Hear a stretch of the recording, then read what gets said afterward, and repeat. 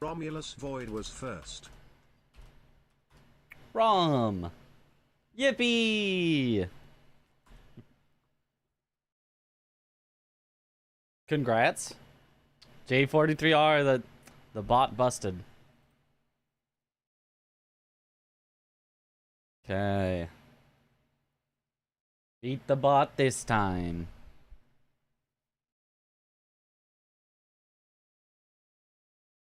Hey-oh, what up on point?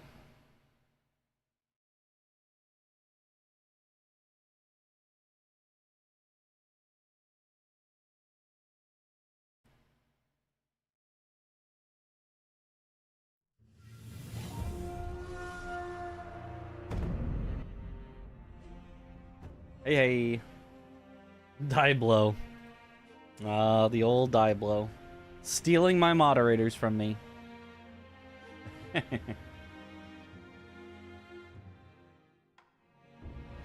Okay. 121 last time. Yeah, that was the one that actually was like as good as PB. Like should have been PB, but then the ape thing happened. Okay. Hold up, Gerbear.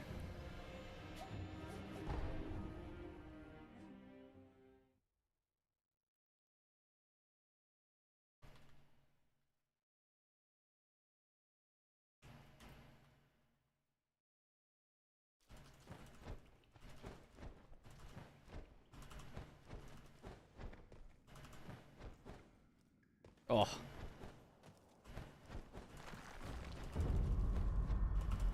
Who is going to say hi to everyone if Yath is gone? That's a good point. This is a vital role.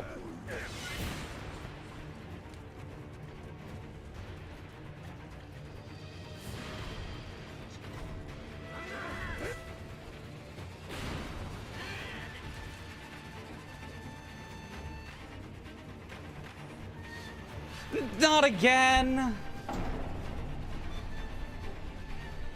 How does that not activate the cutscene?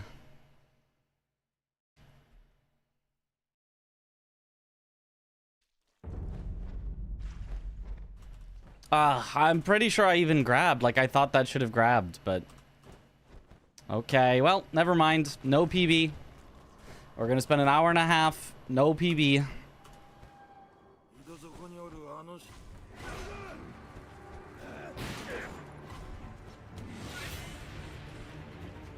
I mean, I guess it's a good thing, so I can really hammer in that you have to just press grab no matter what. You can't react to falling, then press grab, because it does not work.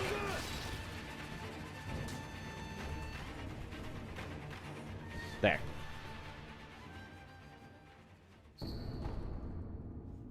Oh, grabbing messes up the camera a little. Interesting. But always do that. Always go into the window and then grab. Intentionally grab, so it'll grab on the way down. If you already touched the cutscene, it doesn't matter.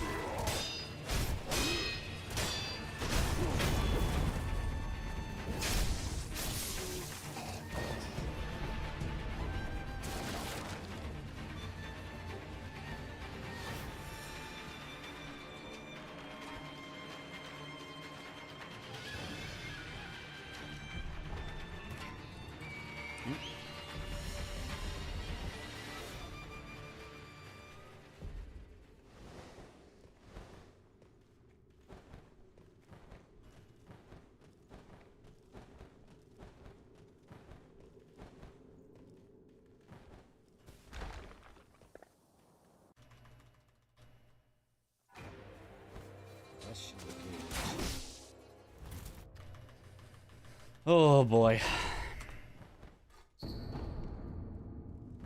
When are you flying to SGDQ? On the 5th. Saturday the 5th.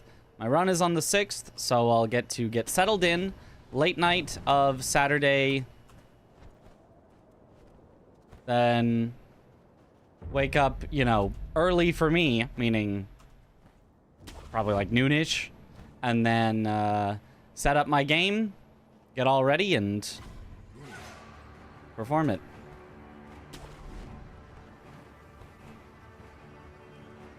Get in, hopefully, at least a full practice run or two at GDQ on their computers to see if there's any difference in computer performance or anything, and hopefully it'll be fine.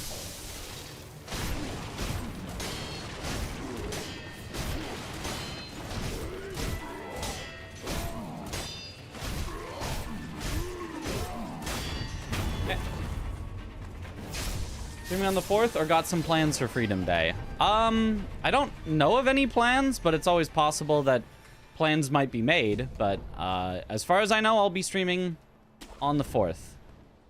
I will definitely be streaming tomorrow. We'll be doing Night Rain.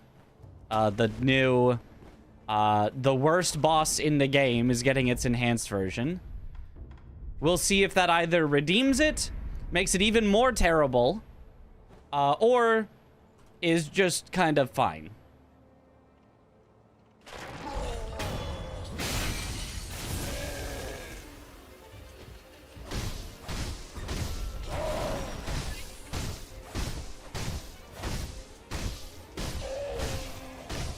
Because all are very possible.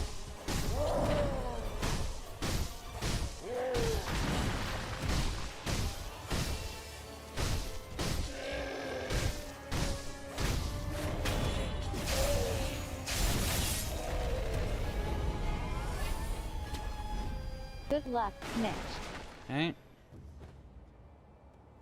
Is these speedruns for fun, or is it a GDQ thing, if you might ask? It is preparation for Summer Games Done Quick, yes. I've got 2 runs in, these 2, that we're practicing. So that's why I'm doing them back-to-back. No practice, no warm-up. Being distracted, letting myself get distracted by chat, because I am going to be distracted day of. Practicing in, you know, the worst possible environment to perform well, and making sure that it's still fine. And so far, every run has still been fine. Even our worst runs have still been like 3 or 4 minutes under our estimate, so.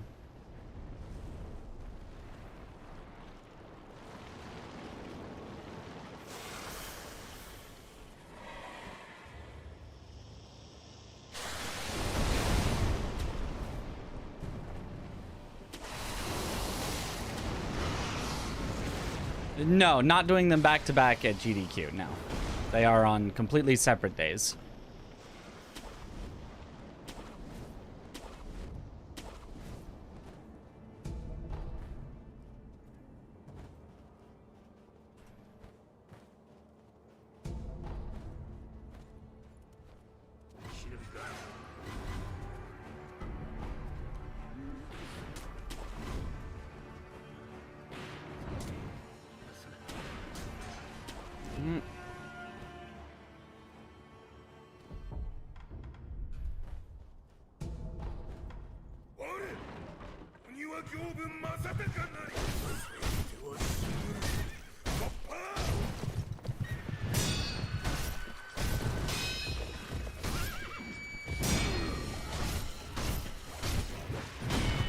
What am I doing?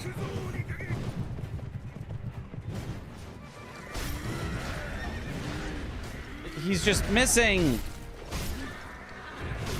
Oh boy.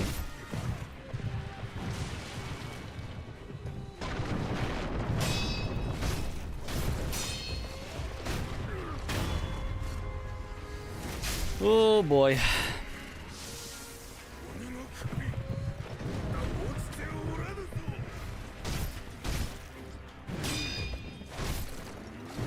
Oh, terrible attack.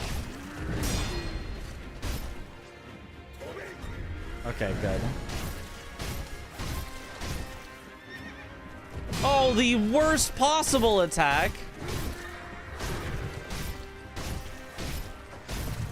have a donation from Random Noob Oh. 234 for $25 that says, "Man, I love Sekiro." I hate Sekiro. When Yobu does this, I hate Sekiro.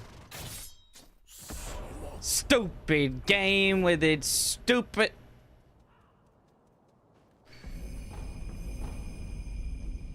Nah, it's fine. Probably like plus 15. Honestly, maybe plus 20. Both phases were terrible, but we'll see. Like, it's still fine. It doesn't matter. We have enough time to make up later, and, like, as long as you don't die and lose 3 minutes at a time. Like, we lost almost 5 minutes due to something happening on Guardian Ape I've never seen before. Still ended up, what was it, 3.5 minutes under estimate? This all bosses or what? Yes, this is all bosses, glitchless.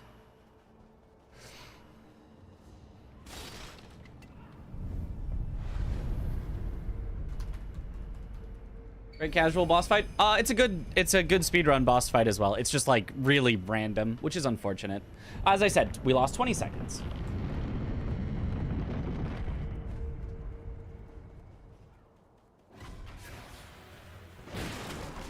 $20 seconds is just a lot to lose when we already lost 50 seconds. And I have a strong suspicion Bull is not going to go well either.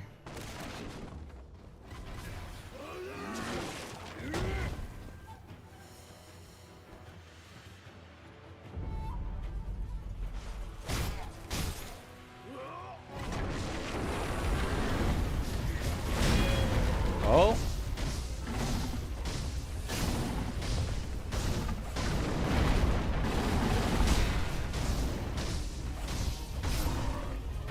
Never mind, Bull went pretty good.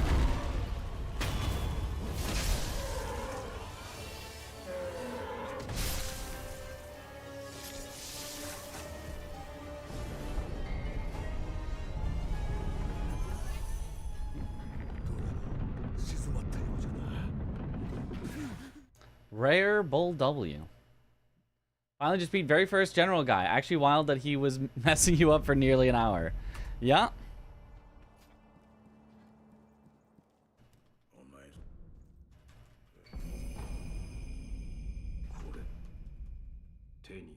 Even the super should be easy generals can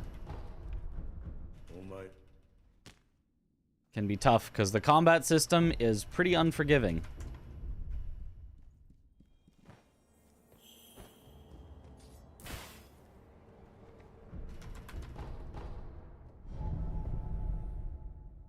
Hi, Michael.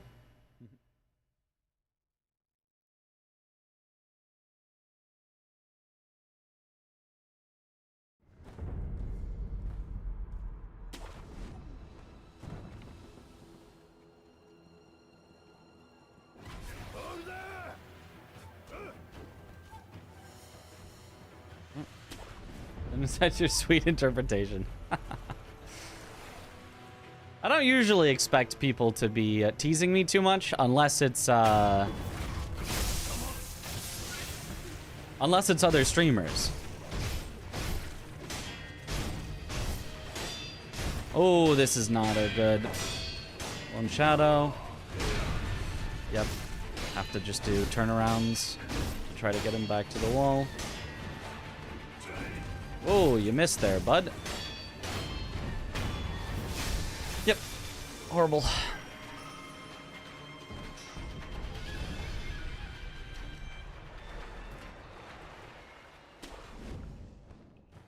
Somehow still better than PB.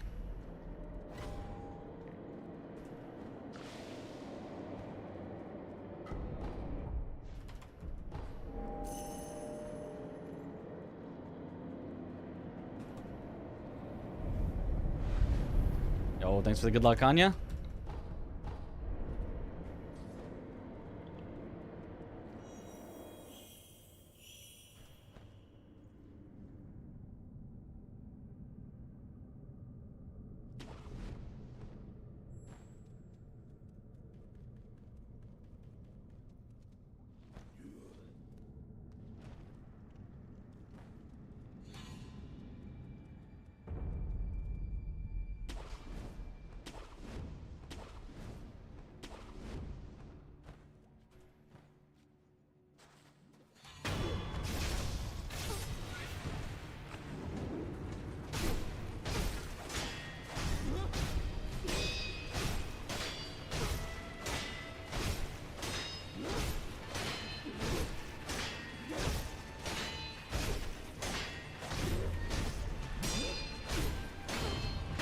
Good Snake Eyes. That is probably a better nickname for Trash than Trash. I'll just go with Night Elf.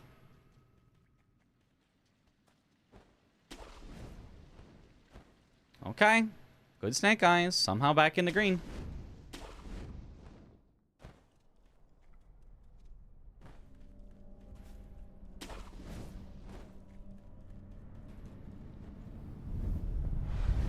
Noof?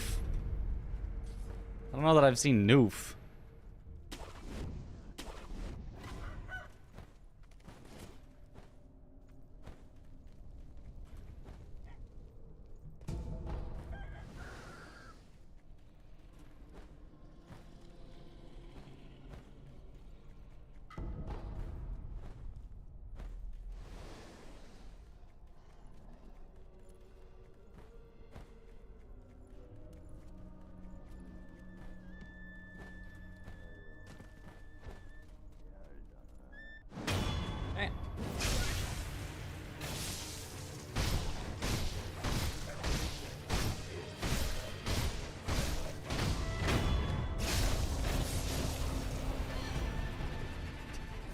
No, they are a Night Elf. My nickname in the Discord, it's been a nickname for like 10 years now.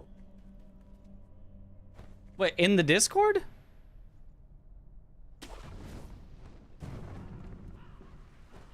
In my Discord? Or in other Discords? I don't remember seeing Noof. Maybe I wasn't paying enough attention.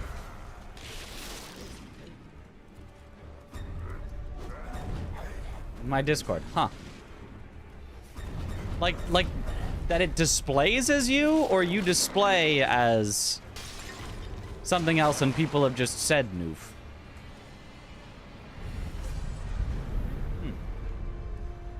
I don't remember that.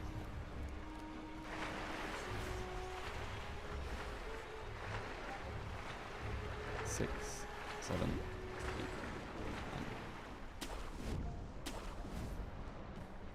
Oh, parenthesis. Wait. Like an extension that shows that, or like... I remember the Devon part.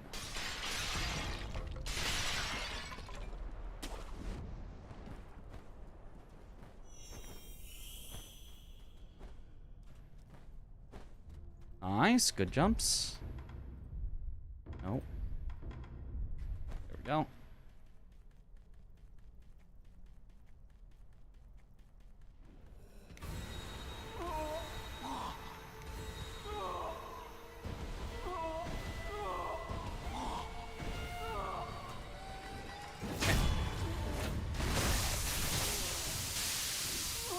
In-server nickname was set to that.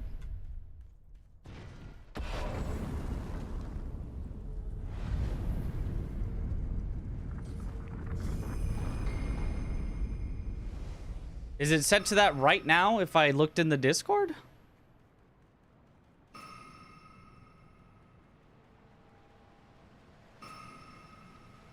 This seems very unfamiliar to me.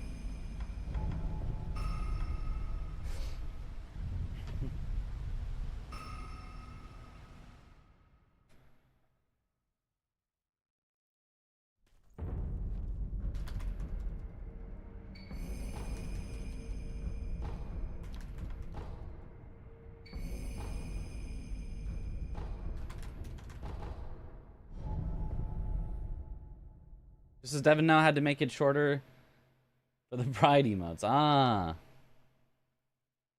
Maybe I just missed whatever time period it was Noof.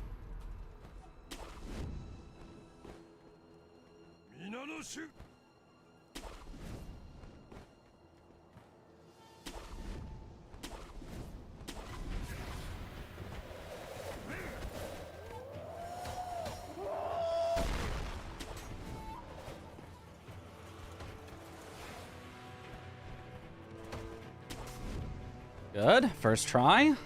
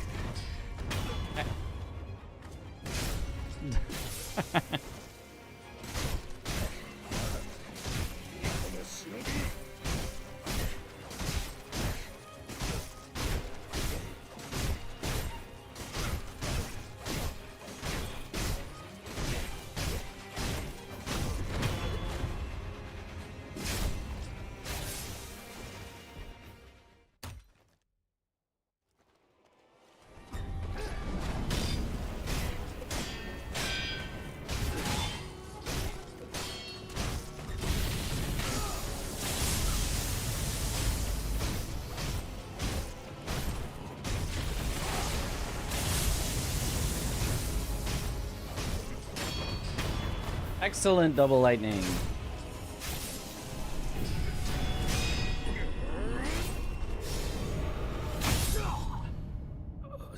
Illa Daniel.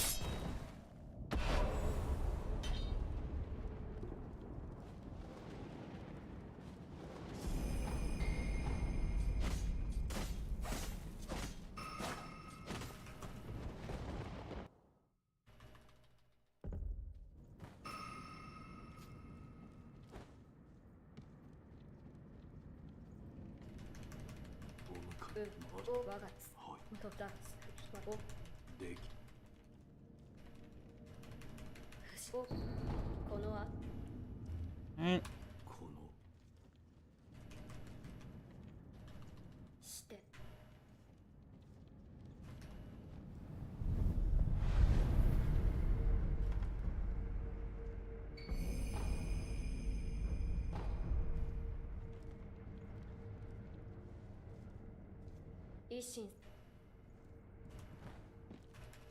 Okay. You were a night elf in WoW Vanilla. I was a human. Human rogue. Technically, I was playing during Burning Crusade. I didn't actually play when it was vanilla, but...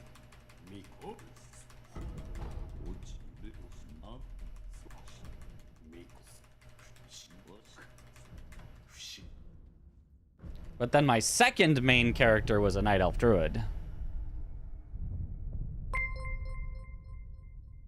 Oh, thanks for the good luck.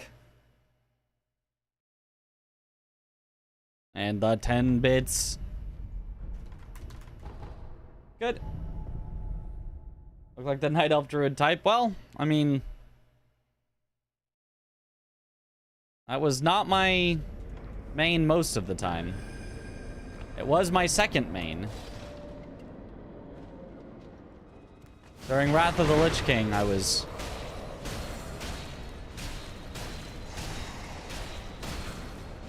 mainly a Night Elf Druid, but...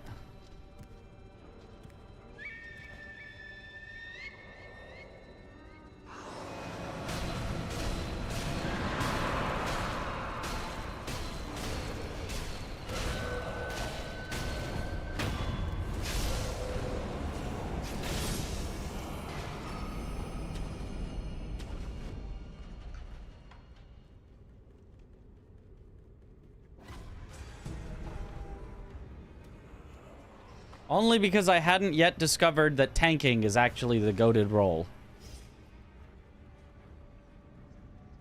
Started as a rogue. DPS is fine.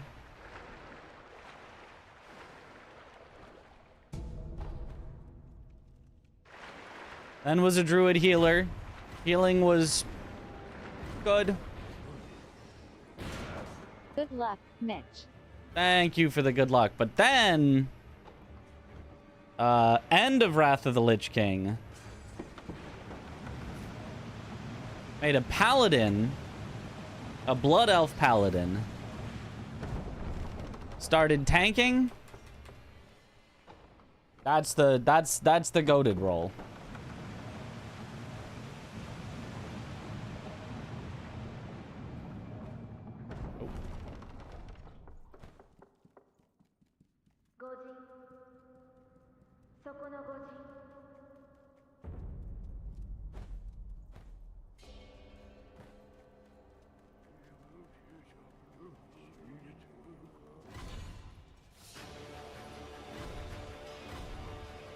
After Wrath was Panda Land? Question mark? No, it was Kata. I skipped Kata entirely. So that's why it doesn't exist in my memory. Then it was Panda Land.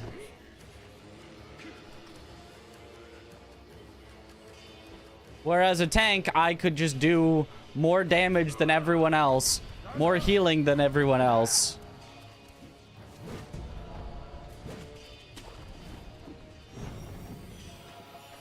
Never die.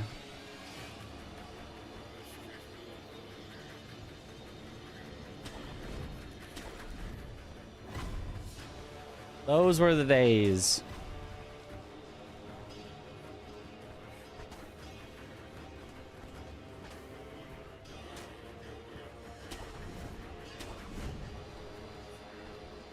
What's wrong with human paladins? Nothing. You just... Human isn't on the horde. So couldn't play with my horde friends.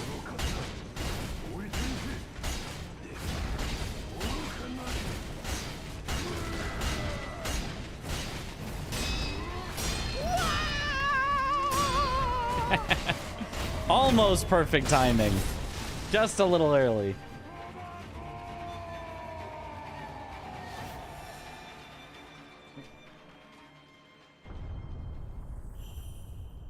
You could be a WoW streamer? Well, I'd have to actually want to play WoW anymore. I mean, it was fun back in the day, but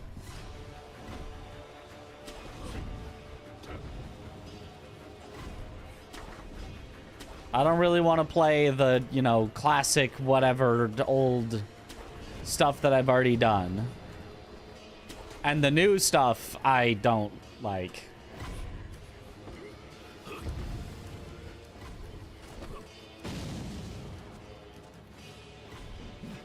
So that'd be tough. Don't play WoW anymore, don't really enjoy it anymore, yeah. FF14 is better anyway. True. FF14 I would actually play some more. I still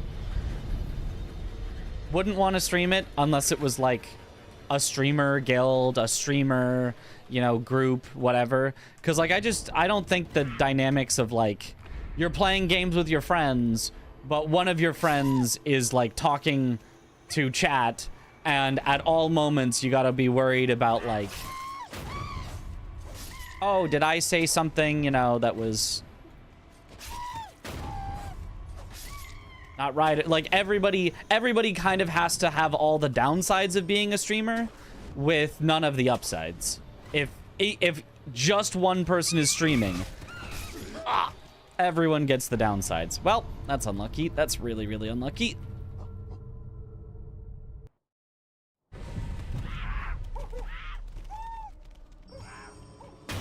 But at least he doesn't run all the way away.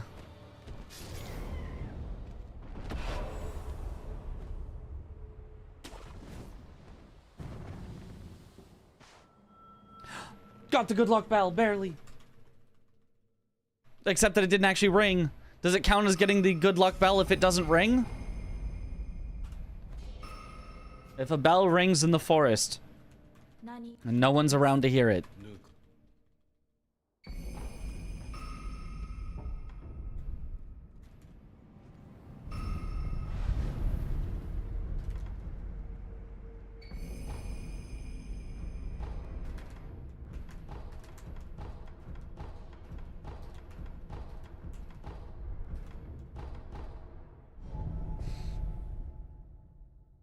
Just ignore chat and play an OnlyFangs. I mean, you know, it would be a possibility.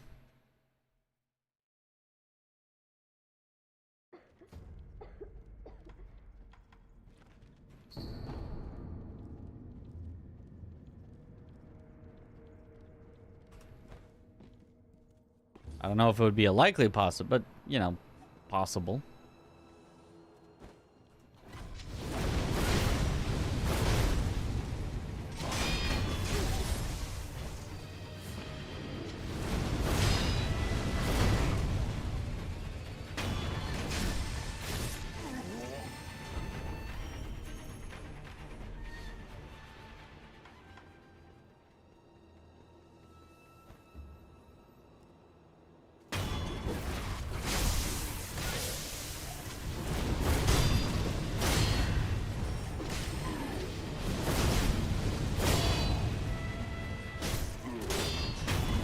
Good enough.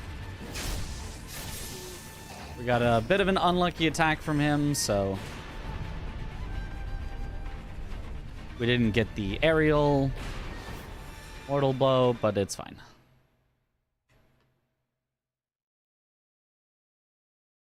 Play a healer in League. Imagine half the people being toxic because the healer is killing too much, while the other half is toxic because the healer isn't killing enough. Love that game. Yeah, love that game. I mean, yeah, that's just... In League, everyone's finding an excuse to be toxic at all times. Sometimes they don't even have an excuse. Sometimes your whole team is winning. Everyone is doing well. And they're just going to be toxic anyway.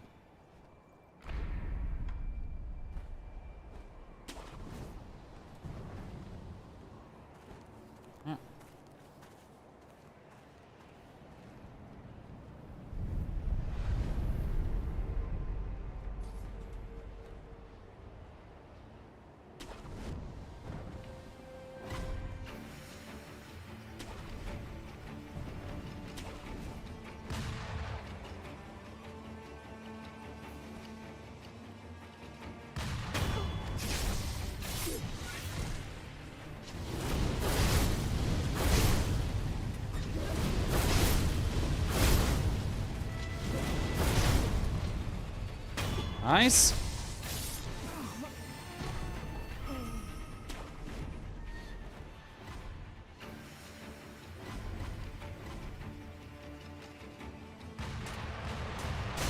Ooh, not nice.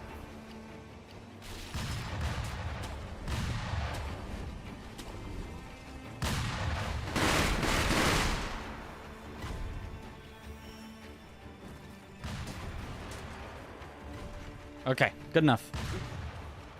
That's all we needed.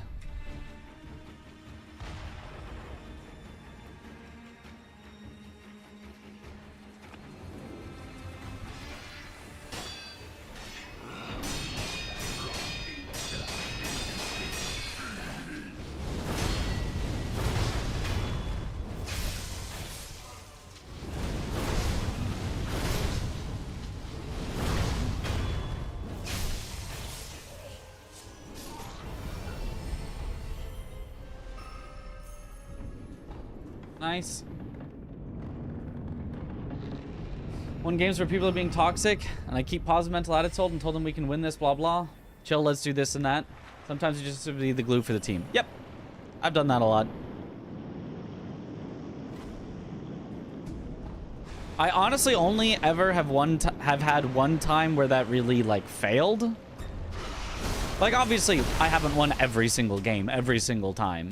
And not everyone has, like, you know, truly actually gone to becoming positive. But pretty much every time it was, like, at least they'd be quieter. They'd be less disruptive, you know, seeing, okay, well, you know, they're at least trying to win. Except for one guy who got so upset. It's like just unreasonably so. That anyone dare try to actually be winning.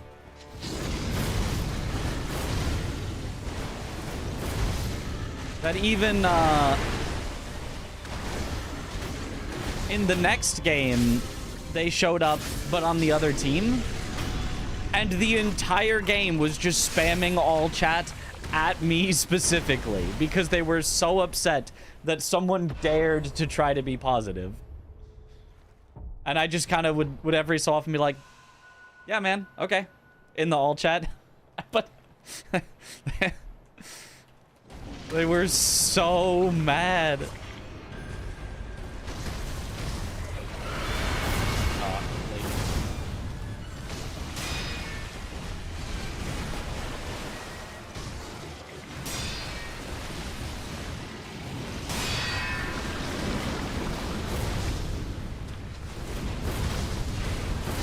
Okay, bad luck on 8, but not the worst thing ever.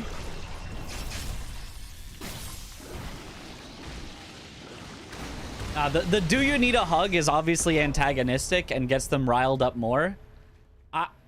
I did like the least riling up stuff. And they still, they were so mad at not being disrespected in any way. It was like they were, I don't know, something was wrong in their brain where they were like, oh, this person's actually being nice while I'm being toxic? Ah!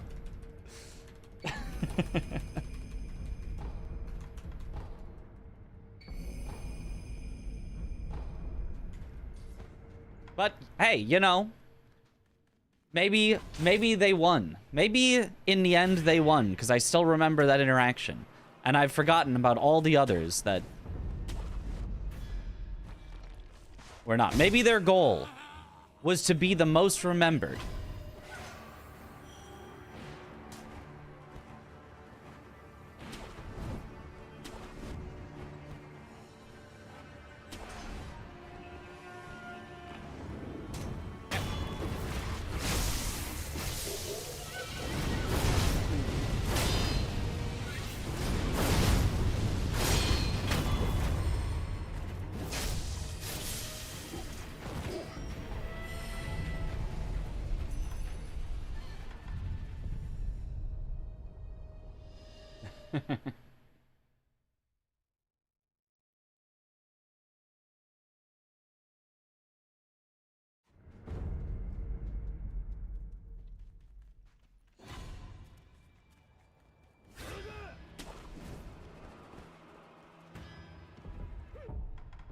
Oh, that was the wrong spot to equip. Lost me more time than it would have in the water. Oops.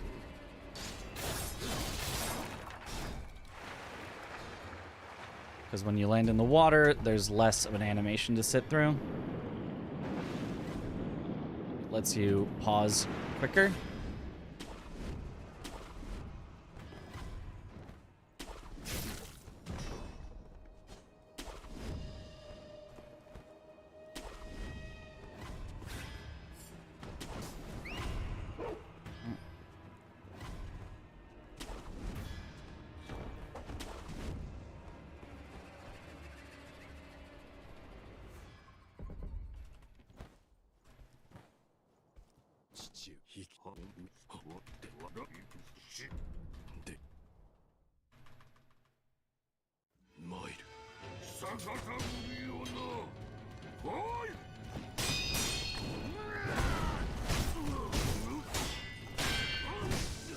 Oh. Okay, salvaged. Thank you, everyone. Get to work a new category on speedrun.com. That's what we need. We need that category. I'll make it myself. I'll be the one moderator and verify my own run.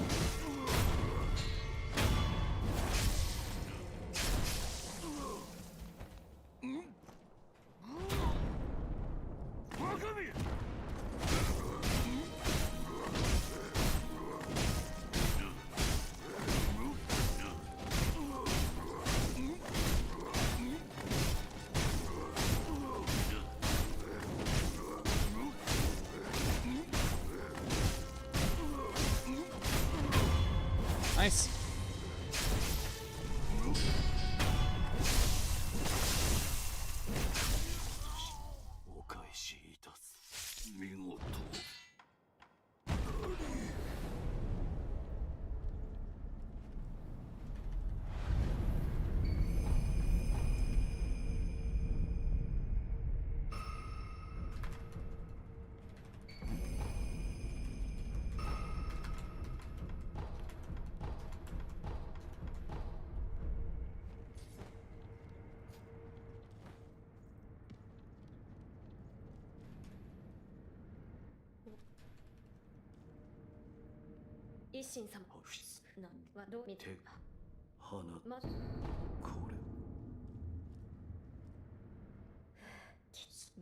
Oh, what up, a Hopiak?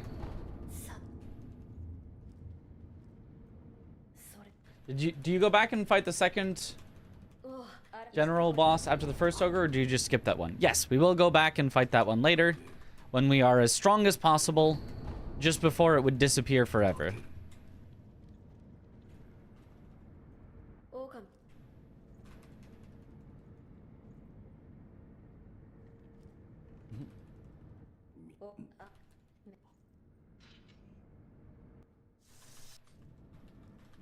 They yelled at you to be toxic back to them.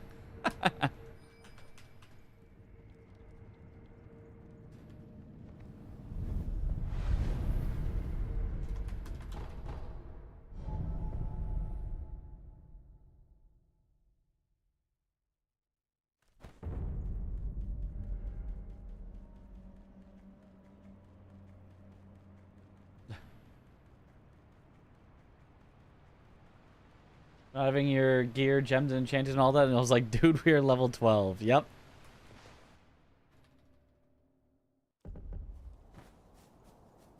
Yeah, I had that, I had that once in Final Fantasy 14. Where I would, you know, tank dungeons and like the random dungeon queue, whatever.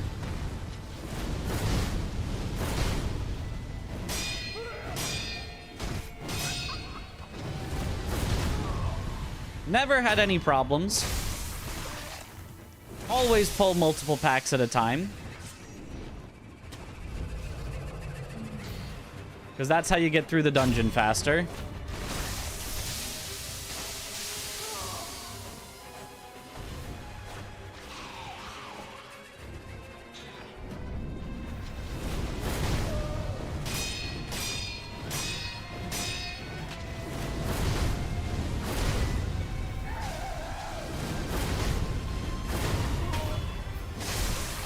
And then one time had a healer that just kept letting me die.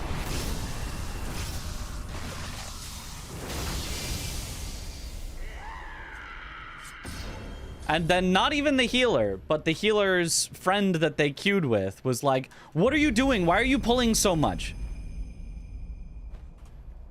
You just keep dying. Cause oh, I see. Your gear isn't even the right for your level. I see you've got a level 20 piece on, but you're level 30 now."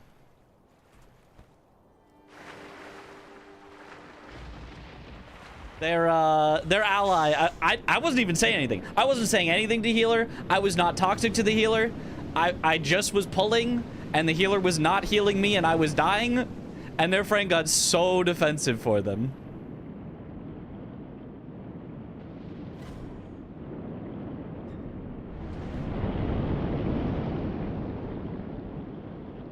And eventually I was just like, okay, I'll pull one pack at a time.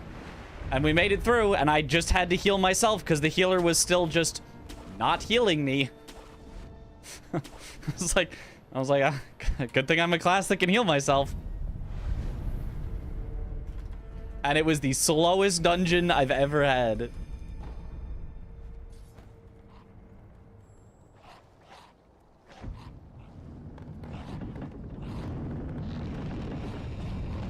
Take your Sekiro get to work record while you are in flight to SGDQ. I mean, Aggie would have to do a lot of get to work learning. He could probably at least get close to my Sekiro time or beat it. I don't know how much he's done of all bosses, actually, but he'd probably have a shot there. The get to work, though, you'd have to learn that from scratch, so...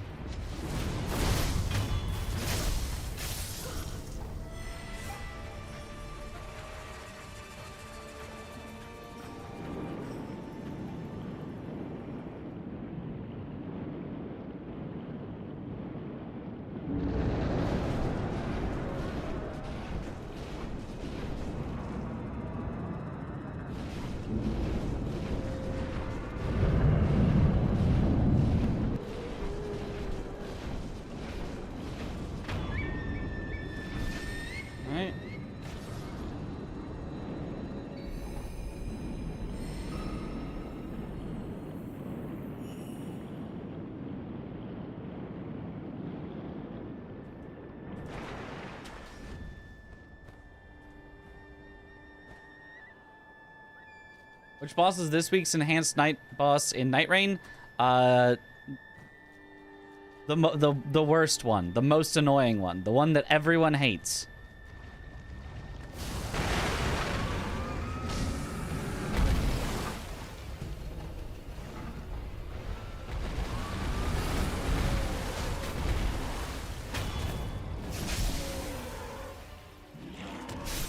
Oh, see, Augur is the one that half the people hate and half the people inexplicably love. Pest is the one everyone hates.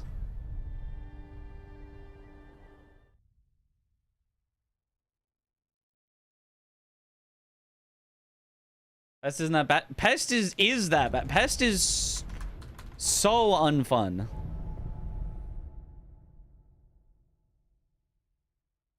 Nobody likes Pest. It's not that hard, but it's not good. It is so not good.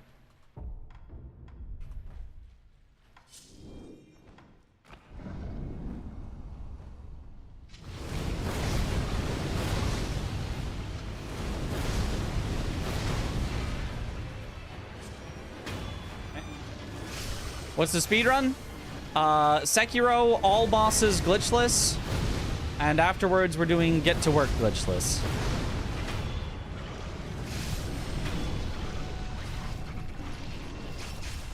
This is fun for Guardian. Guard counter all day. No?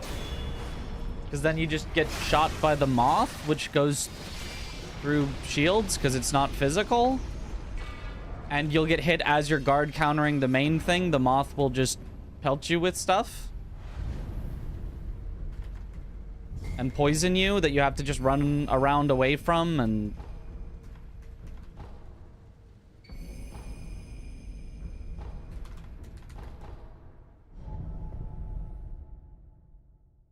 Nice, tighter gold.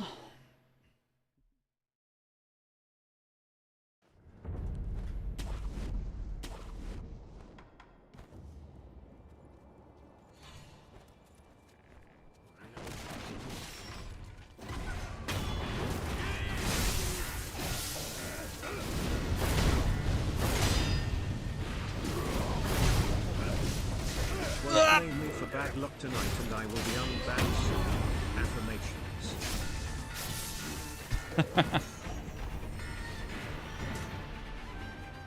Look, but you need your affirmations to have like a shred of truth in them. You can't just lie to yourself like that.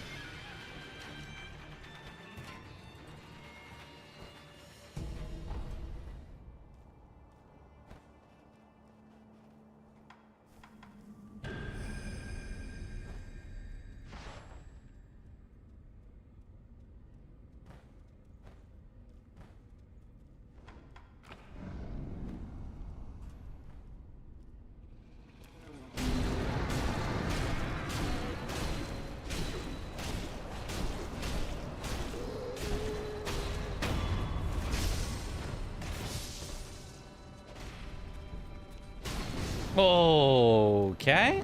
That ain't good.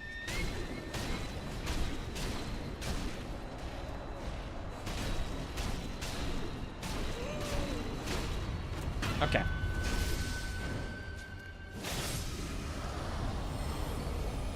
What? Where's my idling?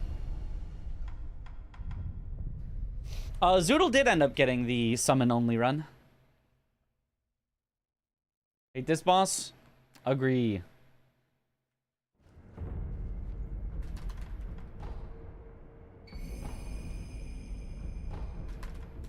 Hydrate.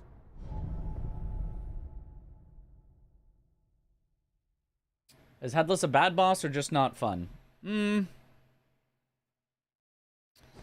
know, that's an interesting question. Does he have qualities that we can say make a bad boss regardless of just being, I don't like it? And I think the answer is yes.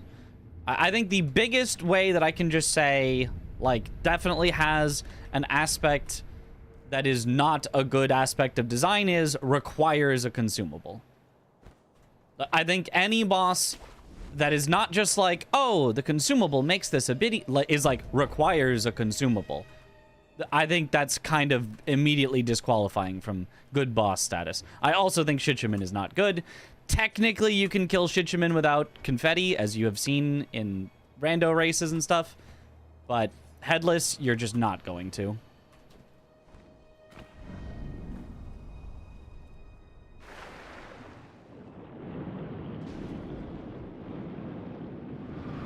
Whoa! Unfortunate.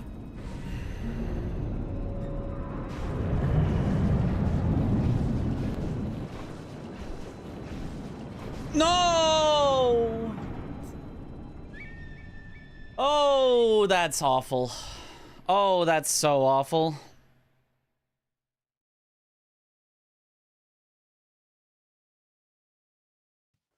Oh, that could not have possibly gone worse. Okay. Best way down is going to be like this. To this. To this, I suppose.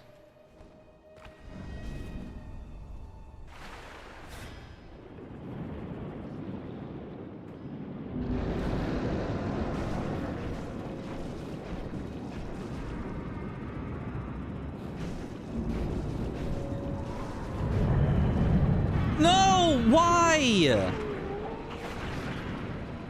Oh my god! No! And then right as he staggered... Oh my god! Dive! Yeah, okay.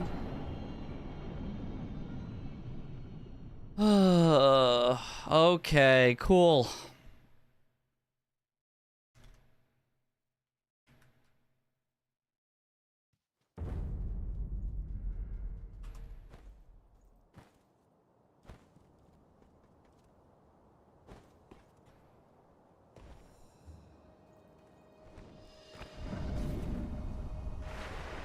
It's not even the worst part about this happening. Oh my god!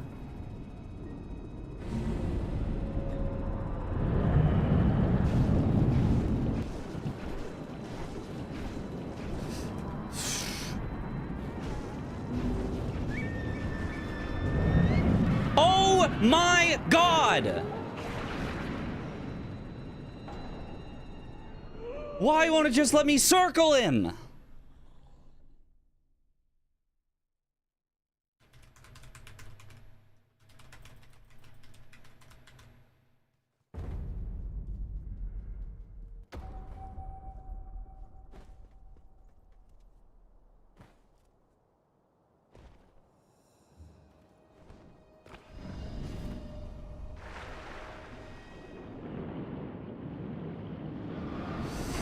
Please! Ah!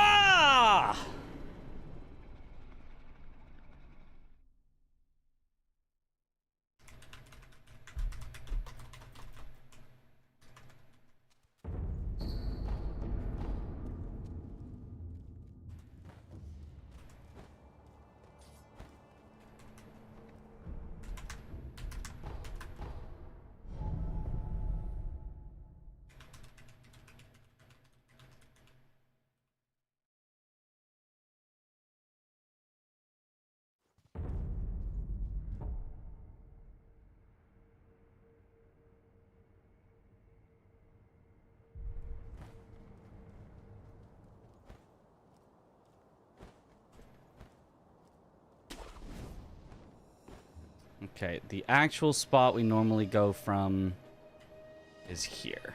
Okay. Go back to here if I need to redo it, so that at least I get the same run up as normal.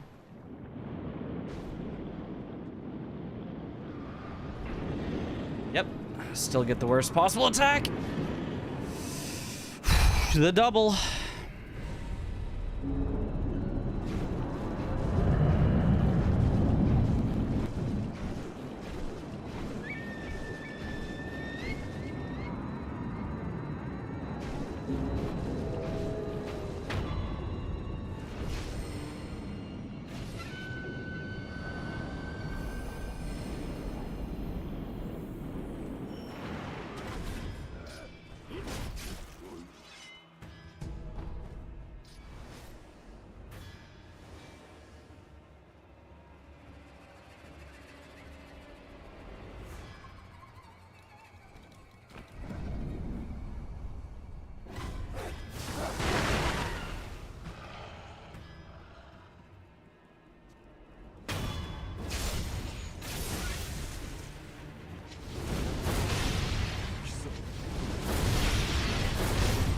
Okay. And now the real worst part. Because we didn't do it all in one.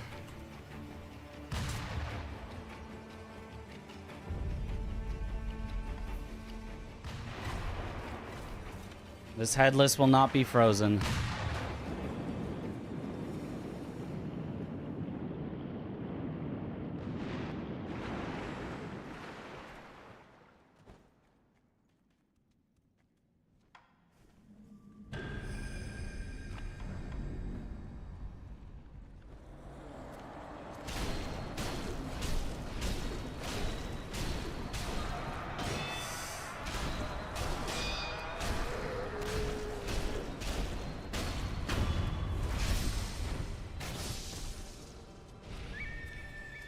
Okay, good.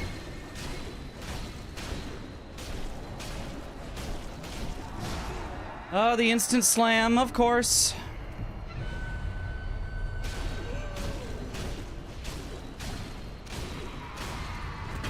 Okay, whatever.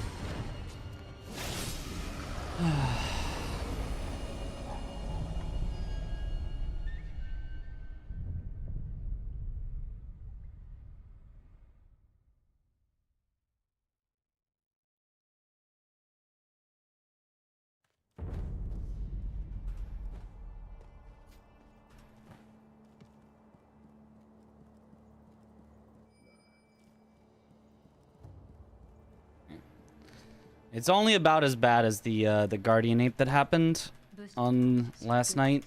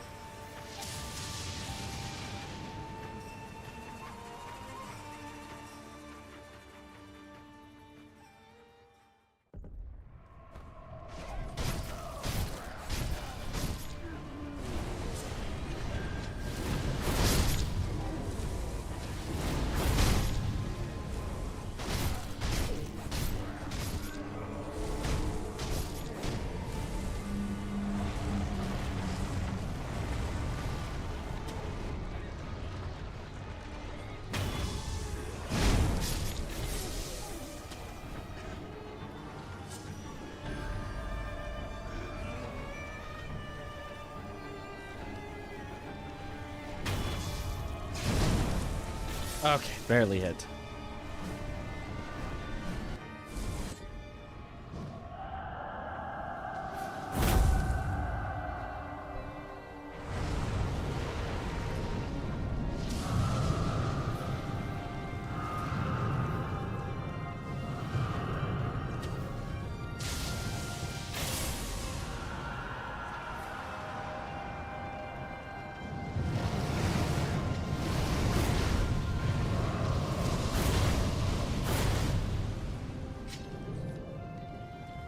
Farthest possible. That's not good.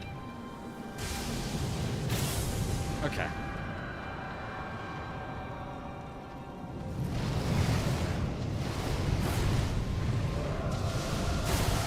Random lightning, of course. A classic, a classic.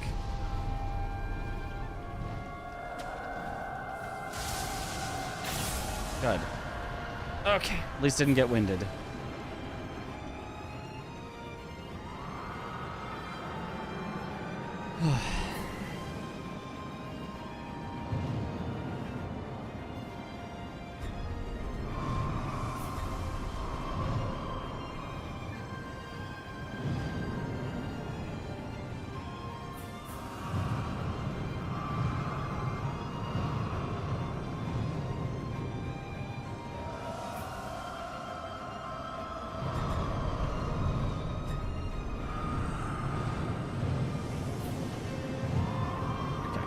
go.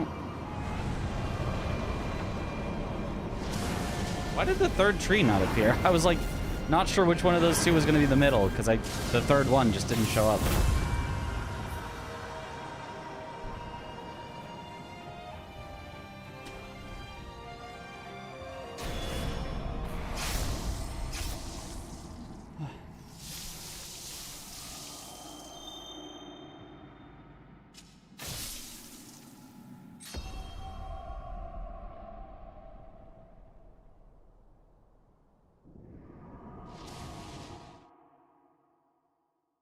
Okay.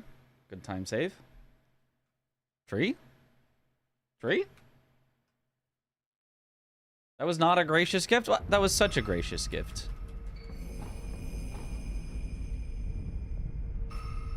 Look, sometimes you just have to take the gracious gift by force.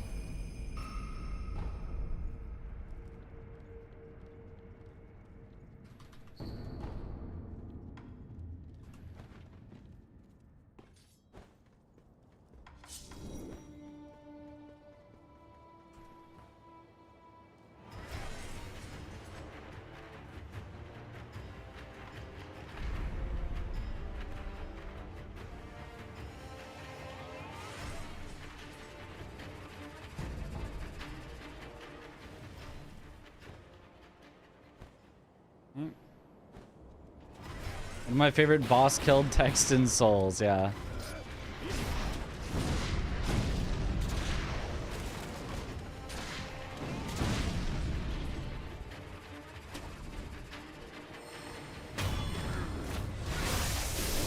Definitely one of the most unique ones.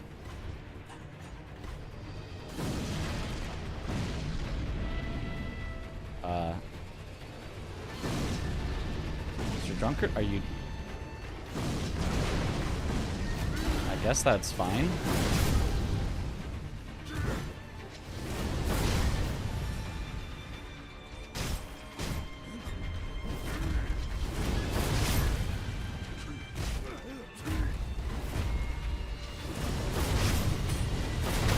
All right, we'll take that.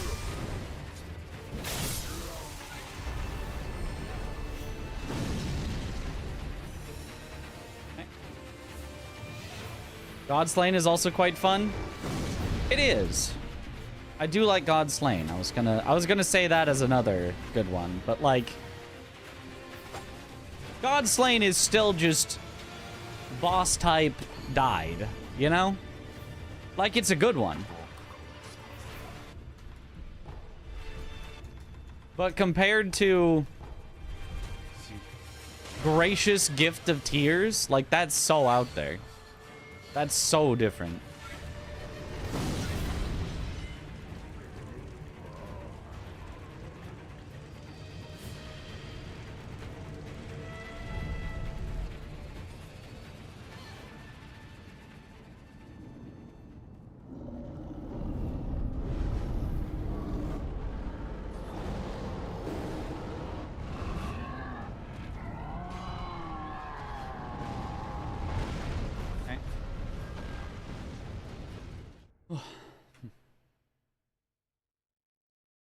Boss kill text, but it says, why though? Why'd you do that?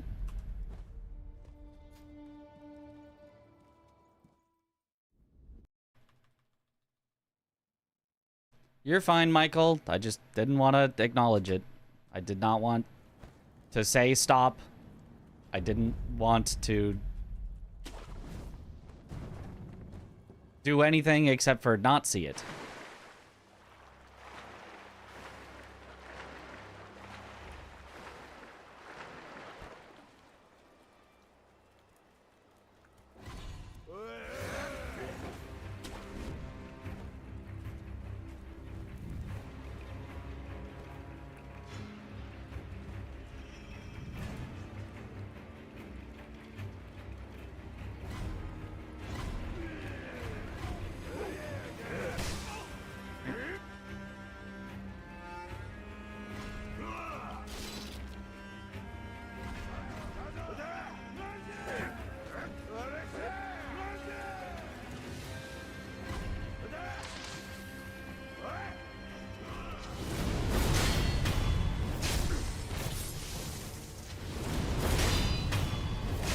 Good.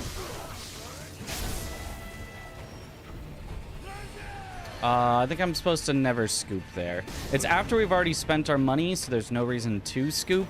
And it's very likely that someone else will die and could have scrap iron.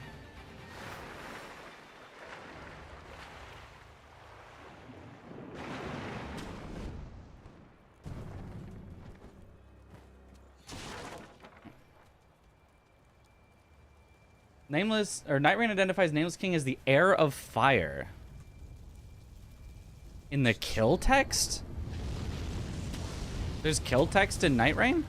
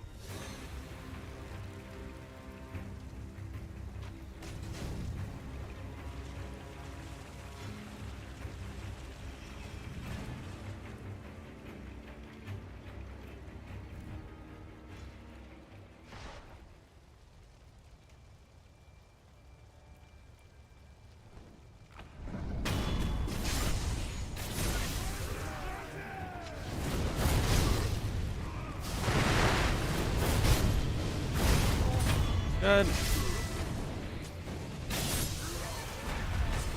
Oh, less good. Probably still fine. Luckily, these guys hit for nothing because they're early game.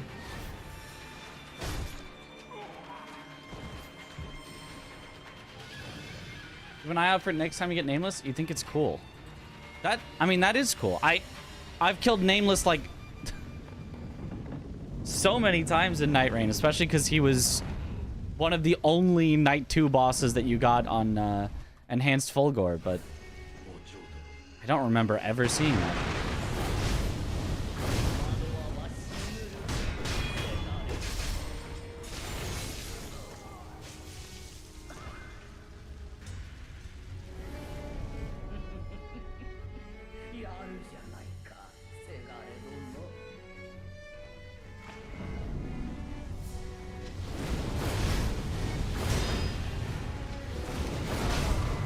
Beautiful.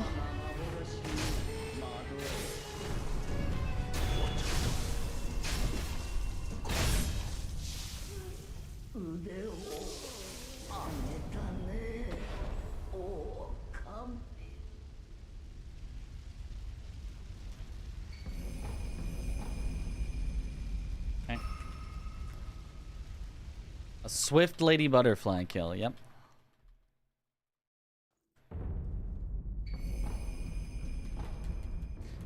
That strategy is very good. It's a little tight on the timing, and there's not a great visual cue for when you should jump to do it, but if you get it, it's so fast.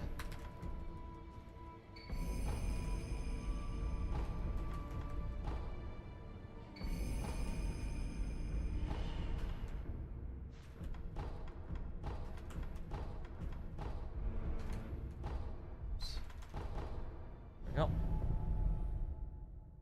Yeah.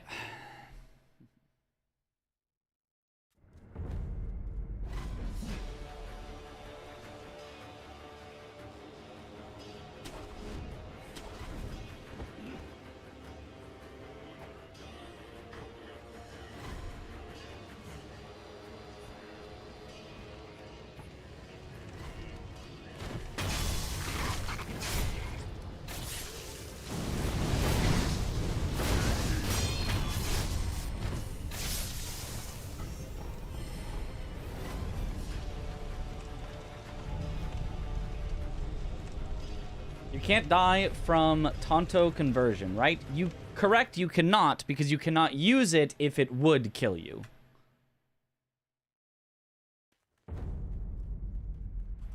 But even if you use it and then something, as you're using it, changes so that it should kill you, it still will not. It both cannot be used if it would kill you, and even if you use it and it would kill you, it will still not.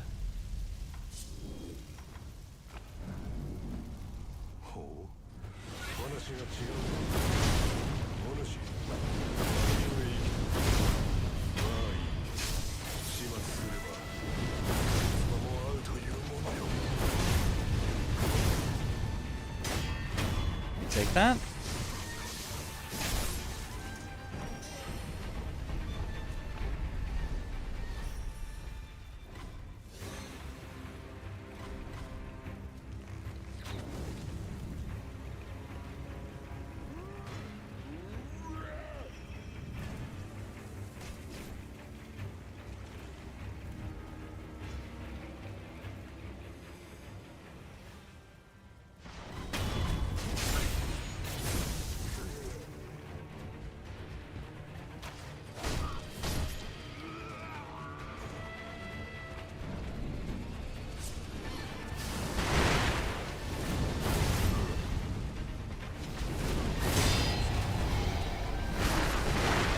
Yeah. That was gonna be tough. Oh, it barely reached. That looked like I was so far from the Lone Shadow. I did not think he could get me there. Is this all bosses category? Yes. Luckily, we've got an extra gotchin.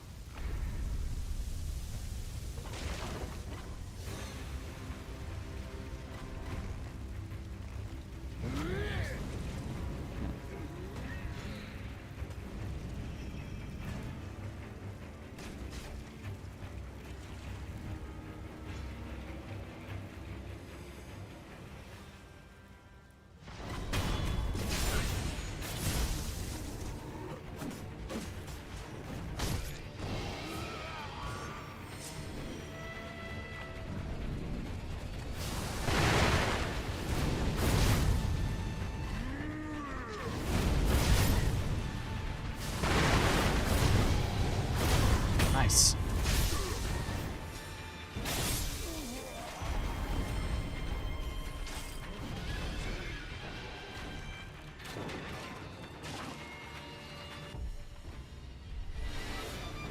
Okay.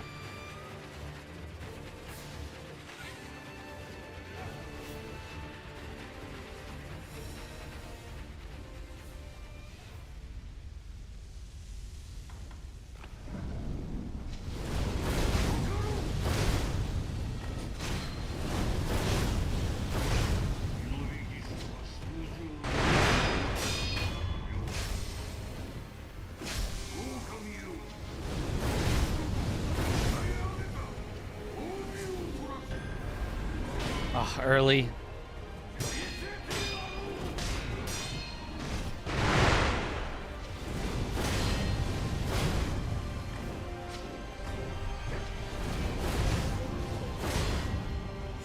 Okay. Decent salvage.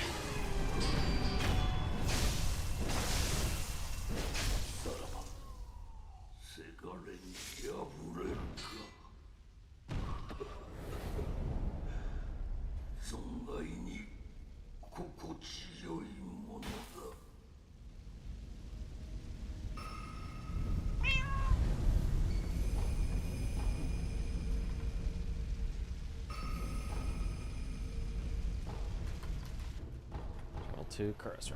Okay.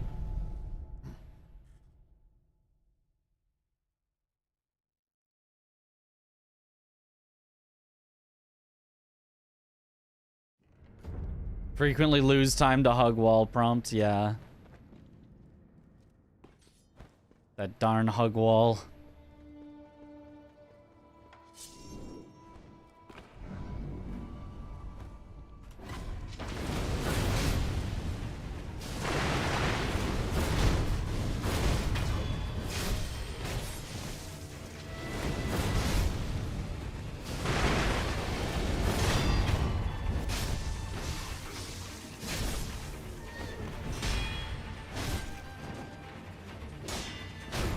Whatever.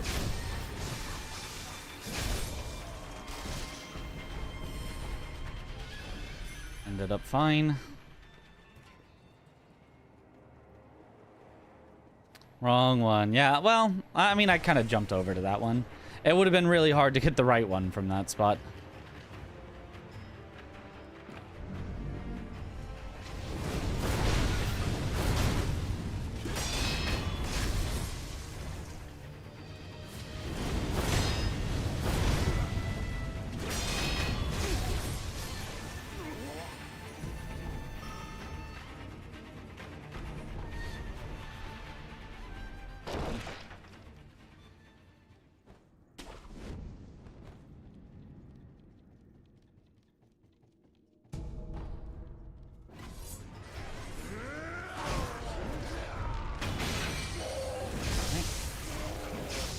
Oh, good evening.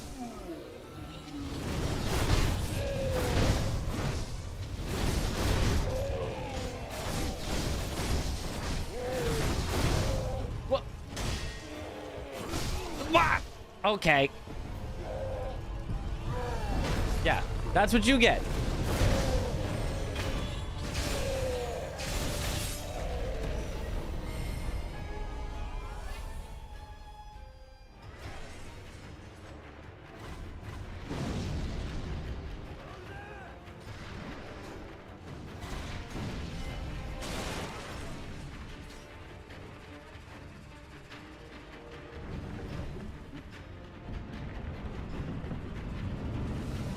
Funny how if Melania was a Sekiro boss, she'd be one of the easiest. Maybe.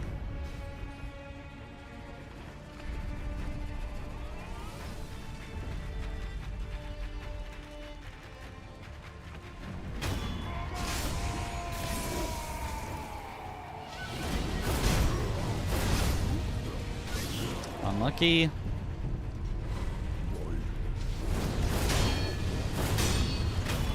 Good.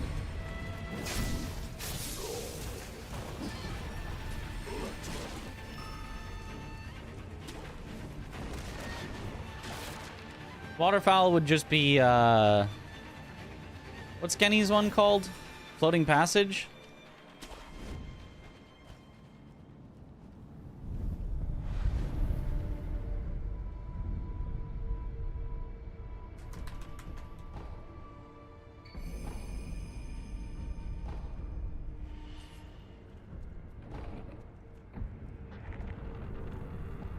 Or would it be Fire Ishin's One Mind? It's not as fast as One Mind, I don't think.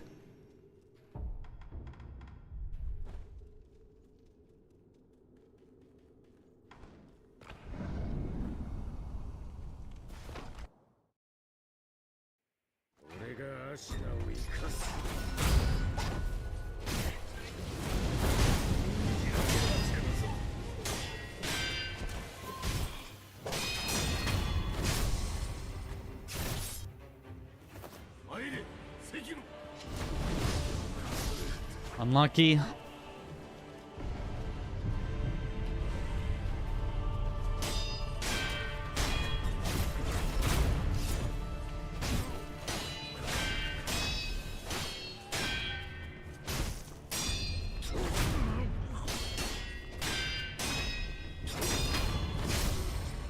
Smart end.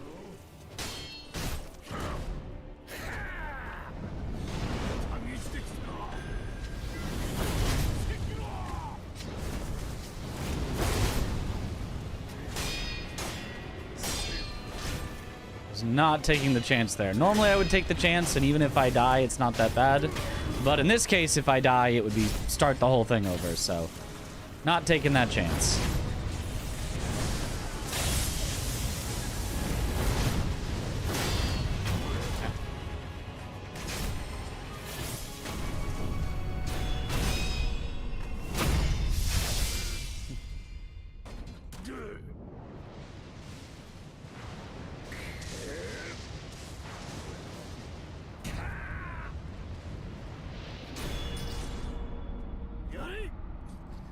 Is Ishin a sword saint because he worships the blade, or is his blade worshipped? Yes.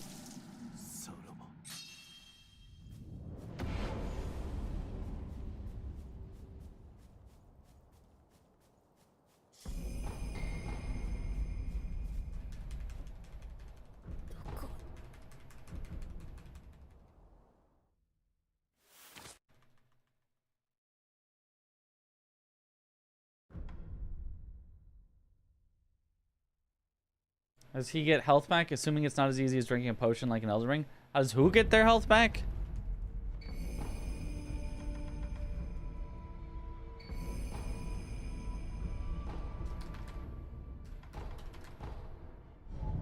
Me? Well, in this run, mostly just by warping places. That's usually the time that we actually get our health back. And then we kind of just save our health between warps. But there's also a healing gourd that we use occasionally.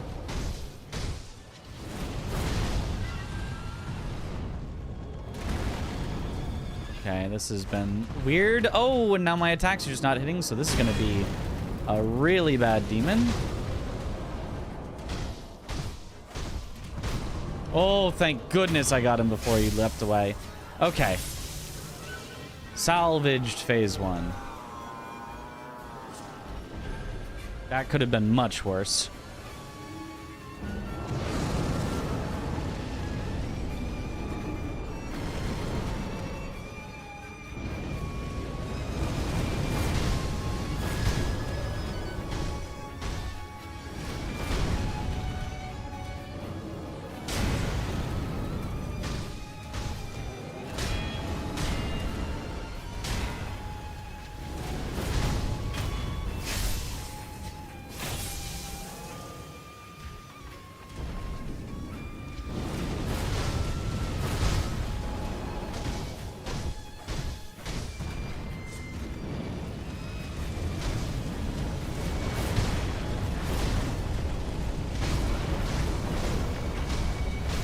Okay.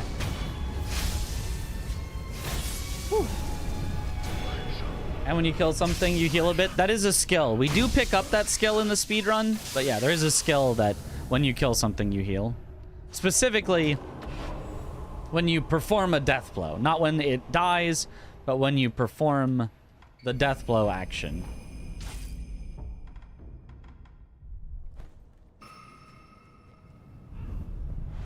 Yo. What up, Bully Gaming?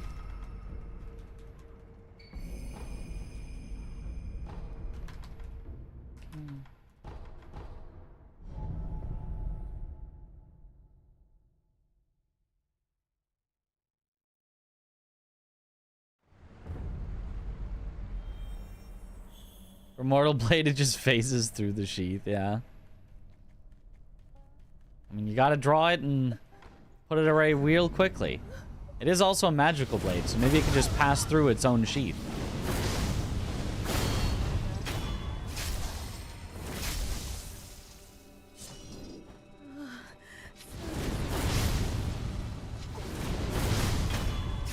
Good.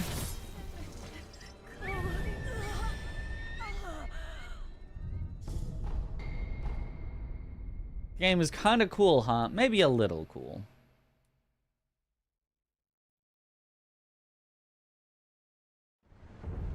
Oops.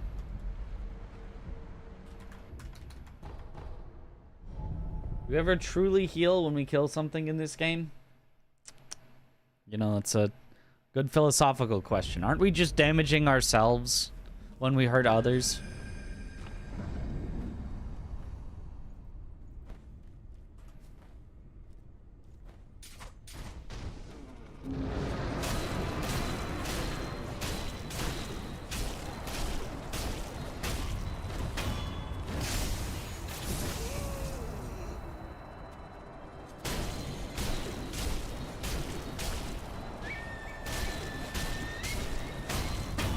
Nice.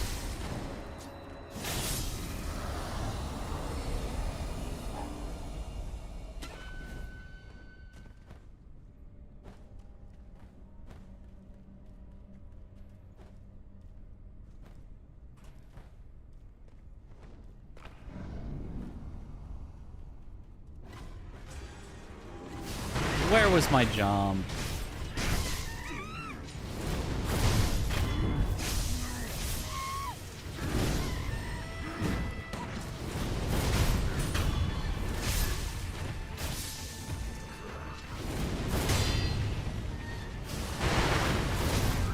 Okay.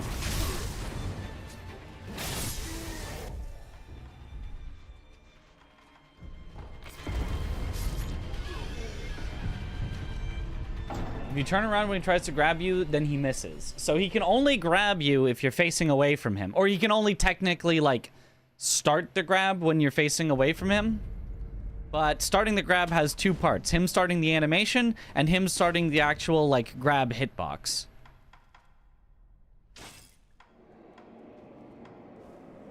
So you can turn away from him so he'll start the grab animation, then turn back towards him before he starts the grab hitbox, and then he's not allowed to actually grab you. The hitbox can't come out because you're facing him.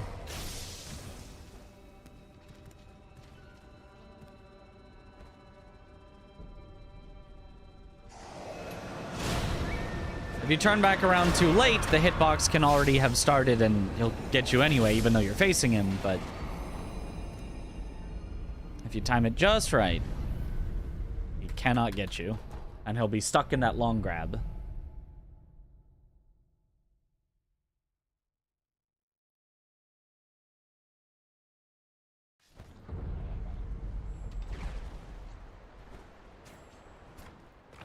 When is bite down supposed to be used? You mean like when is it helpful as opposed to just like when might somebody feel like using it?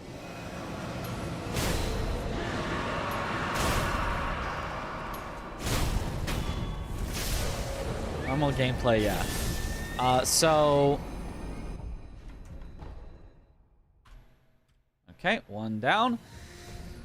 2 minutes underestimate. Just barely underestimate, but that was the worst run we've ever had, and it's still 2 minutes underestimate, so I guess that's fine. So if you use it, when you revive anytime, you do get half of your health back. You could always use it to die if you want to, like, I don't know, go back somewhere, but everything's like hitting you and you can't get away, and you're just like, I just want to go back to the idol, and I don't think I have time to use the homeward idol, theoretically. I mean, wouldn't be a great use of it, but yeah, reviving at half health could be useful for like, oh my gosh, I've got so little health left, but like, you know, here comes their attack and I know it's gonna kill me or something. I don't know.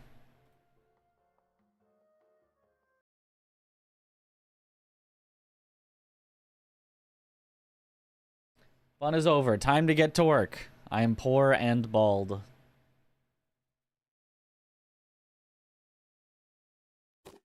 I think there's like there might be something where like you might not be able to res, but if you bite down, you could. Oh, here's an actual clever way to use it. So rollerblades are really not that far-fetched. I mean, you could do it without the bite down, but when you die, enemies, you know, de-aggro and go back to where they were, and then you can often get like backstabs on them. Good luck.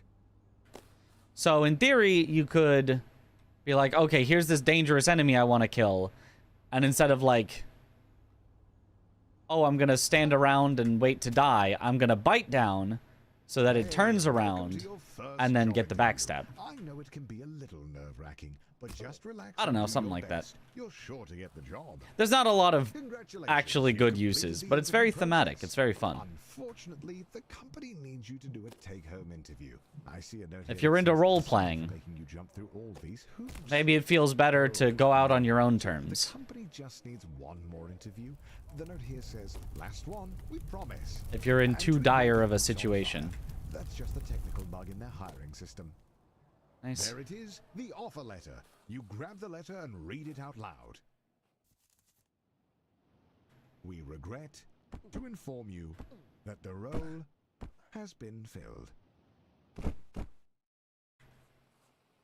Ah, going back to square one always stings, but you're not alone. This happens to everyone. Usually aggro right away? No, not if they turn back around. Mom says that your Uncle Gerald has a friend who can hook you up with a job at their warehouse. I know it's your birthday, but the company saves money when the new hires do their training on Sunday. I often use that in like randomizers. Not like I use bite down, but like I'll die fighting something and I'm like, it's fine, I'll just wait for it to turn back around. Okay, now revive and take it out easily. Oh, got the low launch. Oh. Oh, barely. Okay. Hopefully this will have enough speed, but... Yes!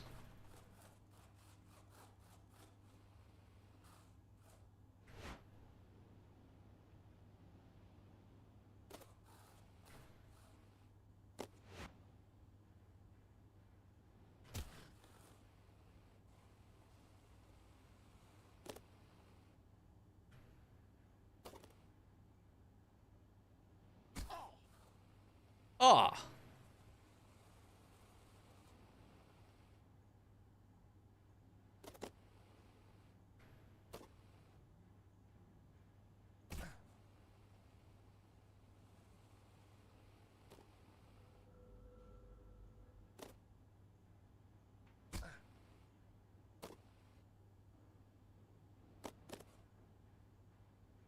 Your mom walks into your room with a letter. You got the job. Tomorrow is your first day as an unpaid intern. What an honor.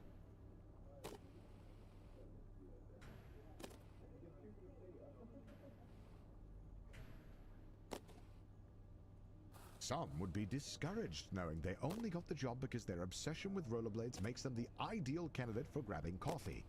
But you're a little discouraged as well.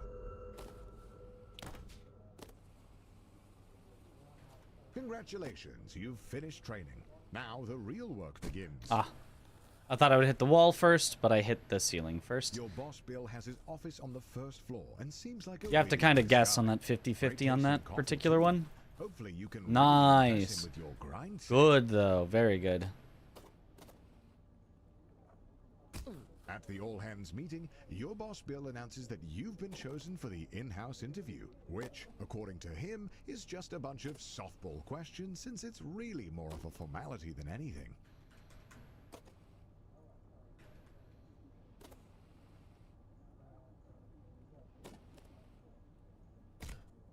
Ooh, almost a grabless. That was quite nice, though.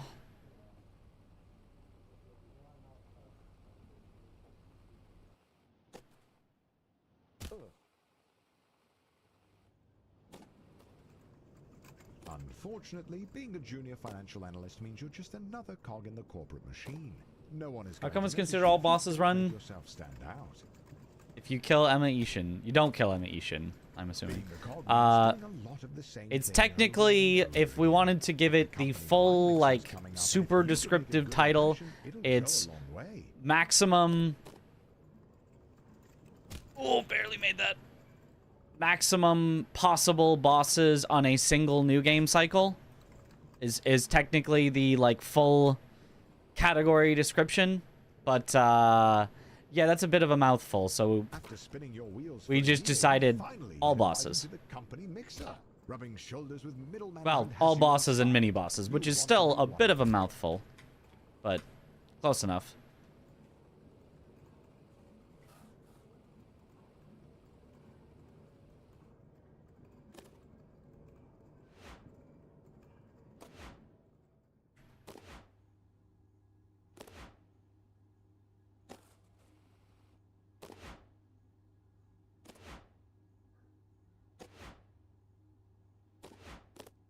Finally, the company opens up a single middle management position.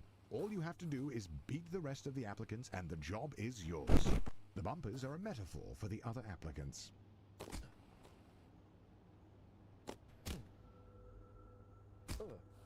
The second round of interviews cuts out 90% of the applicants. The herd has been thinned out and you're still standing strong. Wait, somehow Ted is in the running? When did he get a job here? It doesn't matter. Just stay focused and get that job. After months of grueling interviews, Nice. corporate dinners, endless schmoozing, you find a letter on your desk. One of the two positions is yours. They created another position for Ted. His uncle is a VP.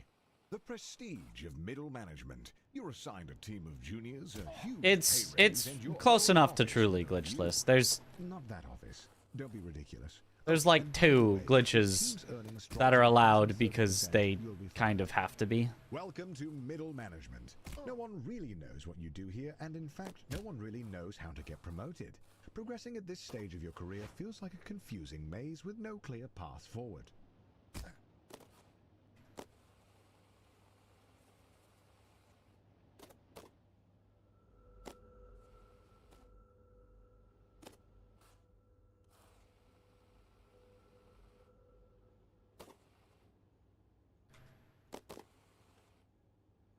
He calls you with a job offer, but you have to decide right now. Ah!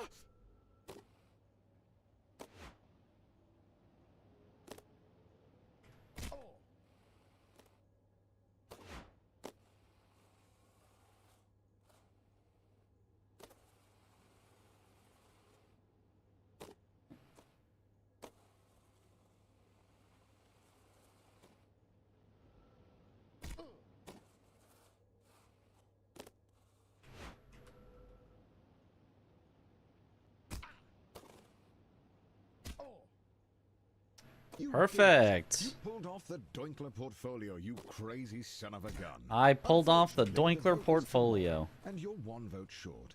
Looks like it's better luck next time. You're still convinced that being a full-time YouTuber is for absolute idiots. But wait. He was such a class act that it was enough Salvage. to sway the Okay. vote. Decent You backup. are the We take new that. Department head. Welcome to upper management. First You're making more try. money than you could ever have dreamed of. You drive a fancy car, fancy blades, fancy suit. But if you thought that you would be working less, you'd be wrong. If you aren't constantly pushing ahead, you're likely to fall.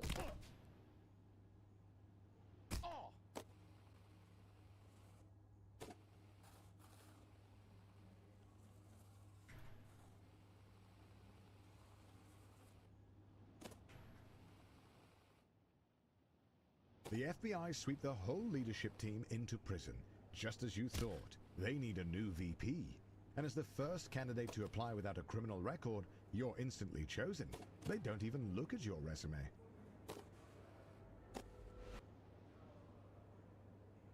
Being a VP at a large company puts you in the top 0.01%. But it's not enough. The goal is and has always been to be CEO. Oh, okay. Oh, it wasn't as high up as it normally is. That works though. It was only that high up. Like that's not like it's too low. It's just not as high as I'm used to. And I just kind of didn't recognize.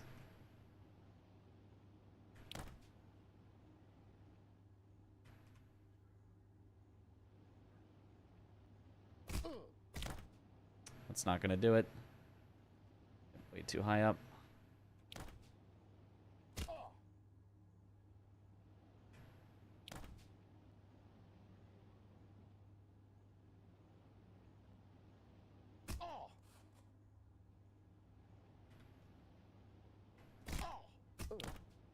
Maybe? Ah, too low. It felt too low, but anytime it feels too low, sometimes it's just right, because usually it's too high. So if it feels too low, that's usually a good thing. But obviously you can still be too low. That felt decent. Oh, just too high, just too high.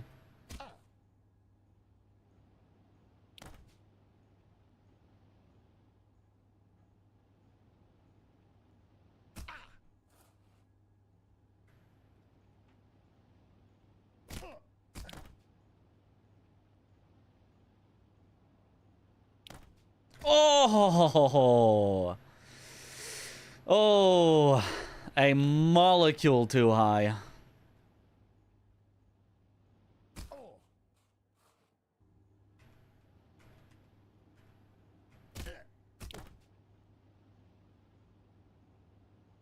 Too high.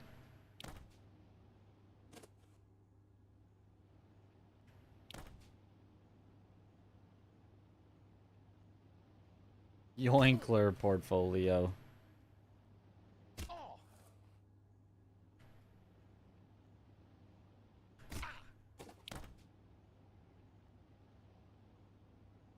Too low. It's like obviously significantly too low.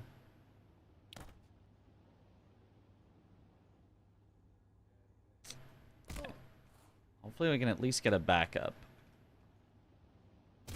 on one of these. That's obviously going to be too low as well.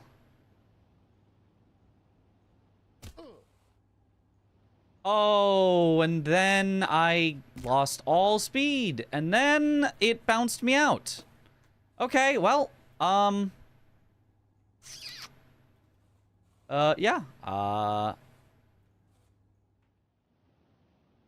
okay, that's not good. Okay, when I get back up there, we definitely have to just do it the easy way. I can't go for Quint anymore. We've still got plenty of time, but...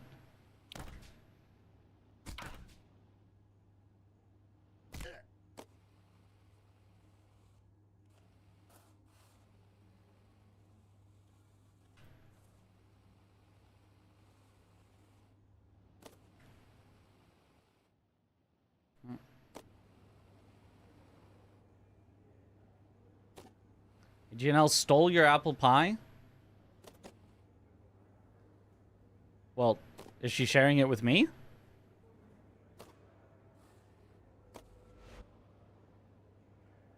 Because then I'll look the other way.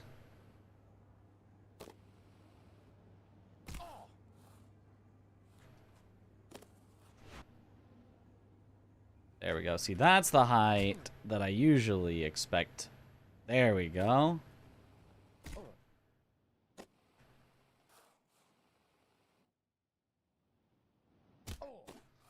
Okay, now we do it the easy way, the Mitch skip.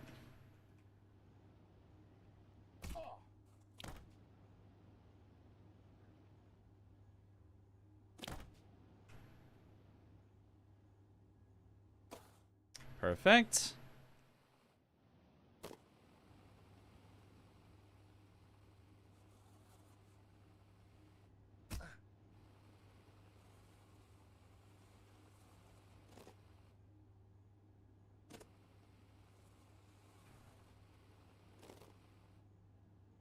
The CEO of your old company is considering retirement. There's only room at the top. Chat can't share with the Now's streamer. your That's chance. parasocial. You got this.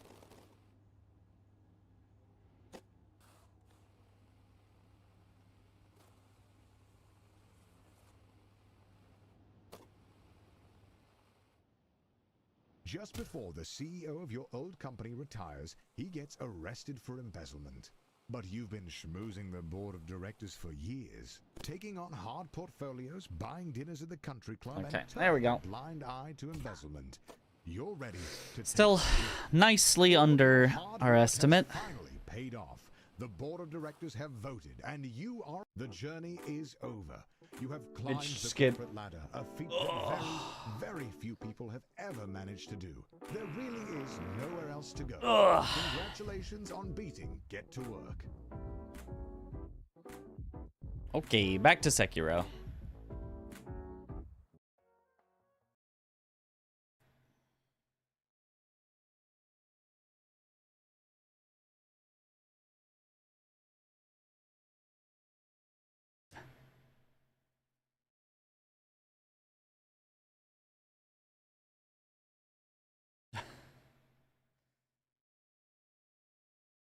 I don't even get to see the emote.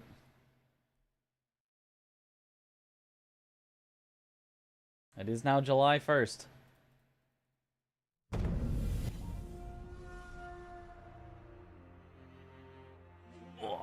Oh, man, anytime that like we finish a run, I feel like we're like 7 hours into stream because I usually start with practice.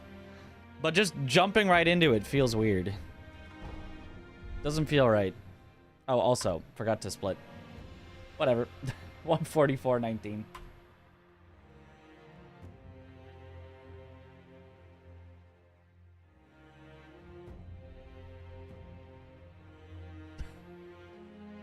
Oh, July 1st is the opposite of the June 1st emote? Ah, I see.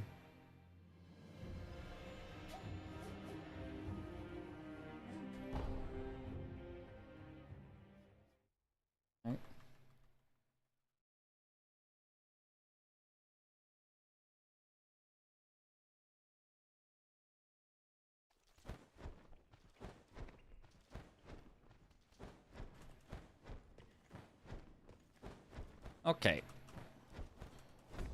Okay.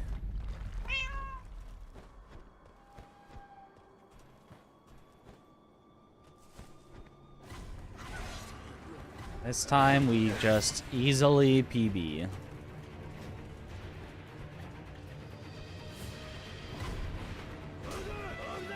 This time I just remember to grab the windowsill.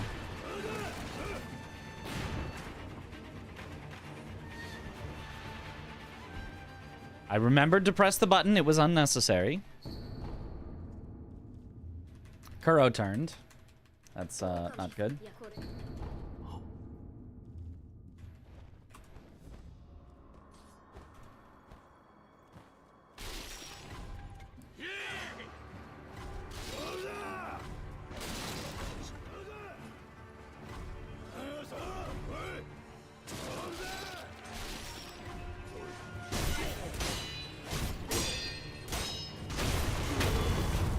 He got pushed the wrong direction.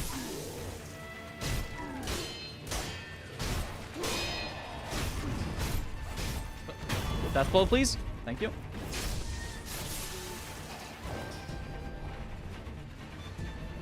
Alright. That works.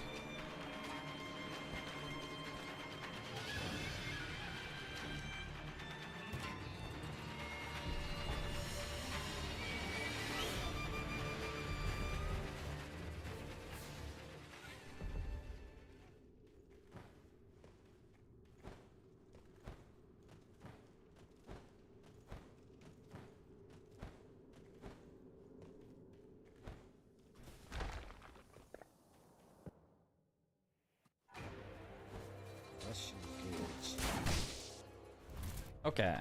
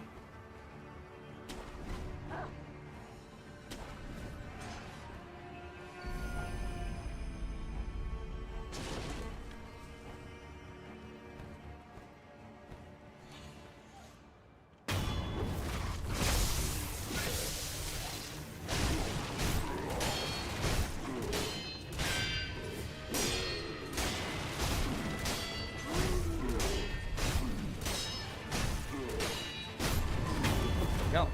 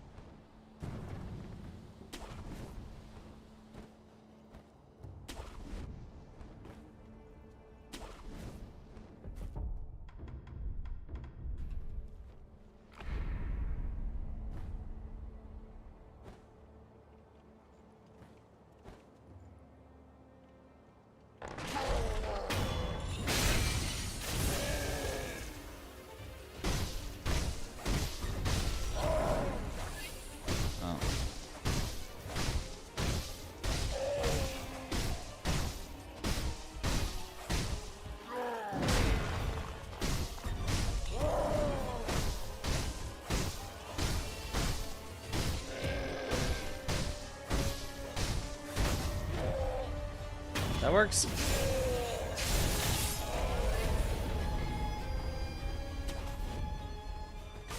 Okay. Losing a little time, but not too bad.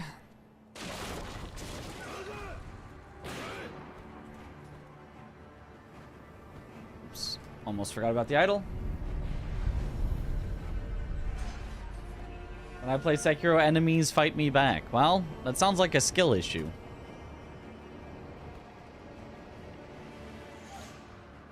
Imagine letting enemies fight you. What's my ideal burger? Depending on the size of the burger, 1 or 2 patties. Never 3. 3 is just too much. Usually 1 patty, but like if they're, you know, if they're little patties, sometimes a double.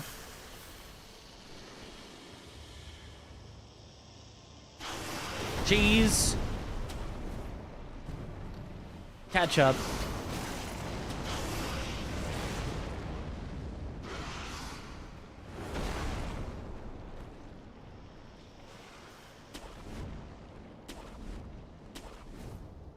I want mustard. Maybe mustard.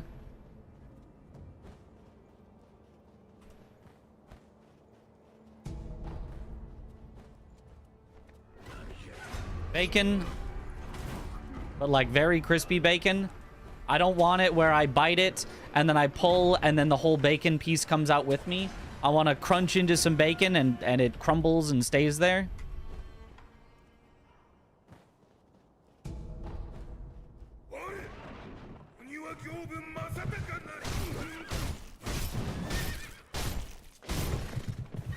And bun.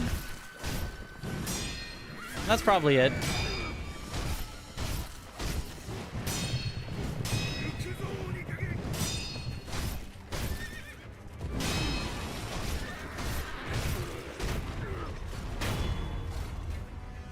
No pickles. No tomato. No onions. Maybe egg. If I'm getting real, you know, fancy with it, maybe egg.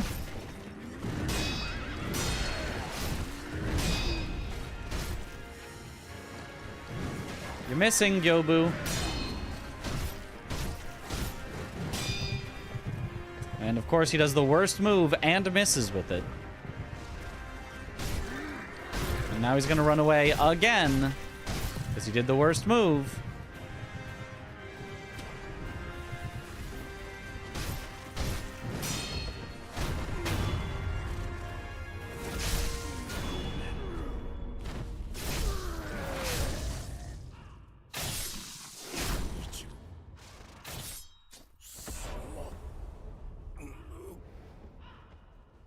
Egg? Oh, is this a thing? Yeah.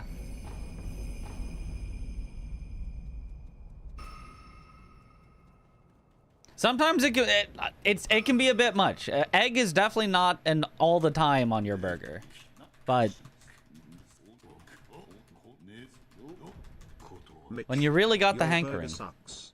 A real man starts with a 7-patty burger. 3 pickles between slices 1, 3, and 5. A dollop of sour cream and 3 cranks of pepper. Cover it in bechamel and eat it cold. That'll put hair on your chest. Truly, truly. Honestly, though, pepper's probably good. I kind of just figure you pepper the meat. I didn't really figure that as like an additional topping, but yeah.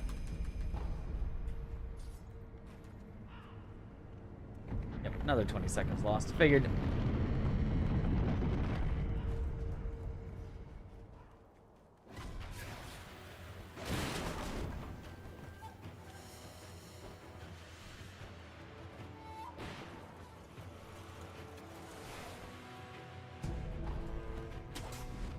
Then it's mostly just about how, you know, the burger is cooked and seasoned and all that for how good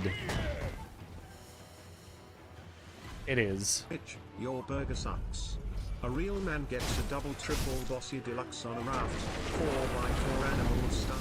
Extra shingles with a shimmy and a squeeze, light axle grease, make it cry, burn it, and let it swim. Good luck, Mitch. Okay, Kronk.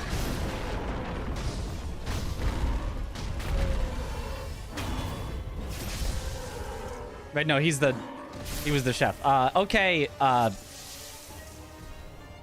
Cusco? Who ordered that?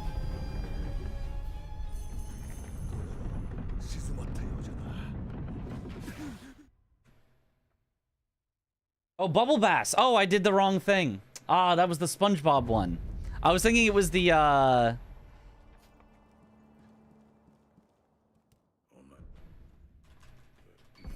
Emperor's New Groove. My bad.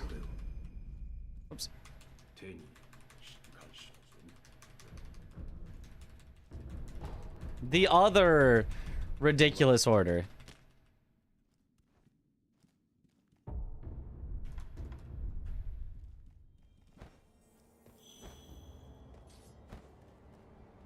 When he subs in for the chef. Yeah, that's what I was thinking.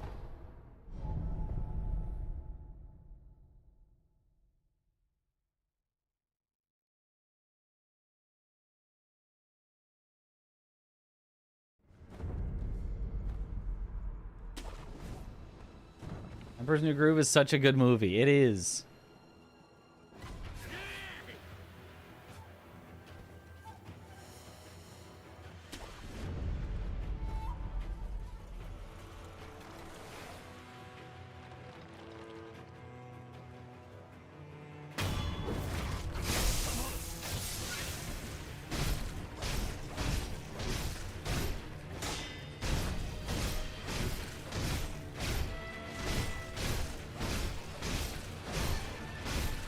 Oh, actually got him back in the corner?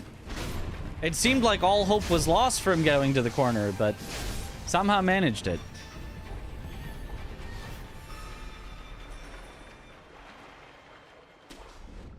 Nice.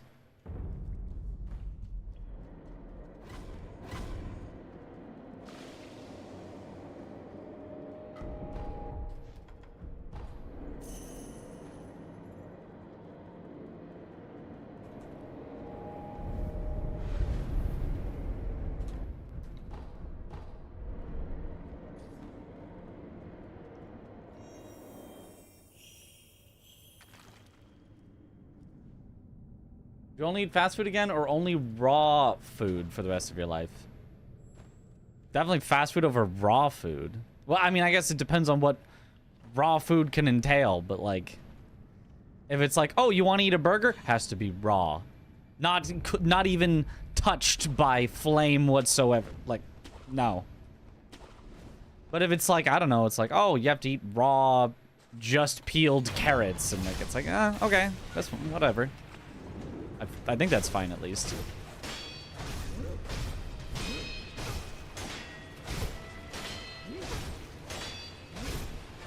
I don't think raw potatoes would be that good.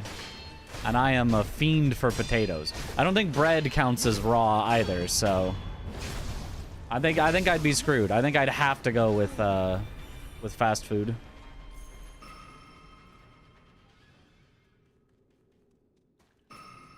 There's a place that serves raw burgers like tartare. Yeah, I could not do that. Could not do that. No way. I don't think raw potatoes are even edible. I don't know. Raw potatoes are poisonous. Okay, well then, yeah, I'd rather have fast food potatoes than no potatoes.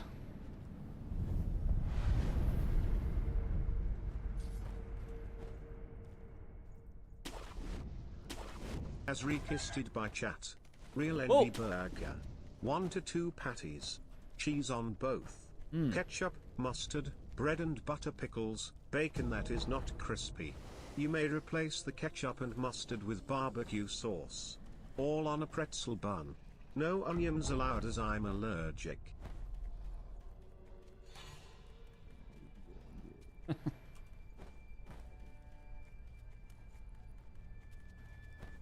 The real NB burger.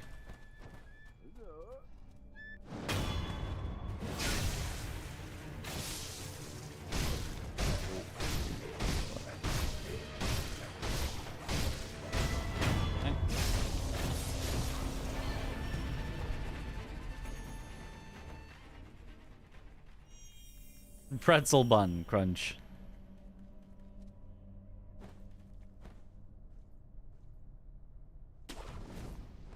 I feel like pretzel bun for me only works on like for certain. I've had pretzel bun burgers that have been good, but I don't feel like it's one that I would just want in general on a burger. I feel like in general I want a softer bun.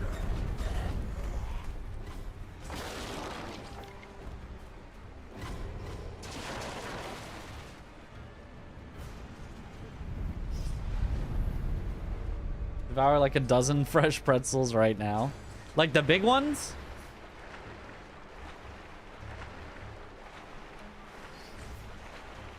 Like state fair sized pretzels?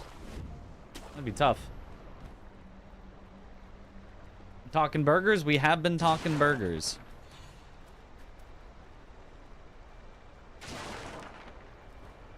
Good.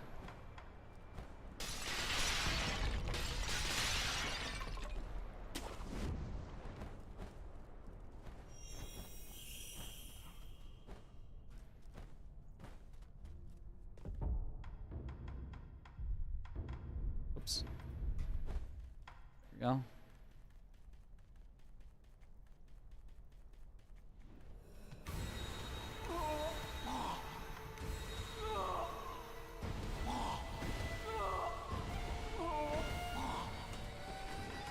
Nice.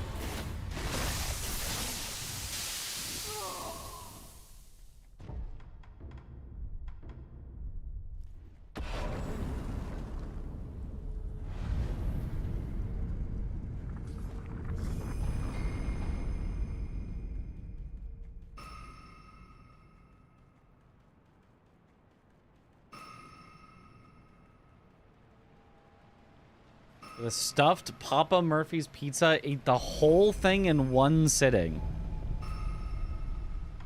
That does sound like a lot.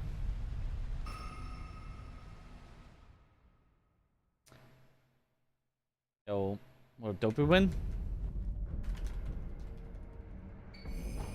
Like your top 5 favorite fast food places?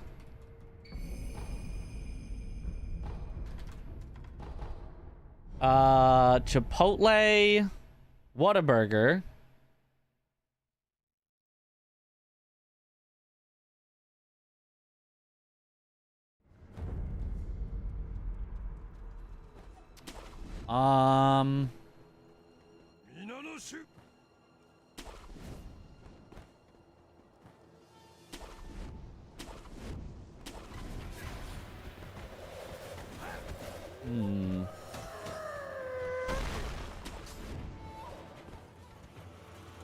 Probably In-N-Out.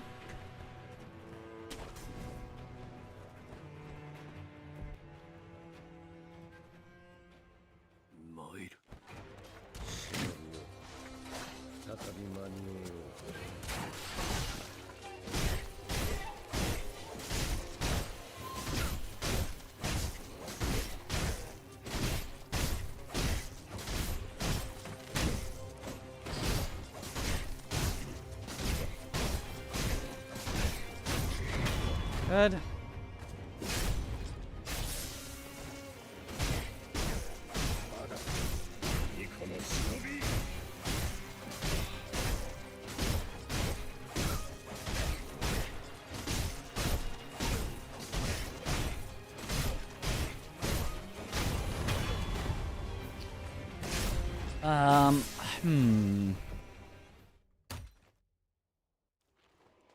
In terms of like most times that I've had it,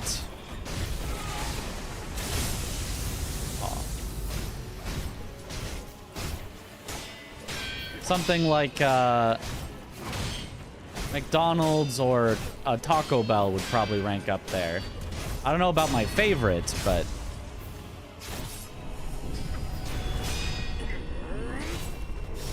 In-N-Out, really? I think In-N-Out's pretty good.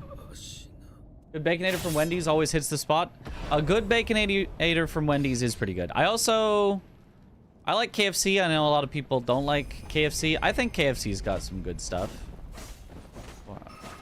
6. I'm always up for some fried chicken. Chick-fil-A, honestly, has a pretty good chicken sandwich as well. I don't think we have a Popeyes. I know people always say Popeyes is better, but I'm not sure I've had a Popeyes more than like once or twice ever.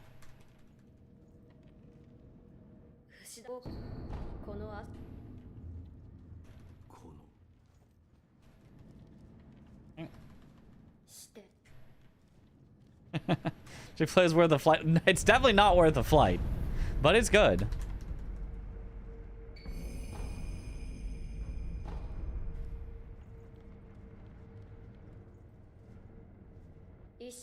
They're mostly just, they're carried, I think, by their, they've got a good, like, standard sauce that they give you.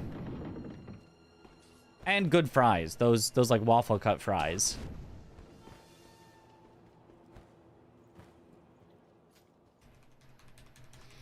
Love me some waffle cut fries.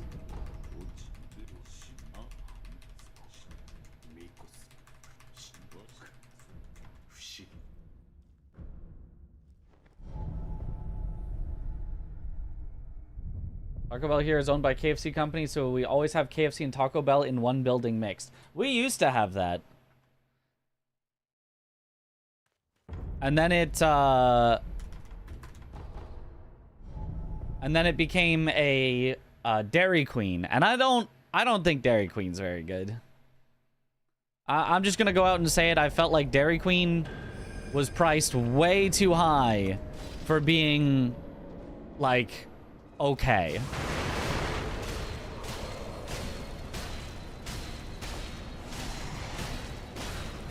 Not like Dairy Queen was like terrible, like, oh, I don't want to eat Dairy Queen. It was just like, okay, but why am I paying like prices like you think your food is not fast food?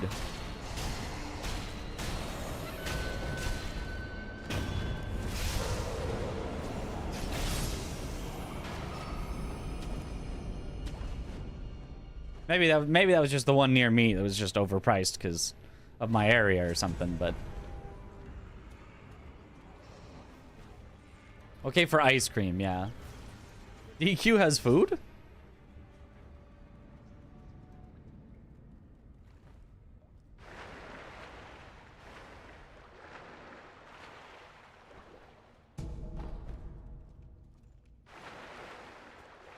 Like, I think they were like $12 or $13 or something for like a burger and, you know, fries and a drink or whatever. I'm like,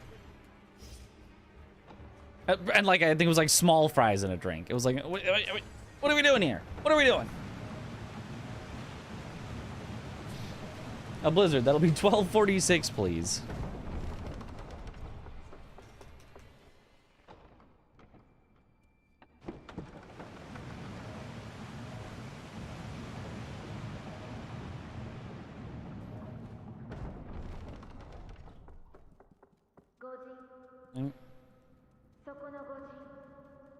Dessert is food. It definitely does. You do eat it.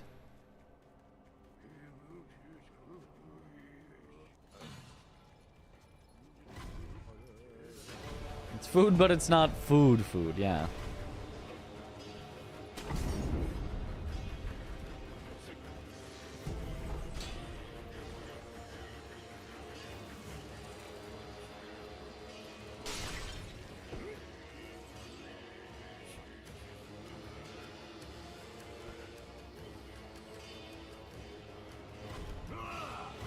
Reminds you of Panera, $20 for a salad and a sandwich. Yeah, we have or had a Panera near me.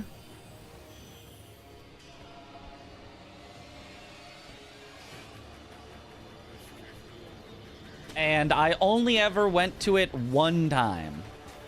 One time, despite, I mean, it wasn't like directly near me. It was like a 10, 15 minute drive or something.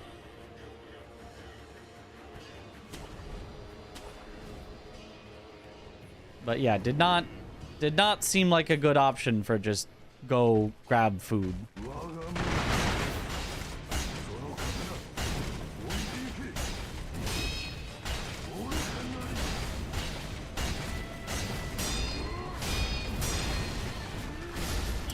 Yeah.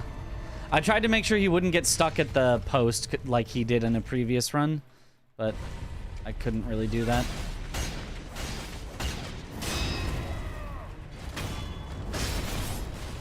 Okay. Dying was still probably better than him getting stuck on a post, so maybe that was worth it-ish. I think I needed to recognize that the angle was wrong, do one less attack, and reposition, I think would have been the correct option. But only losing 11 seconds there is not the end of the world. That you fought a Panera Bread cashier over a cheese sample. Or maybe that actually happened and they tried to wipe it from your mind and you remember it as just a dream.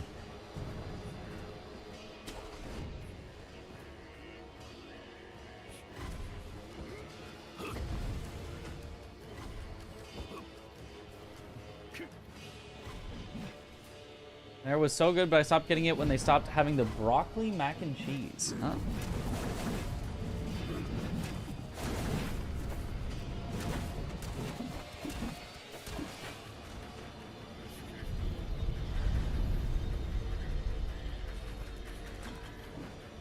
Turned into overpriced hospital food. It used to be really good. Okay.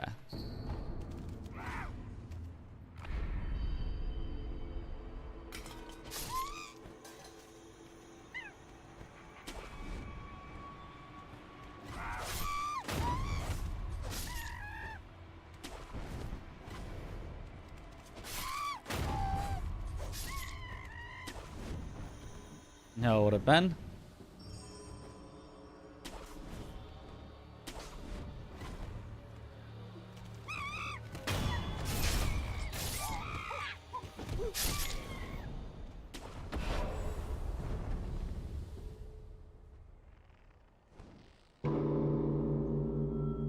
I think post-war Blazing Bull skip might be impossible. Well, from the left side at least, haven't tried the right. If I remember correctly, it is possible. And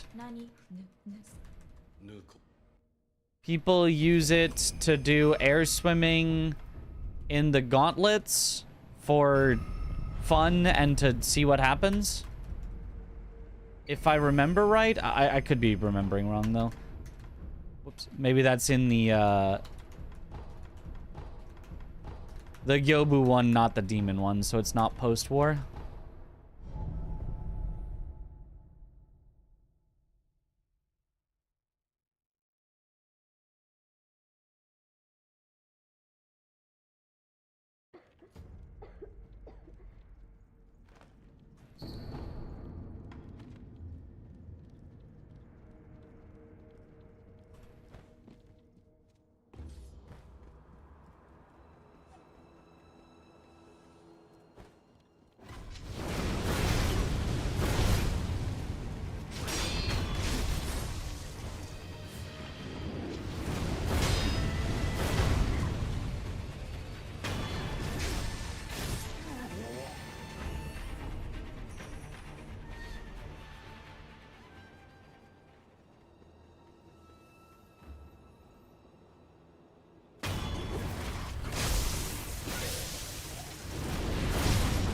Oh no. Yep, I knew I'd get shot. Not with 3 gunners alive. Get over here, please. No! That traded? Oh no. Man. Well, we're not PBing again.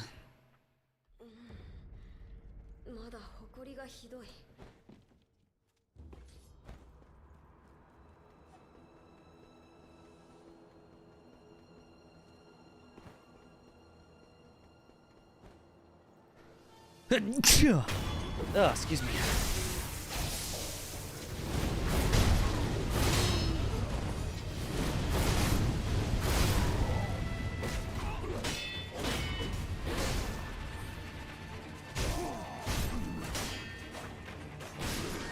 Oh, come on.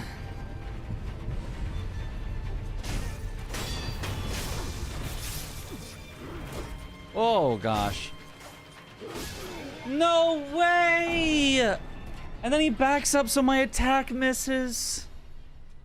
Oh.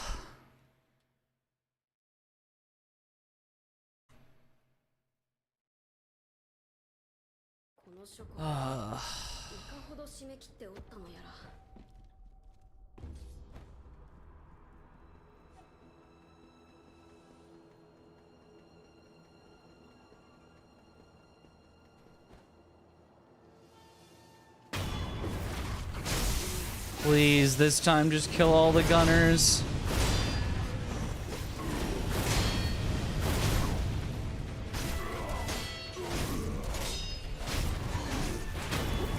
Close enough.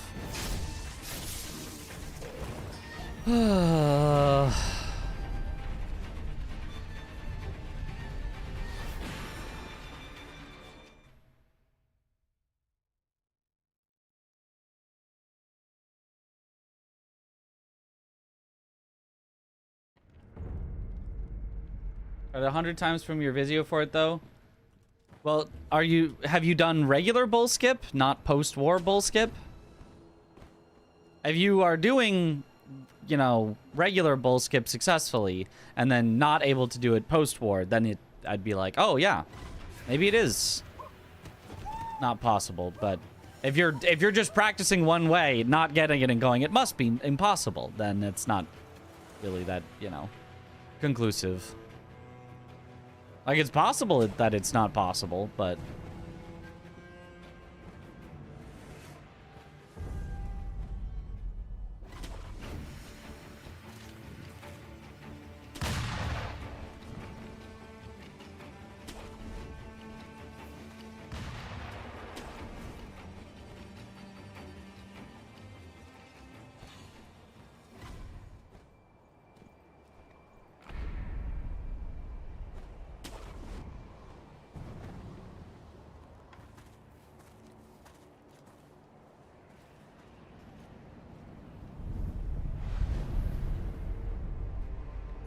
Really haven't tried normal bull skip. Well, that would be the thing to try then.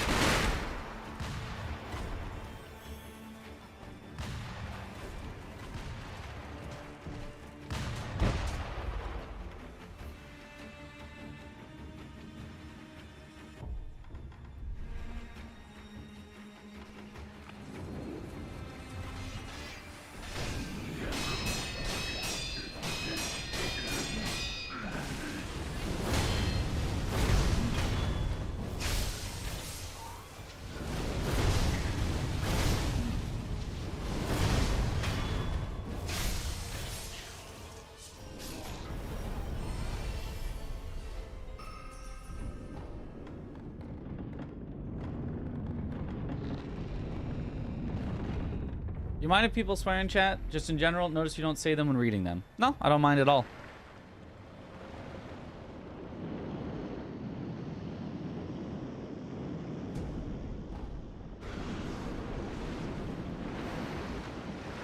I just think there's a little bit of a difference between reading a swear and hearing a swear.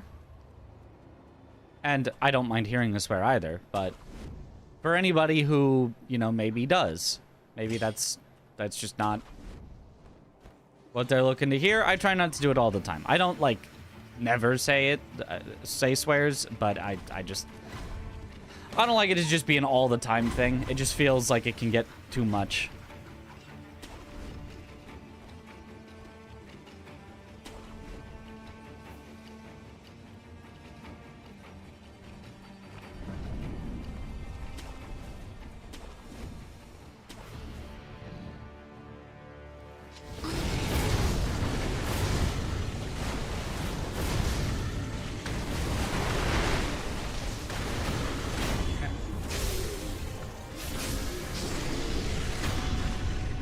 Frick. I think writing swear words out is worse than saying them. Maybe on the writing perspective, but I think reading them is less than hearing them.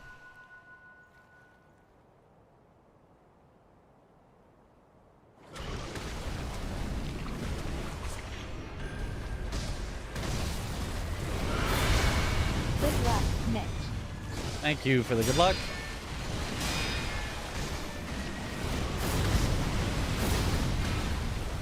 Nice. Minimizing swearing is always a reasonable way to function. Yeah.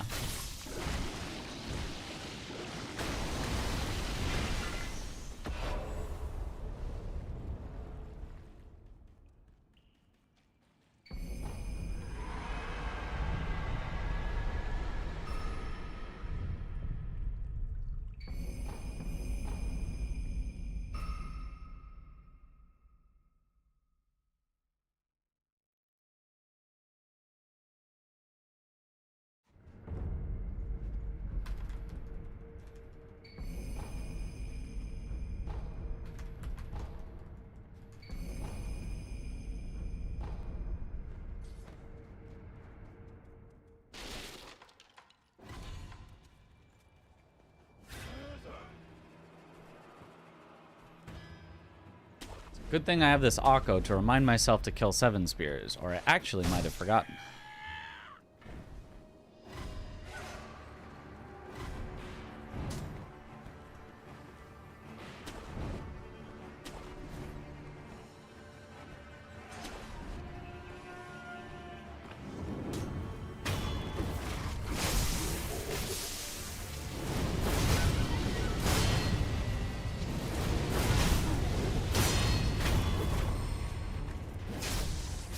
Practicing for GDQ by keeping it PG. That too. Although they've also mentioned that they care significantly less about swearing than they used to. They pretty much just have the same stance as me of like, if you swear, whatever. But if you keep swearing and that's like, that's your, you know, you think the swearing is the funny part or anything like that, or you're just firing them off rapid fire without a care, they're going to be like, okay, chill, tone it down. They originally were worried that sponsors would care, but sponsors have started caring less and less about, like, swearing.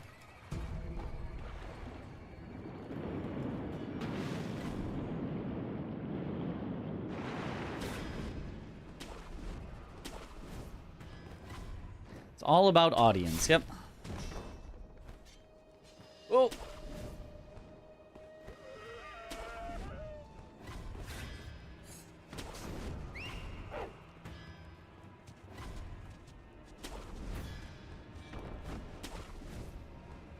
Plus 1 second for swearing.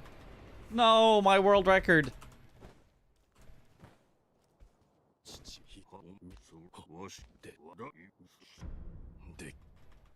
You get a world record and afterwards you're like, fuck yeah! Wait, no, that added a second! No, it's no longer a record!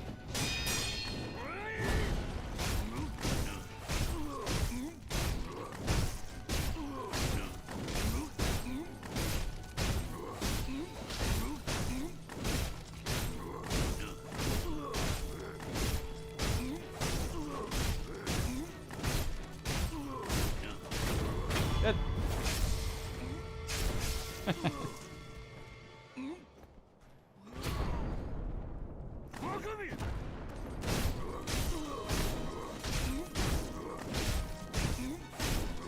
And consider how graphic some games are, swearing seems minute.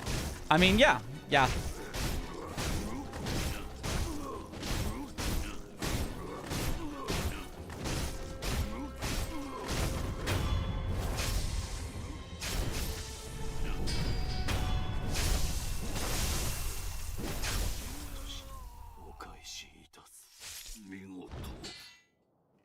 Honestly, I kind of just think, and correct me if I'm wrong, I kind of just feel like excessive swearing just isn't cool anymore. It's just kind of cringe.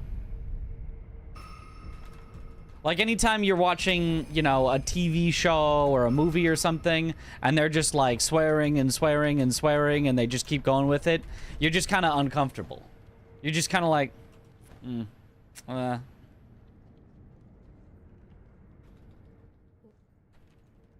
I think that it was ever cool. There was definitely a time on the internet where it was, you know, maybe not cool, but at least there was like people that were trying to be very edgy that to them, to some subset of the internet, it was kind of cool.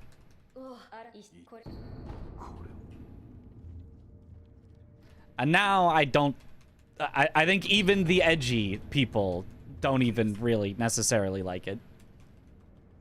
Was so cool in middle school, yeah.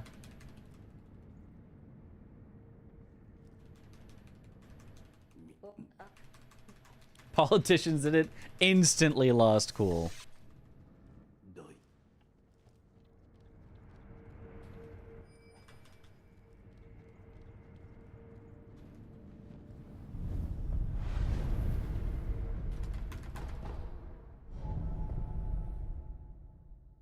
Cool.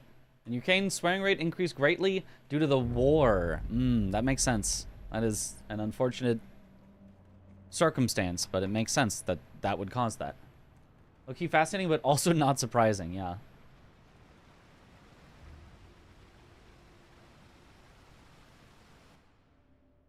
Absolutely zero filter, but also try to swear with color and for a reason. Yeah, like, if you want to, like, I think I probably swear more, you know, if it's just me and my friends in a Discord call, whatever.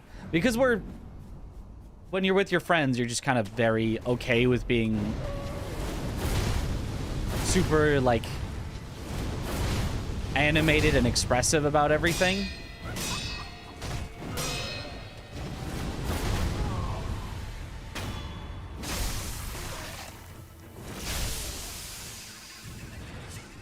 And I just feel like going over the top like that, even if the swearing isn't so bad, still just is a little weird. I don't know.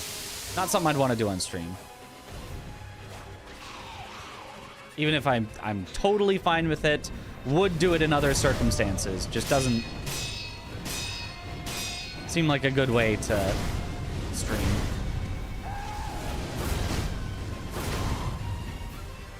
Nice. Perfect.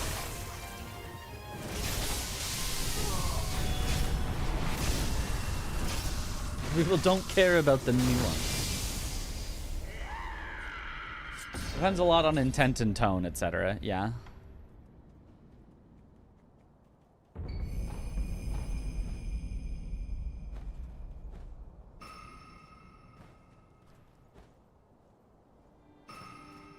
Both monks are scripted now. 90% scripted for that that second monk. The very last attack she does can be slightly different, but no matter what attack she does at the end, we can deal with it. It's fine, but it's scripted till the very last attack when there's like 4 different things that can happen.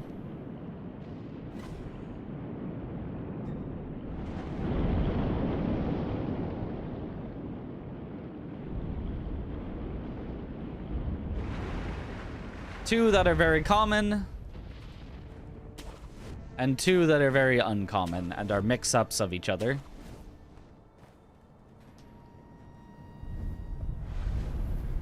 What's the sub incentive for the edgy bad boy midstream? Even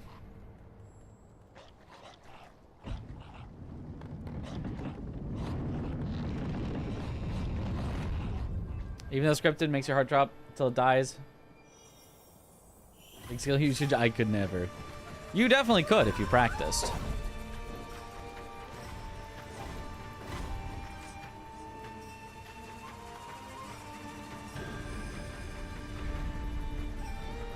Everybody could learn to speedrun if they wanted to, if they were motivated to, and if they practiced.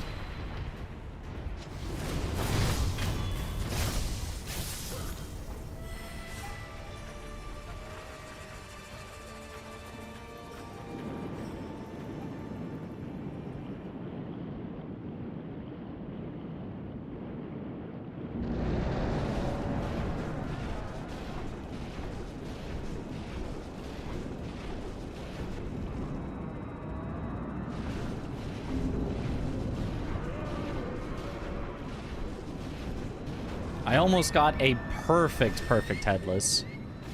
If he had done the butt grab first, which he, like, never does, but if in theory he had done that first, I wouldn't have had to swim up.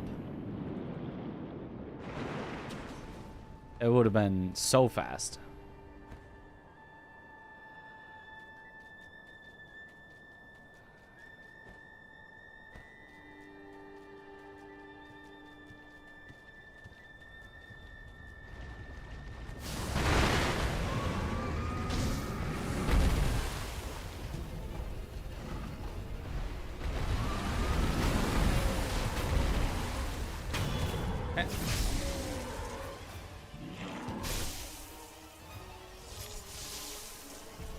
Love speedrunning, just not at the topmost level. Think it can get toxic for you when you make it competitive. That's fair. I don't think for me it gets toxic when it gets competitive. I think it's always like fun and chill and, you know, with other, like, in the expression of it with other people. But I think it can get, maybe what you mean, and maybe I'm misinterpreting, I think it can get frustrating personally when, you know, you're resetting over and over and over again, and you get like one run a day that even gets, you know, within, out of the first 10 minutes of the game, and it's been 2 months since your last PB. I think it can get very personally frustrating, but I've never found it to be like,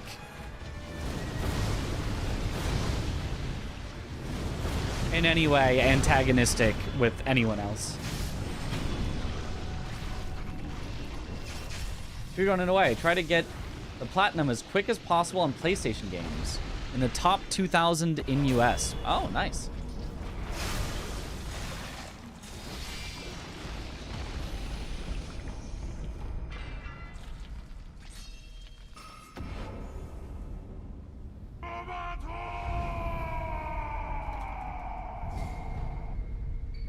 Yo, AGNL, thank you for the gift sub to Pedro. Pedro, welcome back to the bunch. Enjoy the emotes.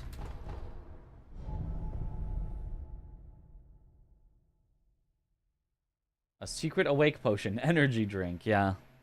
I'm gonna have to steal one of those from my brother again.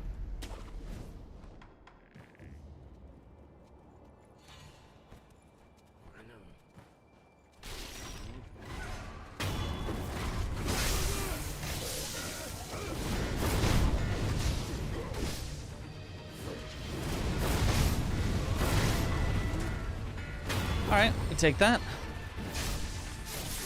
I'll just probably have to heal before Headless to make sure I don't get one shot if he does instant slam.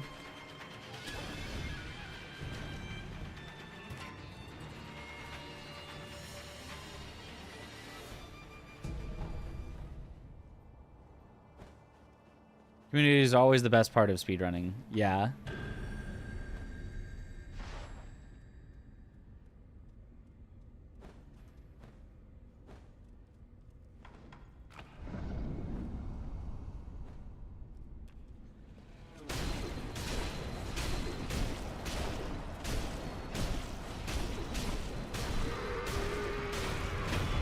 Excellent.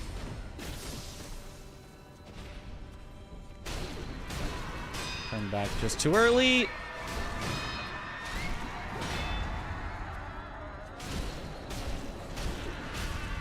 Good enough.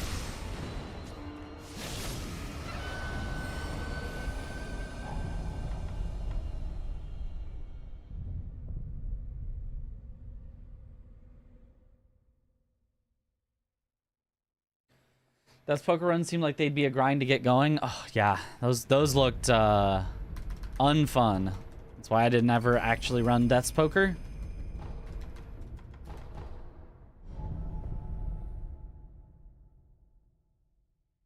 Feels like farming RNG or it's a reset. Yep.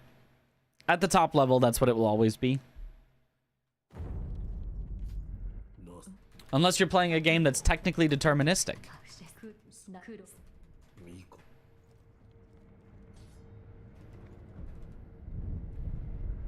Like, as far as I know, get to work is technically deterministic.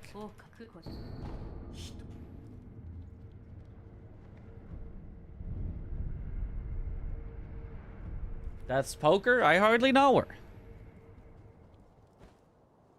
Every time I say the word stagger, I want to say I hardly know her after, and then I'm like, that gets so old if every single time I'm like, oh, the boss is almost staggered, I hardly know her.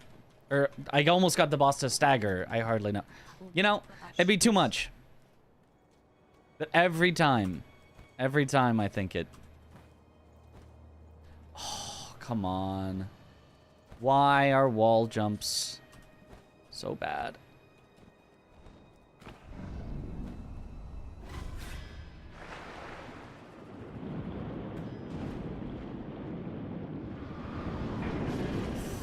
Oh, that's not good. Oh, goodness. He did the follow-up, too.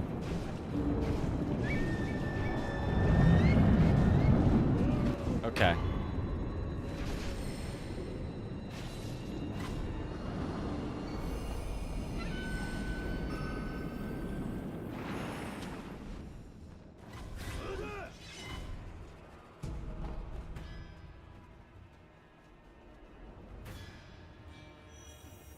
We should still be fine.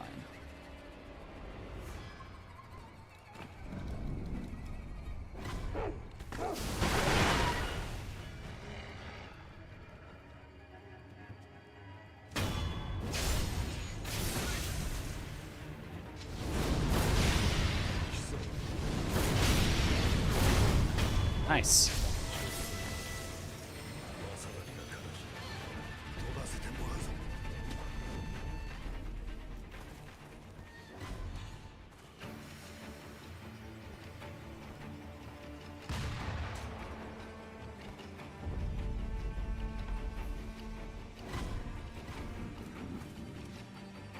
Sekiro speedruns are so much better to watch because there's no setup.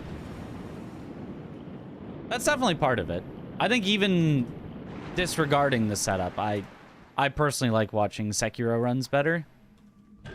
I think the actual run itself is also much better.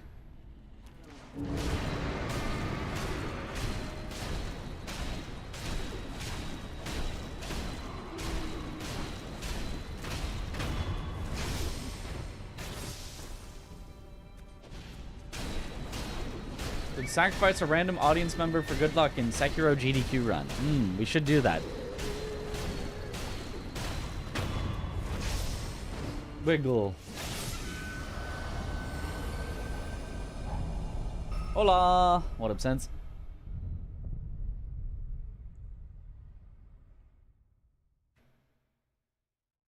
Are you gonna play Wu Chang? I don't know. I don't know that much about it. It looked like it was a Wukong-like, and I did like Wukong, so...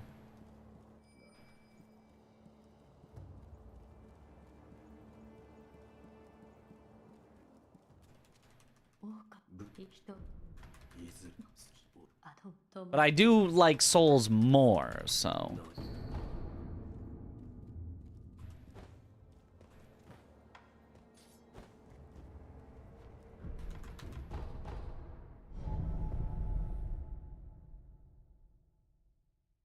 Rather watch a speedrun of a game I haven't played than a casual playthrough.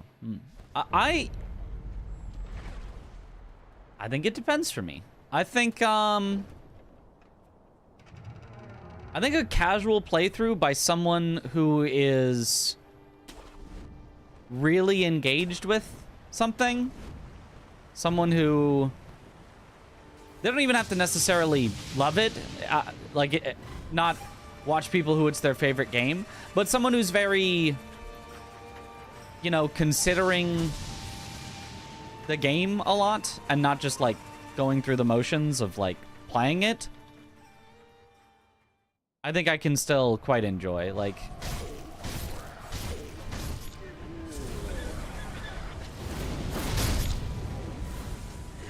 Someone who's maybe like almost in a sense reviewing it kind of while playing it because they're considering all the goods and the bads of it, I find to be pretty interesting. Speedrun's also good, though.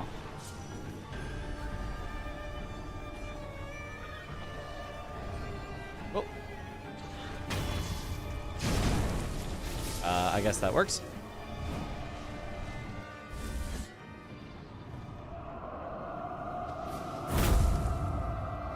I don't enjoy speedrun too much, but it's cool seeing people's first reaction to the game.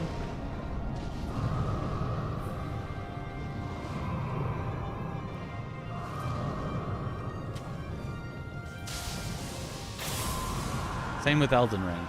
Oh, you're just saying you don't enjoy watching the Elden Ring speedruns? Oh, I take no offense to that.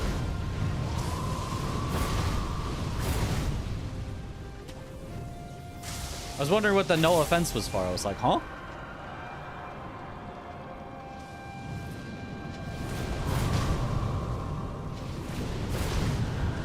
Okay. Decent dragon. But you jump and turn when using the Mortal Blade, so that enemies won't block it. Because if you're facing away from them, they assume it will miss them, so they don't get set up to block it. They don't get in their blocking stance, and so when it actually contacts them, they don't block it.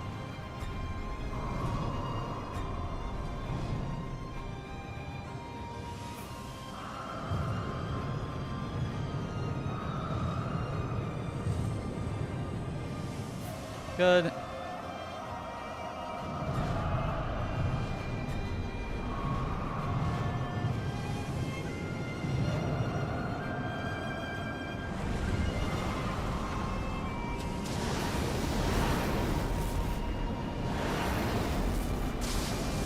Someone who writes programs, I appreciate creativity, speedrun community, bug hunting brings up. Also, looks cool. That's true. Very important to look cool. I'd rather watch a speedrun than a first playthrough. Makes sense.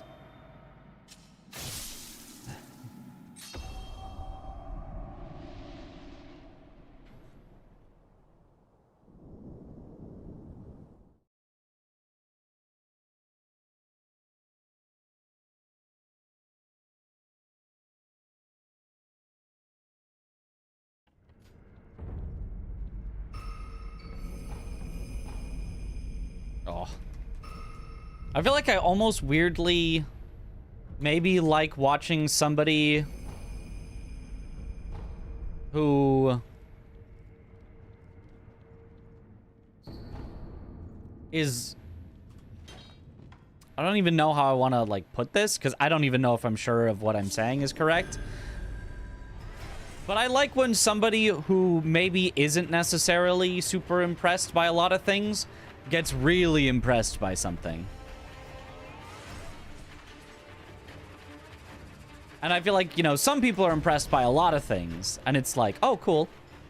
But, like, when somebody who's not impressed by a lot, it's like, oh, that's impressive. It's like, oh, that hits different.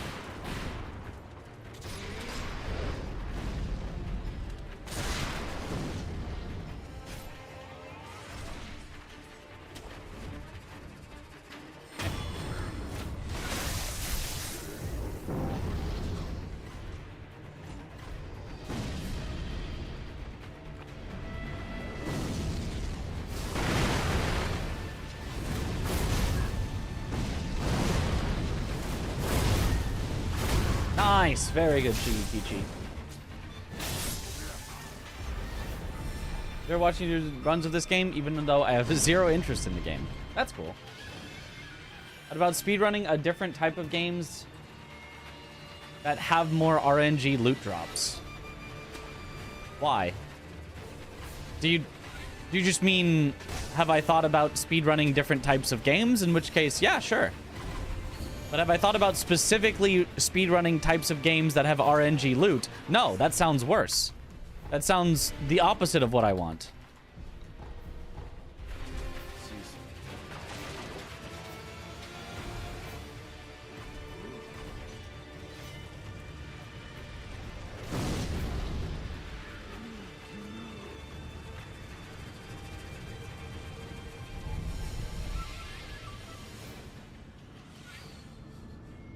Like, if there's a good game that happens to have RNG loot drops, you know, like,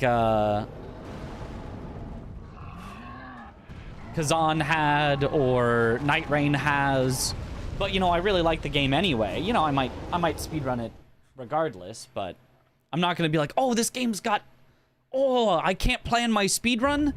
My speedrun might be just completely screwed because of something outside of my control? Yo, that's the game I gotta speedrun. That sounds awful. I was asking if I'll ever speedrun Night Rain. I honestly might. Yeah, I think Night Rain is a fun enough game that I'd probably speedrun it, even considering the random drops. Night Rain is a weird case where I feel like all of its faults almost cancel each other out into making something that might actually be okay to speedrun. Because, like, it's random drops, which sucks. That should be like a nail in the coffin for a speedrun. Oh, great. So when I start up the game, I have to get the perfect drop, otherwise I just reset. But there's a set length of day. So it doesn't matter if you get a good first drop, because you still have the second, third, fourth, fifth, sixth, seventh, eighth. You've got the entire day to get one good drop. And that's all you need. Because the day is a set length, it just nothing matters except that eventually you get something decent enough that you can kill the night boss quickly. So it's two, like, detriments, random loot and auto-scroller days, kind of cancel each other out to be like, it's actually maybe kind of okay.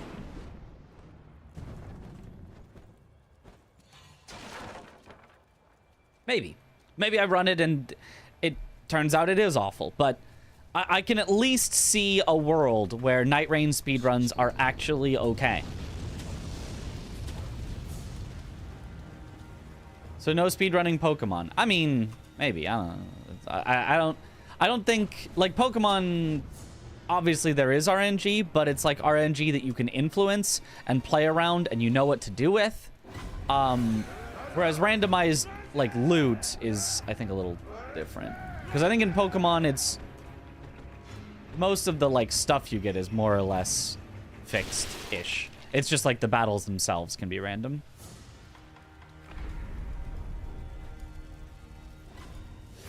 And I think in Pokemon, they're generally, you know, you're strong enough that even if the enemy crits you and you miss an attack, like, you're still gonna at least win.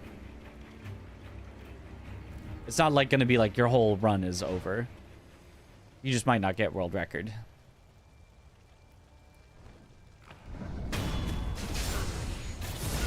We said so at the start of the game trying to get the right nature. Oh, I forgot about natures. Yeah. That would suck. Oh, that's not what I wanted. Okay.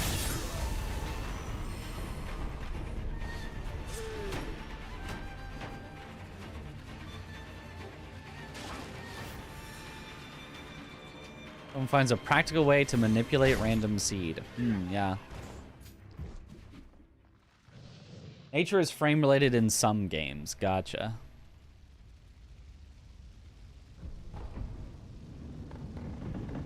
The day is an auto-scroller, speed strats, and fast kills give you more rolls for good stuff, or more levels to visit higher level points of interest. Yeah.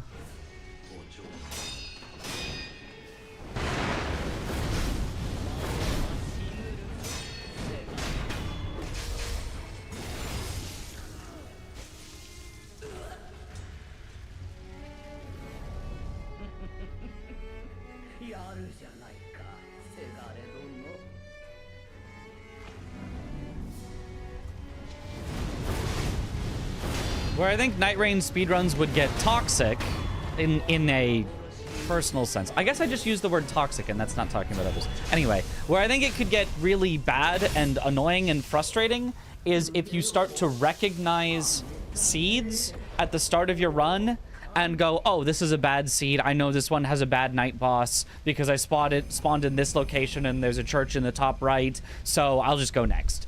and you're just like hunt and cycle for the perfect seed, because the game has so few seeds that you can literally just map out which seed you're on and know exactly what's going to happen.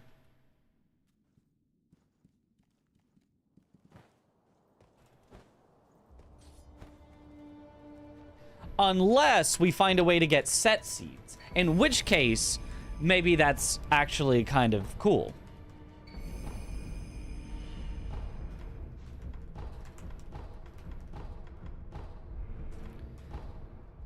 But if you're forced into random seeds, and we know that only these seeds have any chance of getting a good run, and so you just reset for the right seed, that seems pain. That seems like pain for sure. Set seeds would be dope, yeah. Right, because if the game has billions of seeds, like a Minecraft, where you play a random seed and you're guaranteed to have never seen it before, and nobody has ever seen it before or since, that's cool. That's fine. And if you can do set seeds, where you can ensure that you're playing a seed that is fair to everyone, that's also cool and fine. But if you've got a small enough number of seeds that you can recognize which ones are good and not right away, then I think that's gonna be very unhealthy.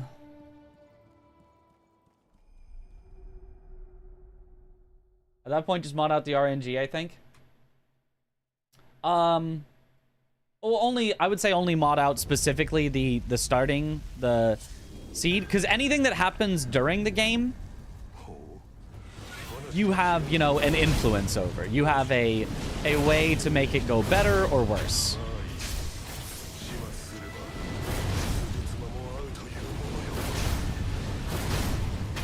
But the seed is something that's just gonna, like, happen at the start.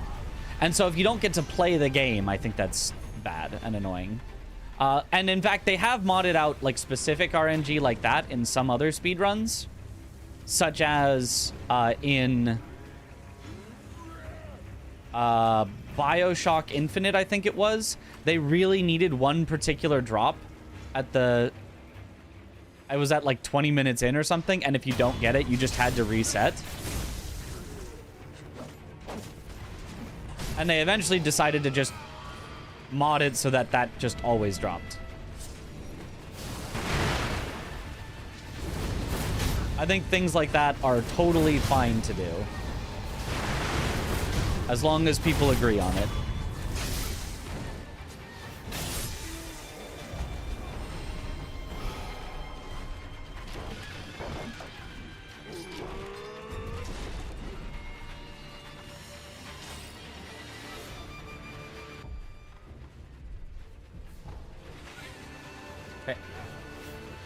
I wonder what the drop is. It's like a speed increasing hat or something that just makes you like run faster, I think.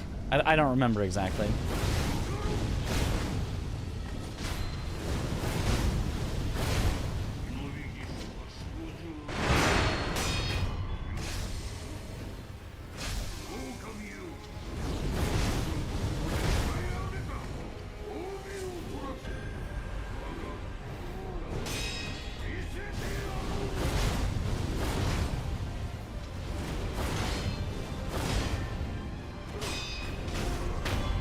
Okay. Makes you move like 75% faster after breaking your shield. Yeah, that's it. For a while too, like 10 seconds. So the entire like speed strats of breaking your shield in certain places to move faster just didn't work if you didn't get that item.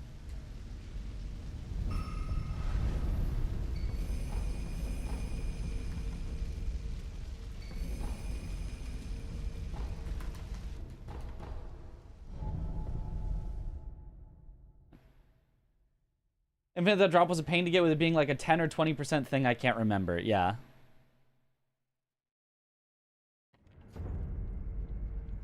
Because I think basically RNG is cool when you play around it. RNG is not cool when you just reset because of it. And obviously at the world record level, playing around it sometimes just turns into reset because of it. But like,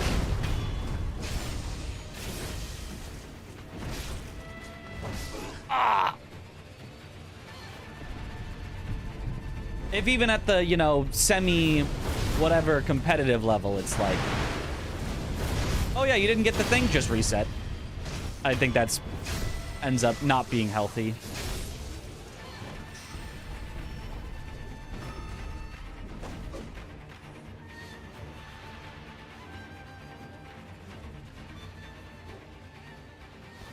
When the RNG makes everyone think, man, this sucks, I don't want to do this. Basically, yeah. And especially if it's just like the world generation. Like, there's no skill in that. There's no, you know... It's just everyone's resetting until they get either the best world or one of the best worlds. And it's like, that's just not an interesting way that people are going to be like, I really enjoy this speedrun a lot more because I have to reset all the time.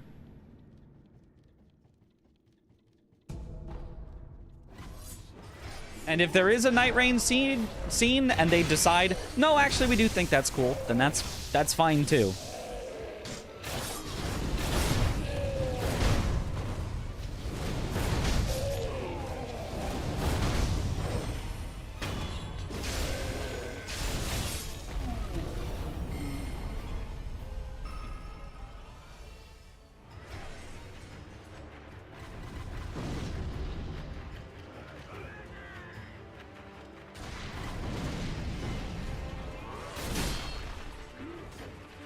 I guess I'm also sort of mostly talking about individual boss runs where I think set seed could be more interesting because, like, you have to do that. I think set seed for a full game speedrun, that's just lame. That's just lame. Like, because, I mean, maybe you get to set seed on just the very first expedition if it becomes, like, everyone resets the first expedition over and over. But, like, after that, dealing with the hand you've been dealt, like, oh, I'm on a really good pace, but, oh, no, we got a bad seed, you know. Do I want to continue and try it out? I think is, like, at least good enough for decision-making. There's some argument that it's, you know, skill-based from there. But if you're doing single boss runs, I don't really see why resetting for the perfect seed would be interesting. Stopped going for the Night Rain bounty because I was resetting over and over for the one seed and found it very annoying. So they've already figured that out in the bounty for the for enhanced Fulgore. That's, yeah, I kind of figured that would happen.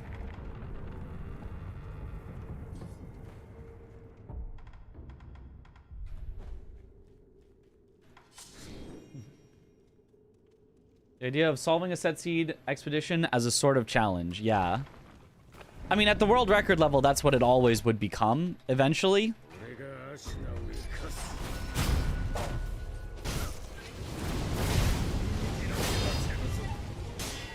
Even if that's not the goal, that is what it would become.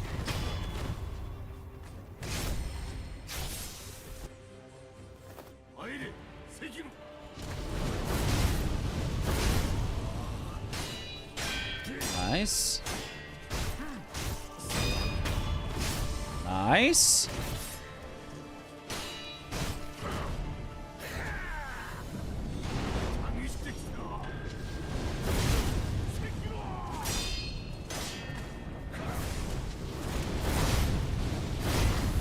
Oh, very nice.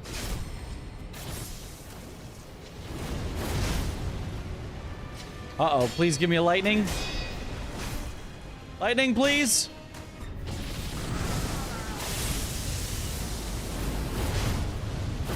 Okay, still fast enough. Almost a disaster because he did not want to give me a lightning. If the Yash runs out, that fight becomes a lot slower.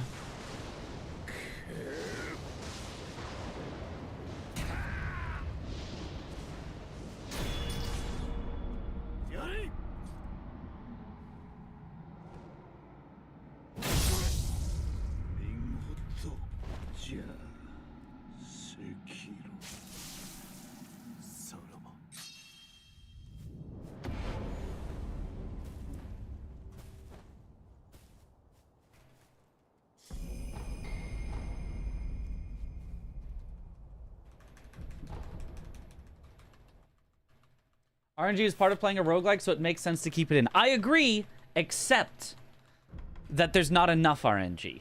There needs to be more RNG in Night Rain. That's the problem. If there was more RNG, there'd obviously be no reason to take it out. But because there's so little RNG, it doesn't make sense to keep it in. That's the problem.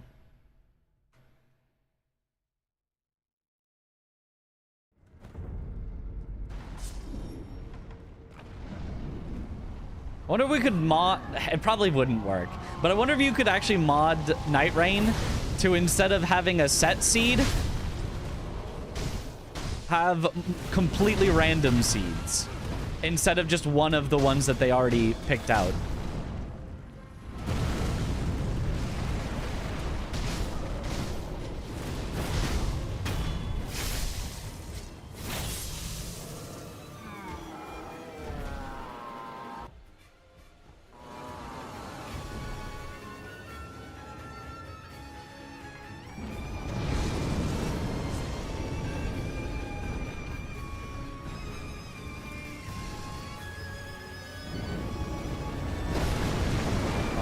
Yeah, the triple backup. I couldn't do anything about it.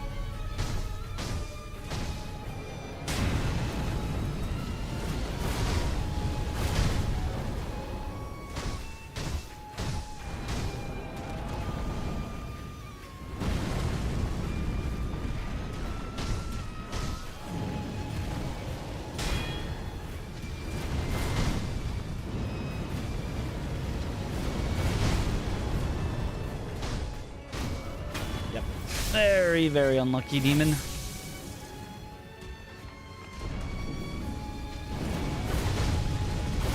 But oh well.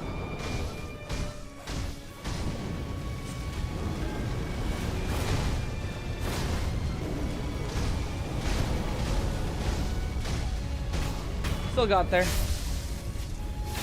Has been working on a randomizer to randomize the map layouts. Ooh, okay. Has set map layouts, not set seeds. The seed chooses the map layout. Yeah.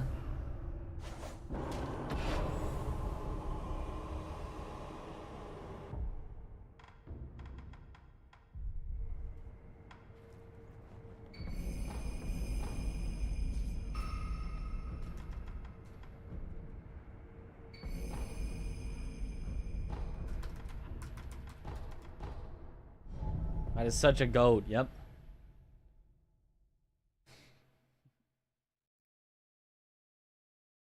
So what up, Chip?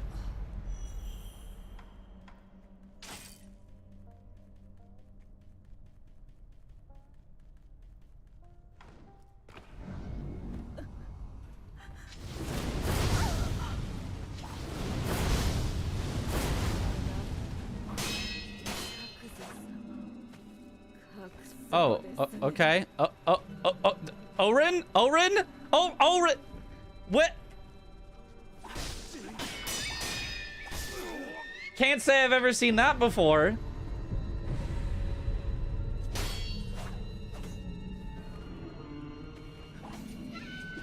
And she's just missing with everything? What is happening?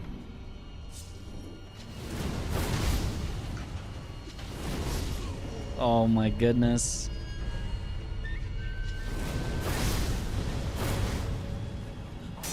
Ugh. Somehow still got through. What the heck was that?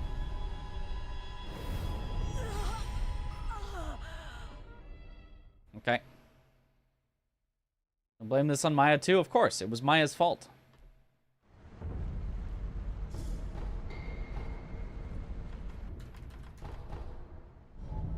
Orangey.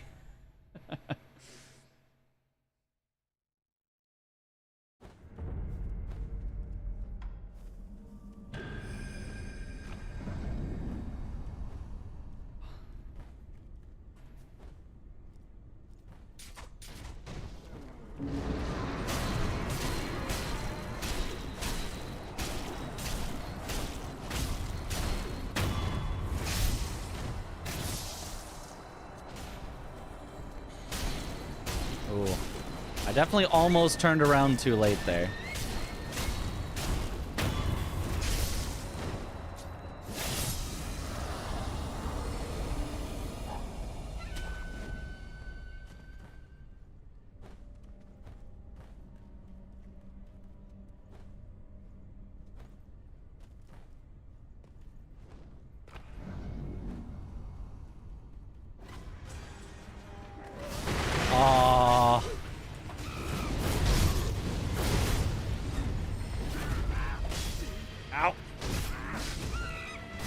Oh, the monkey just completely stagger locked me.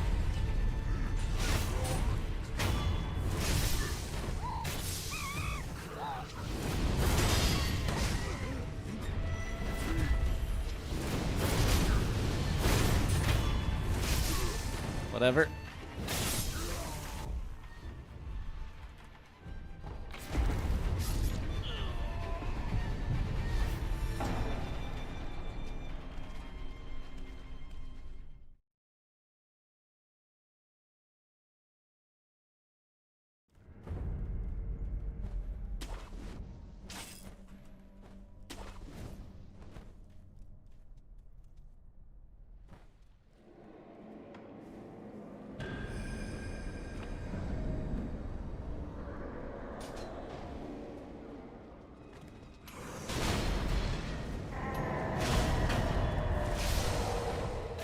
Monkey business.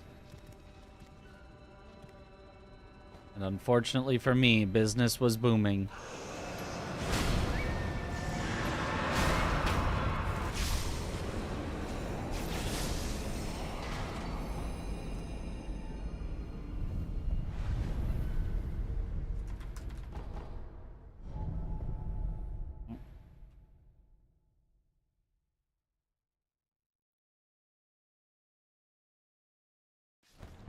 When do I leave for SGDQ? On the 5th, Saturday.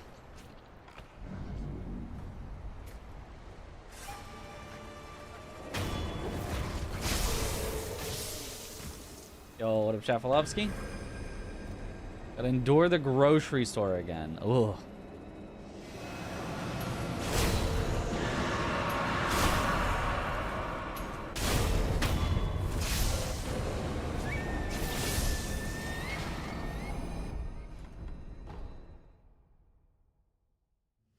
Okay, 123, 7 minutes below our GDQ estimate.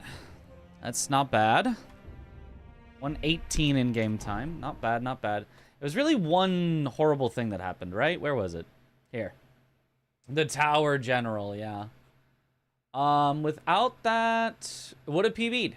It was one terrible split away from PBing the Sekiro section. As is often the case. 3 more days of streaming or 2? Today, which is the 1st to the 2nd. Tomorrow, which is the 2nd to the 3rd. The day after, which is the 3rd to the 4th. And the day after, which is the 4th to the 5th, because my flight on the 5th is in the evening. So, today and then 3 more, I think.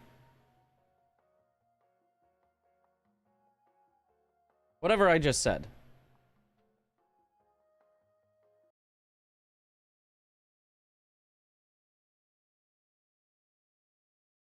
It's the game before you finished eating. It's an hour to eat? It's kind of a slow eating. I like your funny words, Magic Man. This story is a metaphor for climbing the corporate ladder. And you may be thinking that the rollerblades are a little goofy. But just last year, people were selling other people's digital copies of monkeys to try and get ahead. So, rollerblades are really not that far-fetched. And who doesn't like a little speed in their life? So, rollerblades it is. But just remember that everyone struggles to get job interviews, so try not to get too discouraged. Good luck. Good.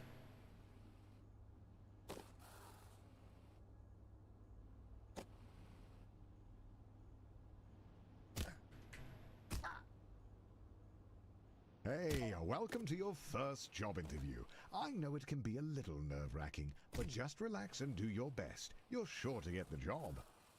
Congratulations, you've completed the interview process. Unfortunately, the company needs you to do a take-home interview. I see a note here that says, sorry for making you jump through all these hoops. Oh, yeah. That was a little spooky. I definitely one more interview. barely popped up high enough for that. And to ignore the hoops on fire. That's just a technical bug in their hiring system. There it is, the offer letter. You grab the letter and read it out loud.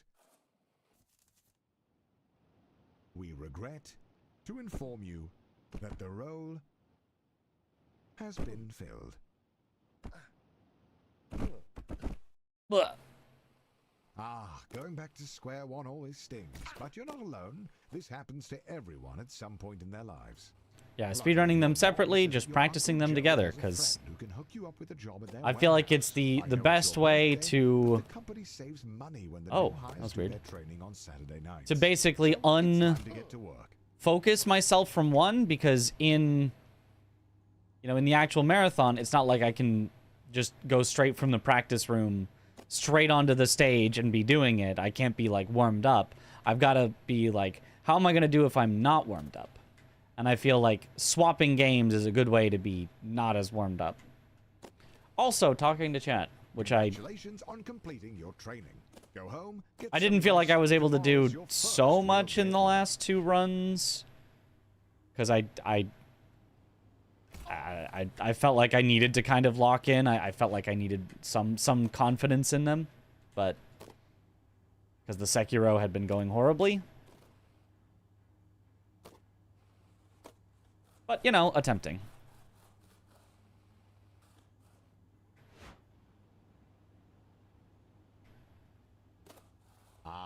So rumor has it that corporate spent all of their money on fighting Ted's injury lawsuit. Attempting to turn it all into something that I can do instead, which, according to your automatically boss, is arguably better. and focus on A manager's position commentary. has opened up, and that comes with a pay raise.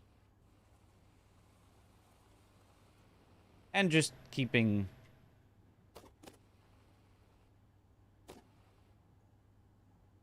Just keeping it good.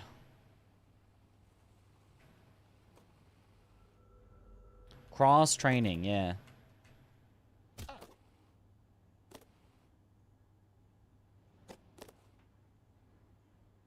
Your mom walks into your room. I will say, reading chat is even harder than doing commentary. Because commentary, I get to just think about it, but reading chat, I have to actually, like, physically, look over at chat. And that is so much more distracting. Some would be discouraged knowing they only got the job because their obsession with rollerblades makes them the ideal candidate for grabbing coffee. But you're a little discouraged as well.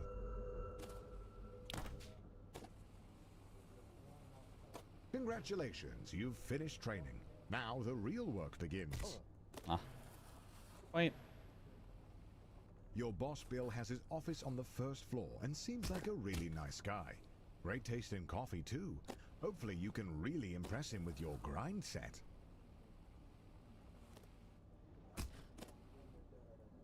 On the third floor, you meet your boss's boss, who is impressed with your can-do attitude. He says if you keep it up, he might put in a good word for that in-house interview. That works. A little bumpy, but ended up saved.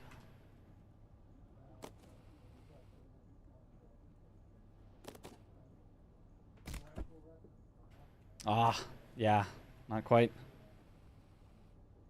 The grab was on the very bottom of it, so it was going to be really hard to flip myself up. Attempted, didn't quite get it. Yours. And as you watch the other interns get fired one by one, you can start to taste the prestige. Thanks for watching, Sirflex. You're ready to kick ass. I definitely should be thanking you all. Unfortunately, being a junior financial analyst means you're I'm just doing something that I would want to do anyway, and in fact did do anyway. Just I was, streaming to 0, then 1, then 2 viewers for months to years, just because I liked it. So thank you all for watching and turning that into something that I can do every day for as long as I want, instead of some days after work when I have time. After spinning your wheels for a year, you finally get invited to the company mixer. Rubbing shoulders with middle management has you inspired. You want to be one of them.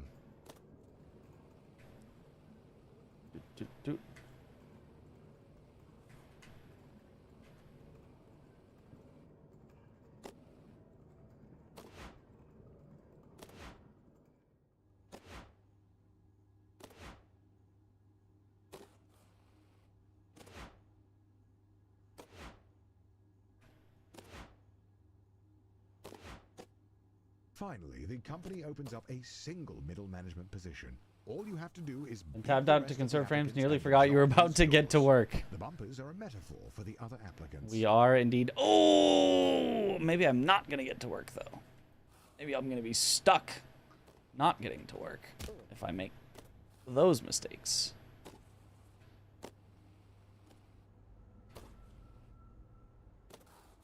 Okay. The second round of interviews. There we cuts go. out At least 90% of the I know applicants. that The back herd up. has been thinned out, and you're still standing strong. Wait, somehow Ted is in the running? When did he get a job here? It doesn't matter. Just stay focused and get that job. After months of grueling interviews, corporate meetings, endless schmoozing, you find a letter on your desk. Forever bald One of and the two poor. positions is yours. They created another position for Ted. His uncle is a VP. The prestige. Backups for days. You're assigned a team of juniors, a huge pay raise, and your own office with a view. Not that office. Don't be ridiculous. Oh, and by the way, if your team's earnings drop to the bottom 30%, you'll be fired. Welcome to middle management. No one really knows what you do here, and in fact, no one really knows how to get promoted. Progressing at this stage of your career feels like a confusing maze with no clear path forward. Oh, that's not what's supposed to happen? Okay, I've got to back up for this.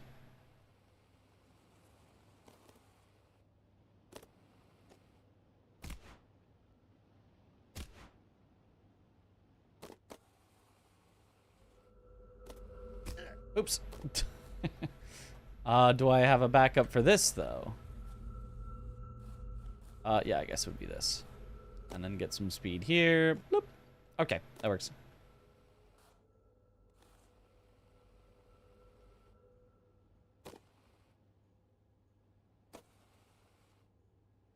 He calls you with a job offer, but you have to decide right now.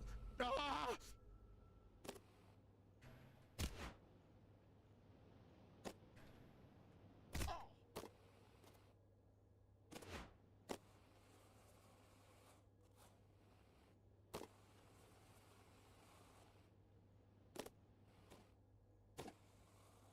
Eh.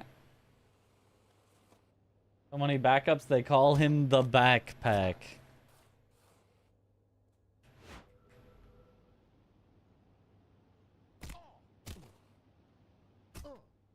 They do call me that. You did it. You pulled off the Doinkler portfolio, you crazy son of a gun. The Doinkler Unfortunately, portfolio. the vote is tomorrow, and you're Also one easy vote first short. try. Looks like it's better luck next time. You're still convinced that being a full-time YouTuber is for absolute degenerates. But he was such a class act that it was enough to sway the vote. You are the new department head.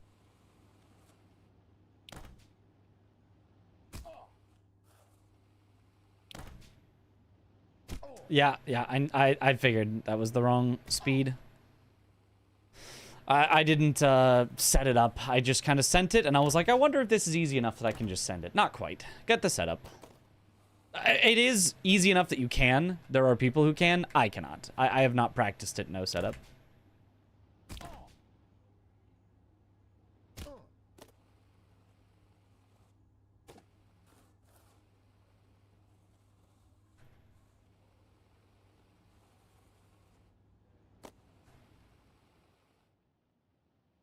The FBI sweep the whole leadership team into prison, just as you thought. They Basically, knew world you. record holder The first candidate to saying, apply without a criminal record, you're instantly chosen. oh, does the They skip don't first even try look at your unlike resume. me? Sure, sure. Being a VP at a large company puts you in the top 0.01%. But it's not enough. The goal is and has always been to be CEO. You have no idea how, but all you know is that you need to keep grinding.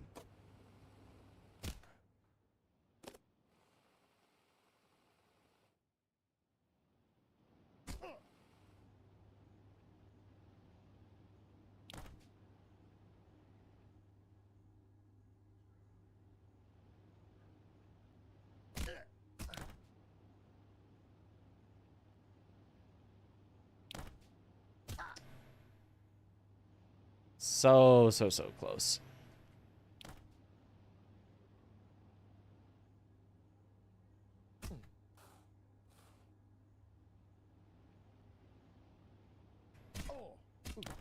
That should be too slow. And it is indeed.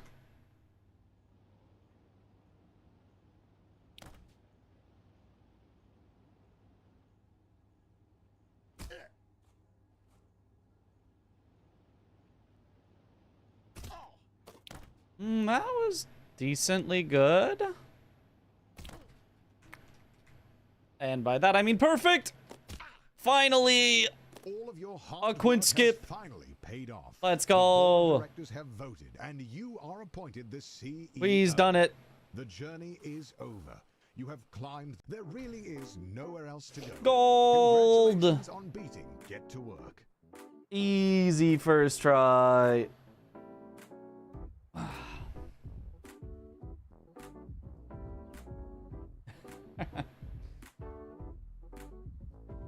Imagine having 10,000 plus YouTube subscribers. Degen behavior. Good thing I don't have 10,000 plus YouTube subscribers.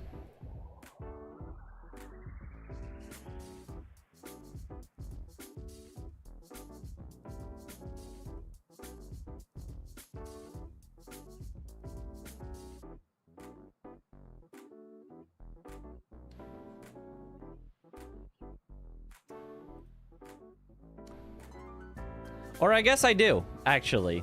As of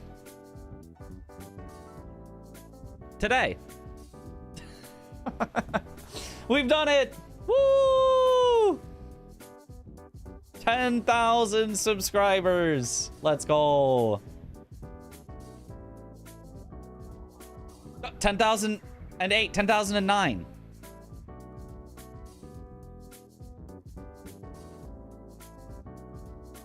Congratulations, you've done it. After having not put out a YouTube video in like a month or two.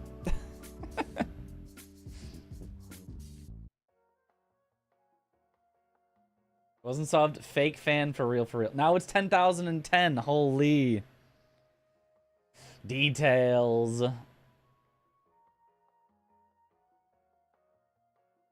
Hooray, we've done it.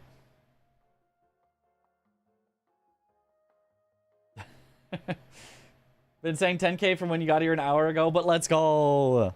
Well, it was sometime today. I don't exactly check on that. All right, but cool. Now it's 10,014.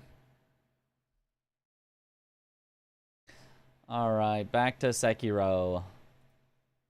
All we gotta do, we just gotta clean up just that one thing, and we were so close to PB. It does kind of go to show, though, how my current PB is actually pretty good. Like, there was, like, no giant time saves aside from the tutorial. And, like, outside of that, it's just, like, it's just all hard to save time. Also, what the frick was that Orin? Okay. There's no work here. Back to work. Like, I guess not. 10,000 gonna bless the next run. Orin's so difficult. In the speed run, she's not really. It's just this time she, like, ran away, then ran away, then ran away, then ran away, then ran away before finally hitting me. And it was like, okay.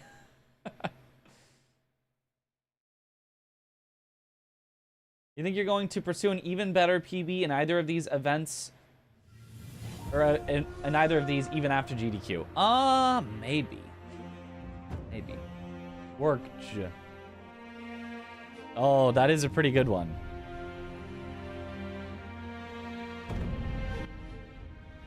How to defeat Headless? Their attacks are so wild. Use confetti. Try to circle around them so they can't hit you very much. That's the easiest way. Failing that, if they start to lock onto you and start hitting you with their sword, you just have to learn their weird timings. And they are weird timings.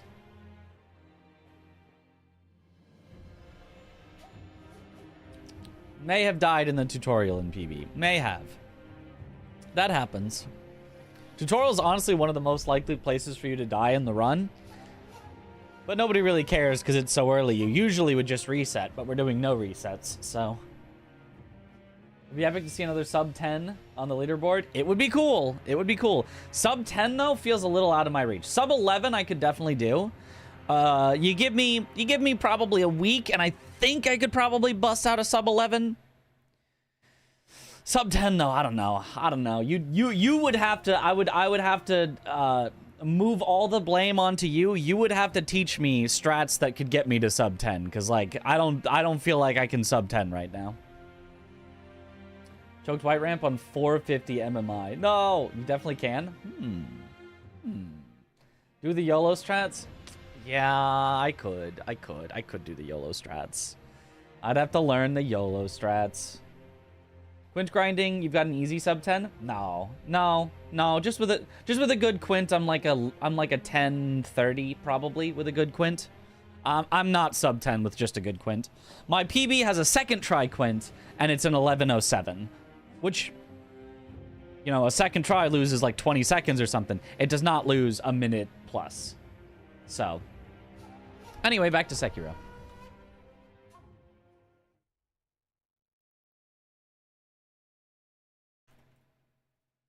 Don't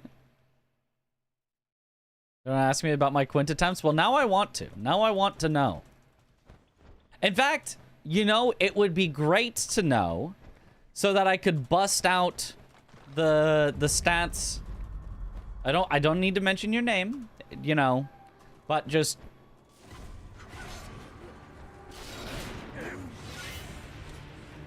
top runner. You know, when I'm trying to show off the quint and I don't hit it, and I go, ah, well, you know, even top runners say they only quint, you know, this much out of this many times, and I'm so stupid. I told myself grab, but I didn't say it this time. Ah, not again. Well, sorry everyone, we don't get to PB again. It is once again going to be an hour and a half of no PB because I just cannot remember to grab there.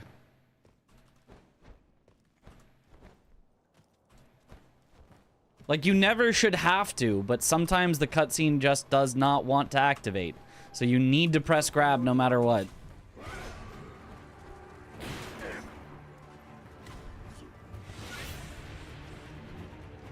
No reset, yep.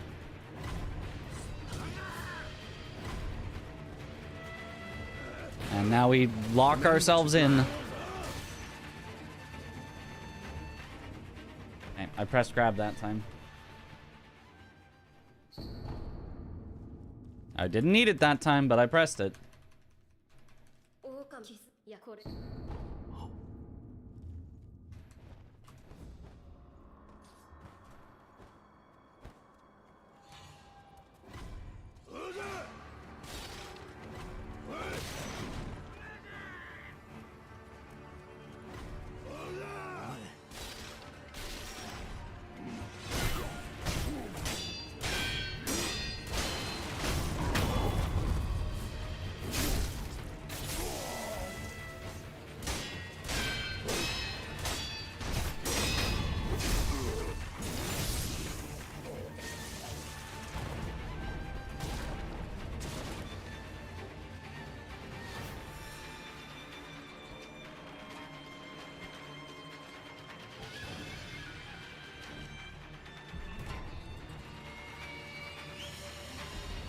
We can get the time save in other spots. I mean, we can save a little time in other spots, but that was our only big time save in the entire 2-run sequence. Our PB is actually very good aside from dying in the tutorial. So,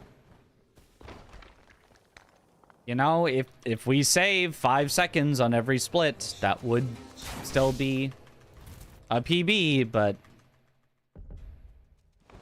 that's not gonna happen, so.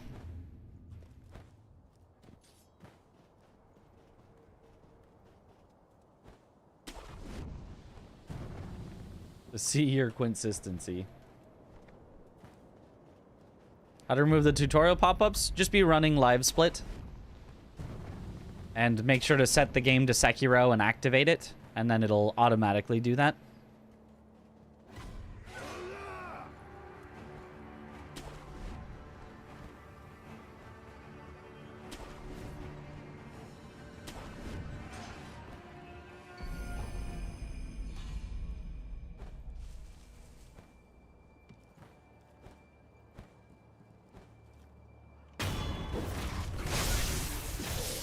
How hard is Ogre Skip? Very hard. Frame perfect. At 60 frames per second. Okay.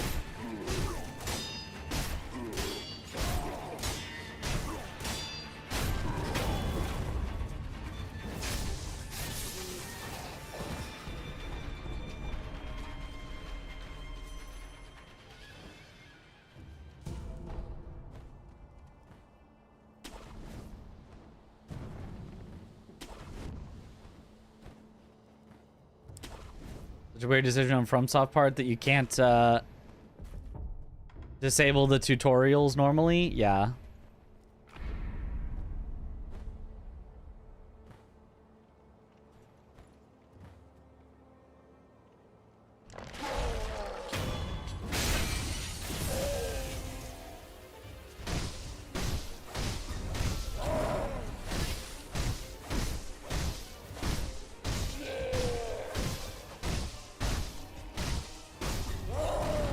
I knew I shouldn't have gone for that. I was at the wrong hit in the sequence, so it can't possibly work. I was just hoping he would do anything other than that grab. But obviously he was going to do that grab.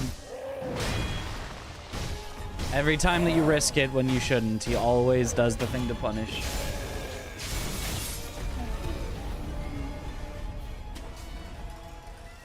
Yep. My bad, my bad. Stupid decision.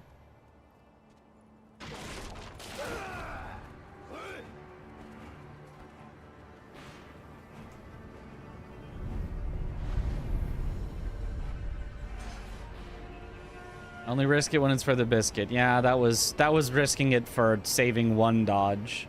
That was lose 10 seconds to try to save half a second. It was just dumb.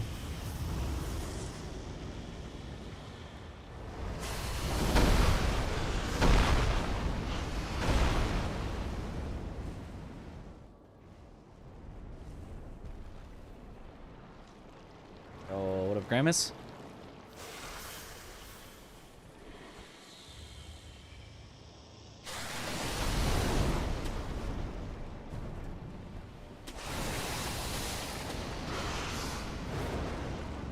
Someone define what quinting is in Sekiro? Closest would probably be, the no air swim launches. In Get to Work, it's a skip at the very end of the game, where you launch all the way up to the final platform.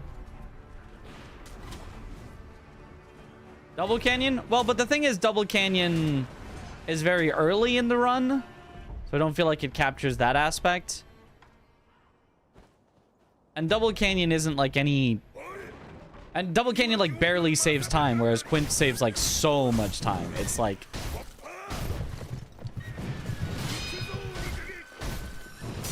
Could be Monkey Skip from restricted runs.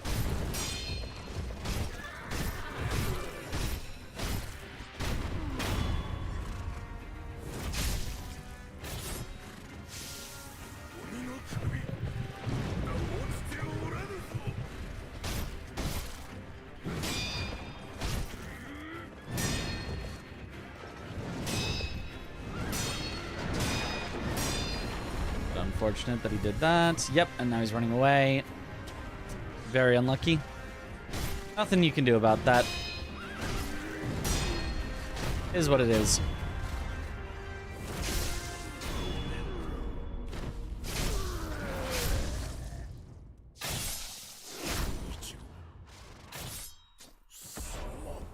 Sometimes you just get the luck where he runs away. Forcing. Snake is so cool, yeah.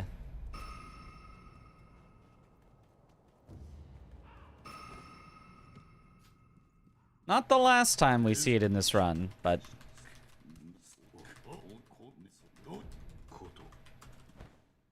fewer times than a casual playthrough would see it. But we'd at least get to see it twice.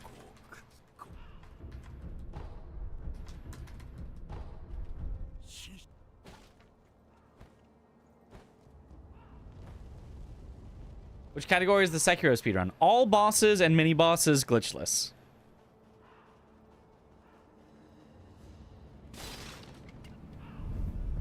This is going to be a YouTube vid. Not knowing what it's like going to work is something all Sekiro players have in common. No, this will not be a YouTube vid.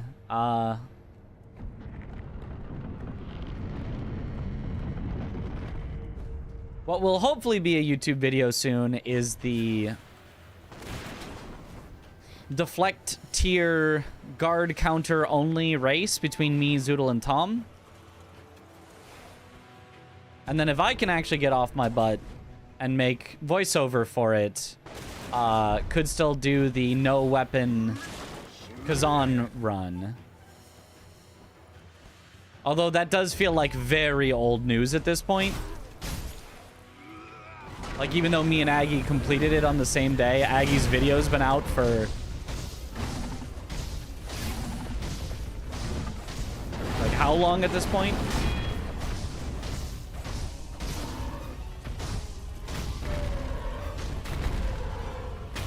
And even he took a while to get it out, so, like, we're way behind.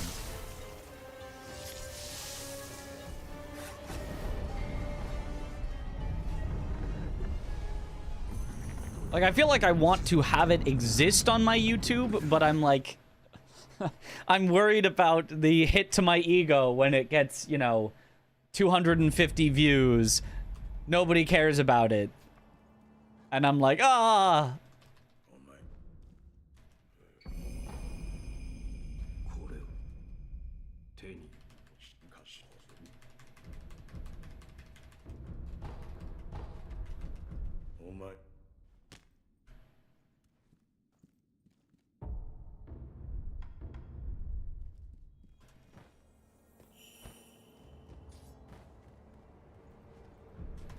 Or perhaps even worse. Have to read only comments that say, Aggie did it first. It's like, I know he did. I just had fun doing it as well. I know. I was gonna drive from Jersey to SGDQ just to meet y'all and scream Doinkler when that part came up.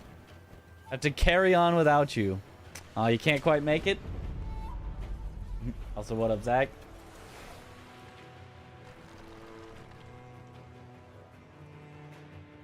The Doinkler portfolio. We do love a good doinkling.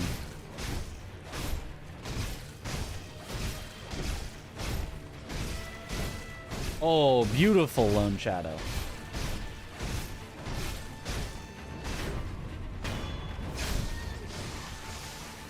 Well, Aggie did 95% of it. True! True, he didn't even fight Pismar.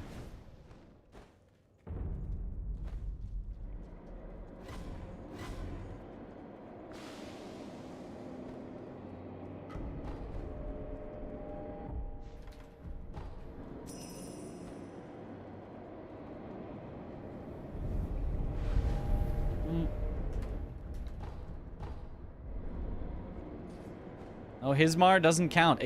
Well, Hismar did die. He just didn't punch him.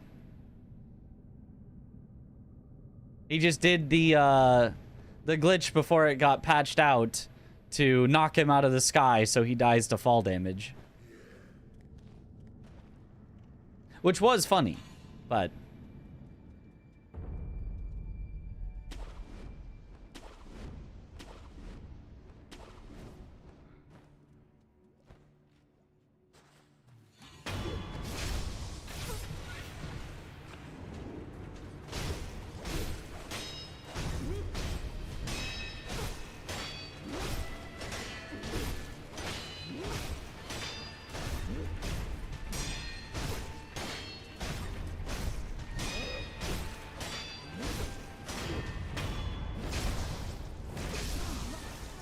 The poison throw glitch. Yep.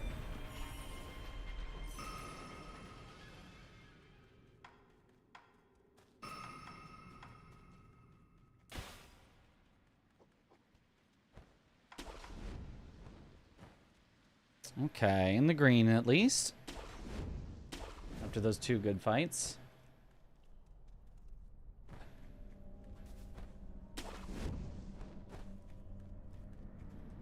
Funny, but also deeply unsportsmanlike, unfair, unjust, cruel, and deeply deserving of punishment. True.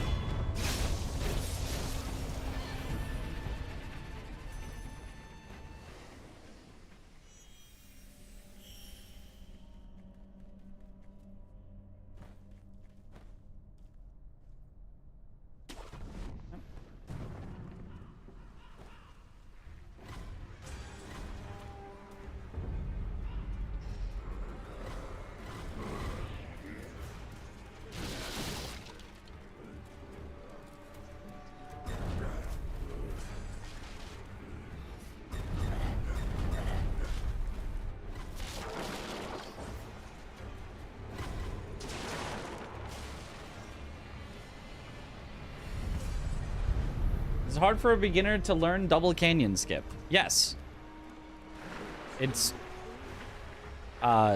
very incredibly, ridiculously hard. And it barely saves any time at all. And is something that even at the almost world record level is not worth it. But every beginner wants to learn for some reason. Every beginner resets hundreds of runs for absolutely no reason when they just don't need to do it.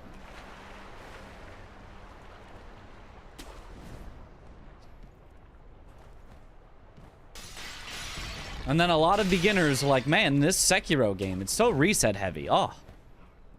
It's like, well, you're doing that to yourself.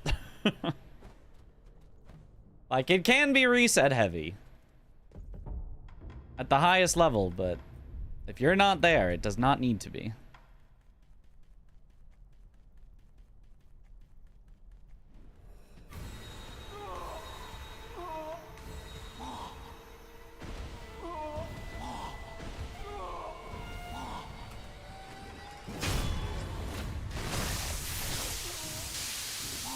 Can you even call it a world record if it doesn't include the canyon skip? Absolutely you can. And I have set many of those, even after it was found, even after other people were doing runs with double canyon. I would just set world records without it, because it was just like, well, I'm just gonna get more runs through than they will.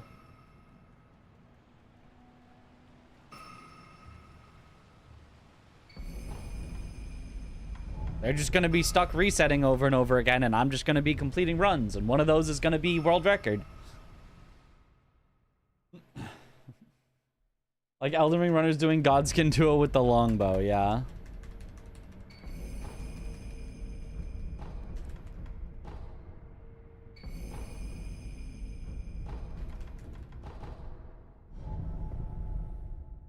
That's 10 quints. You just did have a 50% success rate. That's way too high. Bring it down. I need your numbers to be lower so that I can quote that you only had a 10% success rate.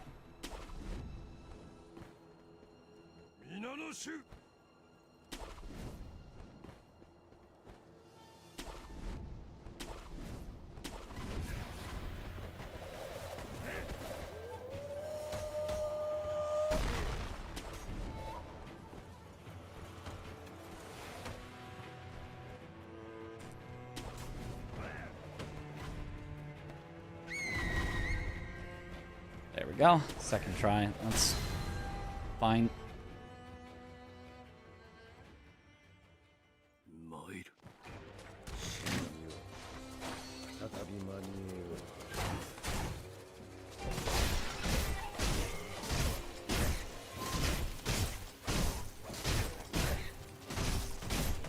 Unlucky.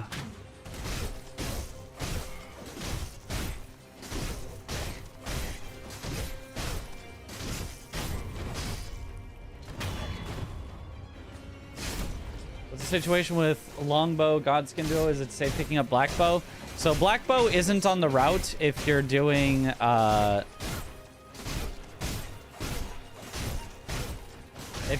This Ruined My Life skip. You instead would buy the composite bow, I think. A different bow that's similar to the black bow. But you can skip talking to the merchant if you just use the regular longbow, which fires much, much slower.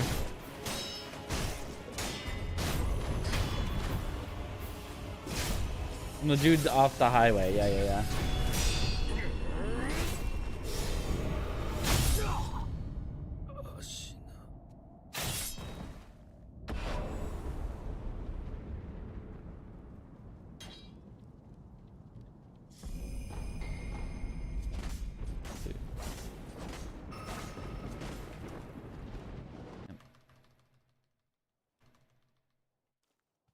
You always pick up the composite bow. Yeah, that's... I mean, if you're new to runs, you should probably be picking up the black bow instead, but...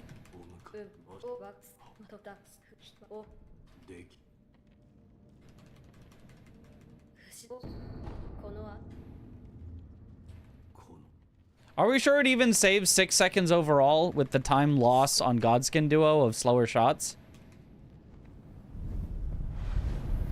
Is that factored in?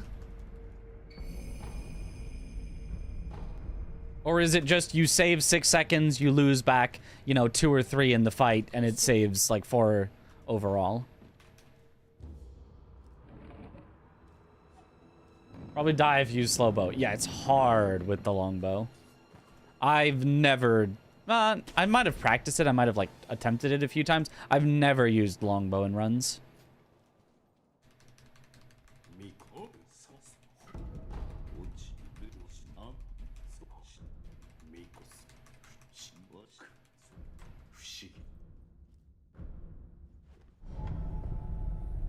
Our numbers between 4 to 6, probably netting less than 5 on average.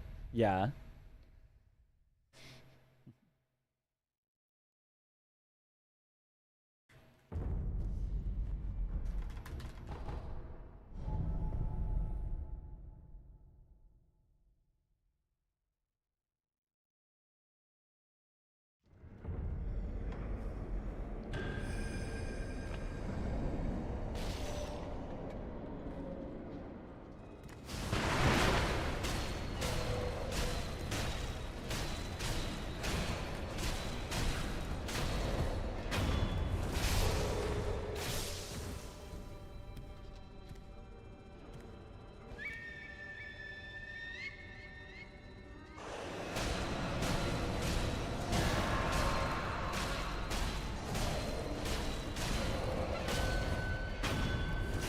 Full.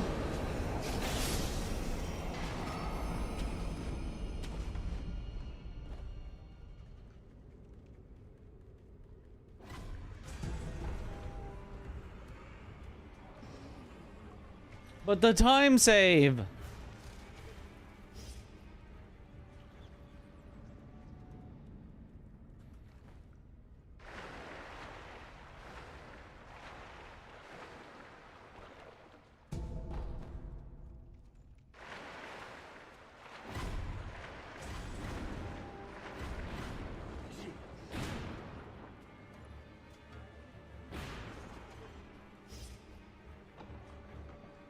Quints, 45% success rate. Could you possibly make a little recording of your Quint attempts that I could see and see if I can learn anything that I'm doing wrong? Love your glitchless guide. Can we expect more like that for other games or endings of Sekiro? 1, 2, 3, 4, 5. I would love to do more like that. But I'm lazy, and those are, like, the highest effort things to do. So, can we expect more? I wouldn't expect more. But, can we hope for more? Can we maybe have more in the future? I hope so. I just need to, like, get up specifically the motivation to do tutorials. I really like doing tutorials. They're fun to make, and I get a lot of positive feedback, and I think I'm good at it. They're just also a lot of effort. So I will give no promises or expectations, but I would like to in the future.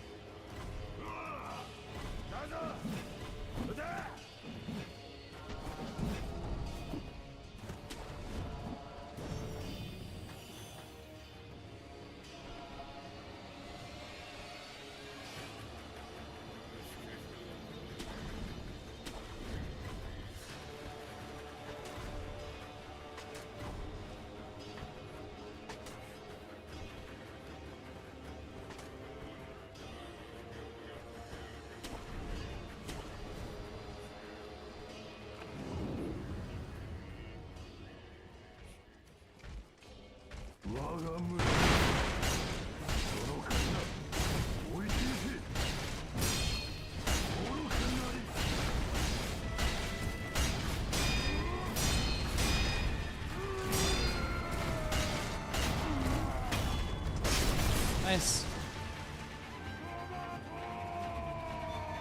Instead of updating my consistency sheet, I'll just go for 3 times in a row. Hopefully that's good.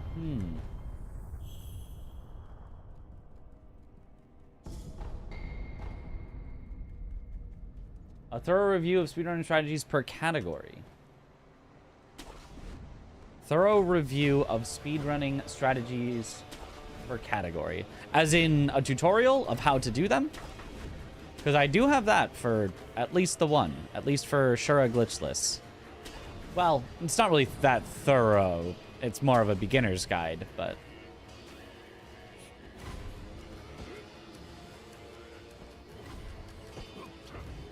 Roberto!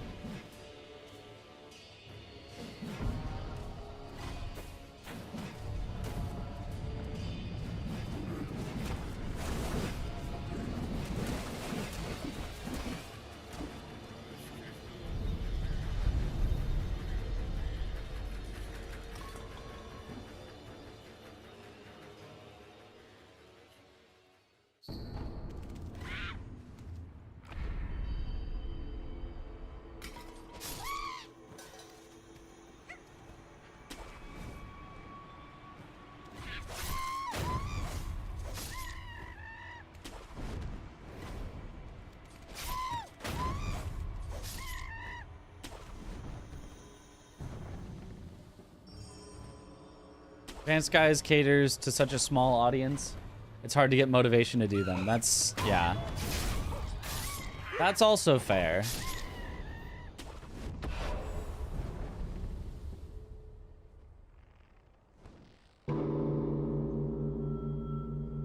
I feel like the main thing is I need to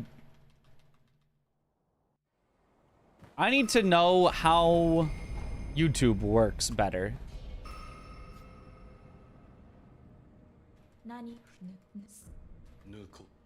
Like, are you basically punished by YouTube if you put out stuff that people don't watch? Or does that not matter? And by punished, I don't mean directly like YouTube says, stop that. Like, do you get algorithmed? Because if it doesn't matter, if it's just like, oh, you know, people aren't watching this one, we'll stop recommending this one, but then the next video, it recommends it just as much, and people still watch it, then like, I'll make videos nobody watches. Tom! Thank you for the raid. Welcome on in, Raiders. Let's go. How was the bounty? There's like less than a day left, right? I assume it stops when the Everdark Sovereign is no longer that one.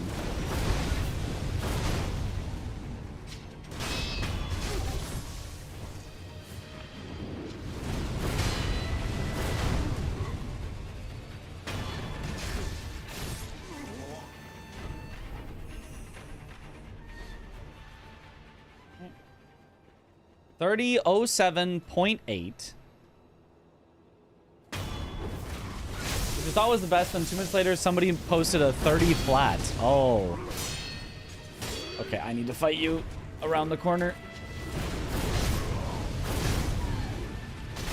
Okay, that works. Woo. Spooky. Hug wall.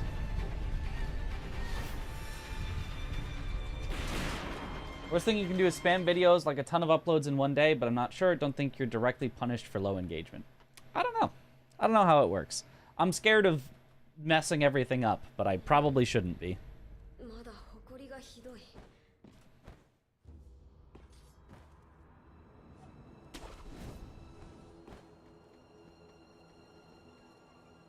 Even if the previous videos didn't perform from what I noticed. Okay, so then I shouldn't be scared of making tutorials, even if nobody watches them. As long as they're not the only things I make.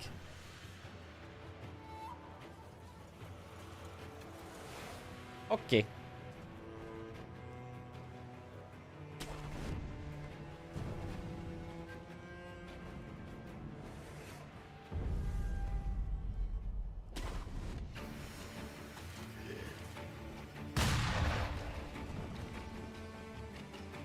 Ooh. Intra's classroom channel for speedrun guides. I could. I know. It was hard enough making one YouTube channel kind of sort of successful. Now I need to make a second one? But if I was so scared, I could do that. If my fear of it hurting me is greater than my hope of it doing well and growing my channel, then I could just put it on a second channel and say whatever.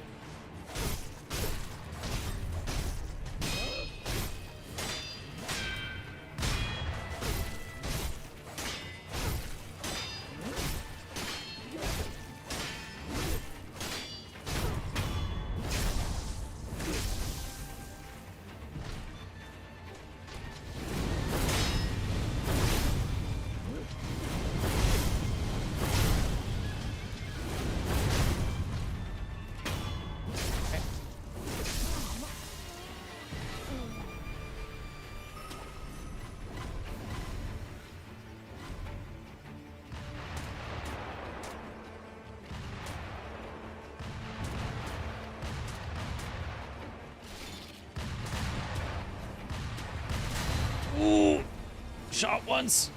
Once is fine.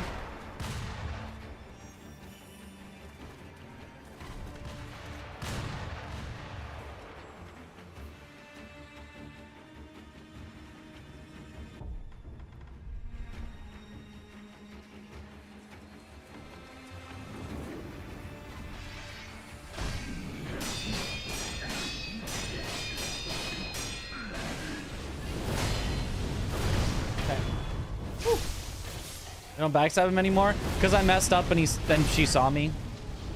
I should have backstabbed her. I just messed up. You have to press crouch right as you're landing. If you press it too early, it doesn't buffer and you don't crouch. And obviously if you press it too late, then you don't crouch.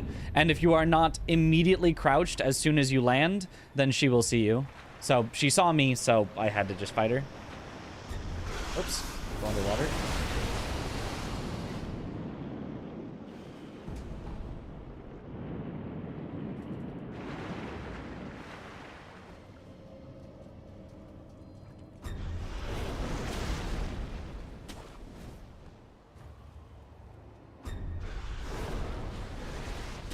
Should sue From Software for false marketing. Because you die in this game more than twice. I don't know. I haven't died yet in this one. Except in the tutorial. But that doesn't count. Probably. See, I still don't have a resurrection. Mitchler's University.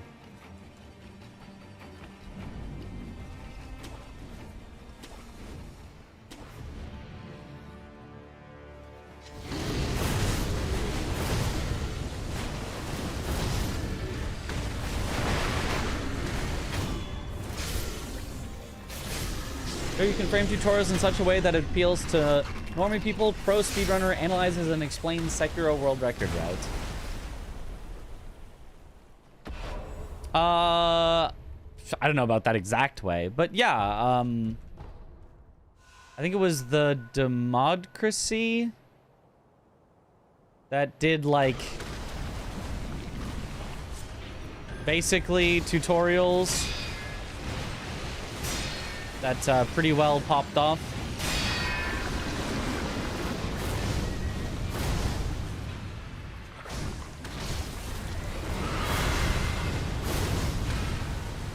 That works.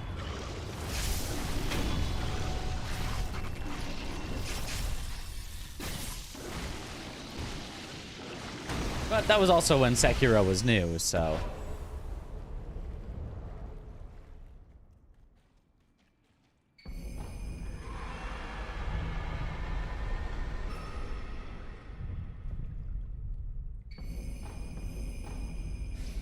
Okay. Yeah, it was an unlucky ape, but just, like, bad attacks. It wasn't like we died or anything. Ape gets annihilated in this category. Yup.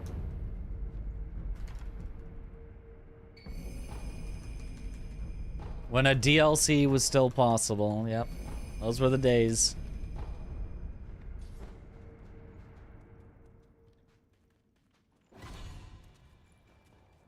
What FPS do I usually play Get to Work on? I usually keep it at 60. Because I thought that was required.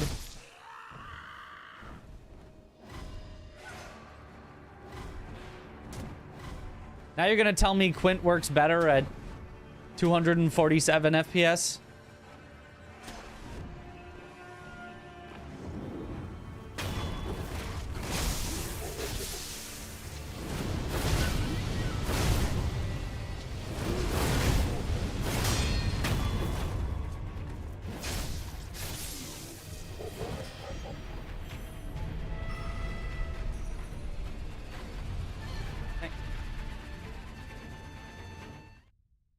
It is affected by FPS, but in such an odd way.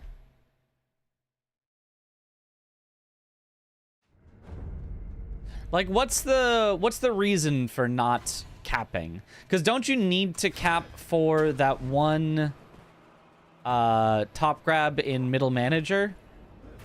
So why not just leave it at 60 so you don't have to go uncapped 60 and 45?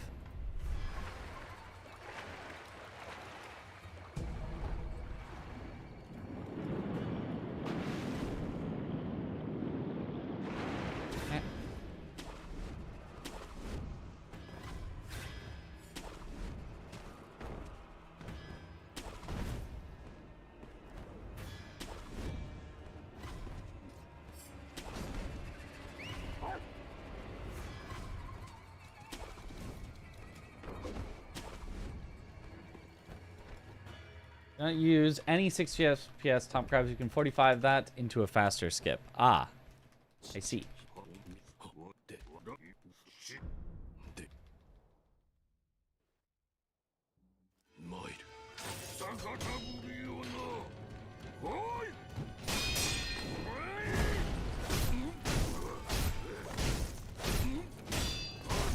Nice. He jumped right into the corner. I definitely was not doing a great job of getting him into the corner, but then he just jumped back into it.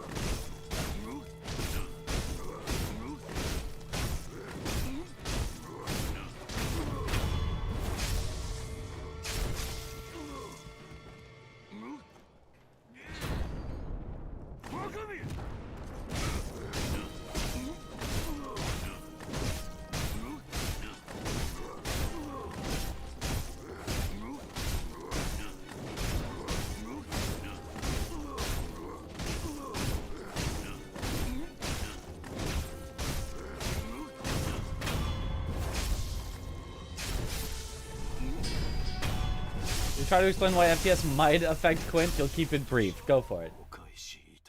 I forgot to use confetti. I'm saving the confetti because it only saves a few seconds, whereas if I run out of confetti, we lose multiple, like, minutes.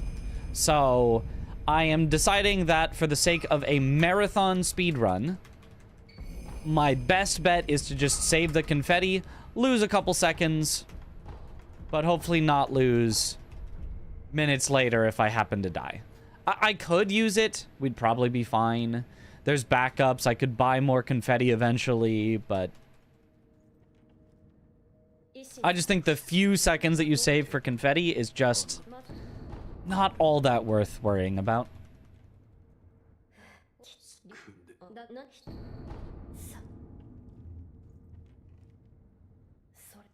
Around the time of 2 gods and no top grab rooms, so every time you grab, still feel weirded out, like it's not allowed. True. You hit the pad faster on higher FPS. At least I think so. So the amount of distance between frames is shorter.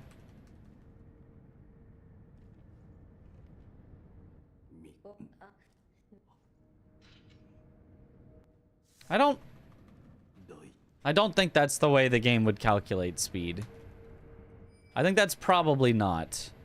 If it is affected by FPS, which it could be, I don't think that would quite be correct.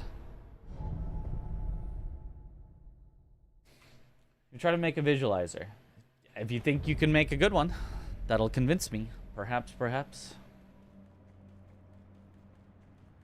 You win the owl getting trapped in the corner over and over again. Go.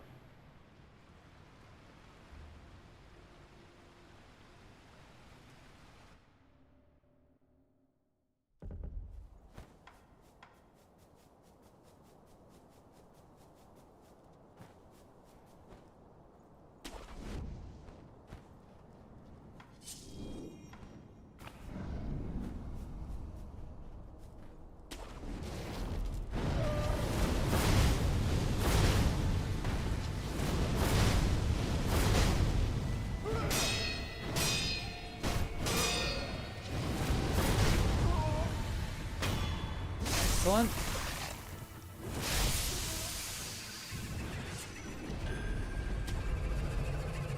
Oh, Headless no confetti is 100 times harder than Shichiman no confetti. Honestly, Shichiman no confetti, it's tough, but it's doable. Headless no confetti? Please no, not ever.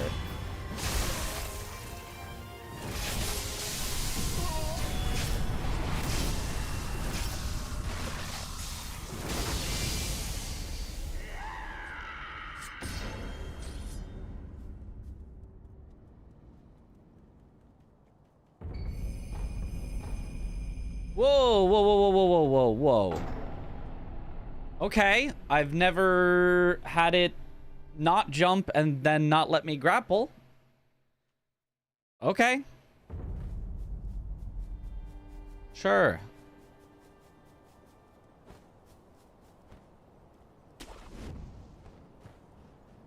I mean, I've never had it not let me jump in the first place, but there are grapples that it should also let you grapple to. Like that one right there should have been grappleable, but it wouldn't let me. Oh, whatever.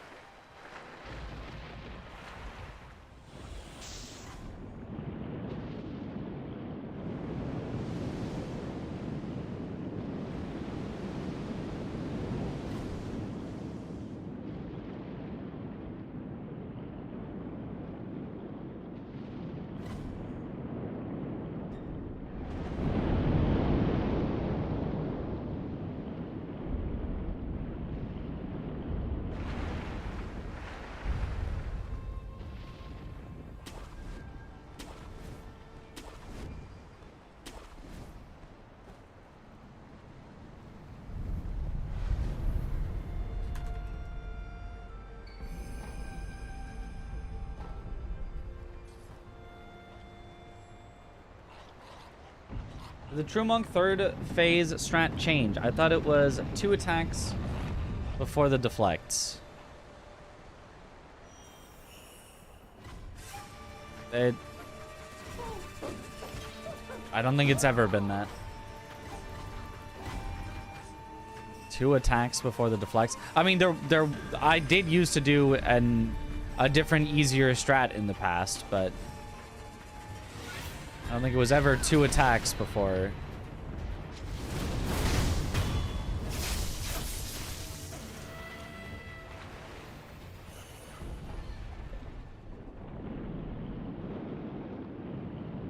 Maybe a different category.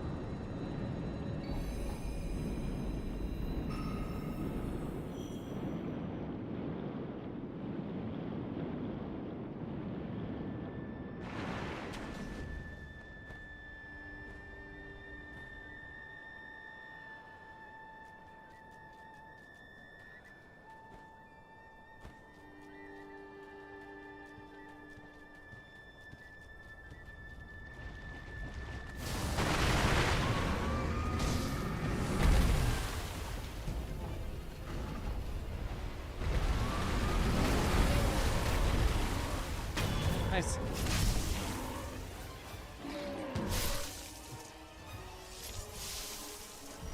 Should I DM you or put it in something like the Skips channel and ping you? Either way. If you think other people would be interested. You made fun of for being a dingus thinking like this if you posted it in the server. You can DM me then if that is if that's what you'd prefer.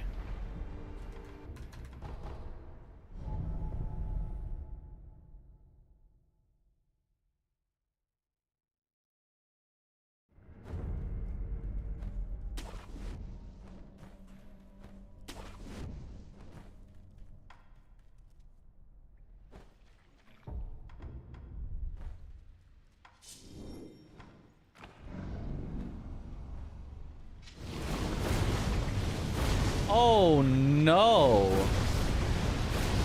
I got pushed a million miles away from him.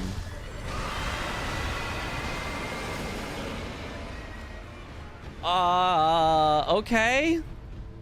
I have no idea how that happened. I've never seen that before. I have never seen that before.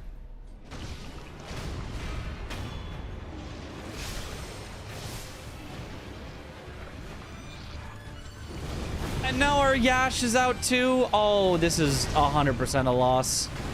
There's no way I can do anything here.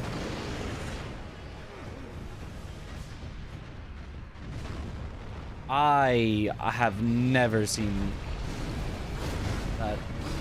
Yeah. Oh, wow. Okay.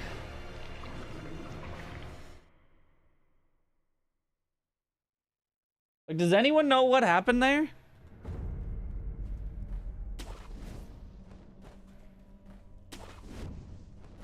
Does anyone have any idea how I got pushed so far away that my attack didn't even, not even a partial, it was just like a completely nothing.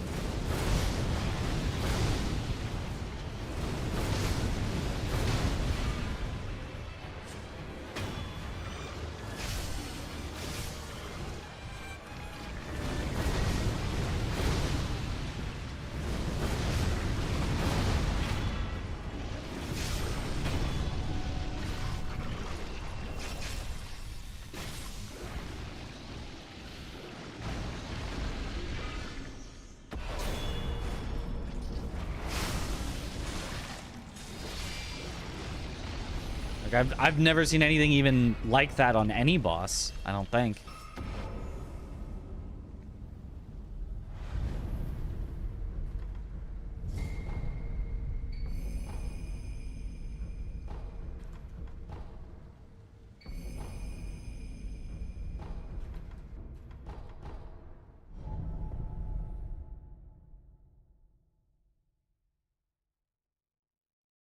It's a beautiful MS Paint masterpiece. Wonderful.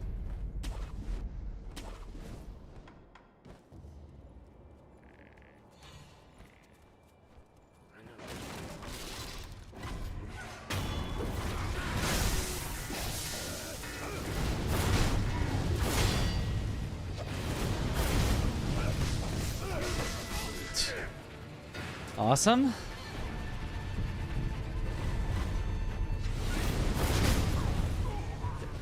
Give me the death blow, please. Thank you.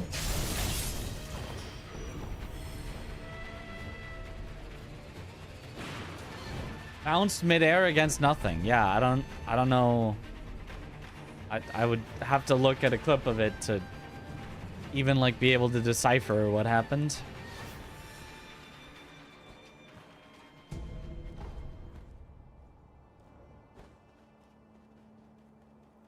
You slid down his hitbox, but if I slid down his hitbox, then I'd be right next to him because I'd be sliding along his hitbox. So I would end along his hitbox where I was sliding.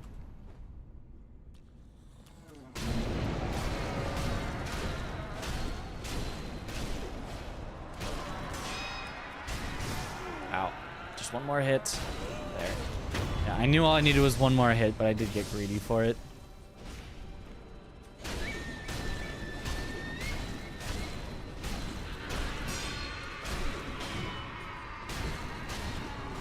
All right.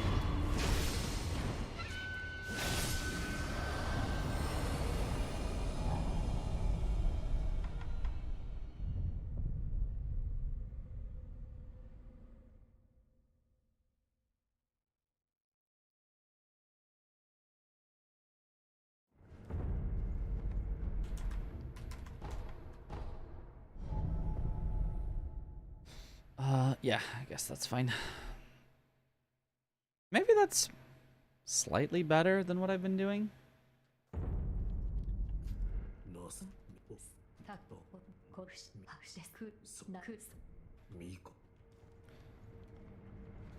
Because now I rest. And then prayer bead here. I don't have to go back up. Yeah, I think that is actually very slightly better than using it at the end of Headless. I think it's a little less menuing.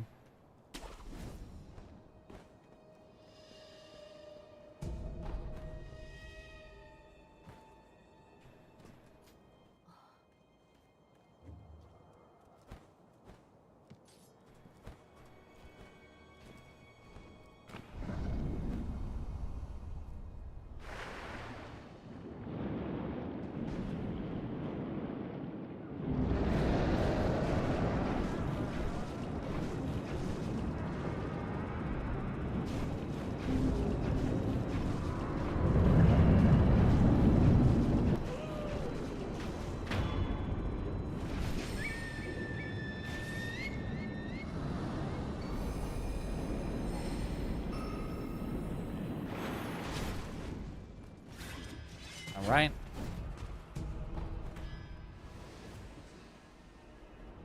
It's gonna be PS to laugh about. Yeah, we'll see. At the end of this run, we'll take a look at the clip. If someone's got a clip of what happened, that would be wonderful.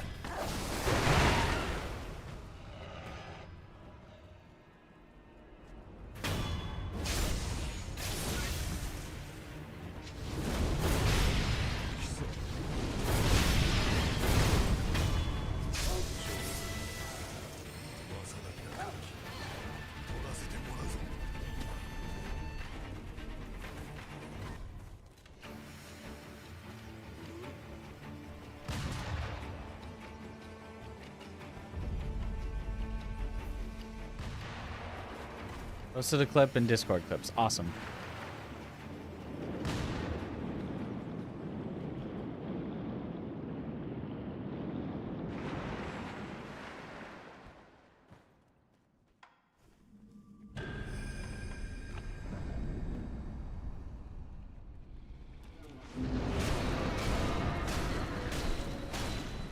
Favorite quote from Sekiro? I mean, hesitation is defeat. It's applicable at all times.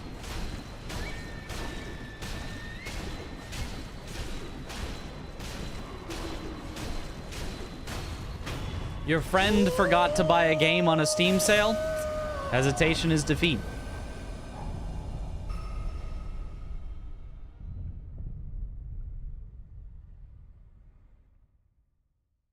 You ran out of time on a, test and didn't get to the last few questions?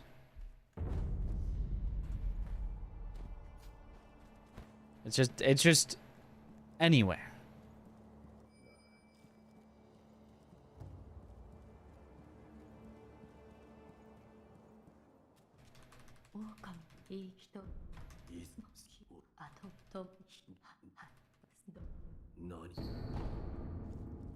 For some reason you cannot clip YouTube streams, but you can clip YouTube streams, but can't reply to a chat message. Ah. Favorite quote is, "Woo!"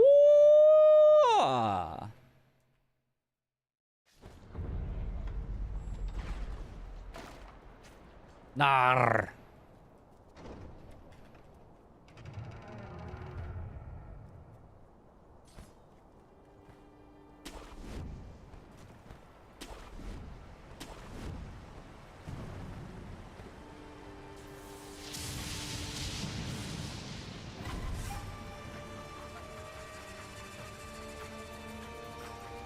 Feeling your hesitation to defeat while spamming you with endless combo on your first playthrough. Yep.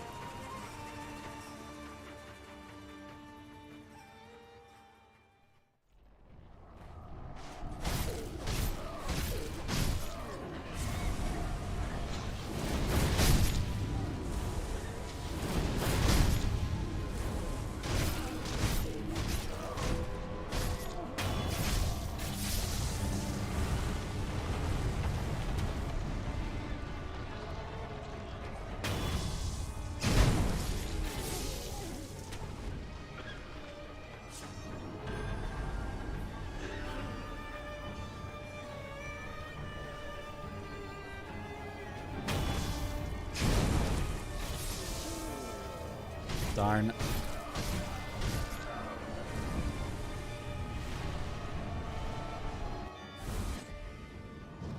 Hey.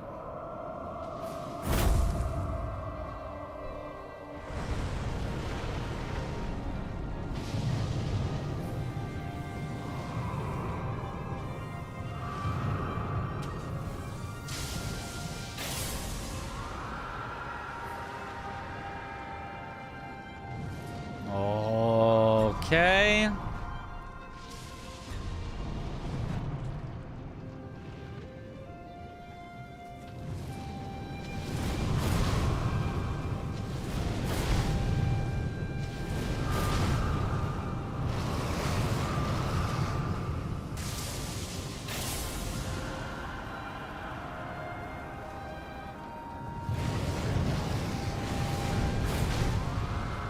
Good enough.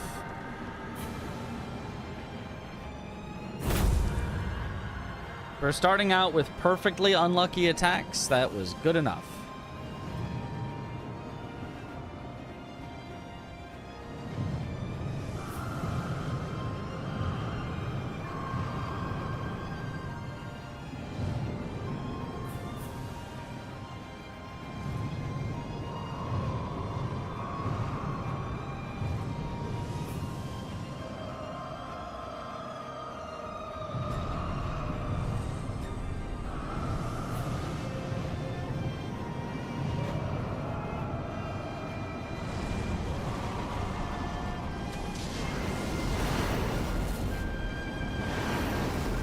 Sleep for now, probably for the best, because you're all making you hungry.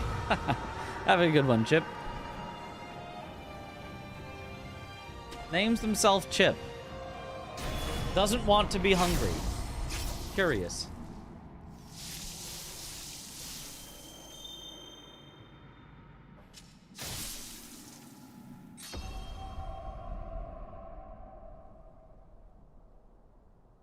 And just moving and grooving. Okay. What up, Plopka? After a computer chip. Oh, the most delicious kind of chip. Such a satisfying crunch on those.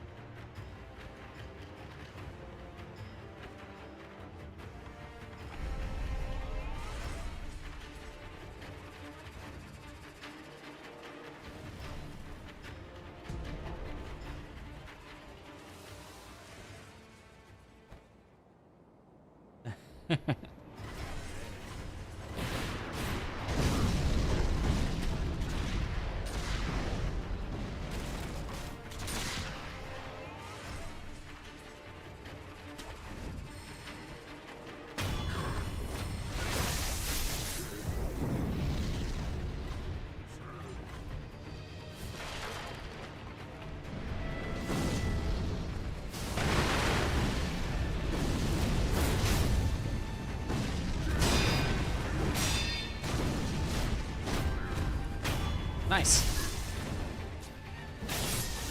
Did a good job of just keeping his back to the explosion and keeping myself far enough away.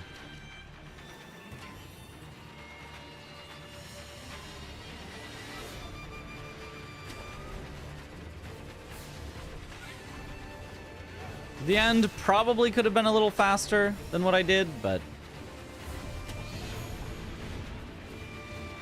perfectly fine with that.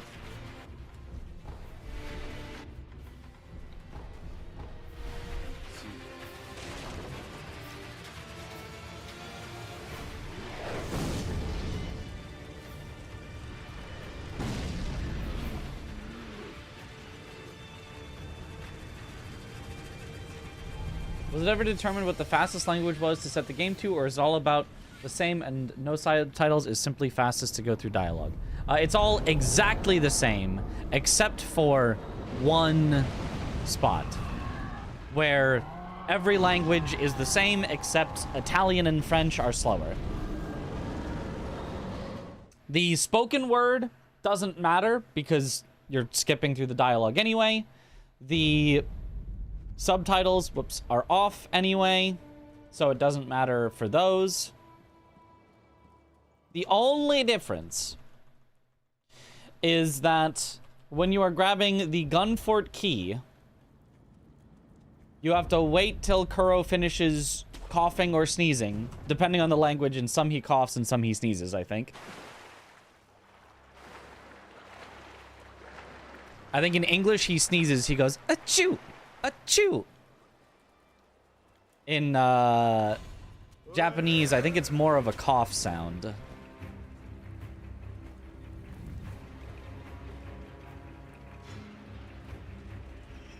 But either way, you have to wait till that finishes. And in Italian and French, they just go on a little bit too long, so you lose like a fraction of a second or 1 second or something. Wasn't English slower too? Oh, maybe English was. I don't remember. Maybe English was slower too. I didn't actually test it out when we were going through all the languages. I just know that I did English for blindfolded, so that I could actually somewhat keep track of where in dialogue I was.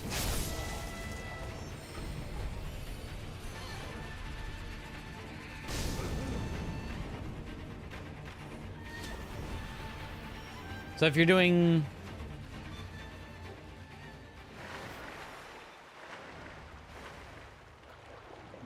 any category that picks up the key at that time when he's coughing or sneezing, there's a few languages to avoid. Sneeze tech.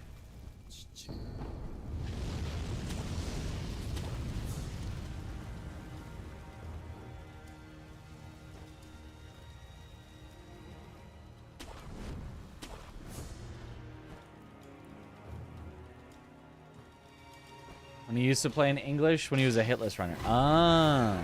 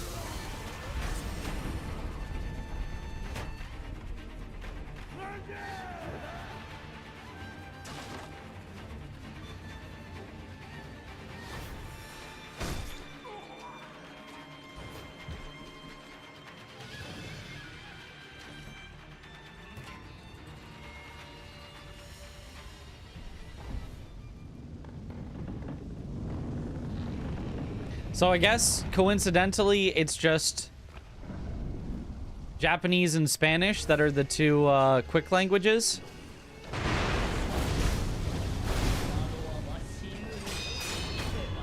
Which are the two that we liked the most for their dialogue.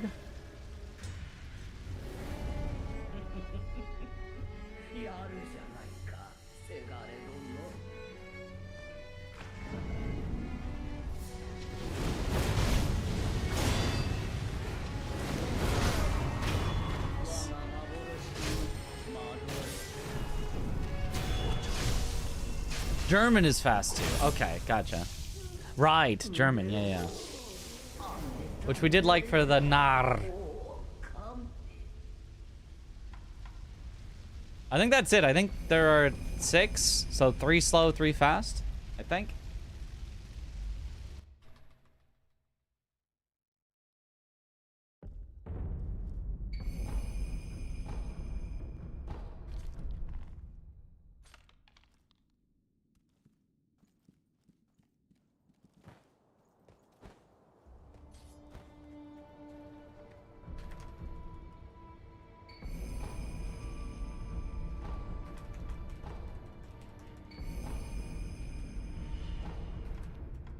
Oops.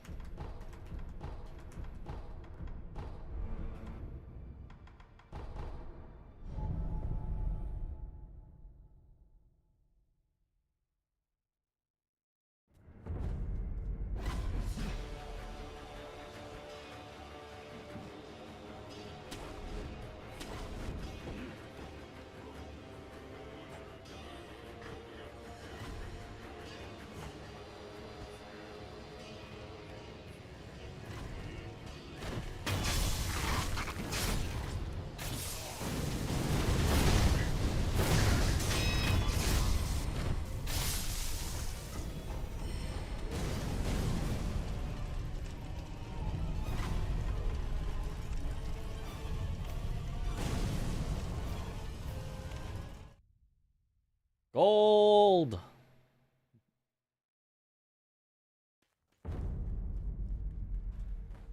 Learn how to code insert objects into the game scene. So we'll never understand. There's a slightly altering character appearances, but I guess I've never been in crunch time before.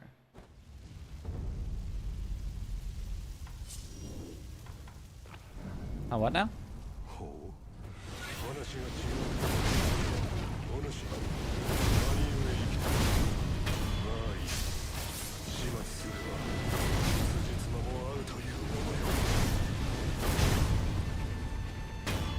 Nice.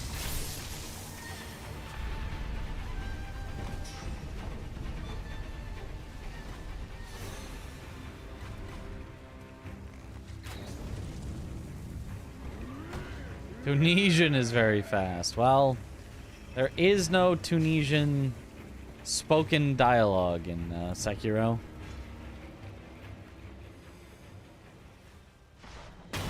Might be written, but we skip over the written anyway.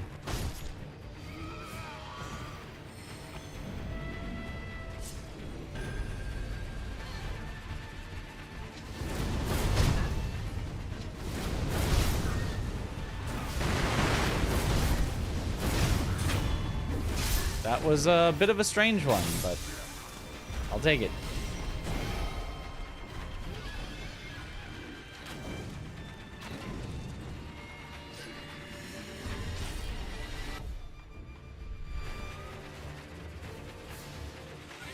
Oh, right.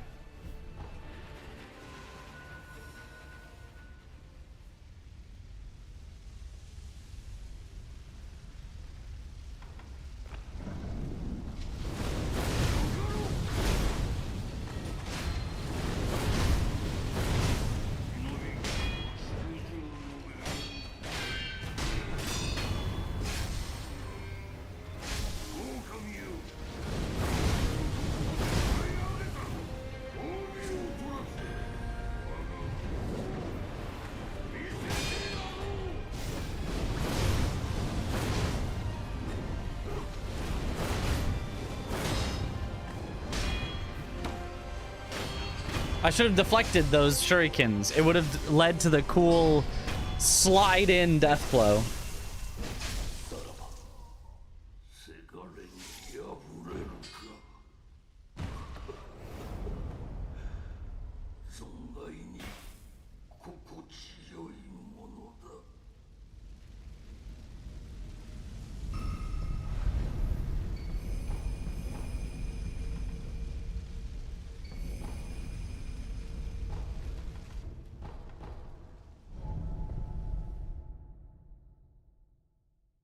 Accompanied Shadow is just doing whatever he wants. He was just off on his own little adventure over there. And I, you know, I was glad for that.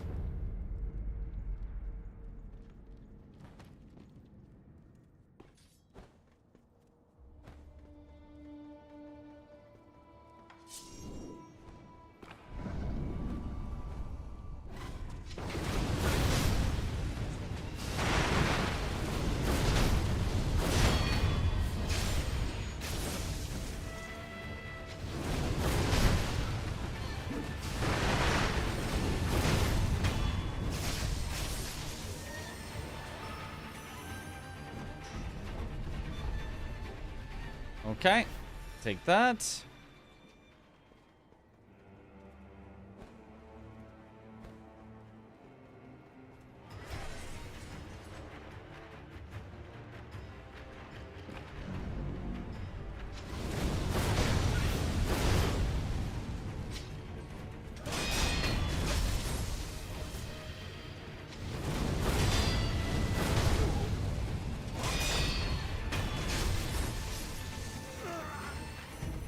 Almost didn't get that death blow.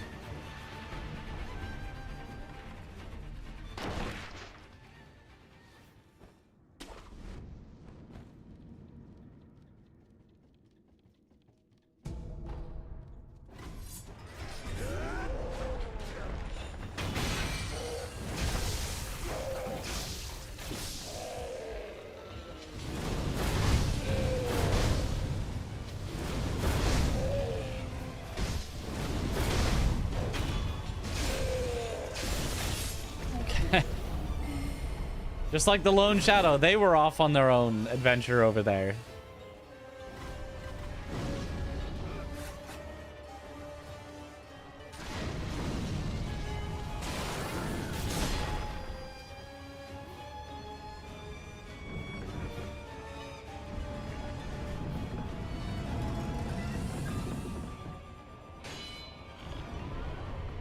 Rage from Agacus. Spoiled. Now I don't even want it.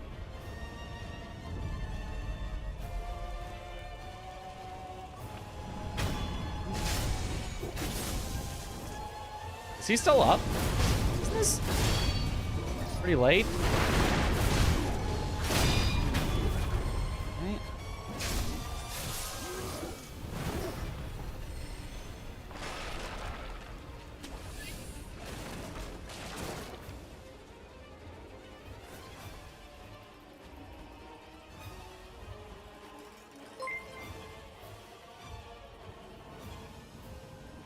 Yo, Aggie, thank you for the raid. Welcome on in, Raiders. And Special, thank you for the sub. Welcome back to the bunch. Enjoy the emotes. Let's go. How did the night rain?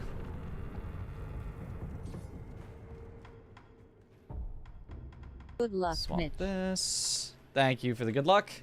We're currently practicing for Summer Games Done Quick that Aggie will also be at, helping to commentate my Sekiro run. We're practicing Sekiro and Get to Work. I'm doing a little combined back-to-back speed run for a world record that nobody will ever challenge me on. The combined Sekiro all bosses glitchless plus Get to Work back-to-back world record.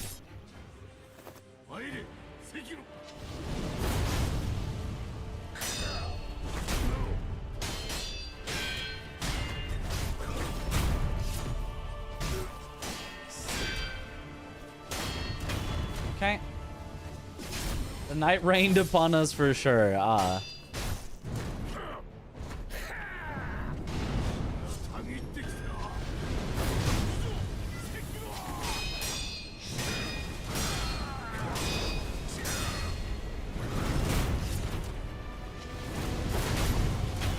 Good.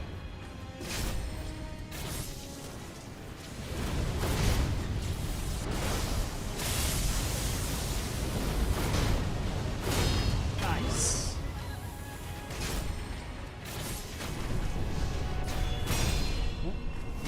Not how you can beat your record, but we'll see. Yes, clearly he's going to try.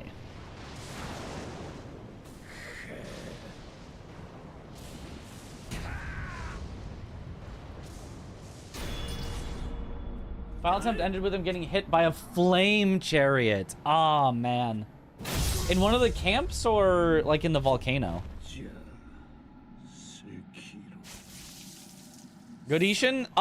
One of the phases was bad. The other phases were pretty good. So, pretty good Ishin, I think.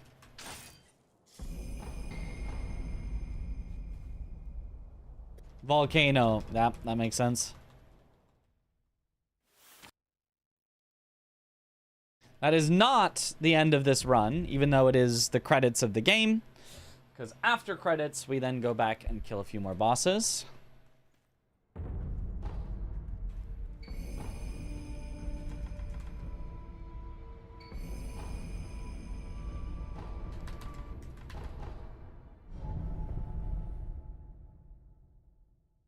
Last run before server maintenance as well would have been peak cinema had we got it right there. Oh, yeah. Oh, that's why he was still up. Had to try for it before server maintenance. Ah, yeah, dang.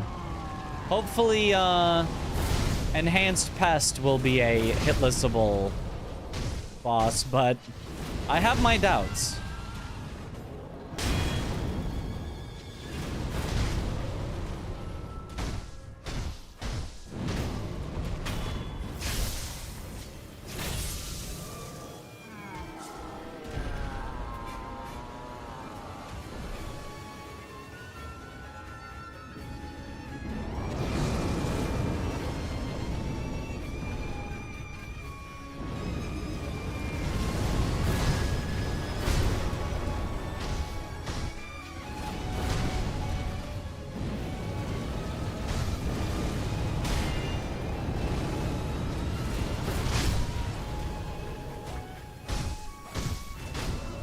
Works.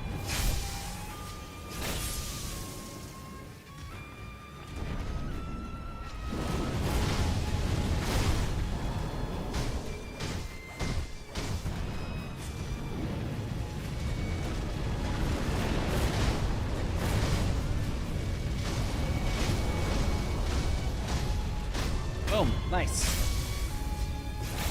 What do you do if he runs on the back MD? Like if he like hops away, well then it still hits him and I still have the damage and then I just fight him from there. As long as you do it fast enough, I never get a partial on it. Not never. I definitely do get a partial sometimes, but it's from me not being fast enough. Enhance. Nice fight, yep. Presume Iron Eye for hitless. Aggie has been doing Wilder, John Nightrain. I think he did Iron Eye first for his first hit list, but then he wanted to do John Nightrain just because it was more fun to do it in melee, I presume.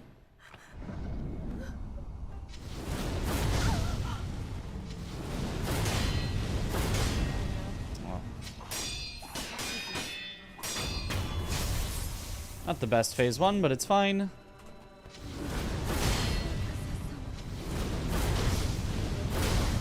Nice. Good phase two.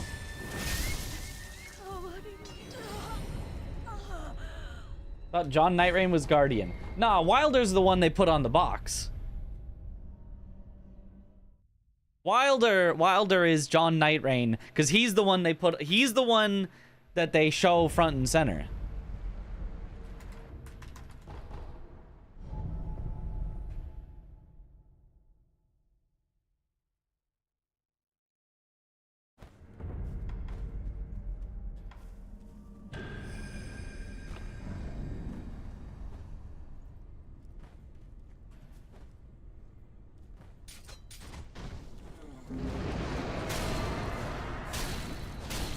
Like the, what is it, the Raging Wolf armor or something? Makes you John Elden Ring.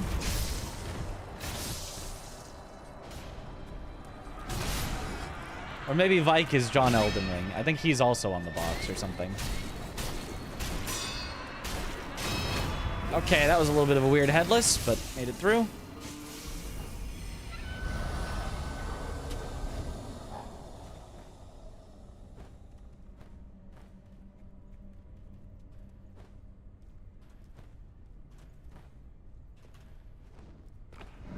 Vike is John Elden Ring. Ah, it didn't quite let me get the death blow there. I might need to practice that. It's been consistently not letting me get that death blow.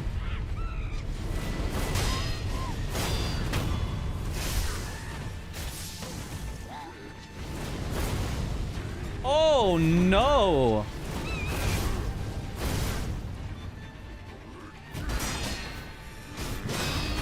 That's fine.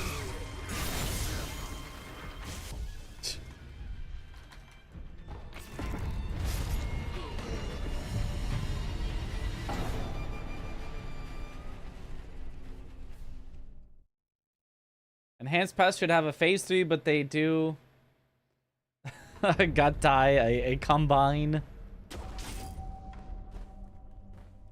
I mean, that is what I'm hoping for. I'm hoping it becomes one single entity with the enhanced version phase. Because I think Sentient Pest is just awful as is.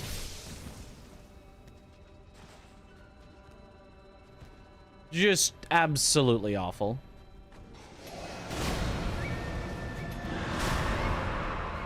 Excuse me, my death blow? Thank you.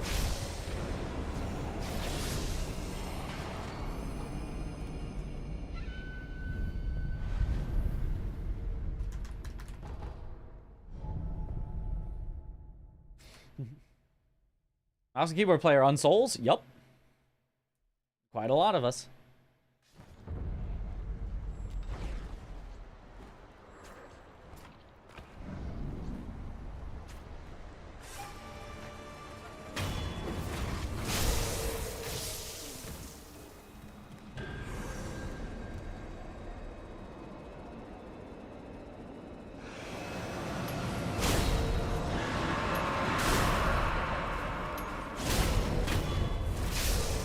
And this is the final boss for Sekiro.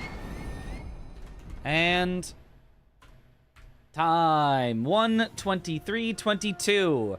Our GDQ estimate is a 1:30, so that is 6.5 minutes under our GDQ estimate, which is pretty good. Pretty good. It basically came down to double ape. That weird double ape thing. If it wasn't for that weird double ape thing, we were like really close to PB. Oh well.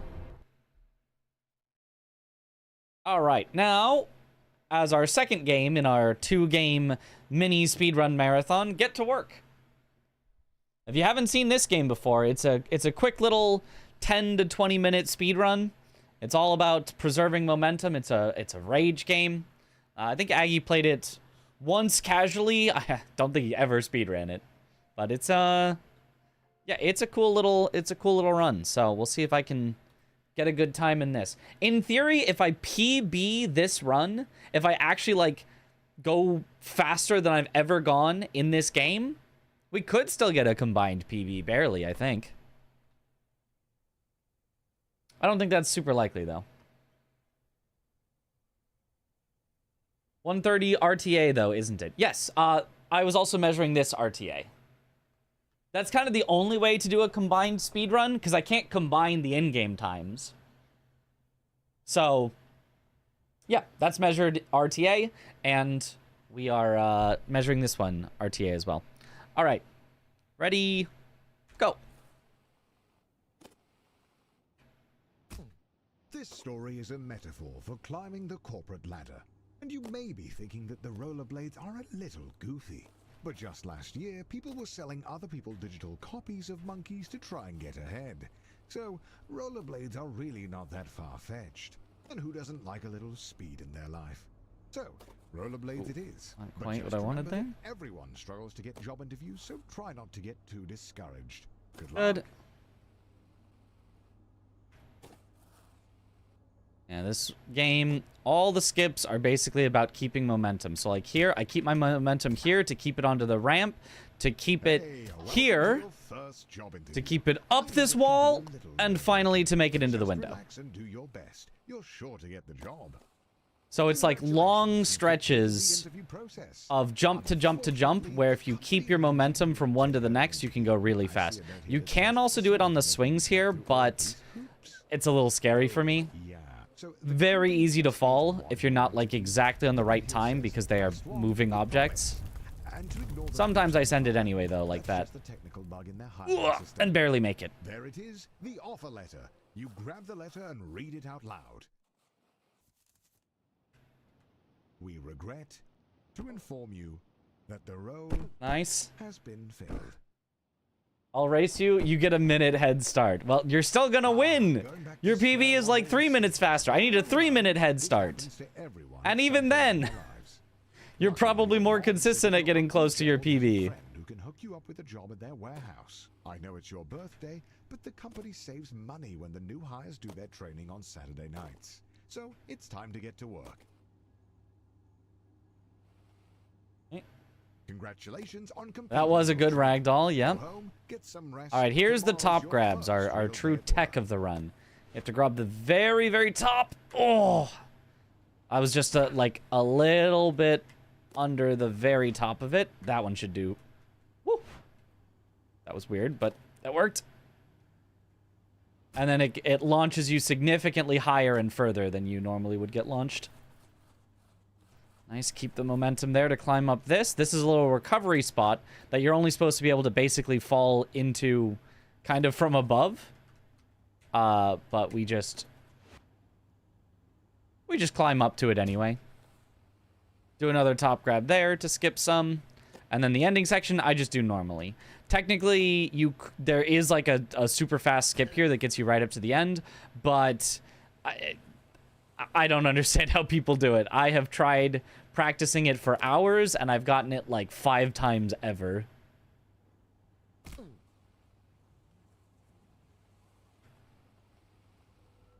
Okay, now you can go, Ivy. Now it's been 3 minutes.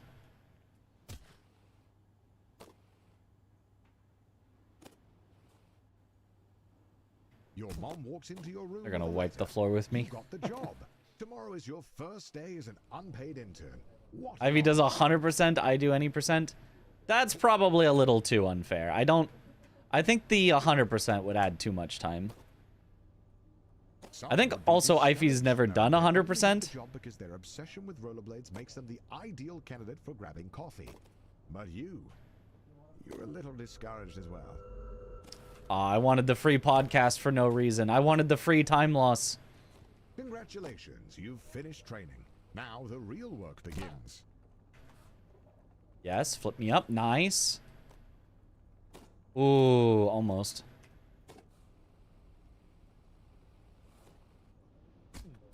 Your boss Bill has his office on the first floor and seems like a really nice guy. Great taste in coffee too.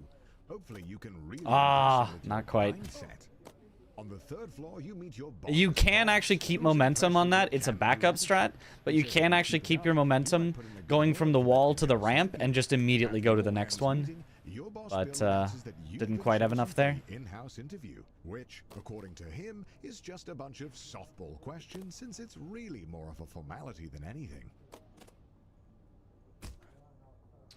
Nice. Good pillar. Soon TM. Hello. What up, Maple? Okay. Not too bad of a section. Unfortunately, being a junior financial analyst means you're just another cog in the corporate machine. No one is going to notice you if you don't make yourself stand out. Being a cog means doing a lot of the same thing over and over again.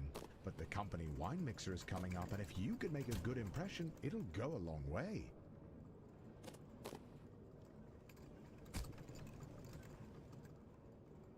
Oh, scary.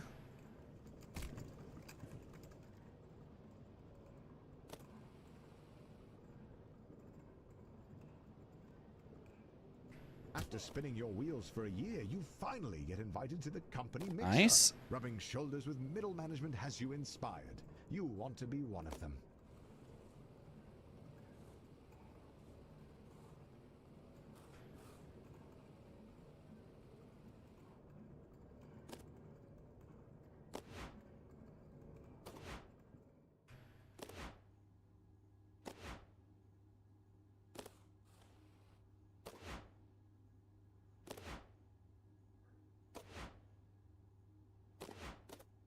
Finally, the company opens up a single middle management position. All you have to do is beat the rest of the applicants and the job is yours. The bumpers are a metaphor for the other applicants.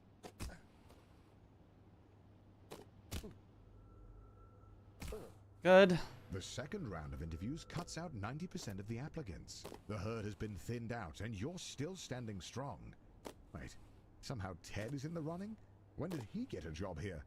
It doesn't matter. Just stay focused and get that job. Nice. After months of grueling interviews, corporate dinners, endless schmoozing, you find a letter on your desk. One of the two positions is yours. They created another position for Ted. His uncle is a VP. The prestige of middle 100% world record is like 30 minutes. Yeah, it's... huge pay raise and your own office with a It's probably not as optimized as the any percent. I don't think there's as many people like hardcore grinding for, you know, every single second on it. No one really knows what you But do here, and in fact, no one really knows how to get promoted. Progressing at this stage of your career, it definitely takes quite a bit longer. forward. No. Okay. Almost made it around. There we go.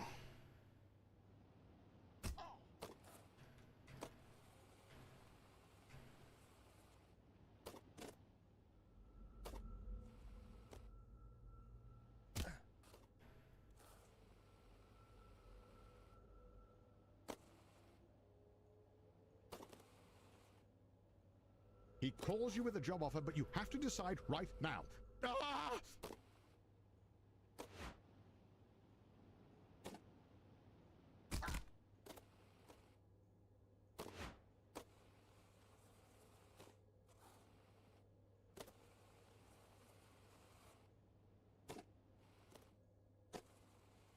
Good, good. Okay, now the hard skip. The hard one for me, at least. Gotta keep the momentum super perfectly. Oh, bounced! Okay, we'll do a backup. You are desperate to become a department head and decide to take on the Deutler portfolio. If you pull it off, you'll secure 2 votes from the board. If you don't, you'll be fired. Good backup. You pulled off the Deutler portfolio, you crazy son of a gun. Unfortunately, the vote is tomorrow, and you're 1 vote short. Looks like it's better luck next time. You're still convinced that being a full-time YouTuber is for absolute degenerates, but he was such a class act that it was enough to sway the vote. You are the new department head. Being a full-time YouTuber is for absolute degenerates. All right. Off the gas a little. Good.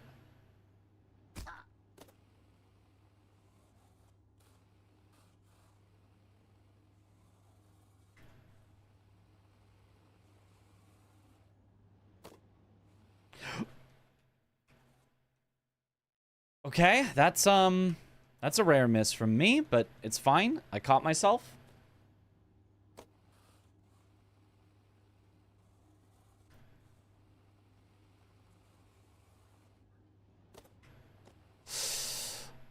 That time I did not catch myself.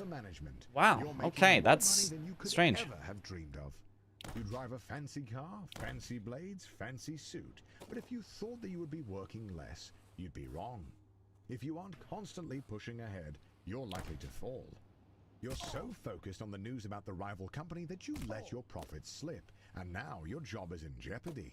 You can't become Okay, a VP come when on, you get this fired time. as a department head. Time to buckle down. There we go. The FBI sweep the whole leadership team into prison. Just as you thought, they need a new VP. And as the first candidate to apply without a criminal record, you're instantly chosen. They don't even look at your resume.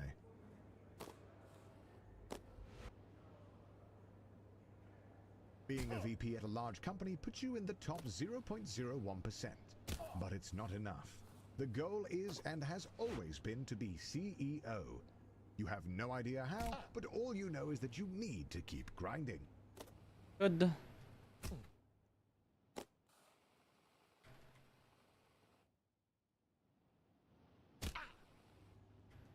And the Quint skip.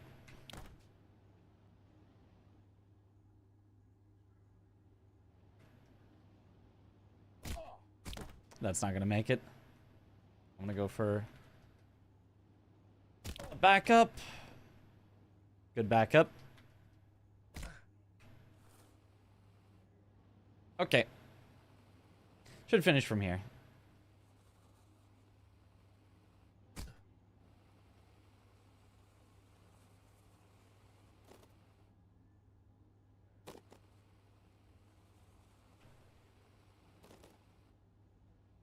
The CEO of your old company is considering retirement. There's only room at the top for one, but now's your chance. You got this.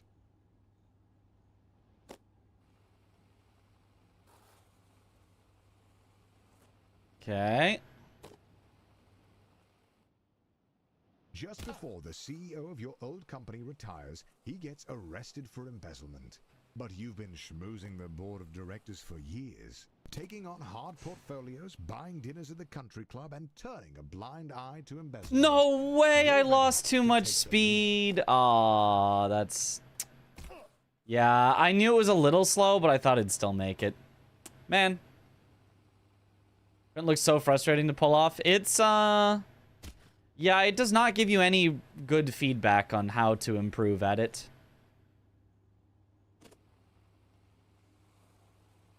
It's not, like, so bad, but it's just, like...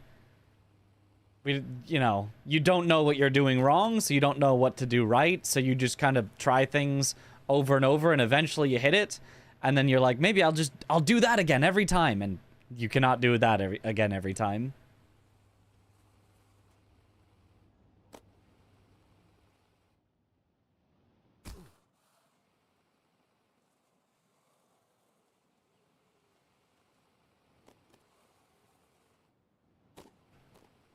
There we go. That makes it. All of your hard work has finally paid off. The board of directors have voted, and you are appointed the CEO. The journey is... There really is no... All right. Congratulations. 13:34. 6.5 minutes under our GDQ estimate. And for a combined time of the two runs of 1:36:58. A whopping 13 total combined minutes under our estimates. Nice. Killed Quint like 8 times, Lamau. I assume you still finished before me, though. Considering that you're here to say you failed it like 8 times.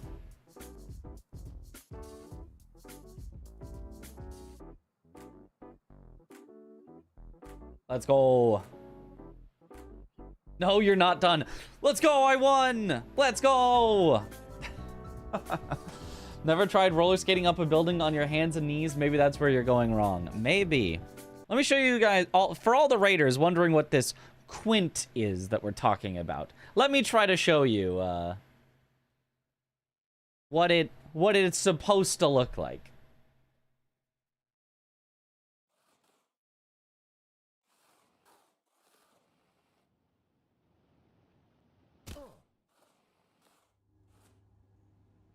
So, we go all the way back down.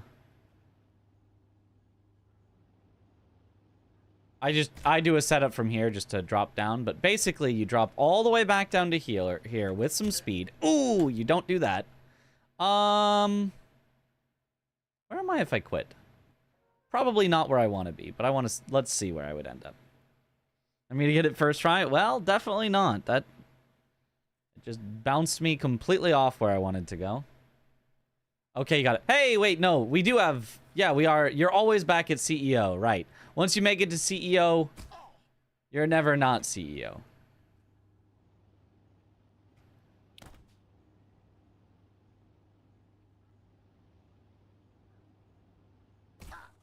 So anyway, you drop down here, you land perfectly there to get just the right amount of speed, which this is too little. You get just the right amount of speed.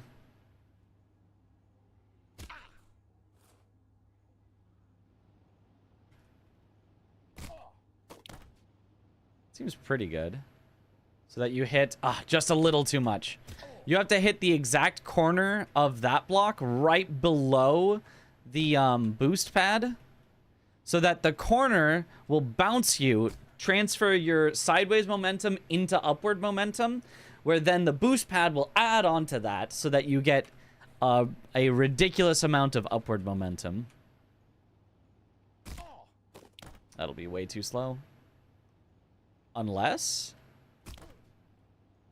Oh, that was the the boost you want, but like totally in the wrong spot where I was coming at it from a weird angle where I couldn't get it. But you can see how it sends you way, way, way up. Then you need to go through that window, that tiny little window up there, and make it like all the way up to the top.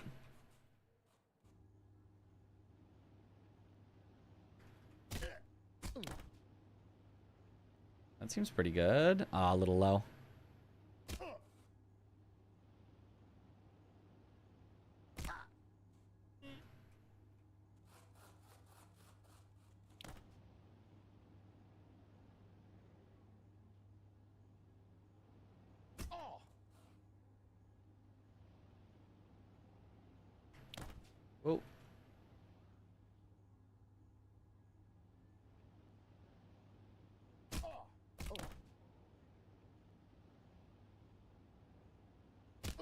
Oh. Oh.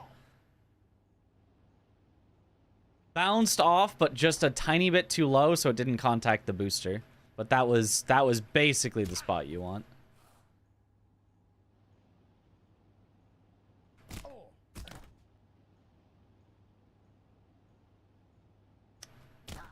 Almost, not quite.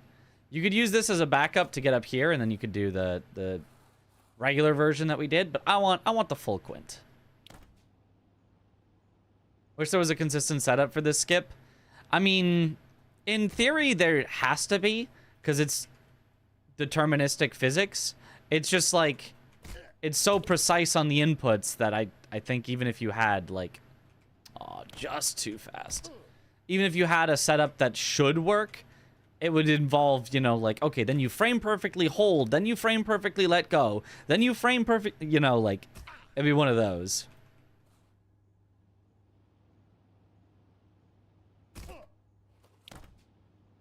Which, like, might still work, but...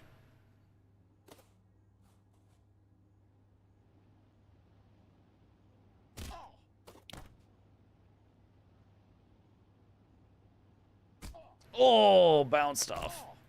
I don't know if I recover this. No, I do.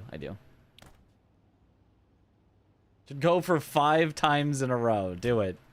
While I go for 1 times in a row. If you can get 5 times in a row before I can get once in a row, that would certainly be something. Way too low.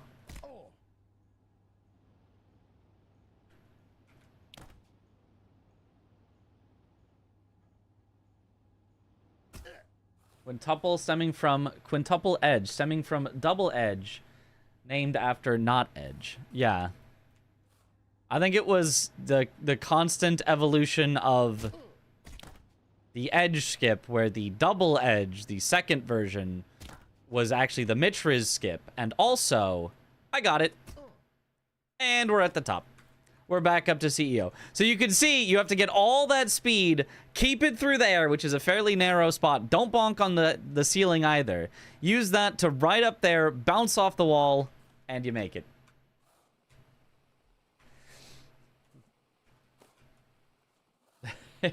Holy, yeah, it's a cool skip when it works. And with all of this, we went back and we hit Quint, and I can finish the game again, still under my GDQ estimate.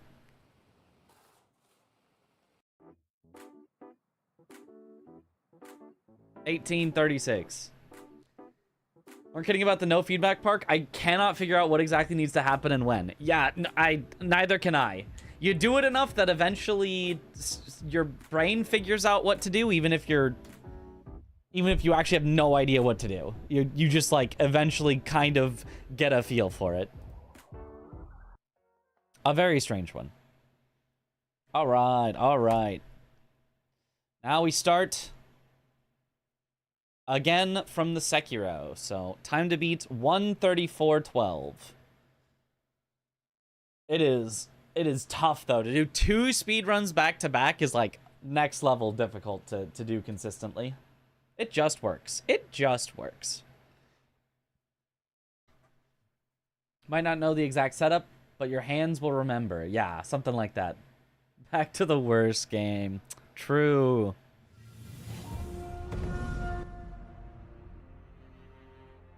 Named after Quentin Tarantino. That's it. Ooh, ah. All right, 118.40 was our last run. That's a good IGT. What is different about this Sekiro run that is combined versus your other one you were doing? It's just combined. This is the all bosses, mini bosses, glitchless run I was doing. This is the marathon version. So this is with I have 2 extra gaching, 2 extra confetti, 114 extra spirit emblems. Actually, even more than that. Like 150 extra spirit emblems. So that as long as, you know, everything doesn't go horrible multiple times in a row, we can still finish. 2 more runs today? Probably.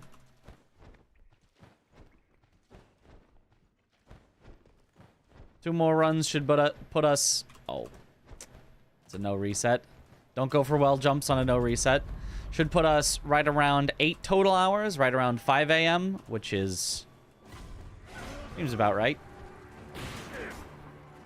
I guess it'd put us a little over that, but that's fine.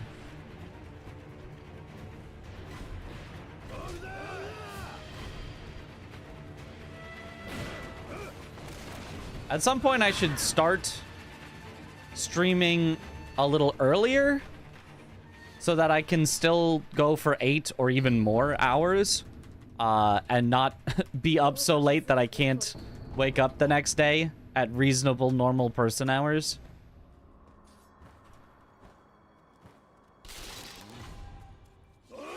I did a grab. Thank you. I did also grab. I did remember. I pressed grab.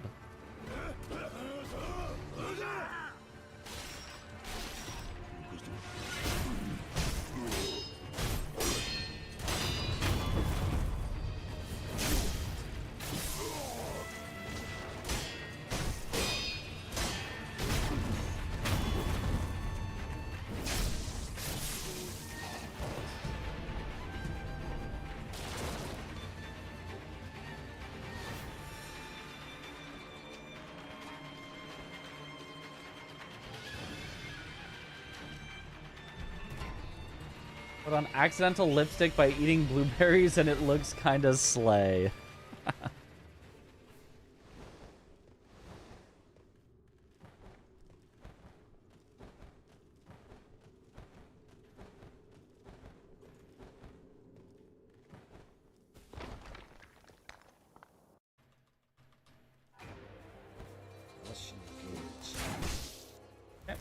Who needs a reasonable sleep schedule? I gave up on that many moons ago. Well, my sleep schedule will never be reasonable, but it needs to overlap some with people who do have a reasonable sleep schedule so that I can, you know, have dinner with my parents if they're like, oh, come over for dinner, which they even have like early dinner. Or so that I can go shopping before the stores close. Or so that I can collaborate with other streamers that are not as degenerate as me.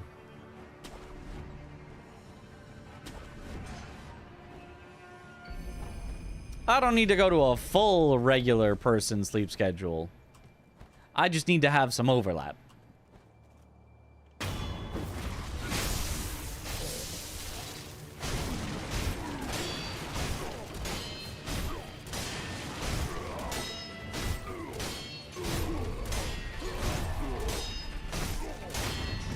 Nice. It is 2:19 a.m.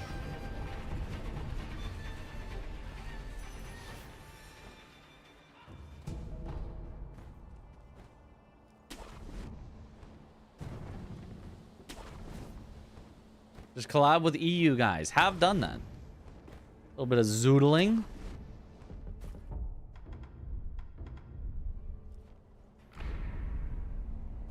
Been waking up at 5 p.m. and that's not ideal. Yep.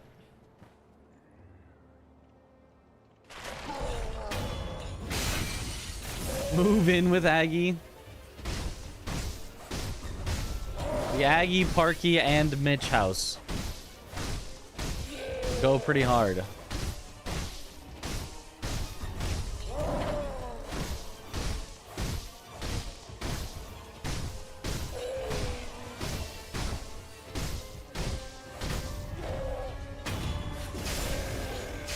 And Scarlet, of course. Can't forget about Scrat.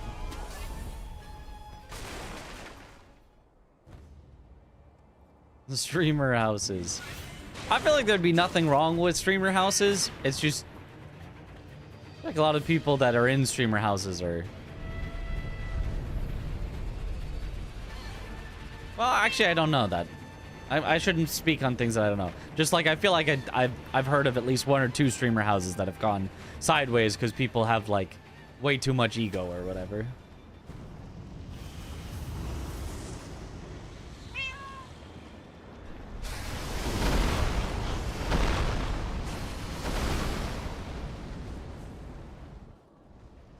Mr. Sense, I did. See?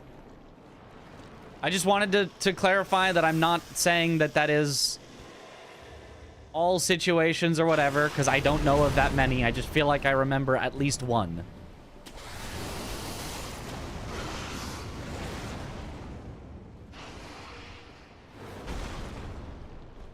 Stream categories wrong. Mods? Fix it to Sekiro.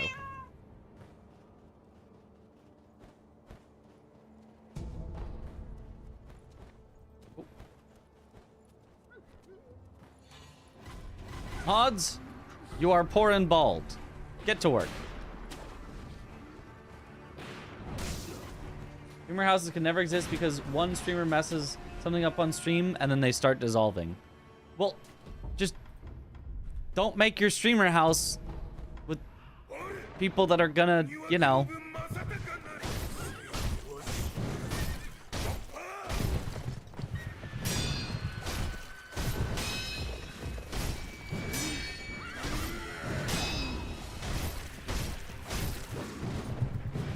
Oh, I hate when he just misses you.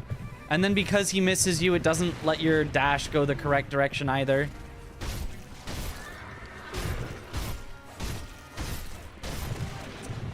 Oh, Gyobu, please.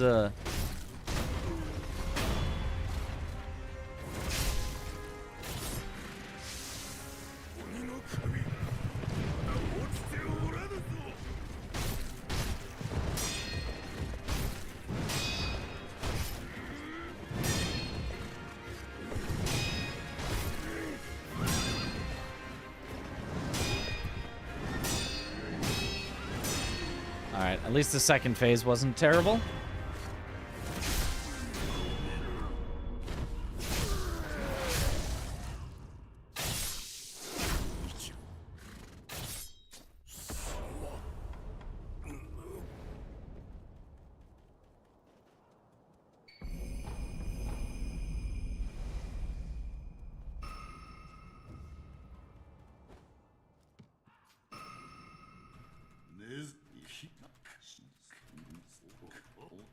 Why do you buff only on second phase and not on first phase? Because I only have one buff, so I get to use it either on first phase or second phase, and it's better used on second phase.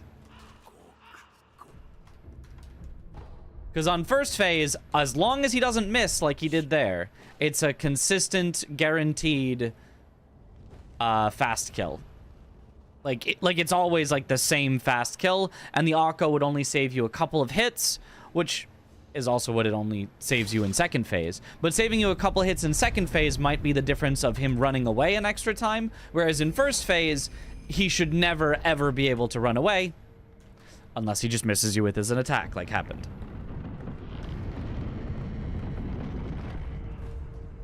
So, yeah. Whichever phase you use it on, it only saves a couple hits, but on second phase, a couple hits, it just makes a bigger difference when you're not guaranteed to get those hits.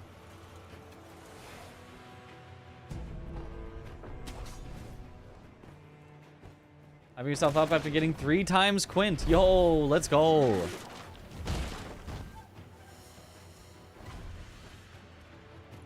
I'm telling you, you gotta record those and you... Oh no, he teleported into the arena.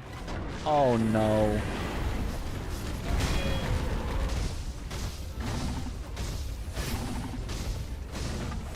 Wait, maybe he stayed outside the door for no reason?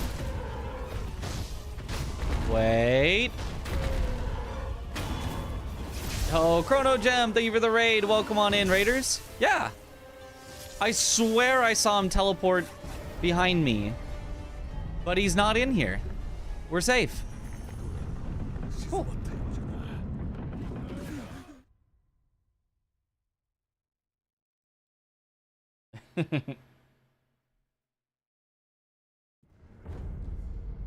Oh. That's wrong.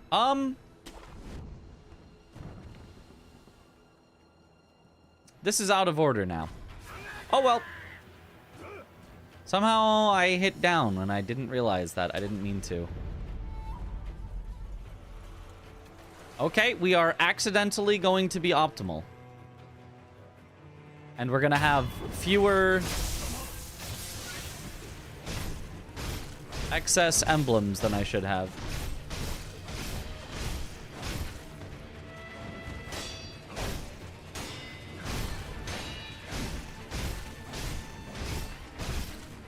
Oh, back to the corner with ye.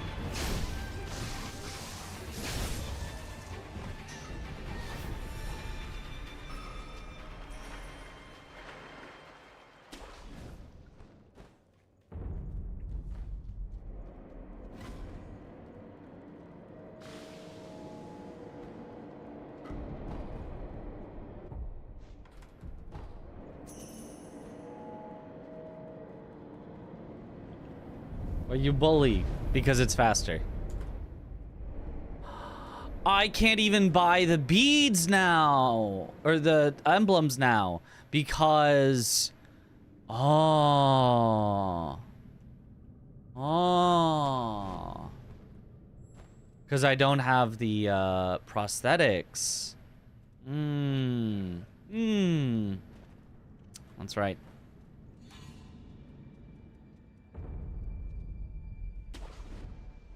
In theory, this is faster. But, I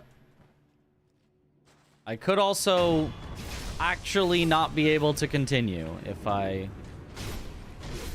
mess up on Monk.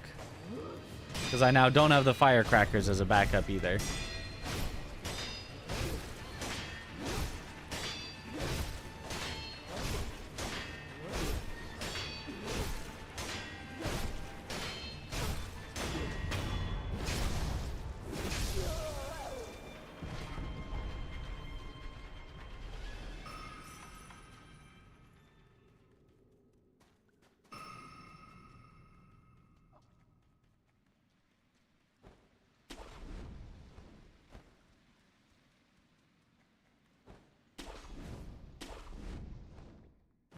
Another 3 times. Sheesh. It's like you're a world record contender or something.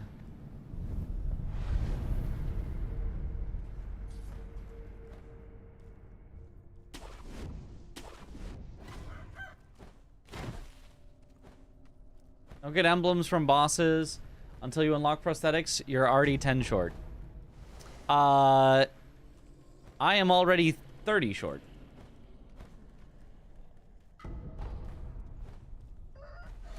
But this is the world record way to do it. You're not supposed to get the prosthetics until after Genichiro. It does save time to do that.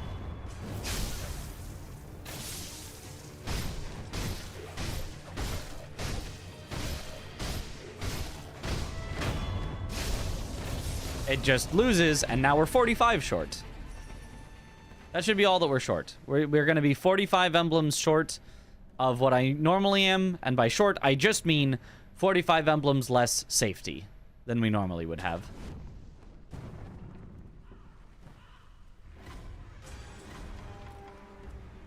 Honestly, as long as I kill Monk and don't need the firecrackers as a backup, I honestly think we're chilling. I think it's fine.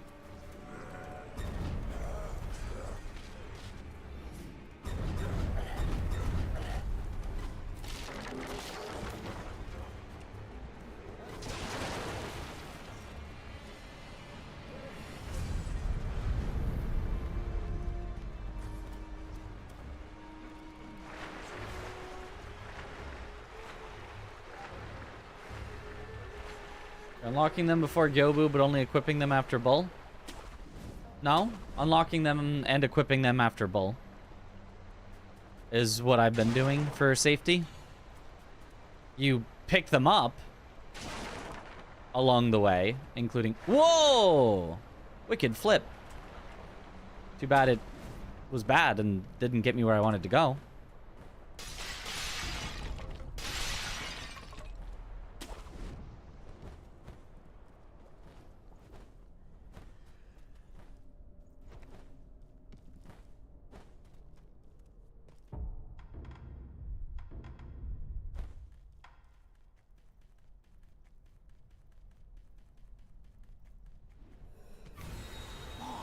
That seems good.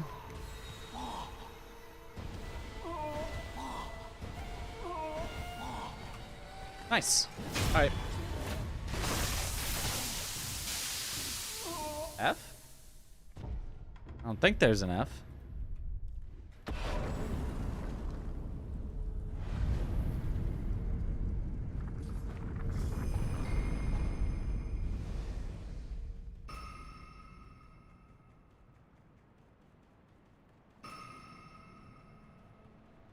Is there an F?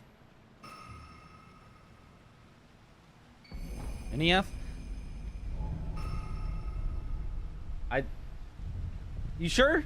It's saying I have 0 dropped frames.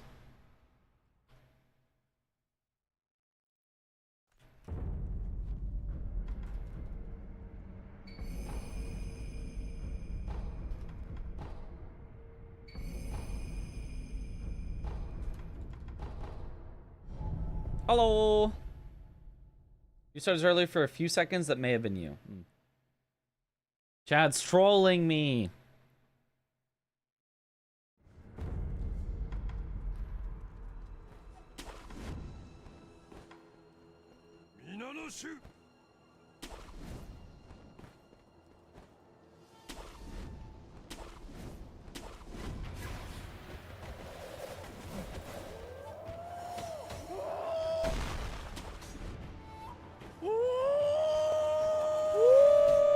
Ah, nice. First try dojo.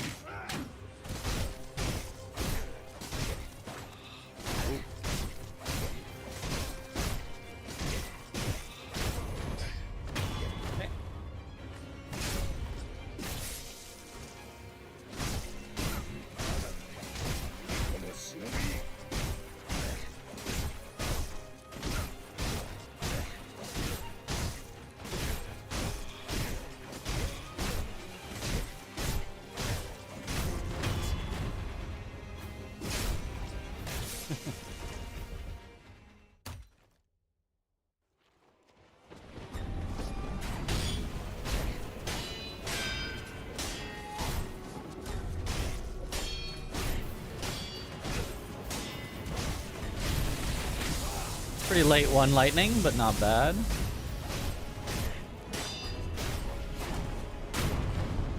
Not bad.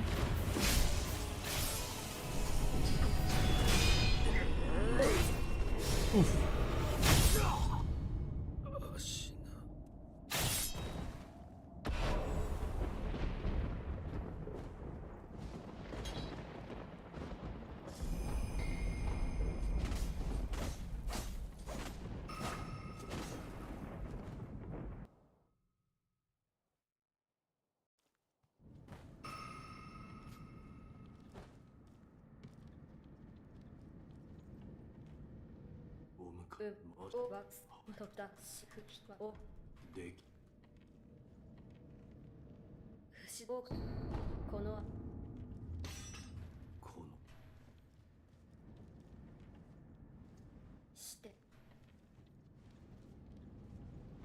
Alright, we are almost returned to actually being on our regularly scheduled splits.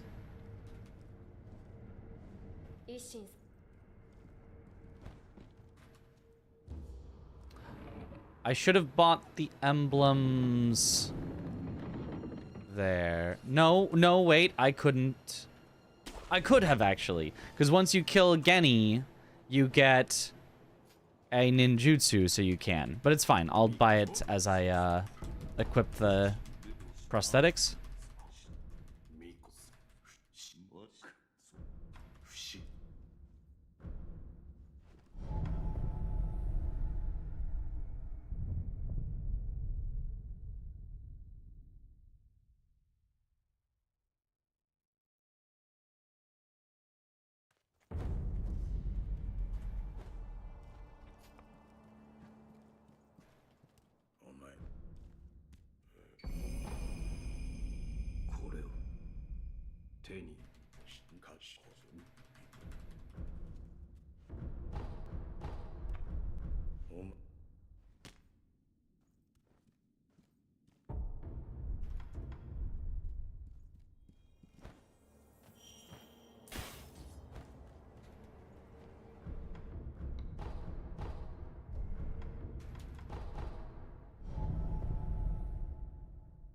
Okay.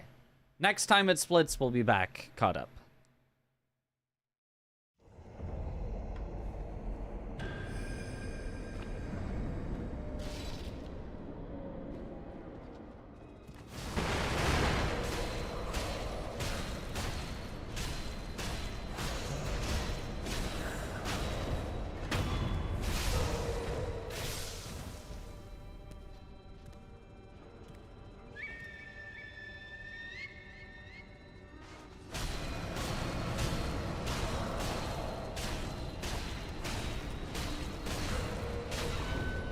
Nice.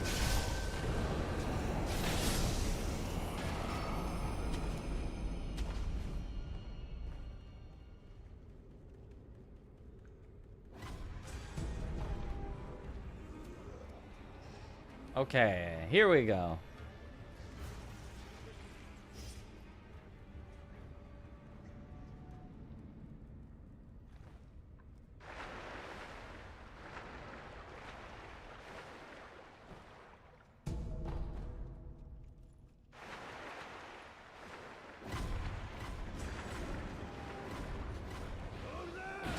Playing all Souls games with mouse and keyboard. Yes. Dark Souls 1. A little bit of 2, but I didn't finish it. 3. Sekiro, Elden Ring, Lies of P.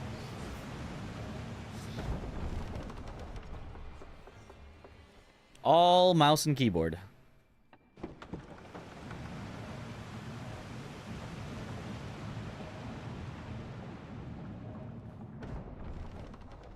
Kazan, another Crab's Treasure, Mortal Shell, Code Vein.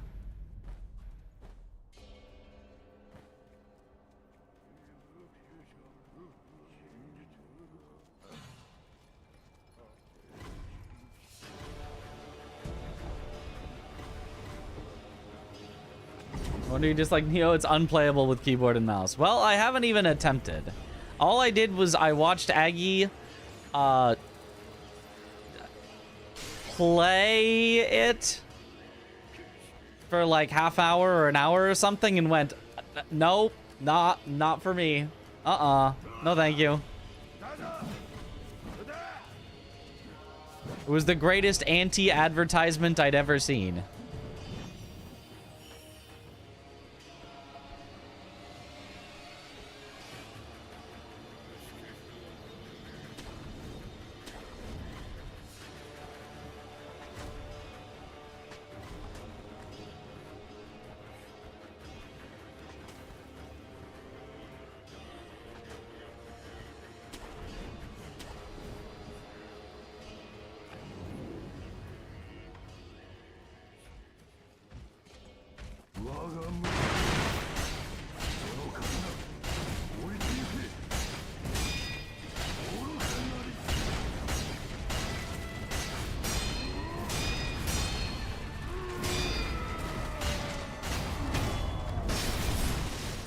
Beautiful.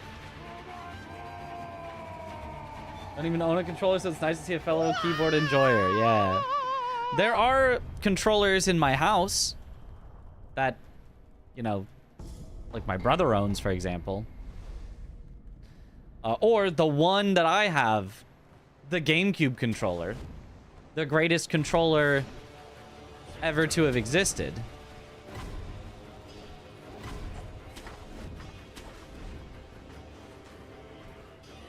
But outside of that, I don't really have any.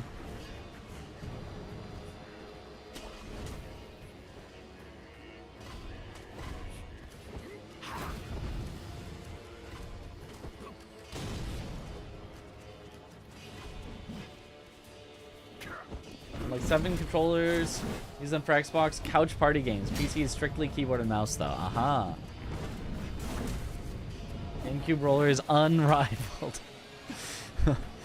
Well, since when has roller been the shorthand for controller? I feel like this is a recent thing, and I... Never. Oh, okay.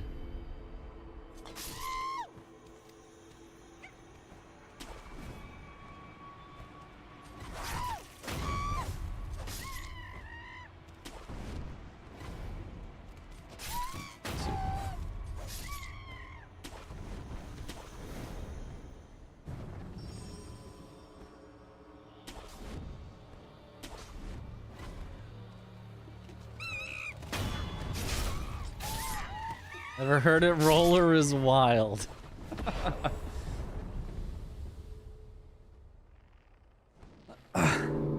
Apex players, so since 2019. They're saying roller in Apex? Weird. The only roller I know is roller blading, baby! We get to work.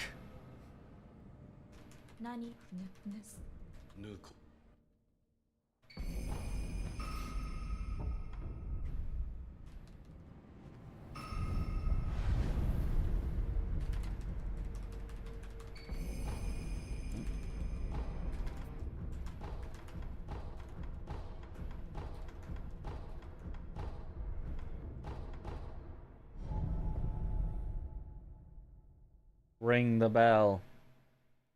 Hurts my eyes to see unused level 22. Never mind, he used now. Yep, finally. This is our first level. I didn't use all the levels, but hopefully that'll satisfy you until Owl, when we'll finally level up again.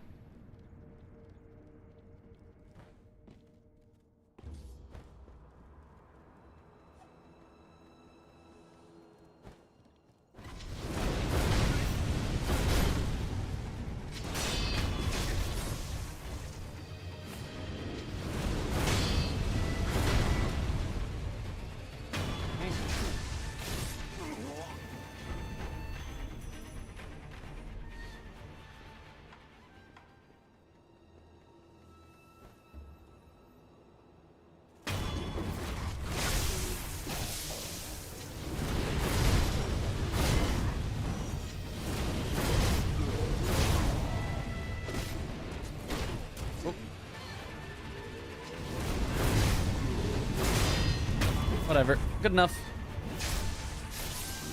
Not a disaster like some of our previous ones, just suboptimal.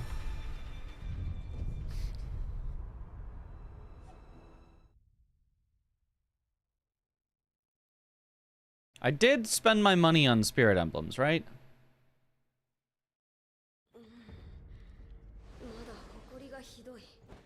After I equipped my prosthetics? I might not have. Did I?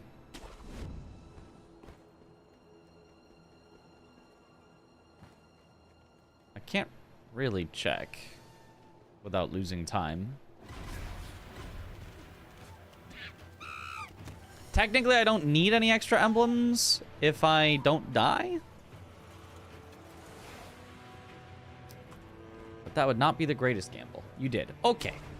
Then we're good. Then we're chilling.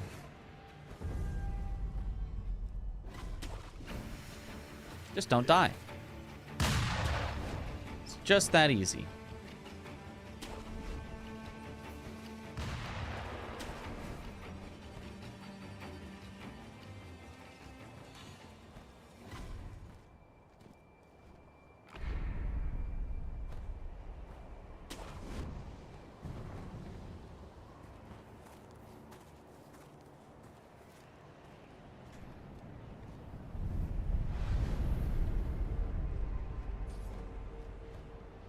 I'm playing on low graphics so that there is less of a chance that I have any possible frame drops or lag. Oh, really? I thought that crowd should have worked.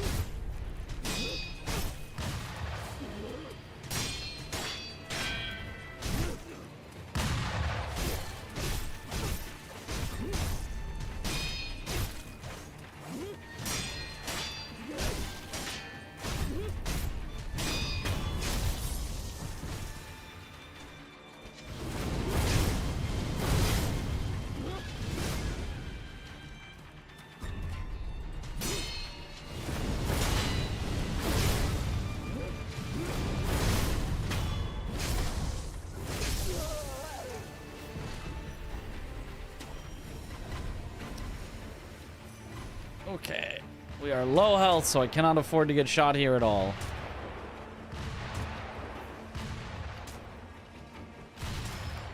I mean, that's not in my control, but...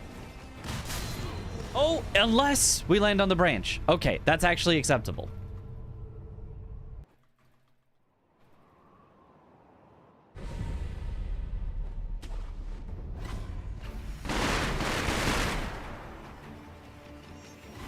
Usually you'd get shot and fall into the abyss, but...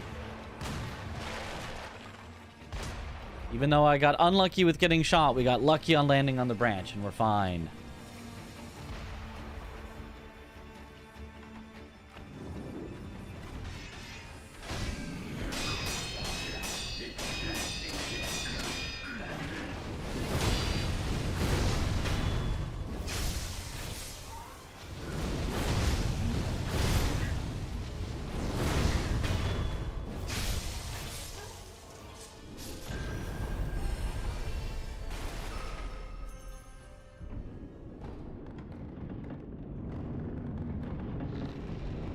So unlucky and lucky at the same time, yep.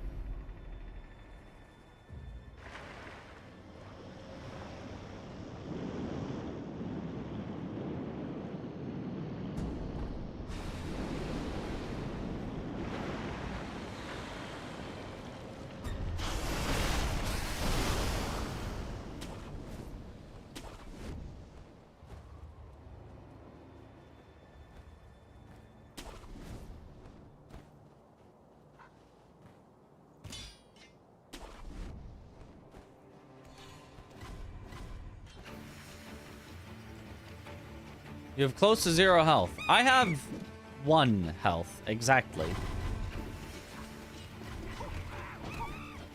Because water, falling into water, well, falling anywhere that doesn't splat you, can damage you but cannot kill you.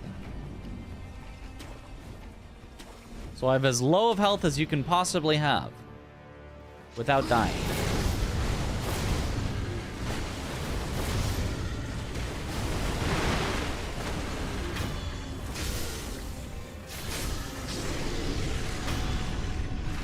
Do you keep quinting all over the place or do runs? Probably do runs. Okay, still no revive, so... Still sketchy, ape.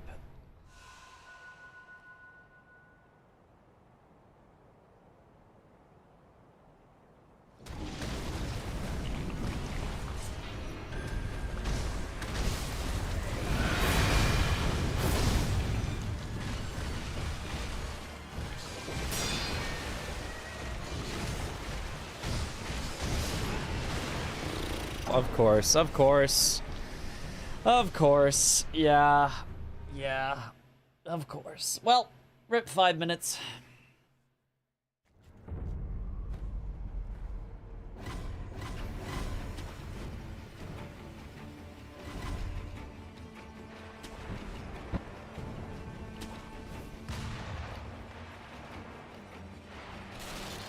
And no Yash left at all for Ape either.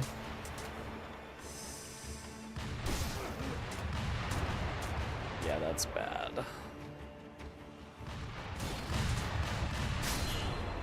And unlucky Gunfort.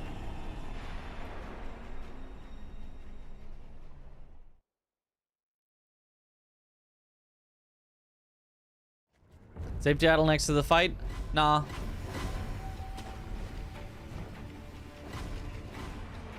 I mean, maybe in this exact situation, since I had no revives whatsoever. But in general, nah. It's impossible to die twice on 8.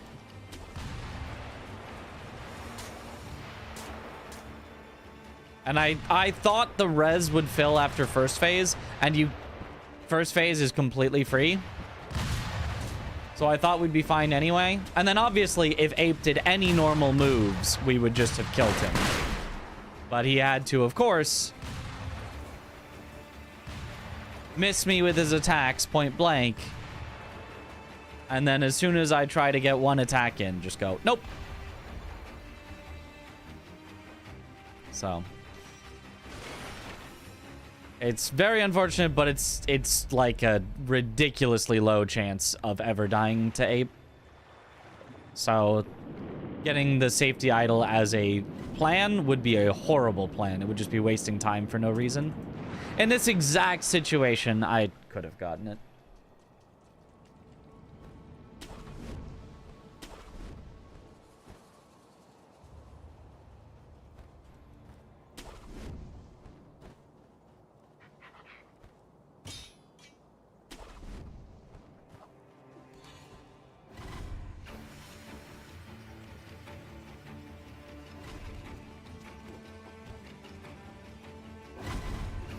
I think I used the Yash on Ape's second phase. And then I think I just won't have one for Monk's first phase, I think is our best bet.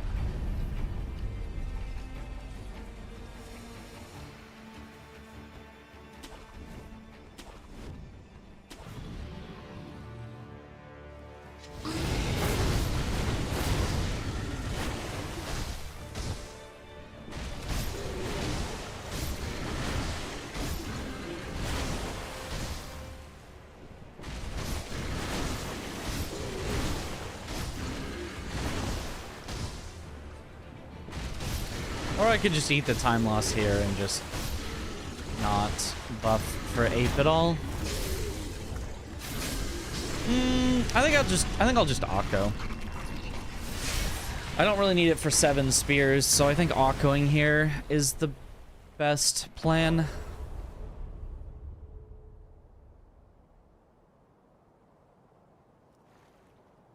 No, PB chance was 3% before this happened.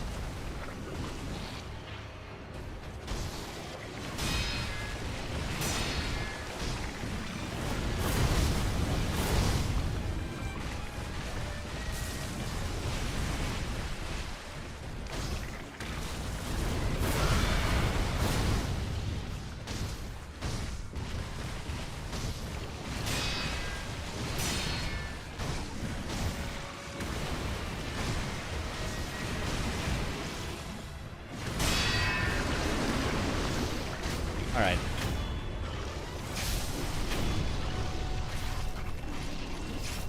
So now it'll be 100%, surely.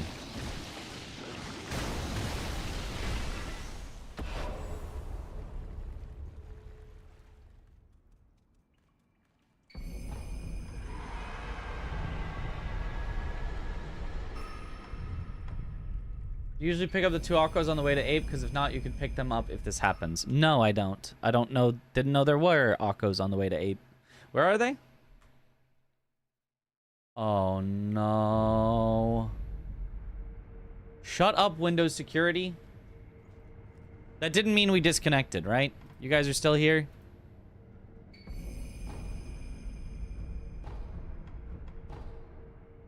I just got tabbed out of the game right there by Windows security being like, type in your password. We gotta make sure it's still you. I'm like, I don't use you. What are you tabbing me out for?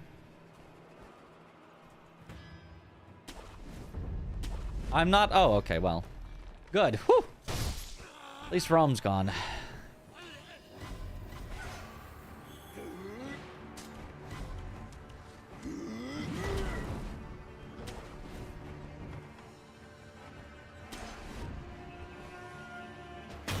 Oh, that was a little strange.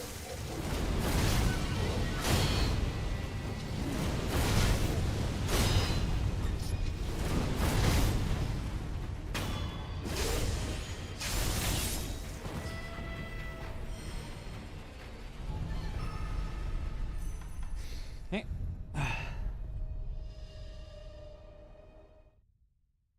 Because usually that pops up when the internet disconnects.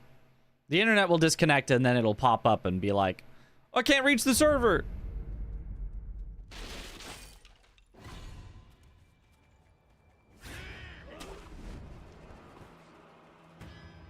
There is no chance to PB with this time loss. No, not even remotely in any possibility.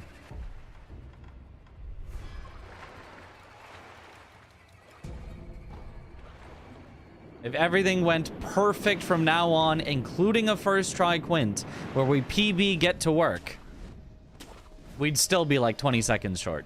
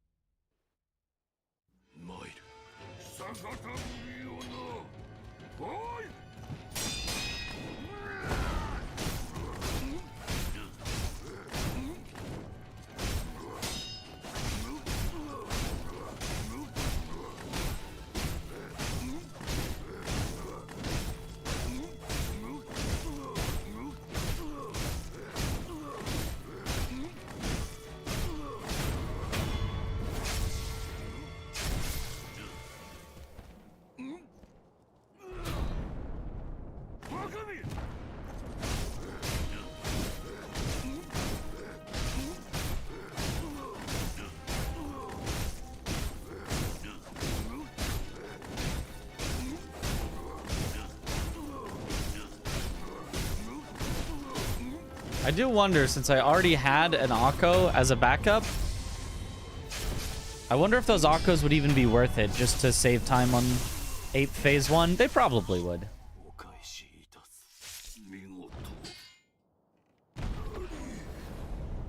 Like, the Phase 2 was definitely the more important.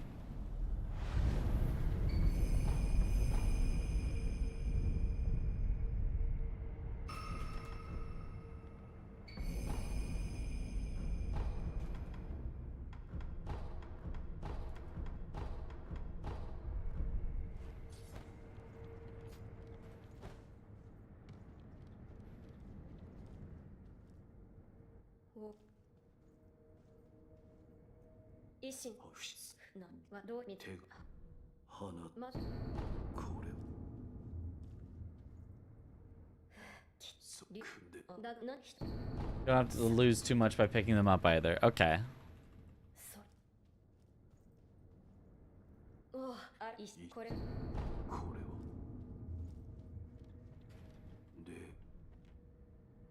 狼。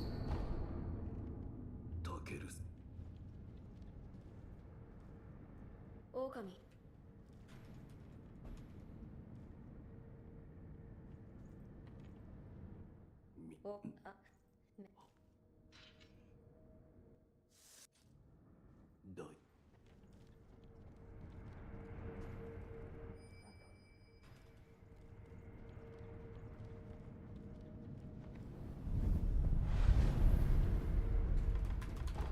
And at least we saved all of our yash, so now we don't have to lose any more time. Watching the Elden Ring co-op on GDQ. The hotfix one? That was a good one.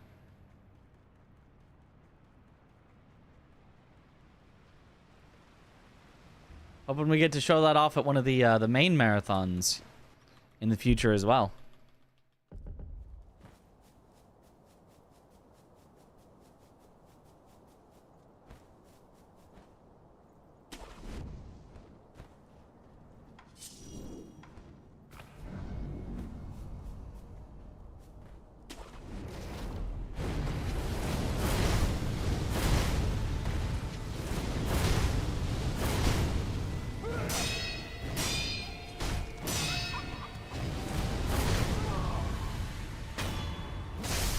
This one. Aha, nice.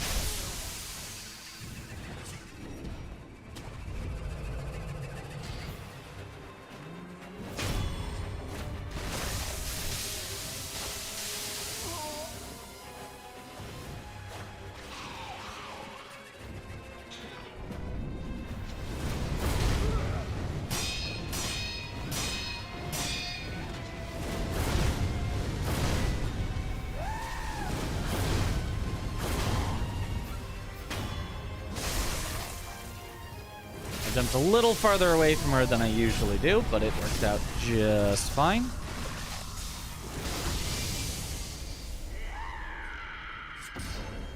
There you go, finish just lurking here while working. Nice.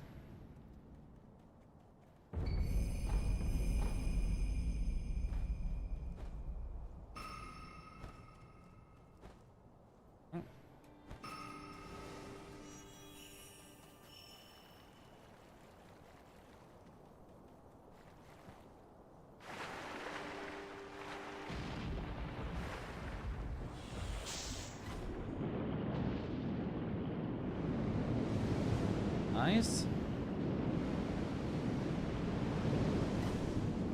What weapon I choose? I think Chris chose Dragon Katana. I chose the Anvil Hammer.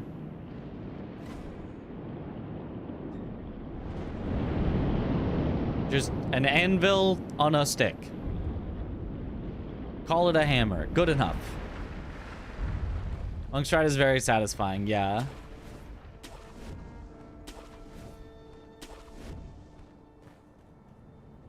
Hopefully it goes well at GDQ. I think those like super precise ones, oftentimes on just slightly different setups than you're used to, you can make mistakes more easily.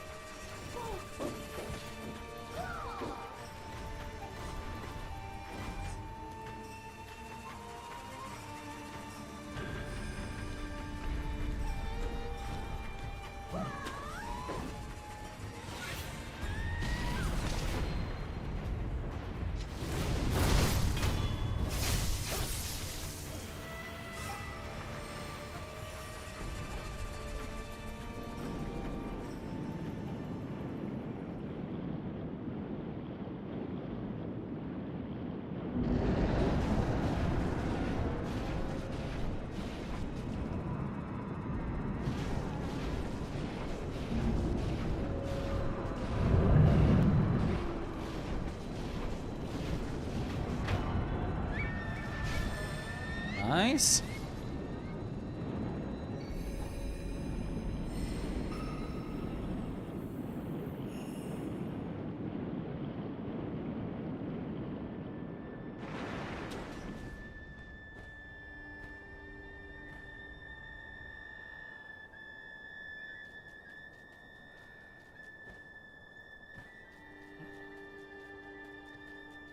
Always thought you were a strength weapon user. I am indeed. When given free pick, the Unga Bunga calls to me. Since we did not have to use specific weapons for that run.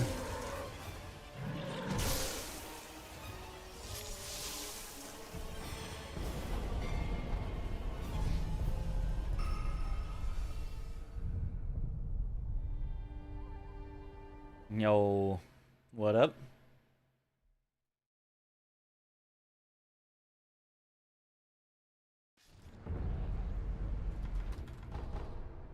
I jinxed. This is not as bad. Only plus 20. Don't jinx again. When did I say this is not as bad? Only plus 20?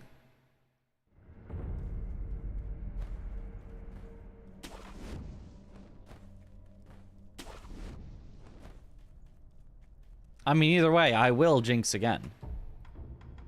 This is my right. You gotta fight for your right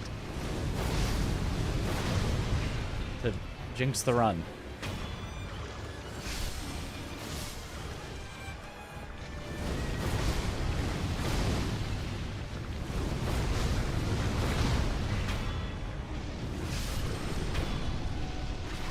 Said it's not as bad during plus 20.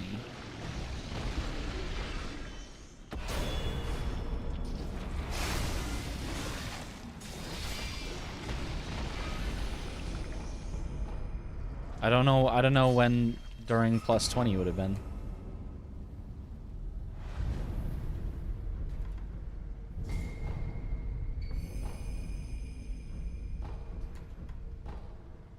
I don't remember losing 20 seconds and saying that.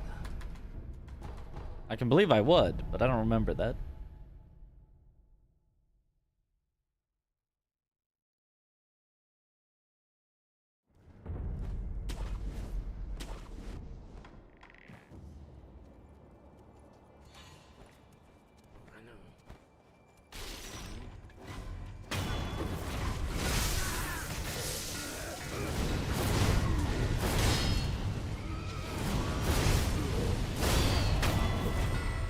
Beautiful.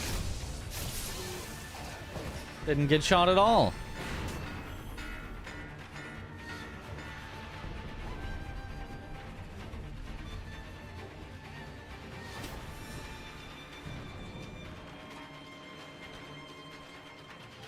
Always continue even with the worst runs. Reason?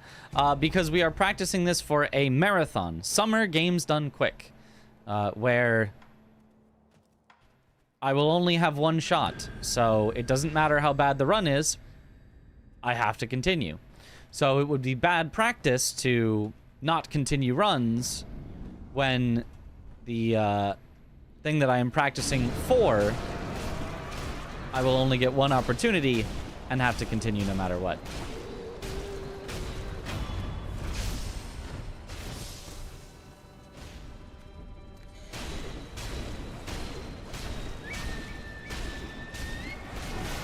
Of course, it'd be the instant slam! And then, of course, I'd get stuck on the thing, so I can't even get away. Please, no second instant slam. Okay, we're fine. What's the prize, though? There is no prize. It's a charity marathon.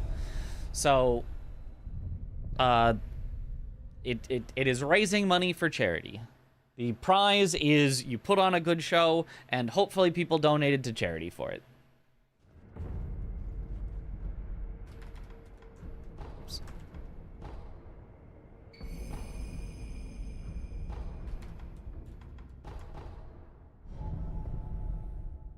Really printed pot friend Alexander for your work desk, but your daughter saw it. She loves it, so you printed a second one.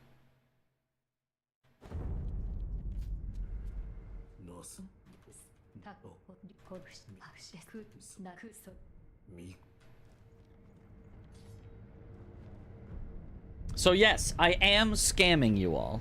If you're wondering, I am in fact scamming you all with my title that says we're going for sub 134. When in reality, getting sub 134 is not my main goal. It's just something that would be nice. In reality, these are speedruns for consistency. That just doesn't make for, like, a very interesting title.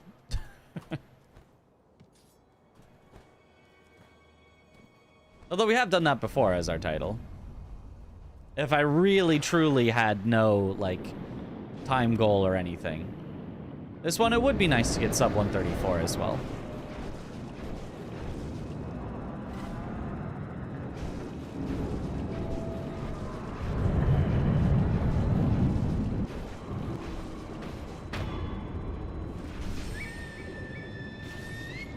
Was the time loss this run? The beginning was looking good. The time loss was... got shot and died in Gunfort. So I didn't have a revive. For when we got to Ape... We already were low on revives because of some previous death that I don't remember. Got shot and died in Gunfort, so we didn't have that revive. Nor did we have the backup revive because of previous stuff. So when we got to Ape, we were completely reviveless, so we had to hope that he didn't do anything super weird. And then he did things super weird. He just missed me with attacks so that I couldn't get the quick kill on him. And then he kind of stalled a bit, and as I was waiting, I went for some attacks, and then he instantly attacked me back and killed me. I will say I was a little greedy. Knowing that I had no revive, I should not have gone for pretty much any attacks there. I should have just waited it out, but yeah. A series of unfortunate events that led to a giant time loss on Ape.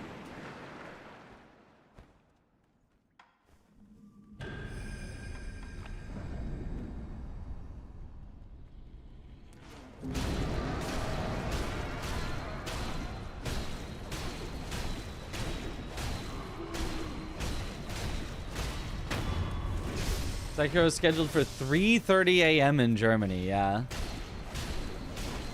It'll be a rough morning after.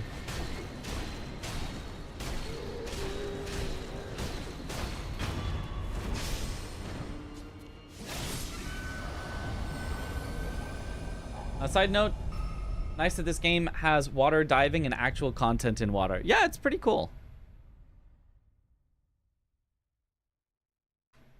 I'm glad that there's not a lot of it. I'm glad that it's not like a big focus of the game, because I think it would overstay its welcome. Because the water stuff is still probably some of the worst stuff in the game. But, like, I'd rather that it has a little bit and, you know, it'd be like, oh, that's kind of neat. Rather than having nothing or having way too much.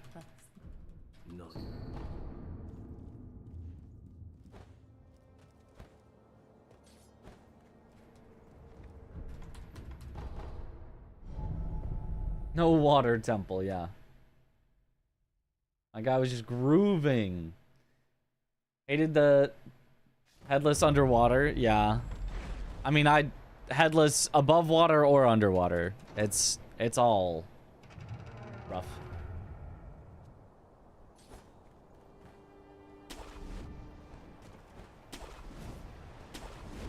In underwater combat in general, but it's nice to add some more exploration. Yeah, yeah. Yeah, I do like, yeah, that there's, like, pools of water. And originally you see them and you're like, oh, okay, it's just a little pool of water. And then later you're like, wait, I can dive in water. I wonder how deep that is. There's stuff down here.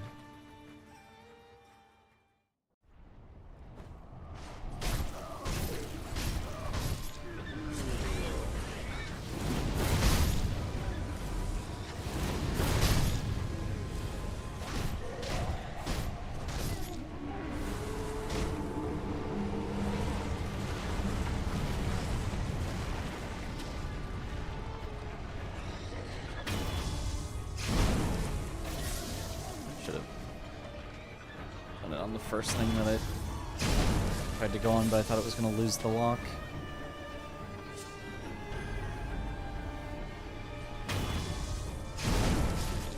Okay, that works.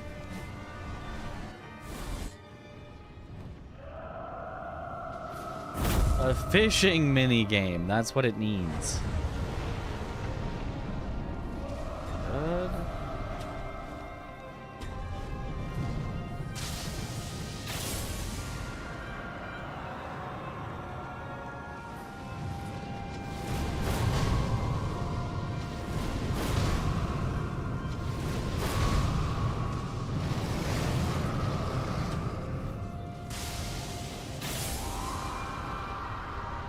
Perfect phase one.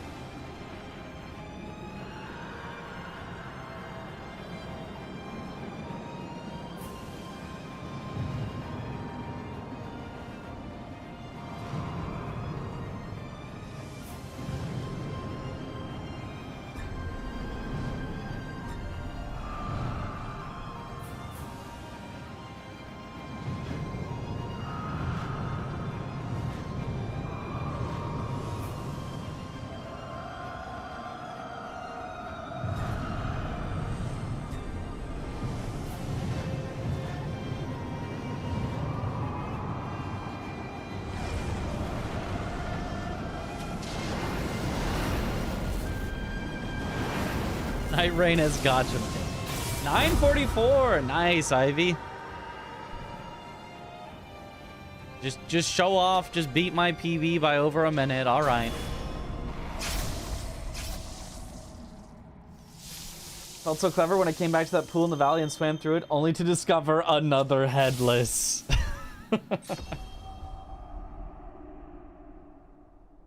Failed Quint like 3 times. Well, I mean, that's a good time with that. Kirby, there is a nice little misdirection, yeah?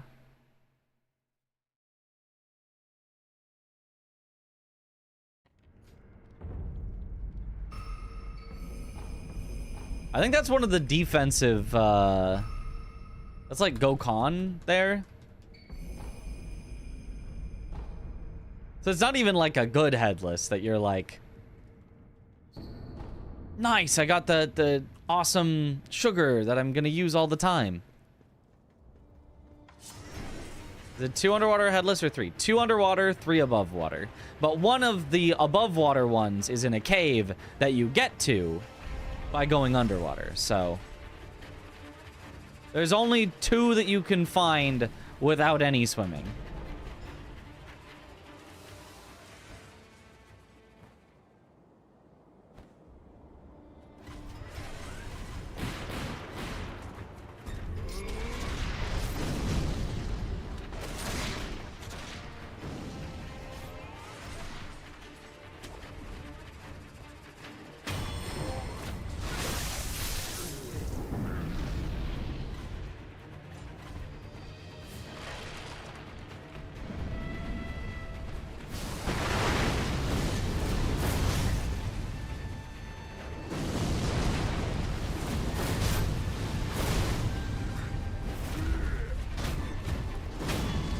Good.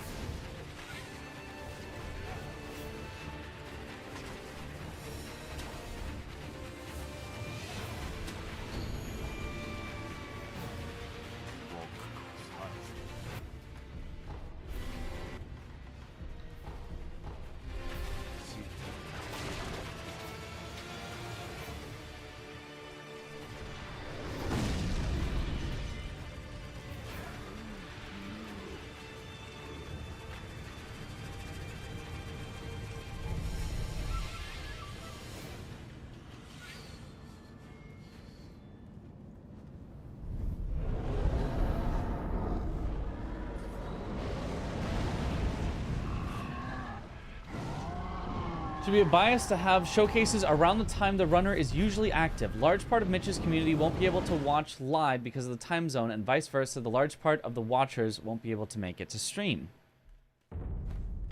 This is true. However, that is, unfortunately, well, maybe fortunately, probably for them,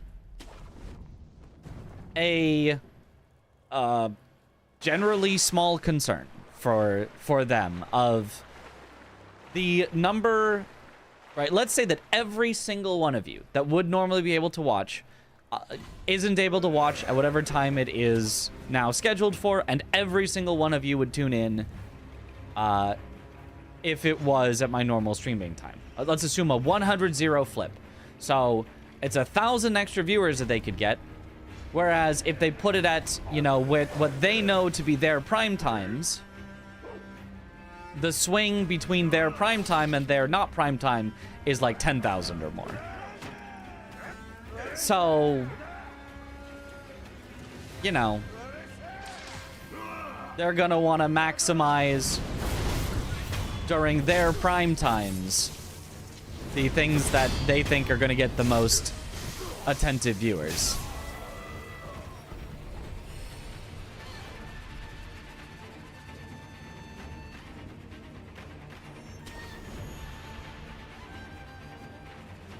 And it's not like they're always going to get that entirely right. But from their perspective,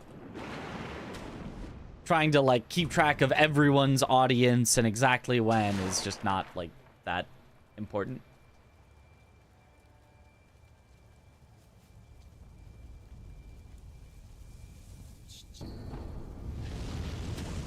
And also, to be fair, they asked me what times can you do runs. I could have just said I can only do runs exactly when my normal stream time is. If I thought that was important enough, I could have, you know, sort of selfishly put that down, but then maybe maybe they don't accept 2 of my runs. Maybe they only accept 1. Maybe they accept 0. Maybe they know that for them, you know, it's only worth it to have get to work if they get to put it at, you know, 3 a.m. or whenever it's currently scheduled for. And, you know, if I said, no, I'll only do runs at prime time, they're like, well, then we're definitely not taking get to work.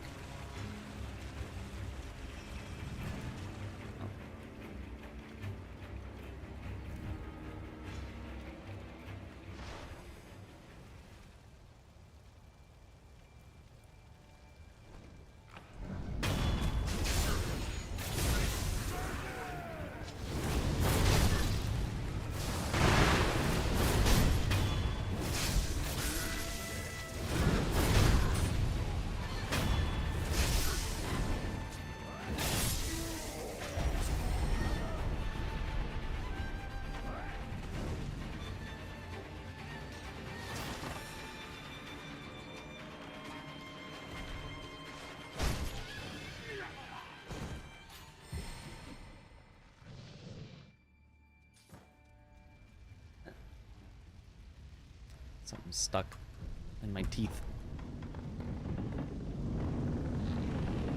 I think you need to deathblow the poor shield bearer there. You know, I didn't think that either, but the game thought I definitely needed to deathblow that shield bearer.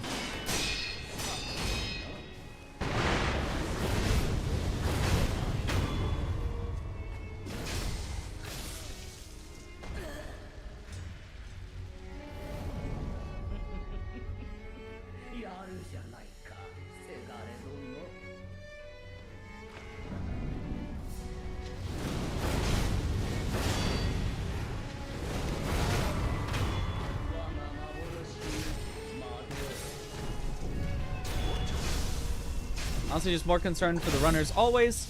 There's still a for-profit company generating revenue on top of the donations, and make the runners, without whom there would be no event at all, pay for transport costs and logistics. At least try to maximize their exposure if that's all you're paying. Well, if you're saying maximizing your exposure, then why are you worried about the current audience that I have, right? Of whether you guys can get there. Like, again,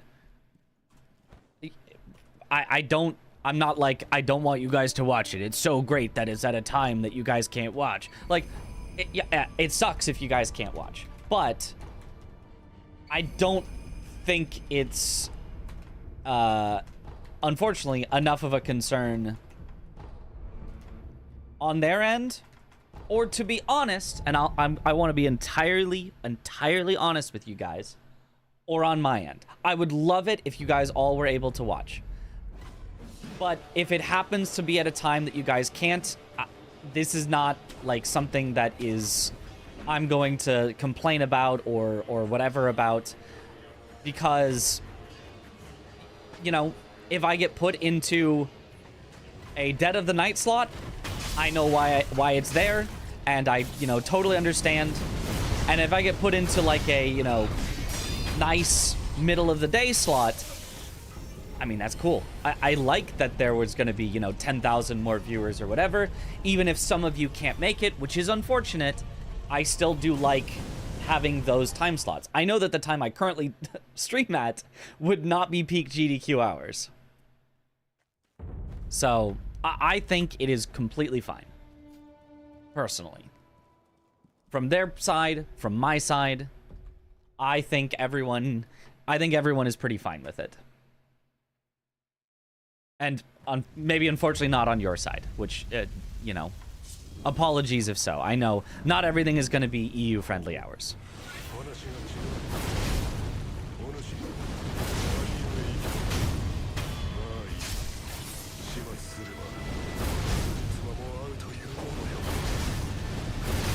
Okay.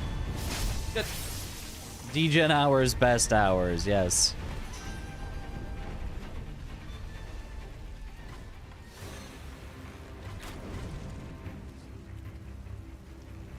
Don't even sleep, so I don't mind. Perfect.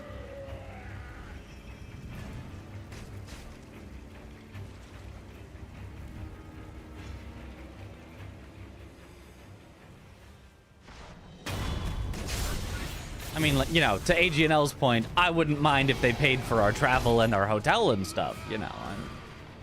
But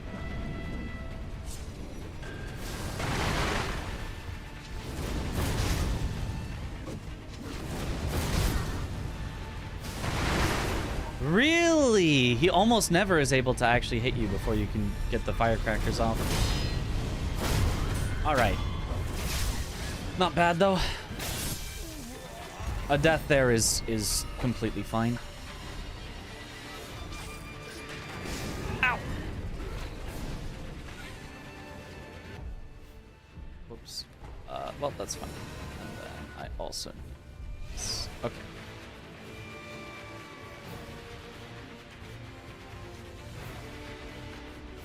Get to work at a very reasonable hour for Europeans, at least, yeah.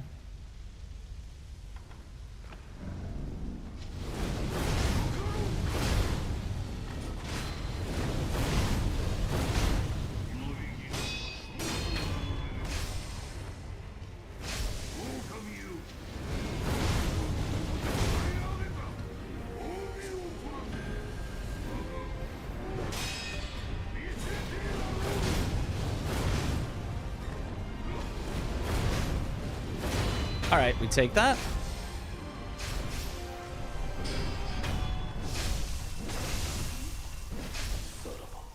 Yeah, it is currently 3:30 a.m. where I am. Biggest issue was that peak GDQ hours are solely for US, so the runs are all in the middle of the night for EU. Yeah. Yep. If more Europeans tuned in to GDQ so that their peak viewership was during EU hours, then the biggest runs would get placed there.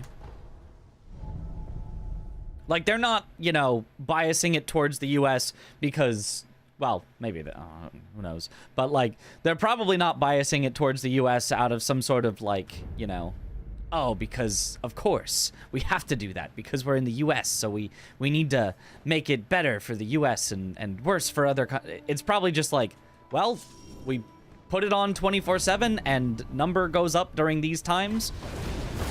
So let's put the runs that we think are going to get the most donations in those times. Ow! No! I didn't swap to my firecrackers.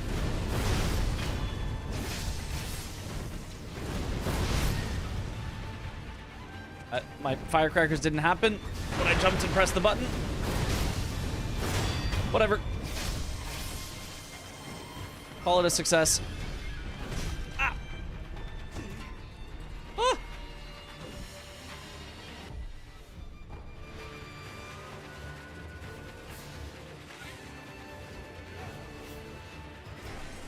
Yeah, ESA is EU. Yes, there are European speedrunning events that are put on definitely at more European-friendly hours. There's also, The one in France. Speed-ons, I think is what it was. Ah!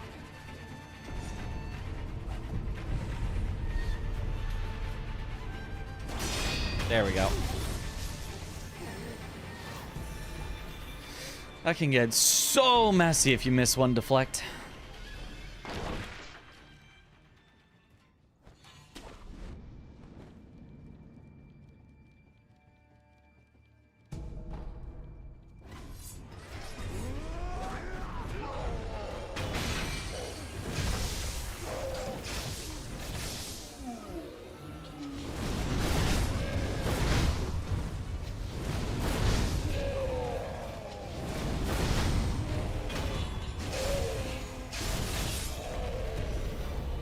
There's some really fun runs to be watched during EU hours, yeah.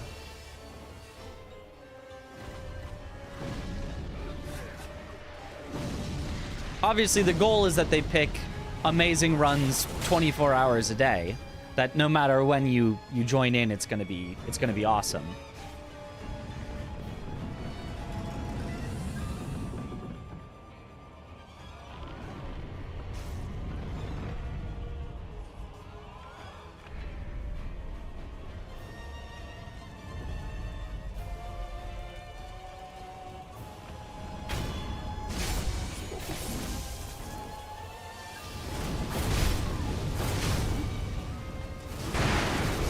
Oh, he didn't get firecrackered for some reason.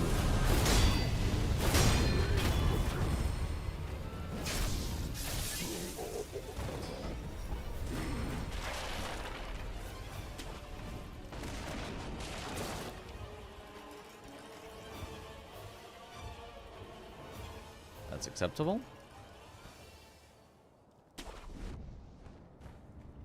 Across GDQ because of Mega Man X4. Used to play it. Ah.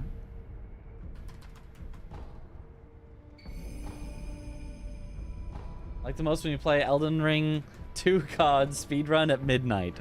Perfect. What was the worst time you got recently? Worst. Are we still on the GDQ time slots? Like the worst time slot that I got? Or the worst, like, total speedrun time that I got on a speedrun or something? The worst time slot that I've gotten, I think, is the one that I have right now for Get to Work. Which I don't even remember what it is currently. Total speedrun time. Oh, total speedrun time for this is... The worst we got was a 1:44, I think.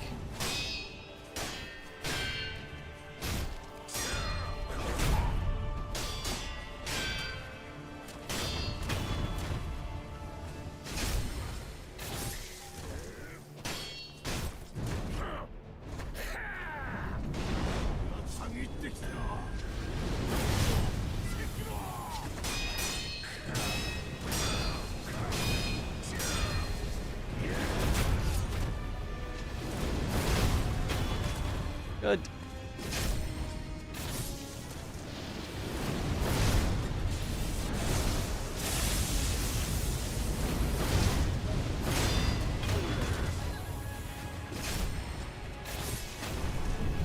Oh, how my blood boils!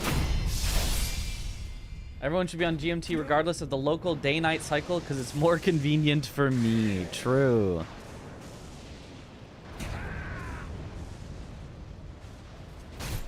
Stop. Do the... Yare!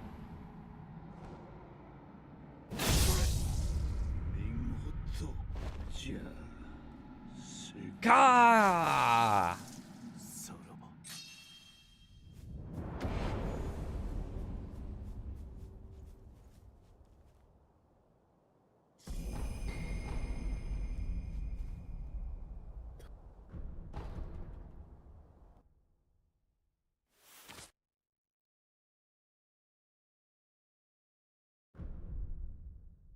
Do they accept cracked game speedruns or only paid?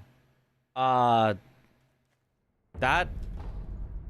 I mean, if you If there's no way to tell the difference, there would be no way for them to know, but I would not recommend that.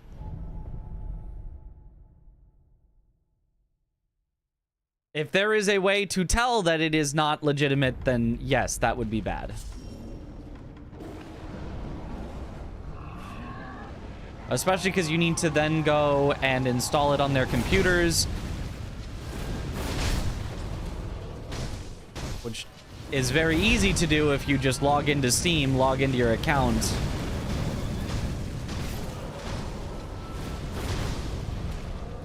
And would probably be a lot less easy to do if you needed to, you know, do something else with it.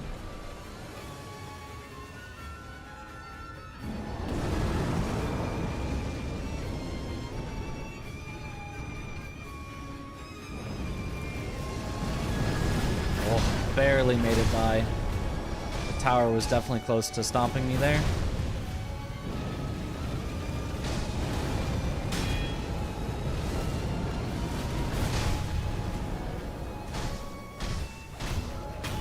Nice.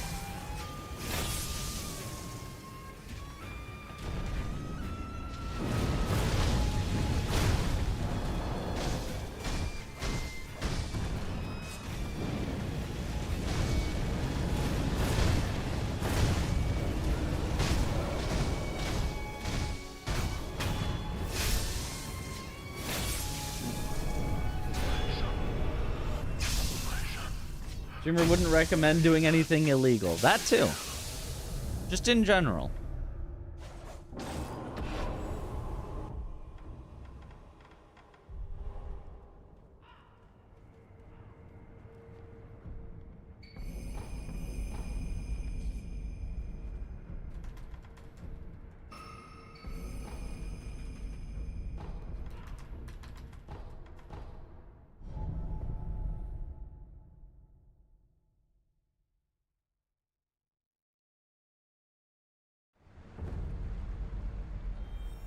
Could have been a thing if Payday 3 wasn't absolute garbage. No.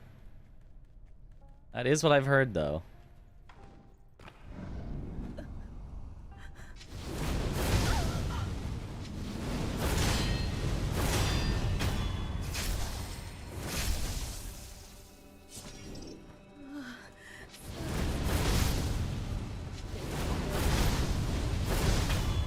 Nice. Good Orin.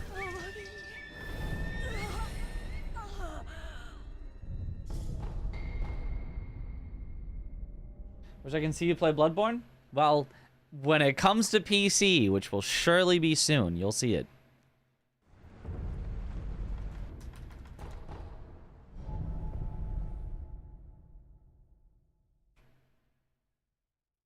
Are you going to pay for flight, staying, and everything else if accepted? I already have been accepted and already... Oh, you're asking about... Yeah. If you can't afford the game, there's no way you're going to be able to afford the...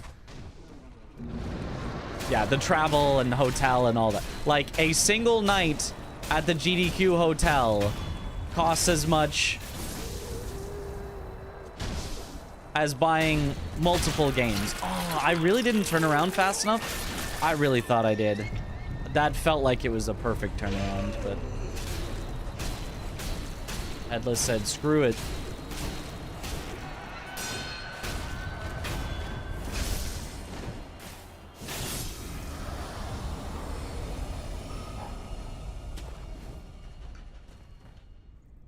Technically, they do accept a few online runners if it has to be online, but only if they, like, really want the run and there's nobody else that can run it.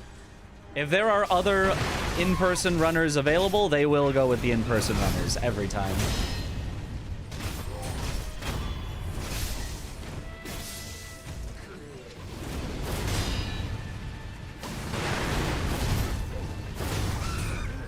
Give me the death float, give me it!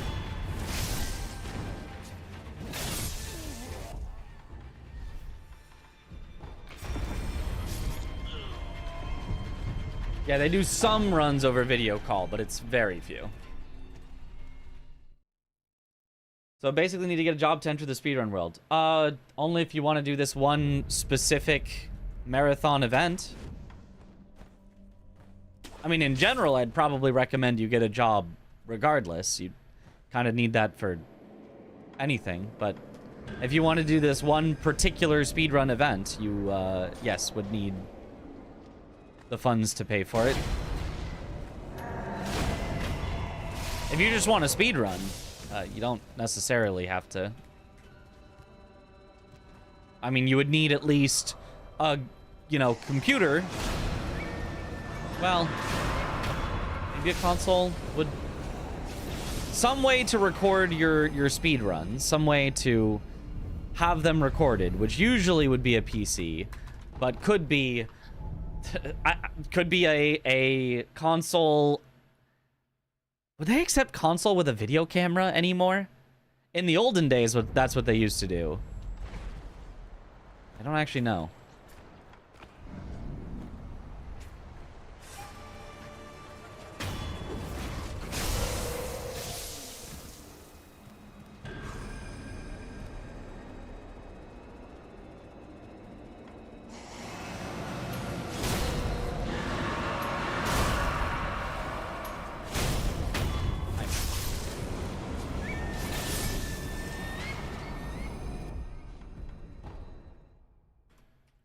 Okay, 125. Still 5 minutes under our GDQ estimate. Not bad.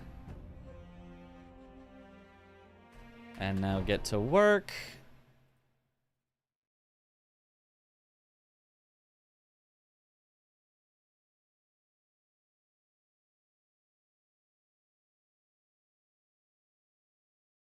Da-da-da.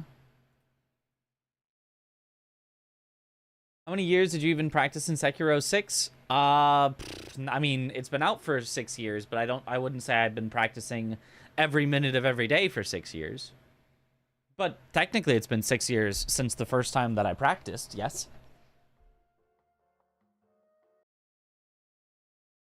Time to hit sub 10, surely. If I can get a sub 9, we can PB. If I just almost get the world record, we can PB. Declare a rematch, Ragey. Okay. You still gotta wait 3 minutes. Alright, ready. And go. Yeah, patches. This story is a metaphor for climbing the corporate ladder. And you may be thinking that the speedrun career itself, how many years? Yeah, I have been speedrunning for 6 years in total. Yes. To try and get ahead. So rollerblades are really not that far-fetched. And who doesn't like a little speed in their life? So rollerblades it is. But just remember that everyone struggles to get job interviews, so try not to get too discouraged. Good luck.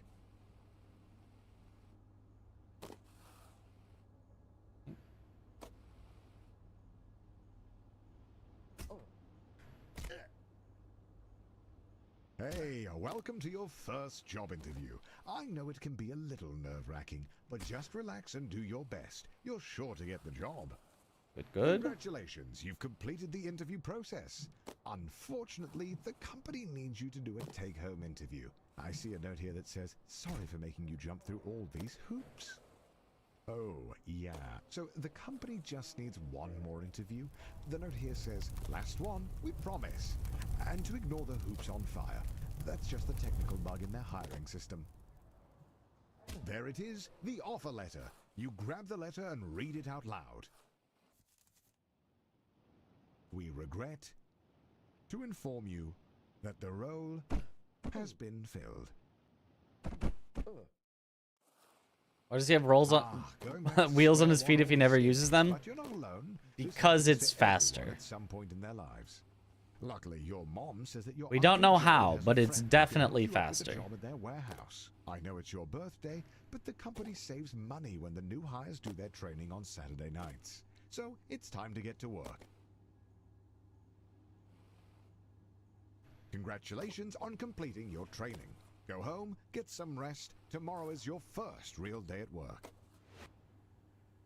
Oh, the too far forward fling.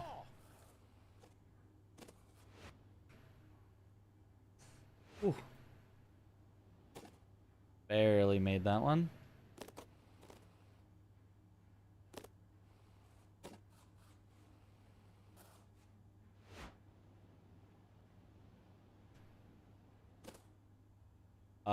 Okay. Ah, so rumor has it that corporate spent all of their money on fighting Ted's injury lawsuit. So they've thrown you a pizza party instead, which, according to your boss, is arguably better. But don't worry, a manager's position has opened up, and that comes with a pay raise.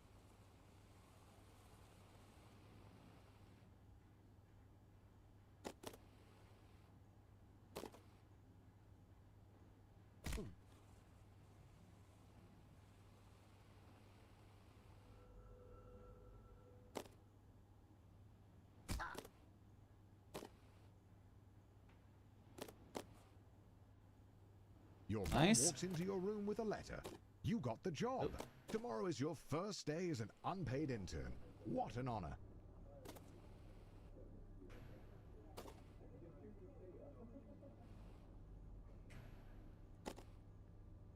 This training is absolutely essential. Daryl needs his coffee to be piping hot. Some would be discouraged knowing they only got the job because their obsession with rollerblades makes them the ideal candidate for grabbing coffee. But you're a little discouraged as well.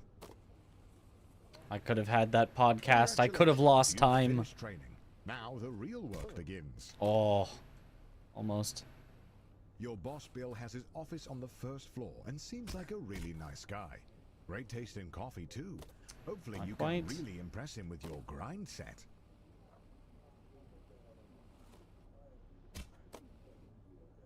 On the third floor, you meet your boss's boss, who is impressed with your can-do attitude. He says if you keep it up, he might put in a good... Oh, that felt like it should have worked, but not quite.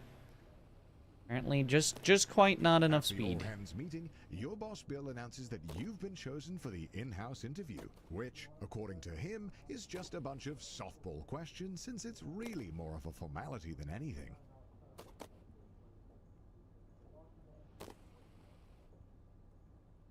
That was not... Oh! Oh, I am surprised that worked. That was so bad, and then I had to, like, correct one way, and then because I corrected that, I had to correct the next thing, and I am very surprised that ended up working. Unfortunately, being a junior Zero financial grind analyst is just set. another No. part of the corporate machine. No one is going to notice you if you don't make yourself stand out. Being a cog means doing a lot of the same thing over and over again. But the company wine mixer is coming up, and if you can make a good impression... I'm just it'll gonna go around. away. That was gonna be a tough one. Oh, the company wine mixer. A chance to meet middle management. Impress them with your firmest handshake, and laugh together at the financially illiterate.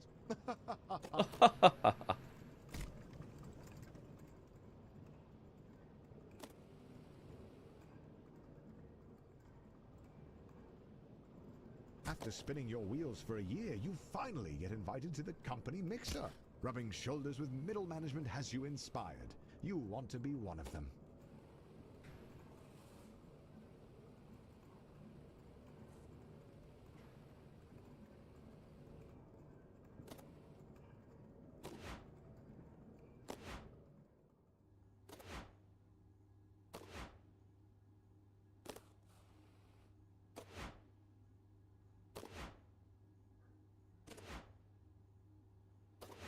Finally, the company opens up a single middle management position.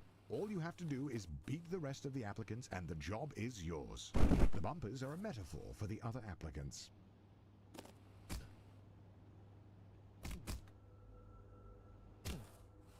The second round of interviews cuts out 90% of the applicants. Whoa, that was weird. Standing strong. Wait, somehow Ted is I also looked away for a second, but I don't know how that was so Doesn't bouncy. matter. Just stay focused and get that job.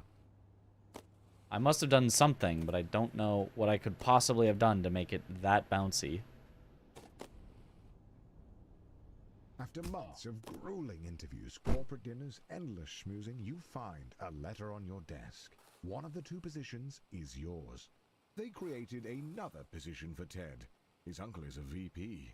The prestige of middle management. You're assigned a team of juniors, a huge pay raise, and your own office with a view.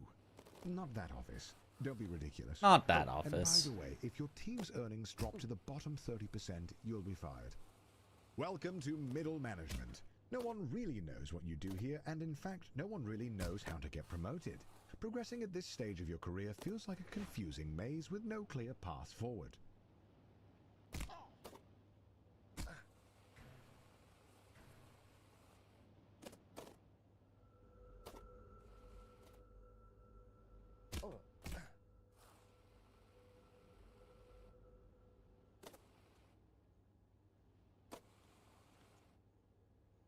He calls you with a job offer, but you have to decide right now.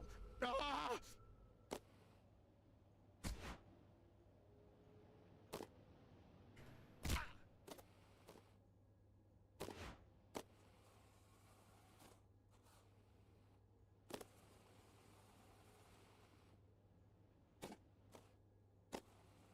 Nice.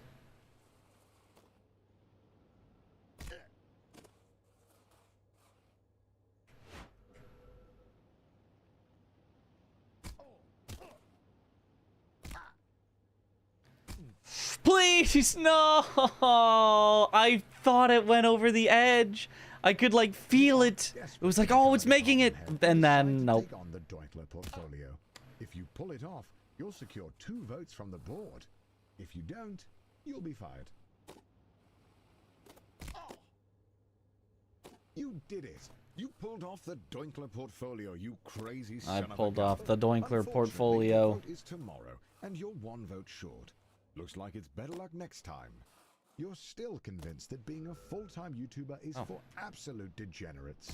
But he was such a class act that it was enough to sway the vote. You are the new department head. Welcome to upper management. You're making more money than you could ever have dreamed of.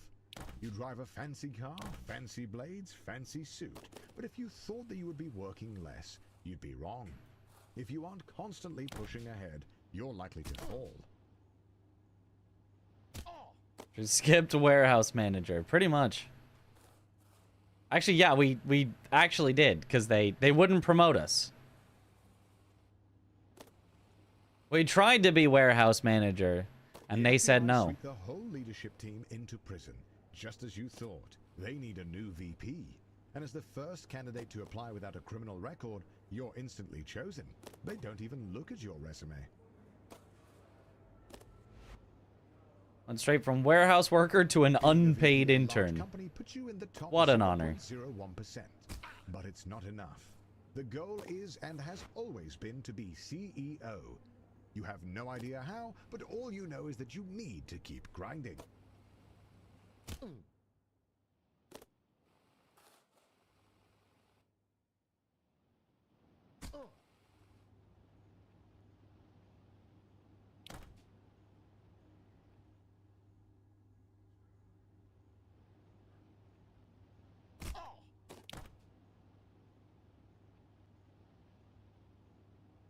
Just too high. It was very close, though. Oh, yeah. It's doinkling time.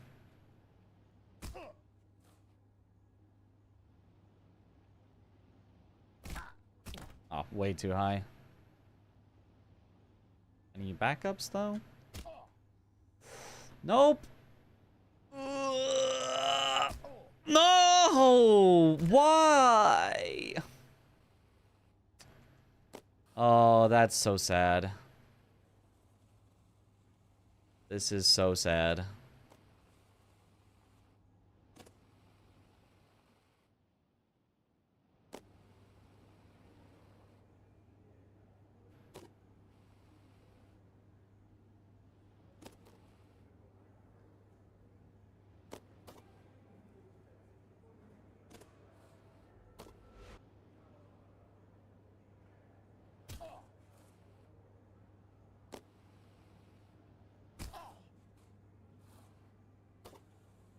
Nope, couldn't get high enough.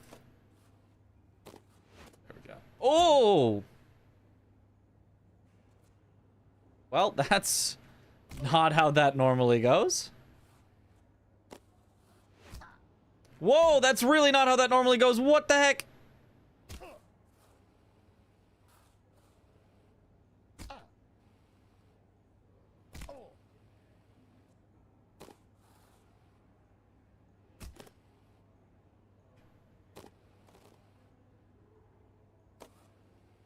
Okay, well. This is so sad. We're gonna have to do no quint when we get up there, I think. I think it'll be too late to try for more quints.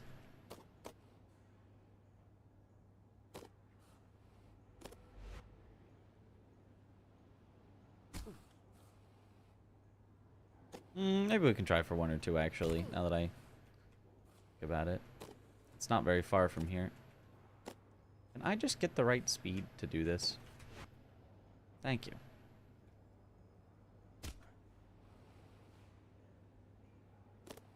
Yeah, no, actually, we can still try for a few.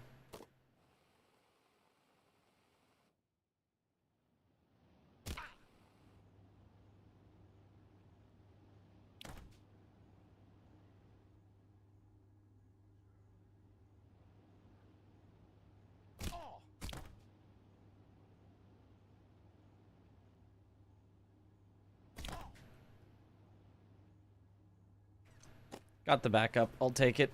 Let me up, though. Please. I don't think we're going up.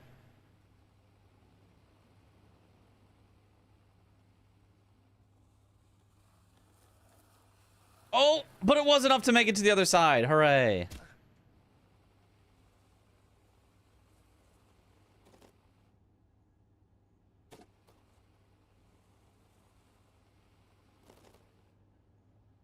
The CEO of your old company is considering retirement. There's only room at the top for one, but now's your chance. You got this.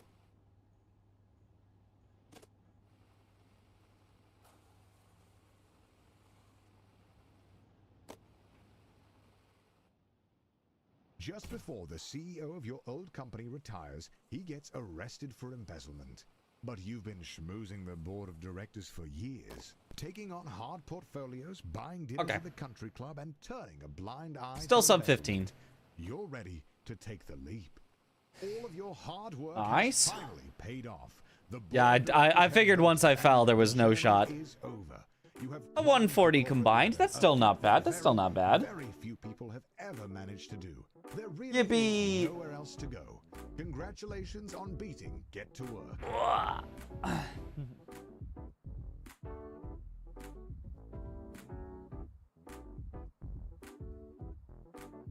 Are you doing the 2 games back to back in GDQ? No, right? No. Sekiro on Sunday, Get to Work on Tuesday. Hydrate. Thank you for the hydrate. Good luck, Mitch. One more. One more. One more. Uno Moro. Wait. I just checked Discord. Why is Aggie still in his Discord? He definitely, he rated us, so he definitely is no longer streaming. But he's in the stream channel of his own Discord. Why is he still up?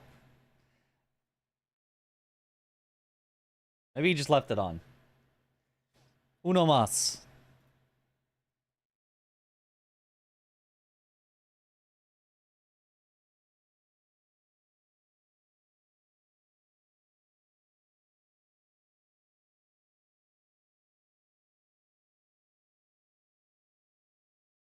Oh, whoops. Why did I open Get to Work again? That's the wrong one.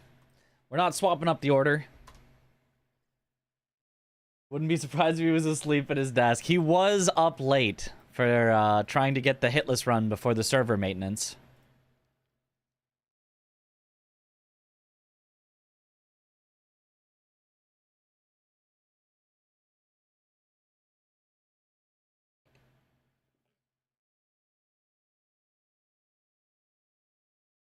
Why are you cyber stalking Eggy? Yes, the cyber stalking of I got pinged in his Discord and I went to see, I bet it's just an @mods. I go and check that it's an @mods and I see Aggie is just in the voice channel of his Discord. I'm like, huh?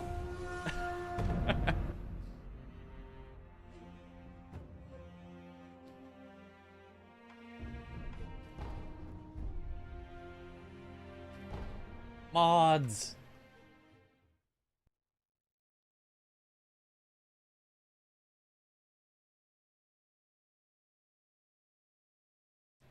The downside of being a mod.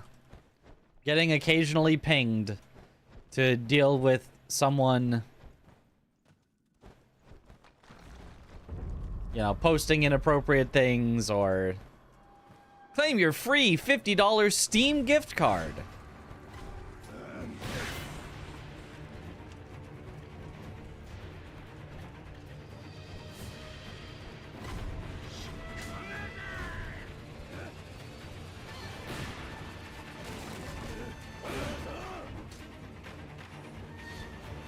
I grabbed. Did you see I grabbed? Did you see I grabbed?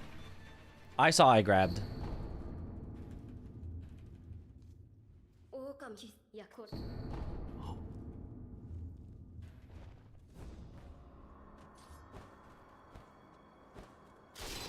Just convinced him to record the Egon speech for a second time. He nailed it. Did he nail it as much as I nailed it? Exclamation Egon.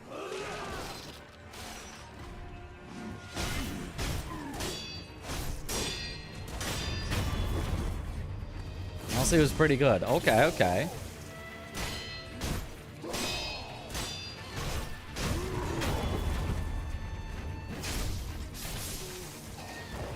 Look at the games I can purchase during the Steam sale.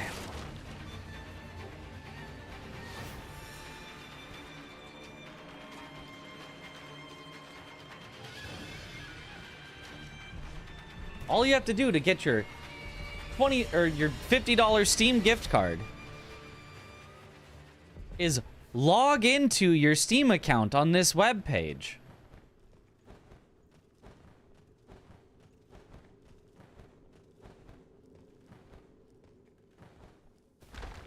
And then you'll just get it.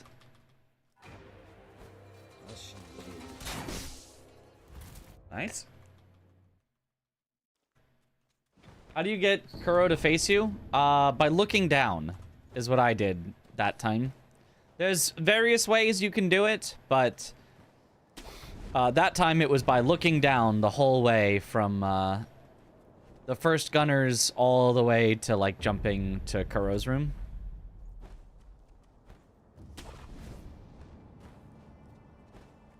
Out of your lunch break for a new run.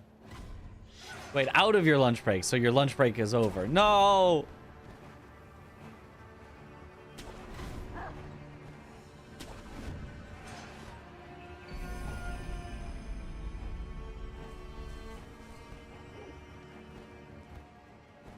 Very good, Egon. Thank you.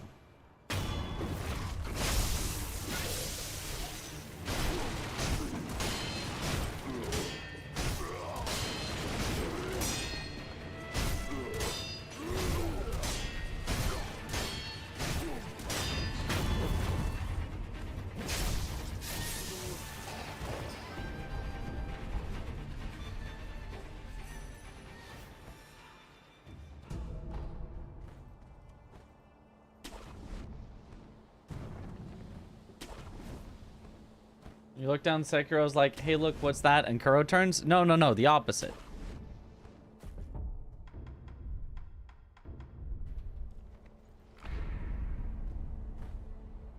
When you're looking down, Kuro's like, oh, there must be something interesting at Wolf's feet. And he stays looking at you.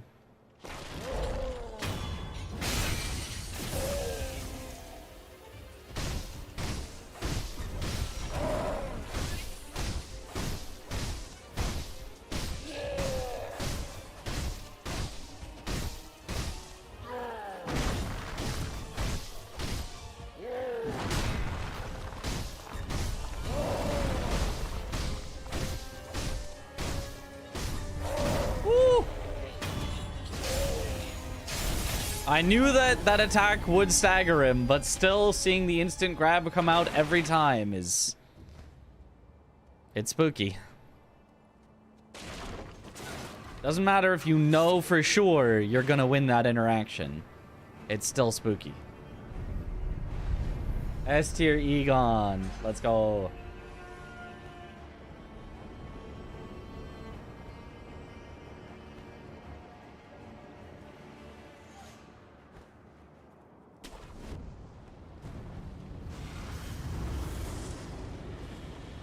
So then, Ben, who had the better Egon, me or Aggie?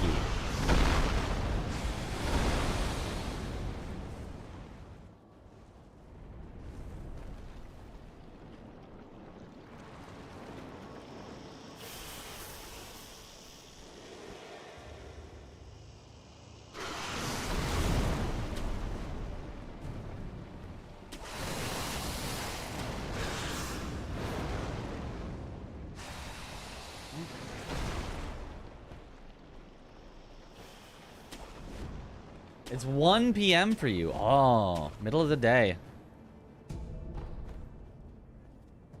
Yeah, it's 4 a.m. for me.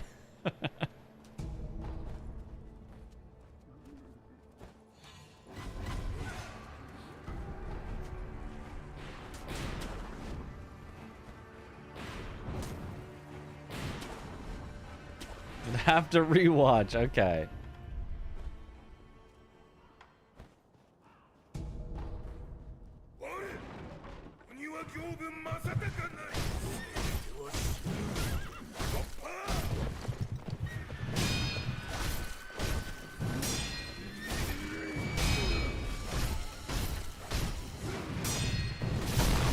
Oh, unlucky.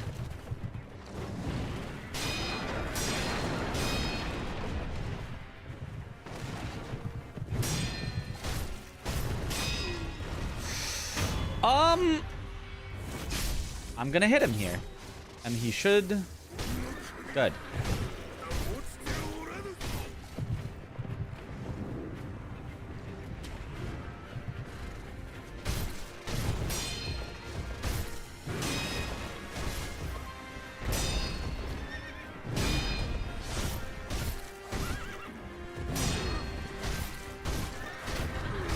Okay, that ended up pretty good. That was very smart decision making from me to salvage him doing the bad attack.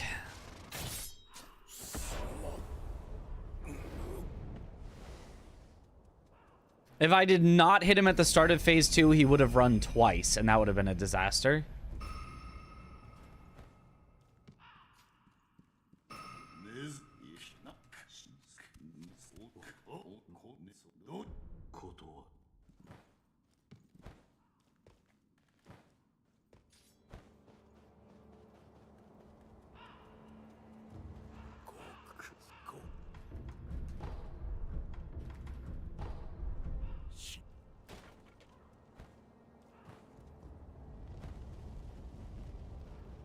So when the horse turns back to see you killing his dude. He's fine with it, probably. Actually, don't know. Deathblow doesn't reset that. So Deathblow doesn't reset it. It's if you hit him to break his posture, it resets. If you deflect him to break his posture, it does not reset. And the Deathblow has no effect on whether or not it resets. Or, well, actually, I guess I don't know, actually, if it's hitting him to break his posture or if it's taking the death blow after hitting him to break his posture. But, yeah, deflecting him for the death blow does not reset the counter. So you have to be aware of that if you get a deflect death blow only. Which is rare, but happened there.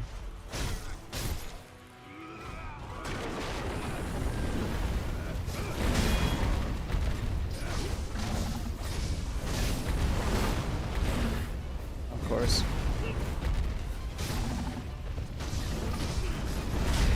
Okay, we'll take that. At least the guy is out of the way. Alright, good enough. For a bowl where the guys didn't die, that's good enough.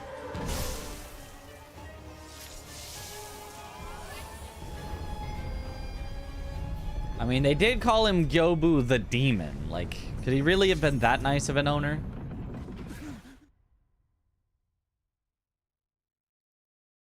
Minus 51? Yep, now minus 56. We had a very bad start on our PB. After the start, we played really well, so it's going to be hard to save a lot of time after the start, but the start of our PB was very bad.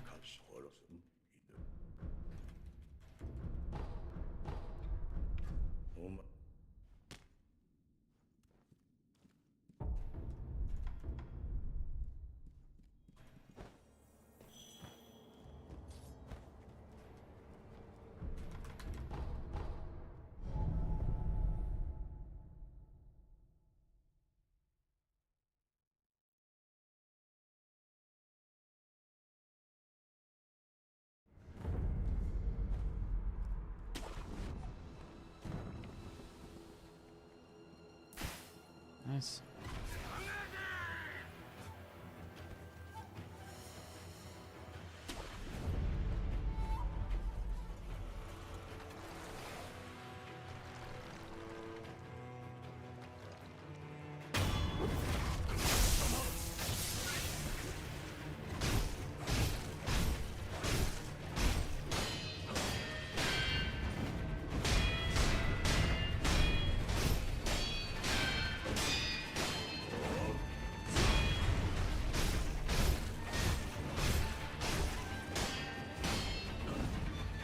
Okay.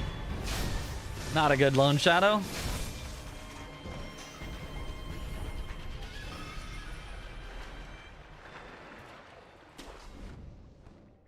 Still better than PB, though.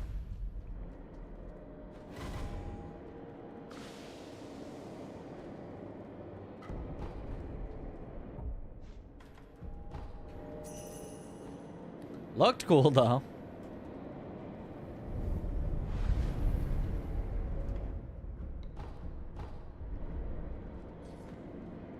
Give me the infinite spirit emblems.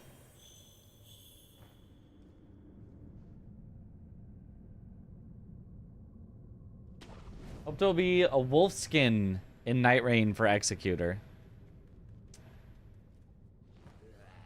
It would be a cool skin. I hope that they only add a Sekiro skin for the Executor when they rework the class. Oh, God. Well. Oh, God.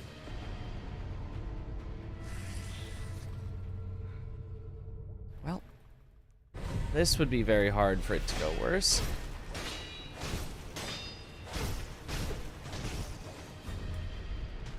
And now we're going to get shot at.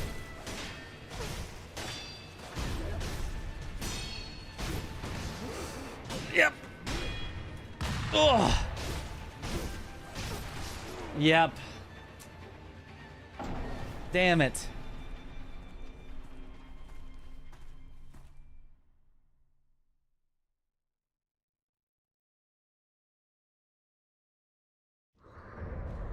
Well, at least we get this idol before her, so we don't lose too much progress. But it's already going to be hard to PB at all. It just didn't let me jump off of the rock. I'm not really sure what happened. I definitely pressed jump, but it did not happen, so I'm not entirely sure. I think I must have gotten a stutter step.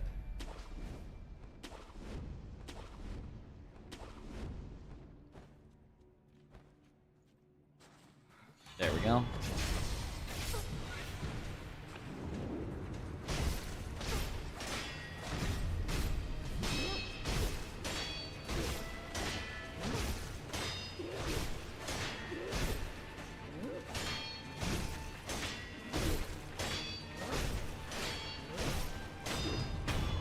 Okay. Yep.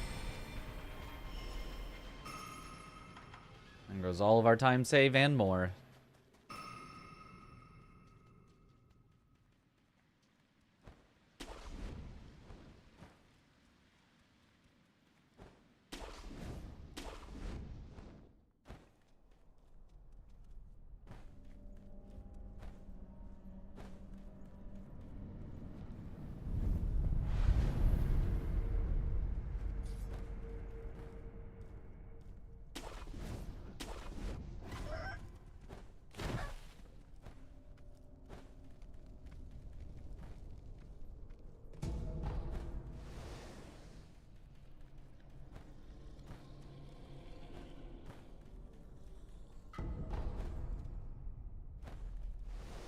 Looked in the game, you forgot you're still working.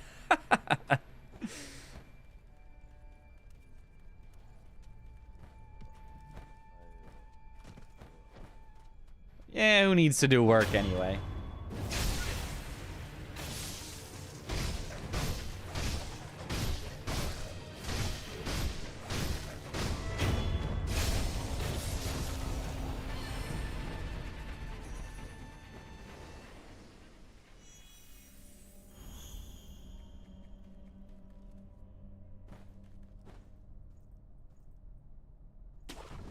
That's why you don't watch live runs when you're busy. Hard to pull yourself away. Honestly, I've been late to stream so many times because I've been watching somebody else on a run. Could be a speed run, could be a hitless run, but I'll just be watching somebody and they're on a run and I'm like, I cannot stop until they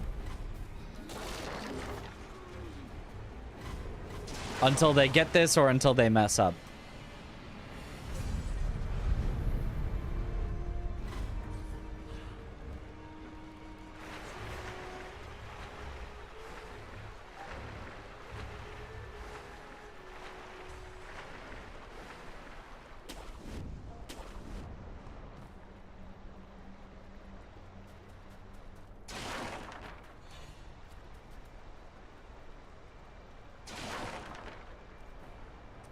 Works.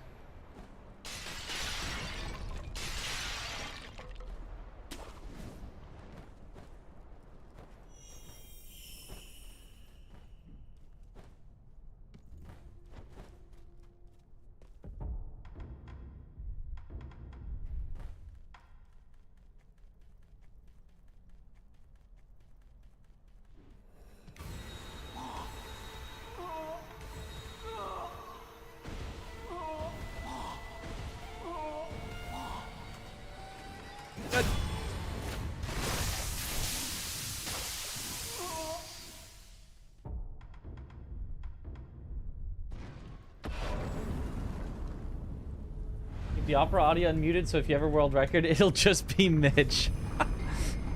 I have seen a lot of world records where you can just hear whatever they were listening to.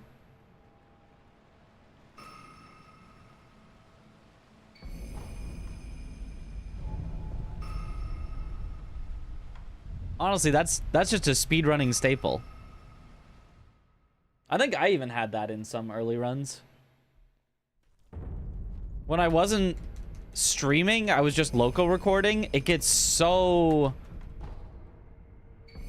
hard to keep focus if you don't have something to distract yourself a little every now and then.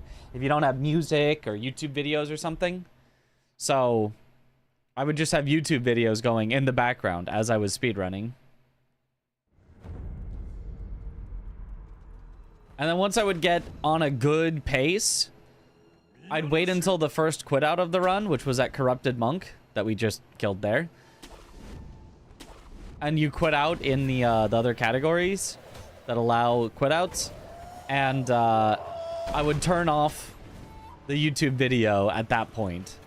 If I made it on a good pace to Monk, then we were full concentration. Not bad. Ah.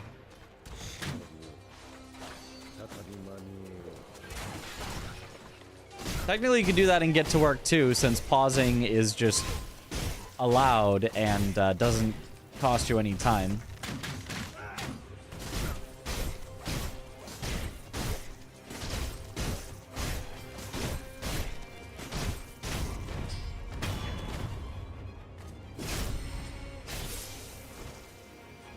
The woo was pretty good, I think. I don't really remember because I was in the middle of a conversation and also in the middle of doing stuff.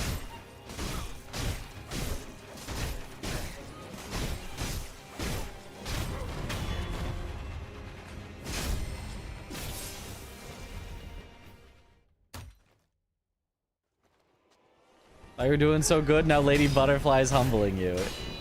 Yep.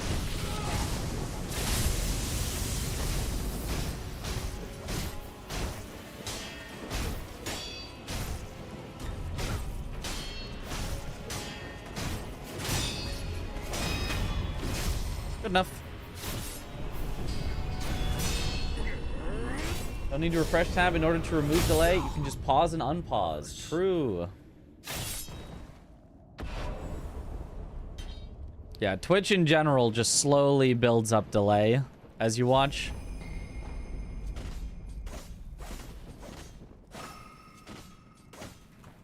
Oops.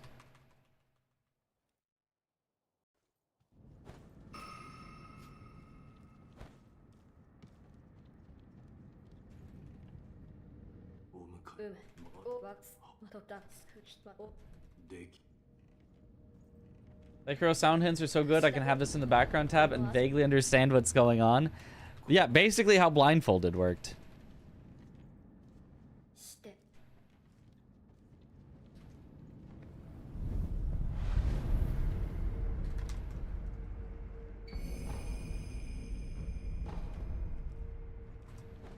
Another technique I used to use. Have a world record grinders stream open in, like, you know, a second tab so I could just hear them, but I wasn't watching them. But if I heard any late boss, I'd be like, oh. Or depending on the runner, they might start actually, you know, talking if they were on a really good pace. Or the opposite, they might be talking and then they might shut up if they're on a good pace. But you could learn the ins and outs and be ready to congratulate them if they got the run.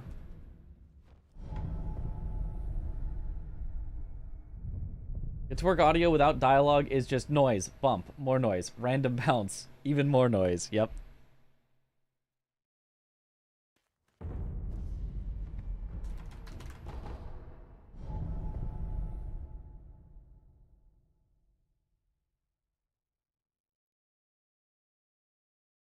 Pre-woo guy or post-woo guy?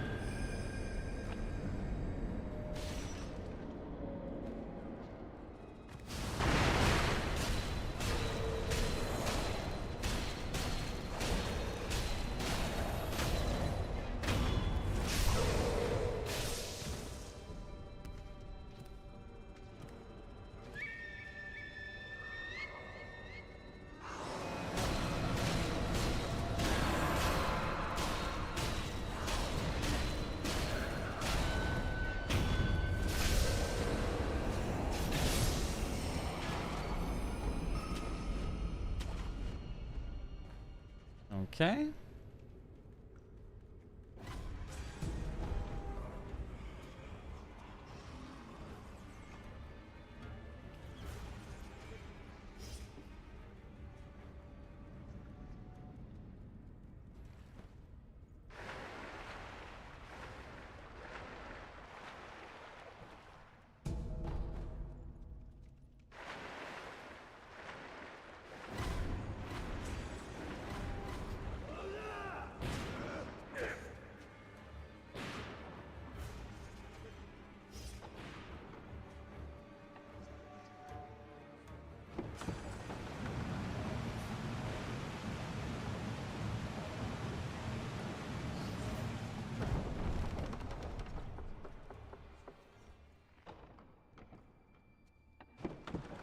Changing quality also works for those streams that have ads on refresh. Ah.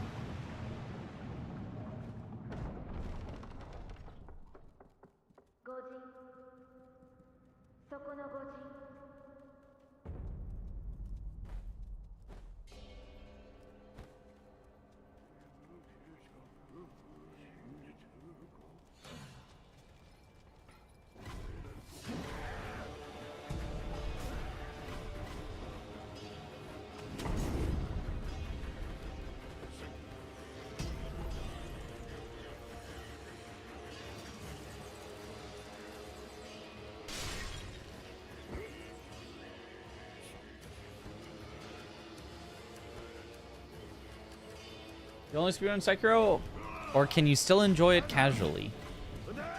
I mean, I still enjoy various things in it. I wouldn't exactly call anything I do in Sekiro really casual anymore. Like, I enjoy speedruns. I've enjoyed, you know, mods that make it harder. You know, I enjoy Like there's various things, hitless runs. There's various things I can enjoy about it, but like...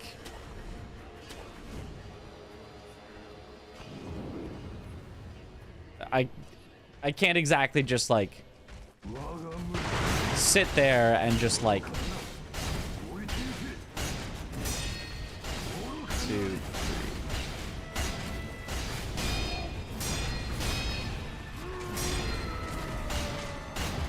Just play the game like just playing it of like, oh, I'm just gonna, you know, attack and fight this boss and then that's gonna be it. Like, I still would enjoy that, just not as much as having some sort of challenge or thing that pushes me. Even the first time I played, I was like, you know, I was enjoying it because I was being pushed because it's hard. And then after that, I didn't really enjoy just playing it again in New Game Plus. Even before speedrunning it or anything, it was just like, oh, this is just the same thing. I'm not really getting pushed. Like, yeah, they've got a bit more health and I'm taking a bit more damage, but like, eh.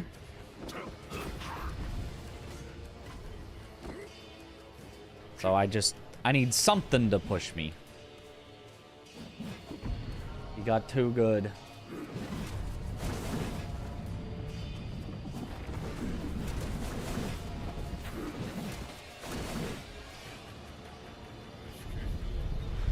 You haven't played Long May the Shadows Reflect mod. That's true. I have not played that one yet. As much as I do want the game to be very difficult, I also want it to actually be well designed, and from what I hear, the Long May the Shadows Reflect mod is just not that.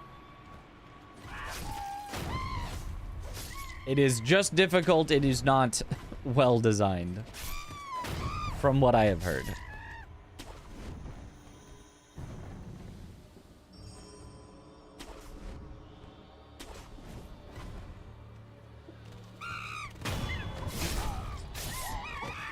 Sekiro randomized with Aggie's Pog? Yeah, that was a good one.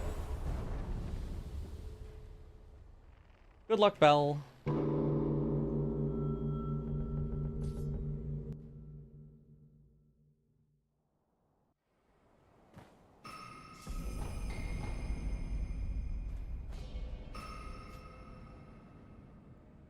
Nani? Nuko.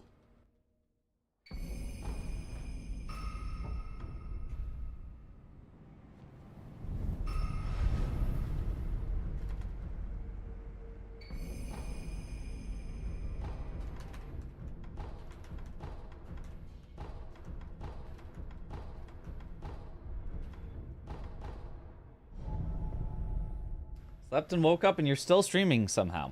Well, that would probably be because we've been streaming for 7.5 hours, and sometimes I stream for more than 8.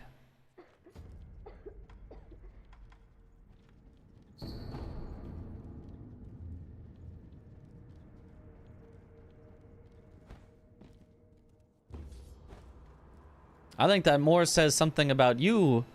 Maybe could get slightly more sleep.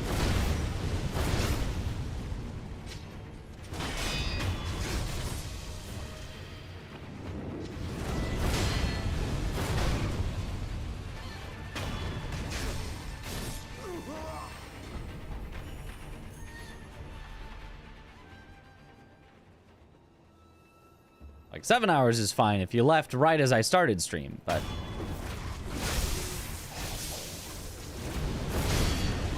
oh, it went right over their heads. Oh. Yes, nice. Okay, we take that. Not nearly as bad as that could have gone.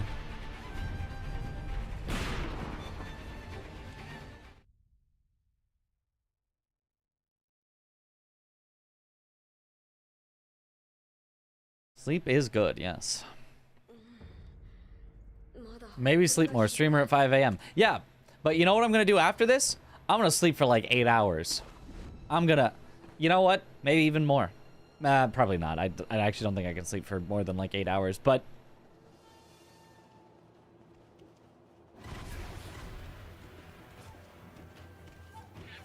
I'm gonna sleep.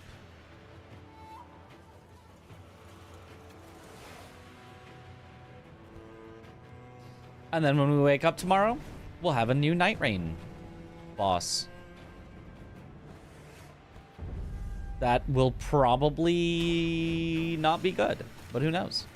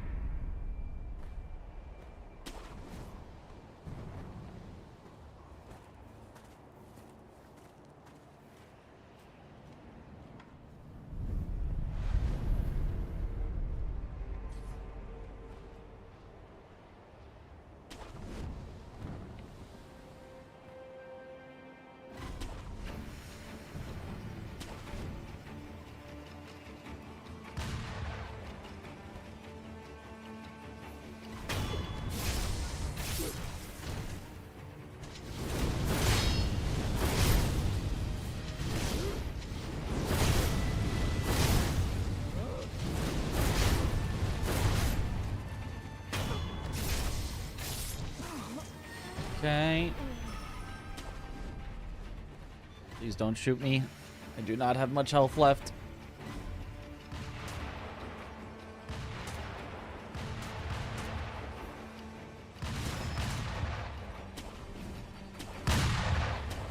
Oh!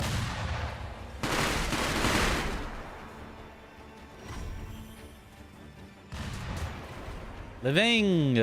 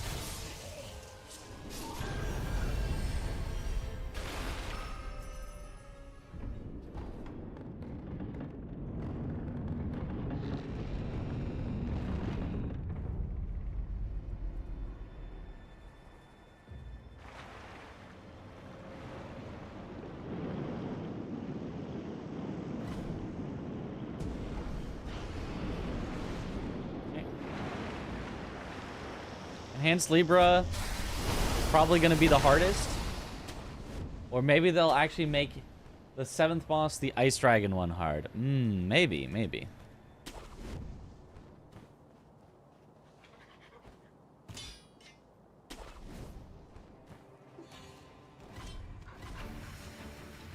Normal version, speedrun version, different in damage. Nope. This is the normal version. But,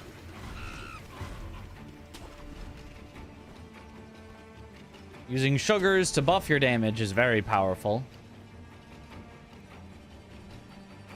And doing the mortal draw after jumping does more damage than using it on the ground. And if you hit an enemy in the head, like this ape, it does even more than that. So that's how you can get something like this. You just combine multiplicative damage increases on top of each other. So, you know, if you've got a 50% increase and another 50% increase and then a third 50% increase, you're doing, like, over triple the damage.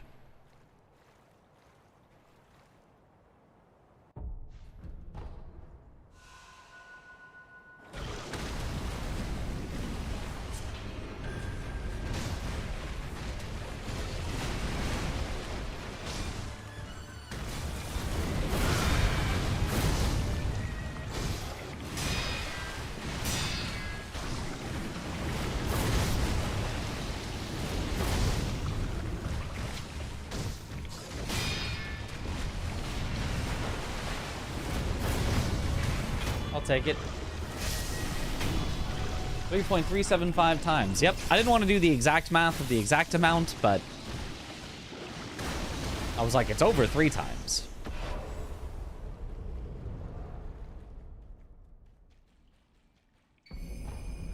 So that's basically what we're doing. Headshot, I think, is actually double even. But Yash, I think, is less. Yash, I think, is 25% extra damage. But, so you can kind of just see, though, if you do... Jumping does 50% more. Headshot does double. And Yash, I think, is 25% more. You're doing a lot of damage.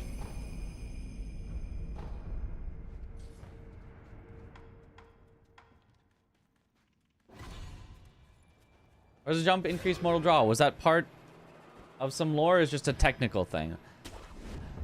We don't know. Number is just bigger. You look in the code, and number is just bigger when you jump. It doesn't seem to have any, like, reason necessarily for it. But...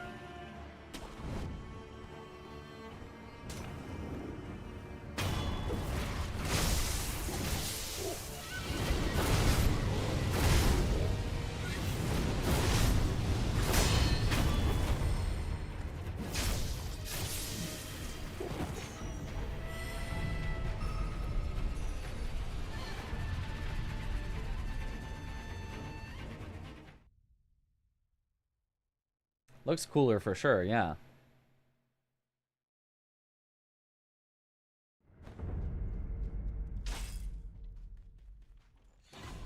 Kind of like Quint, the bounce pad itself doesn't get you up to CEO, but if you bonk the height of the bonk, multiple bonks with the bouncer, and boom. Yep.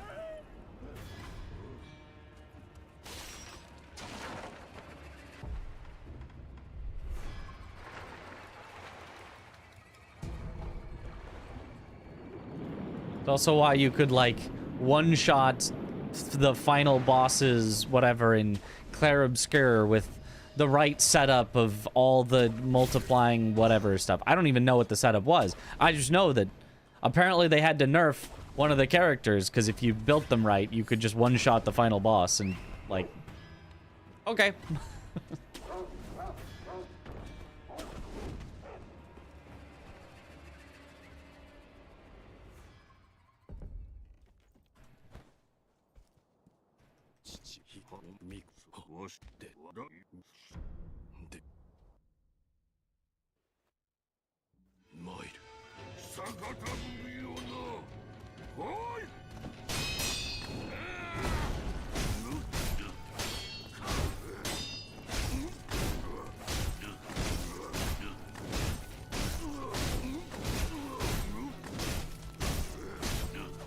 Yo, what up, Chen? Going well?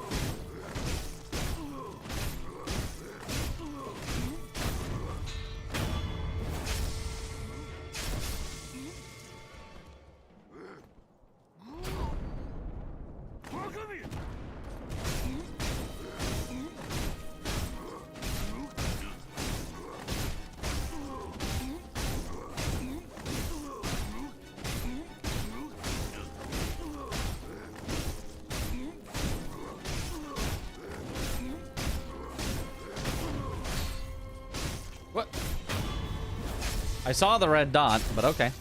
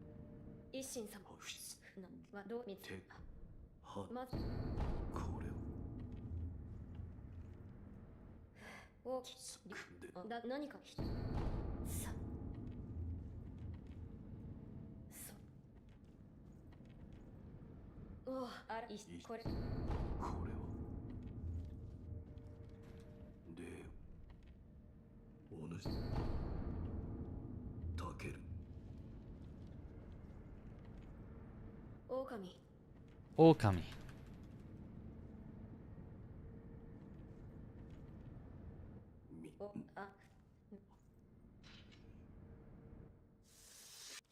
About 2 hours with Owl. The second took you 5 hours. Yep, the second is quite difficult.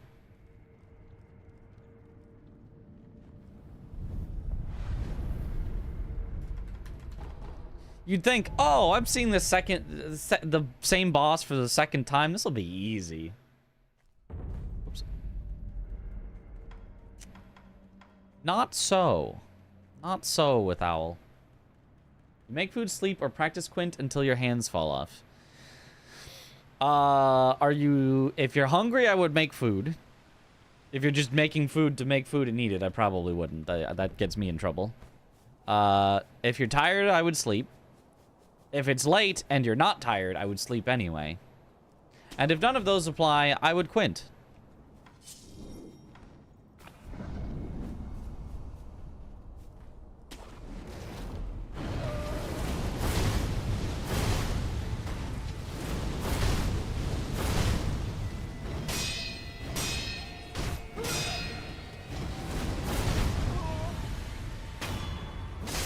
Both tired and hungry. It will eat my sleep. Perfect.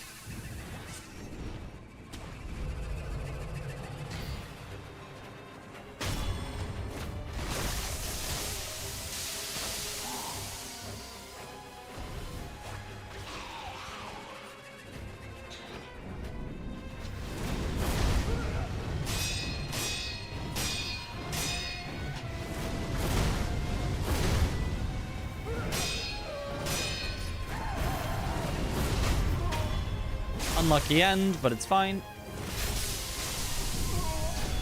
Can I ask, why do you prefer keyboard and mouse when gaming?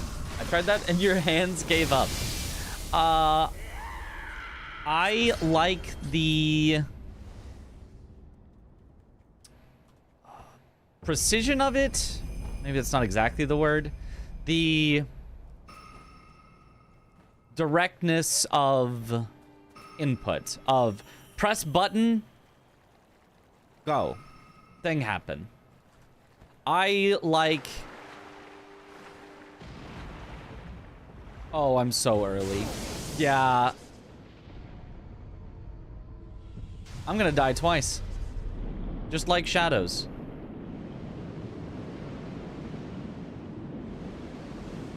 Or not. Never mind. We're fine. Okay, never mind. I guess we're fine.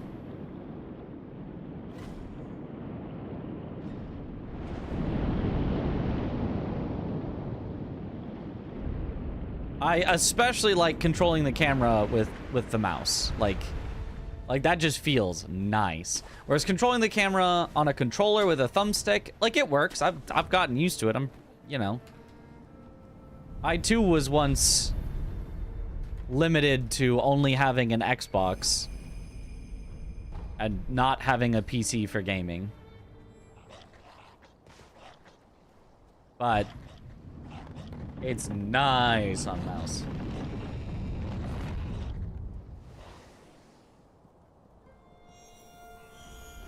Elden Ring can't use Ashavor or parry, don't know the button.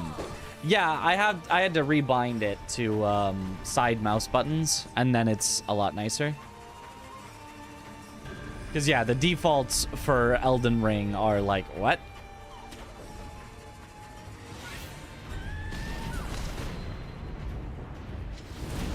They expect people to play like that?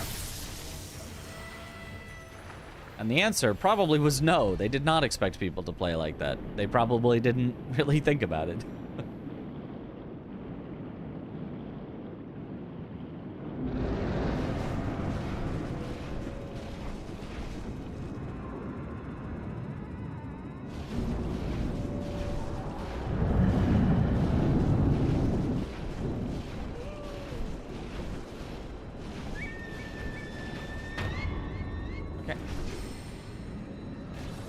Surely the 180 turns for Mortal Draw are almost impossible on controller. Actually, no. There are even some who argue it's easier on controller. I mean, I don't really agree, but there are some who argue it's easier on controller to, like, flick the stick back.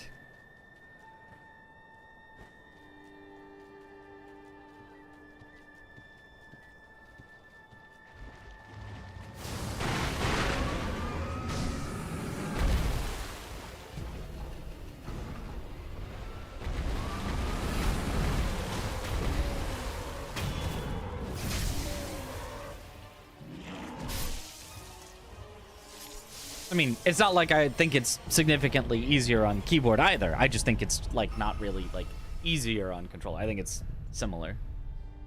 What's better, Sekiro or Bloodborne? Well, I haven't played Bloodborne yet. So Sekiro's better, because I've played it. Have I played Lies of P Overture? Yes. It was very good. I liked it a lot.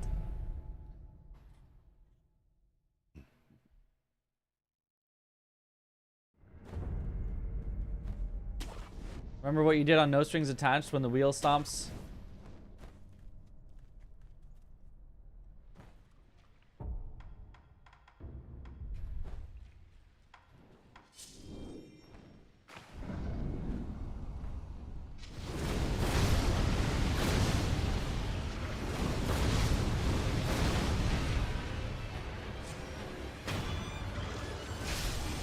On playing using mouse and keyboard? That was not on the wheel when I was on Strings Attached. Because, you know, I'm sure Chris... That would have been funny, though. If there had been a wheel spin that was play using mouse and keyboard. That would have been great.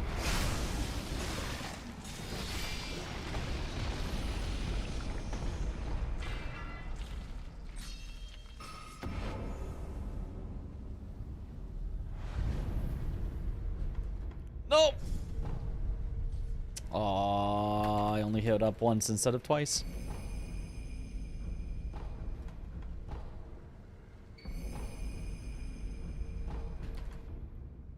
Underbridge Valley. I can buy either Lies of P DLC or Sekiro or Bloodborne. What should you buy?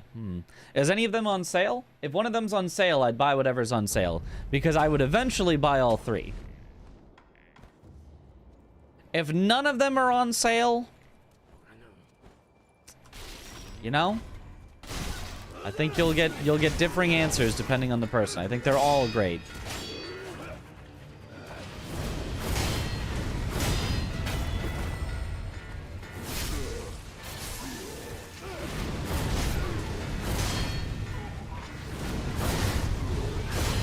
Okay, for not getting the starting death blow, that went really, really well. Otherwise.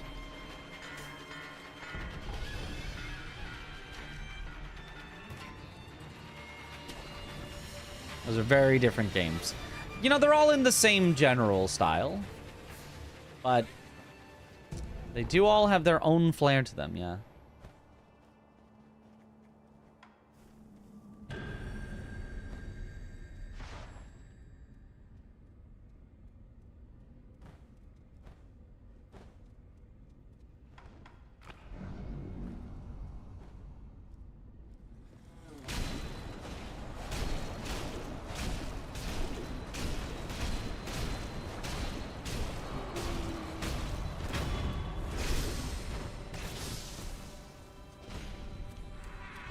Oh, the insta-slam.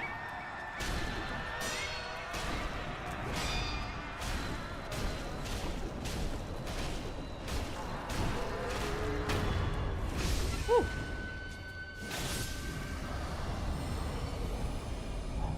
Buy Neo 3? I don't think that's out yet. Why would you buy a game that isn't out if you wanted to play a game right now?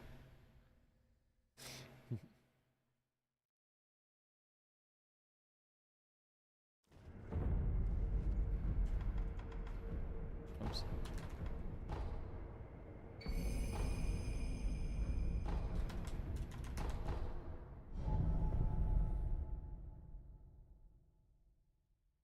Bit doubtful about Bloodborne because it's a bit old. It's not that old. But it is locked to 30 frames per second, which is bad.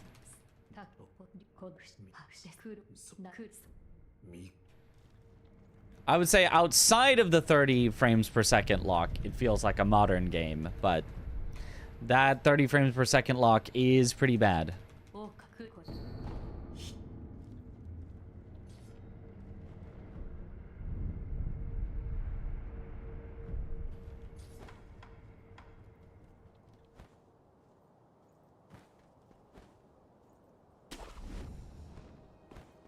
On the other hand, it was Game of the Year. Wait, Bloodborne was? Was it?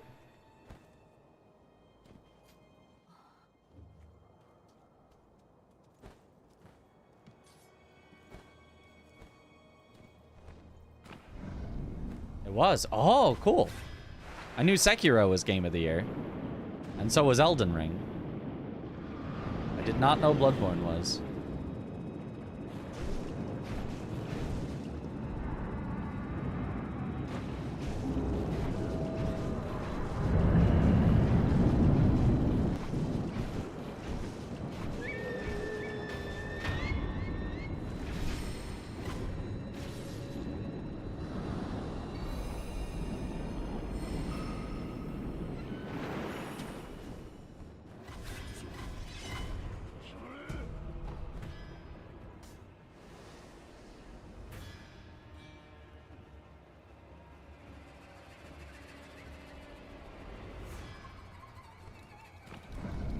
And yet, even getting Game of the Year,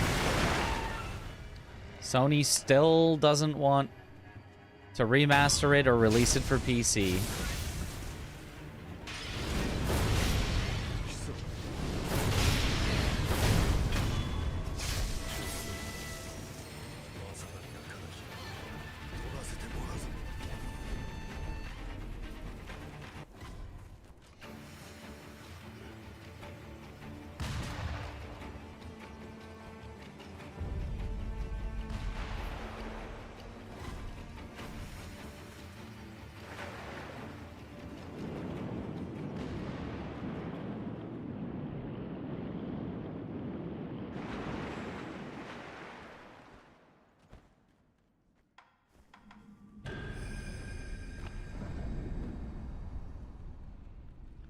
I think AGNL is just an Elden Ring hater, so anything that year was better for her than Elden Ring. Even if it is many people's not just game of that year, but game of the decade or game of all time for some people. For me, it's, you know, it's up there. Even if I like Sekiro better.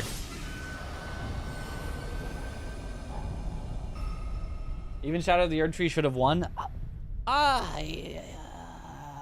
Over Astrobot? Maybe. That was kind of a weak year. Like, I don't think Shadow of the Erdtree should have won in most years, but, like, that was a year where it was, like, there wasn't, like, a, you know, this is the winner. So, I could have seen it, but...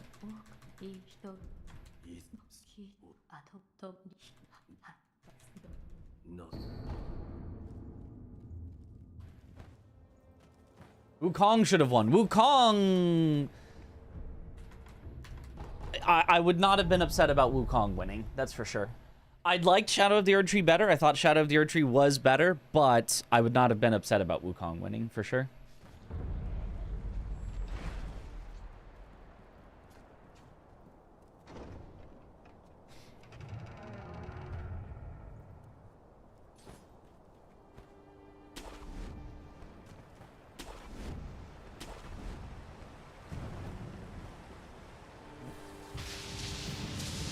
Astrobot looked like an ad in game form. Well, it kind of originally was, right? Astro's Playhouse or something basically just was a little PlayStation ad.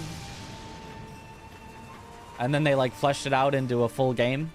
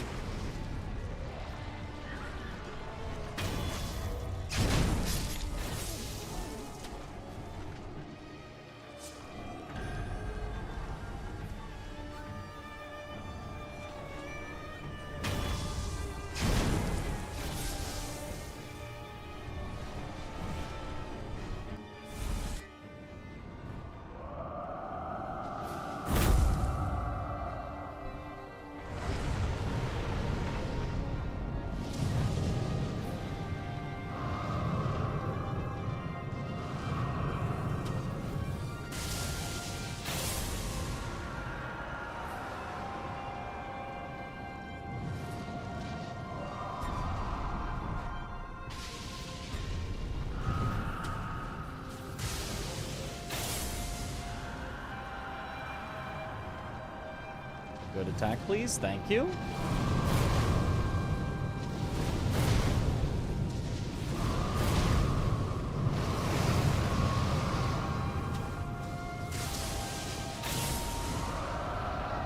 All right, a 3 lightning. We'll take it. It was as good as I could get there.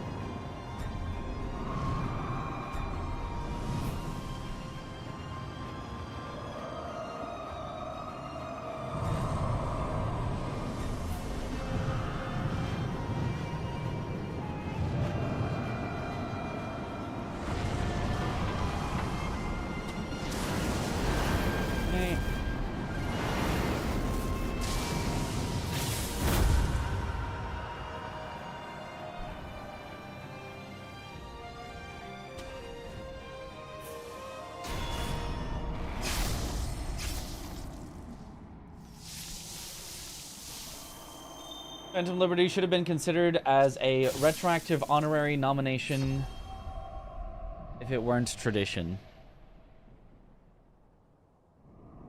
I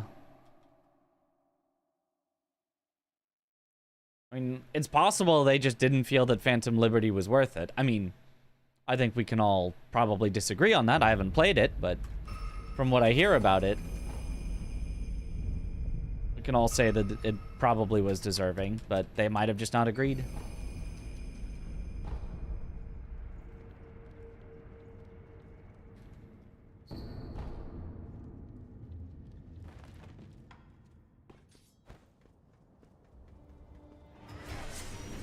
We can't, you know, punish a current nominee because, well, but what about the other one that wasn't nominated? Well, since you didn't nominate the other one, now I don't even want this nominee to win, even if they're deserving. Is, you know, a little silly of a thing to say.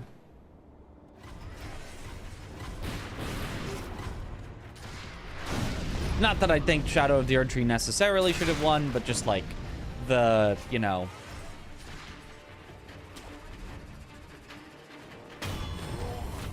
obviously they're not deserving because this other one wasn't nominated.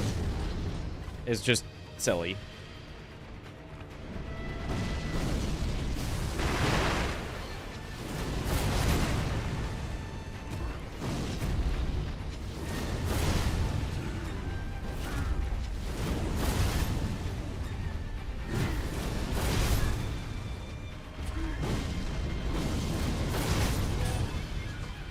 Okay.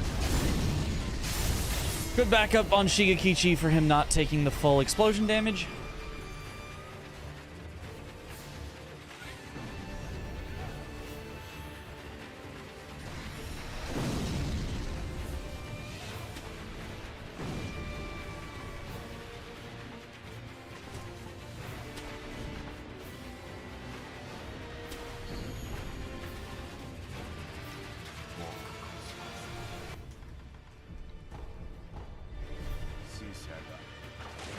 Good.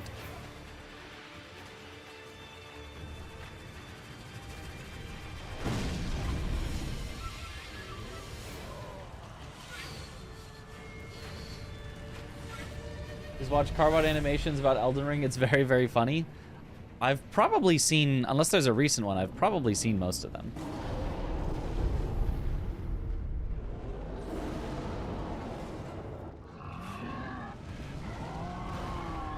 If it hadn't been for that whole release ordeal, when Phantom Liberty rolled around, was peak, and Phantom Liberty is one of the highest quality DLCs you've ever played, easily on par with Shadow of the Erdtree in terms of quality, though maybe not in length. You know, and I'm not disagreeing with you. I'm not disagreeing that that's, you know, probably the case. Just don't hold that against Shadow of the Erdtree. You can be like, oh, the Game Awards definitely should have nominated him. It's like, yeah, absolutely. But if you put it into any sort of, like, now I have to compare it with Shadow of the Erdtree and say, therefore it was better and more deserving. Therefore, Shadow of the Erdtree isn't deserving. It's... I don't think that's the right way to go about it. It's also possible just that that year had more stacked competition. Because as I said, Shadow of the Erdtree was not up against a lot of stiff competition. I don't remember what it was for Phantom Liberty's nominees. Yo, Aika, thank you for the Prime sub. Welcome back to the bunch. Enjoy the emotes.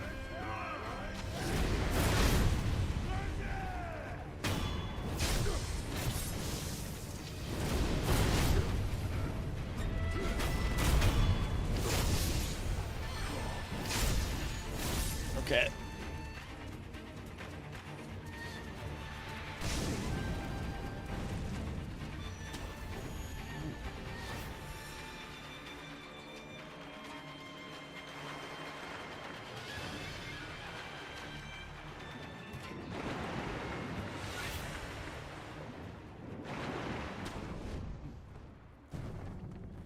Liza P, which did not get nominated. Baldur's Gate 3. Okay, yeah, obviously wasn't going to win against Baldur's Gate 3.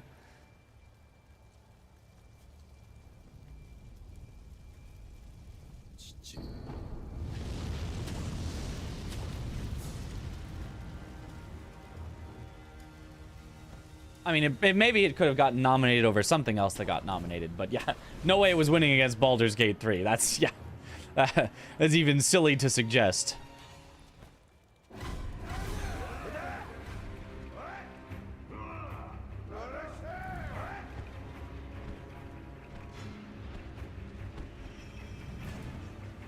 Not that I think anyone was suggesting it. I think everyone just said it should have gotten nominated, but...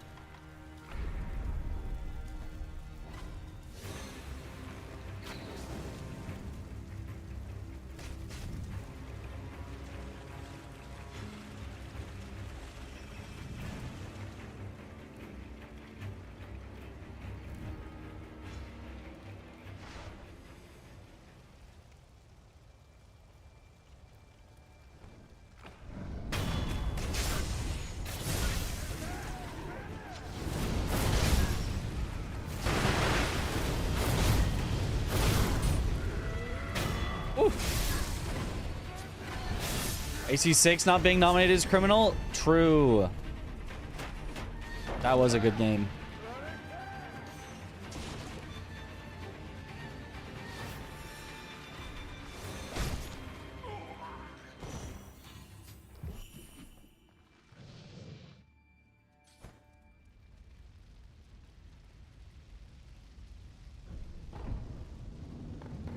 Can't go. You're in the main hall. You need to defeat Genichiro first. And then you need to talk to Ishin.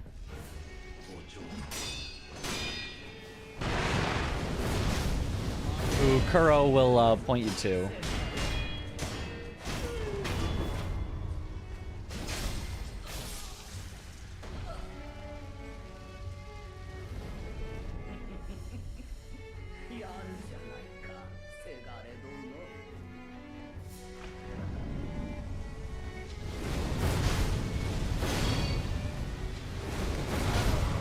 Nice.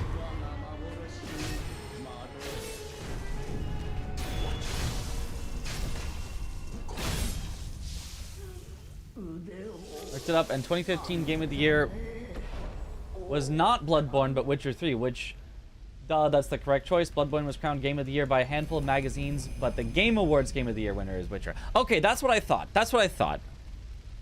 I did not think Bloodborne had actually won at least the Game Awards Game of the Year.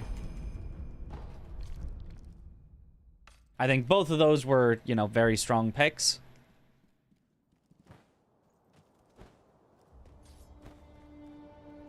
That people seem to like.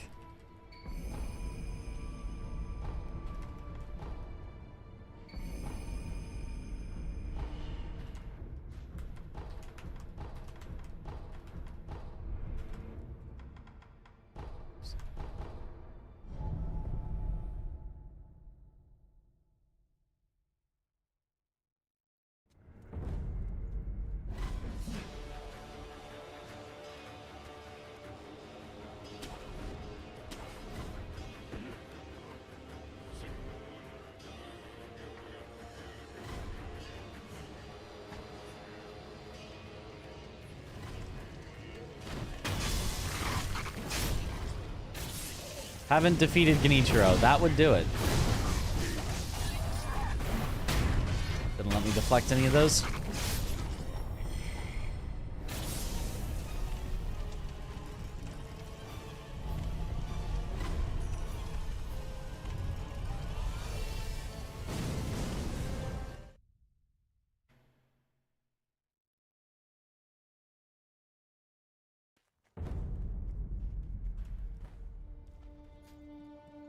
Do you believe the Silk Song will come out this year, Cope?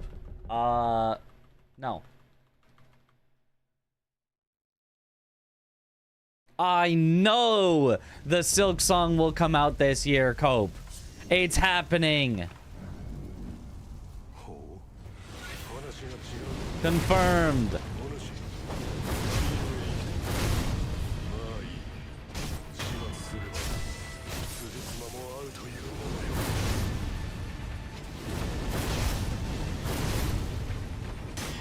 That works.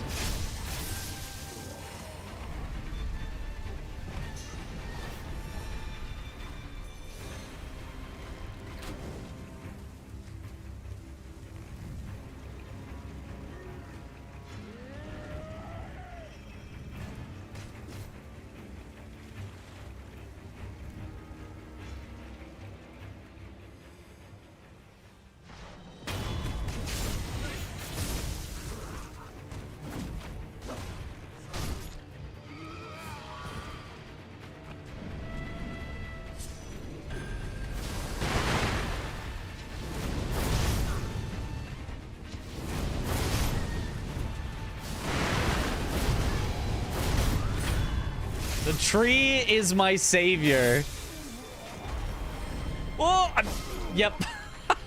I like that freeze frame where I was just imagining it as, yep, that's me. I bet you're wondering how I got here. Where we could just see I was definitely dead to Lone Shadow there.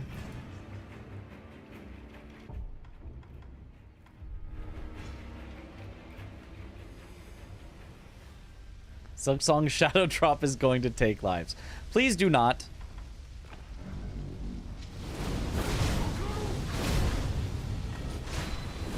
I need to finish Hollow Knight first.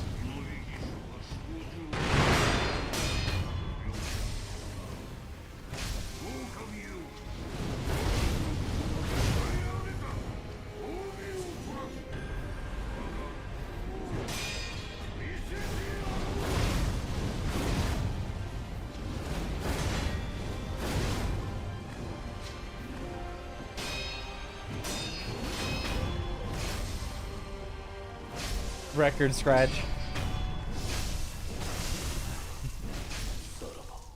Planning on getting a Switch for Duskbloods? I don't know. Maybe.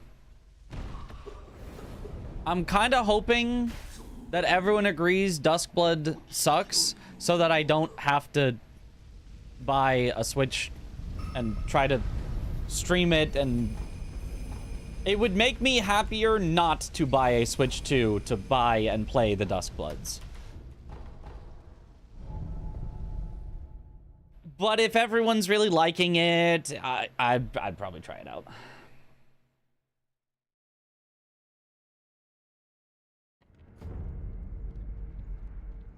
But if we all agree it's trash, and we all agree not to play it, and we all agree that we're not gonna all flood watching people that are playing it and ignore people playing other Souls games, and I get to just keep playing Sekiro for longer, I would be happier.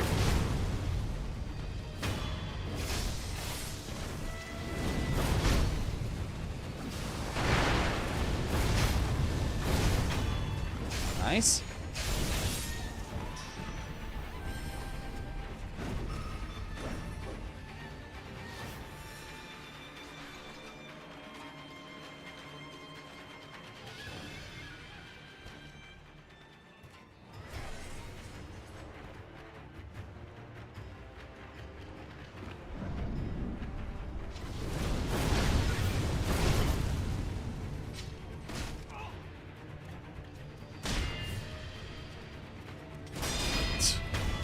What a staller.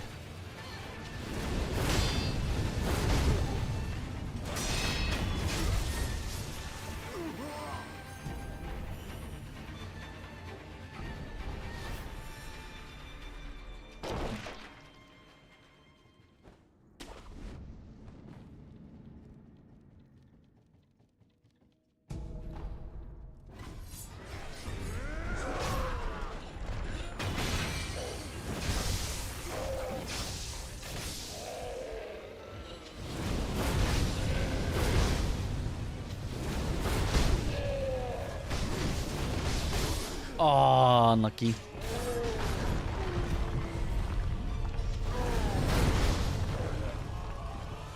Wrong guy. There you go.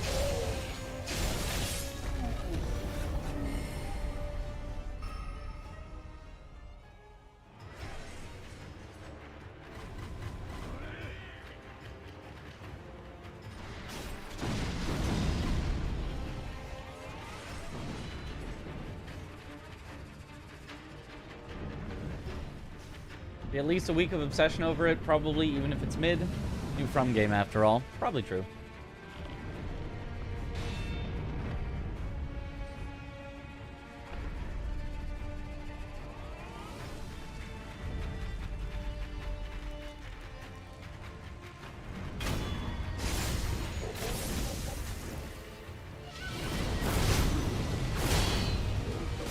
Ah, unlucky.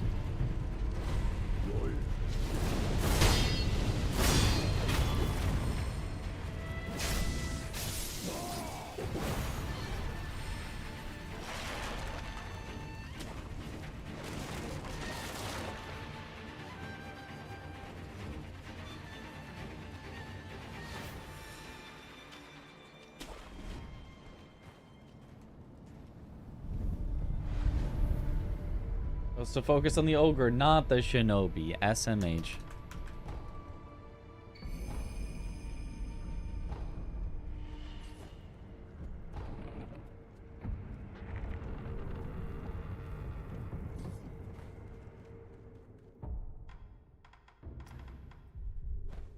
Okay.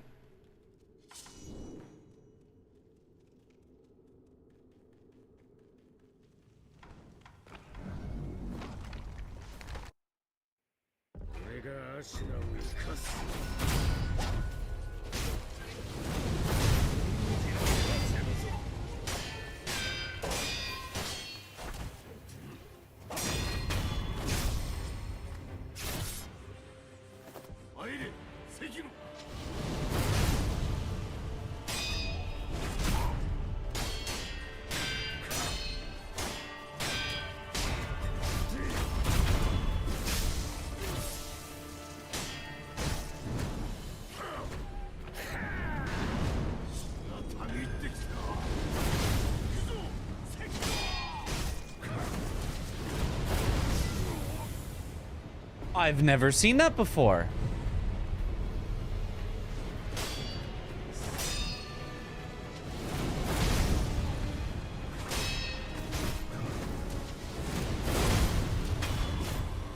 Huh.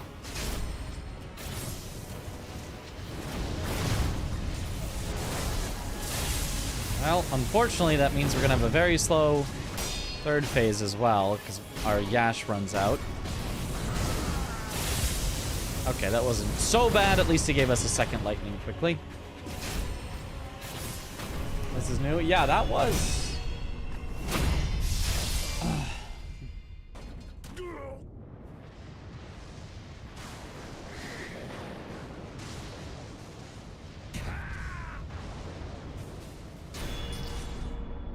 Yeah, there's very little toxicity in the Souls community.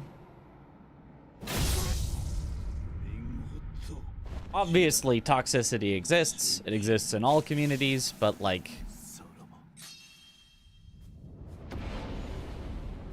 You know, the most celebrated figure in the Elden Ring thing was somebody helping people to defeat Melania. Whether that was 100% the most deserved person to be the, you know, most celebrated person or not, you know, I'd argue no-hit runners and speedrunners are more impressive, but, you know, just that being like, yeah, that's the thing that people, you know, have about Souls games. And I understand that people might think the Souls community is very toxic, but if you actually talk to most people that play Souls games at all, it's just not. The online actual communities around Souls games are just not toxic in the slightest. Individual people are toxic, which, yeah, that's just gonna happen. The community, not even at all. Not even the tiniest bit.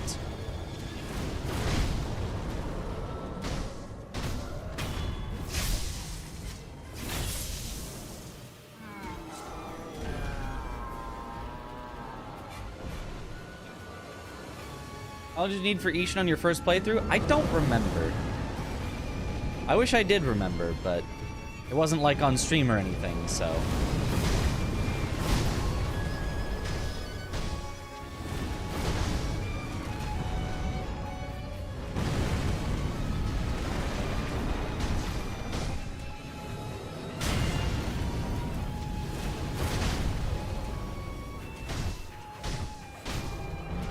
Nice.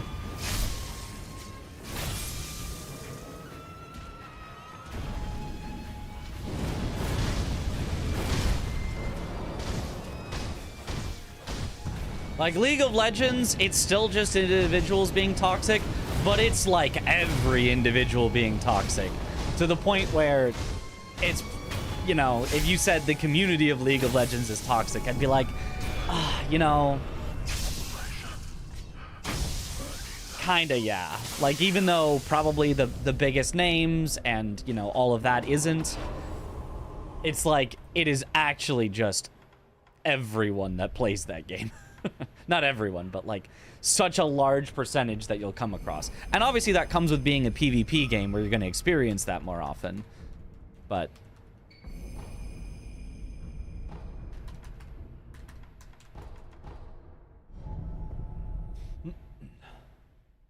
best community for helping each other, yeah.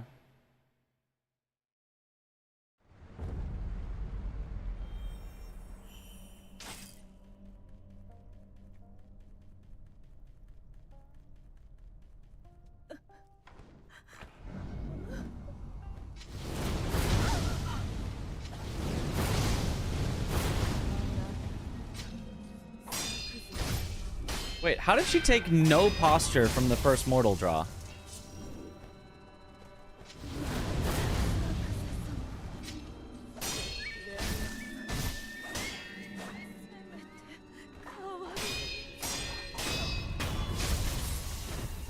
That was a very weird O-Rin, but I guess that works. Sure.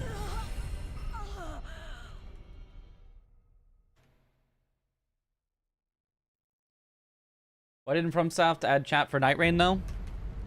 I mean, why hasn't voice chat been a thing in most games for a while?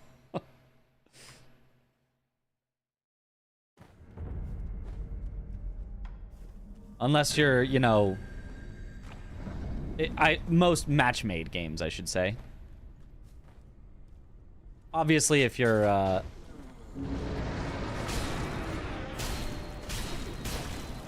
if you are queuing up specifically with your friends, a lot of them will have, like, proximity chat and fun stuff like that. But,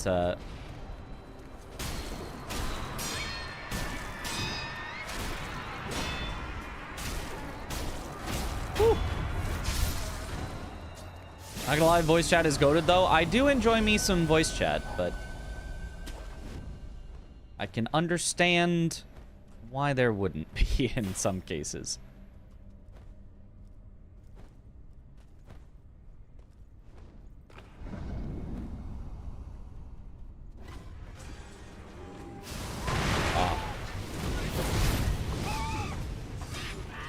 Stop!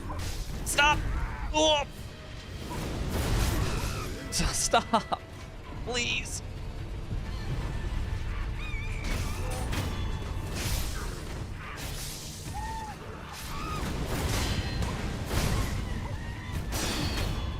I'll take it.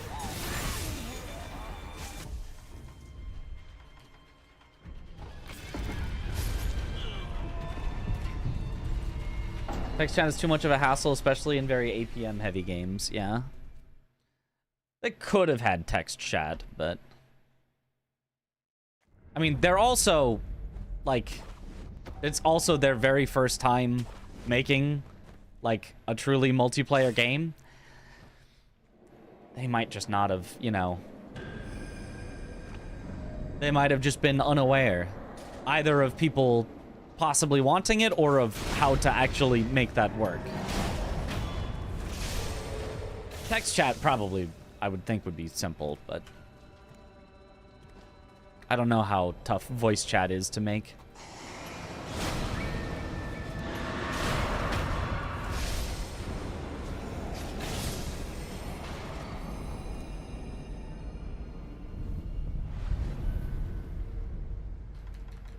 Travel up 2 down 2. Down 2 up 2 is what I was supposed to do. I think allowing chat would just bait people into wasting time on it, and it's a time-sensitive game. Yeah, I do think the game probably overall is worse if you allow chat.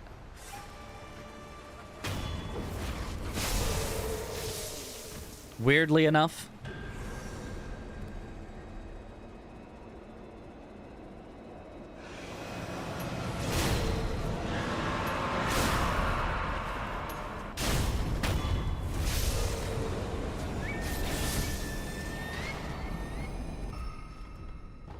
And all right, 122.53, sub 123. That's a good Sekiro run. That was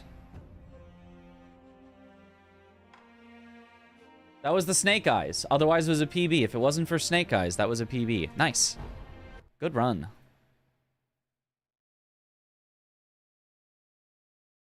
Maybe improve the ping system a little. That's all you need. Yeah, yeah.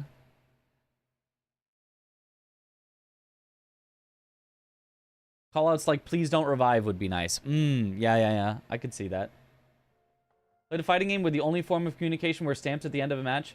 People still manage to be toxic with that. Yeah, like yeah. At the end of the day, in an online, especially competitive, although in Night Rain's case it's cooperative, but it can still happen.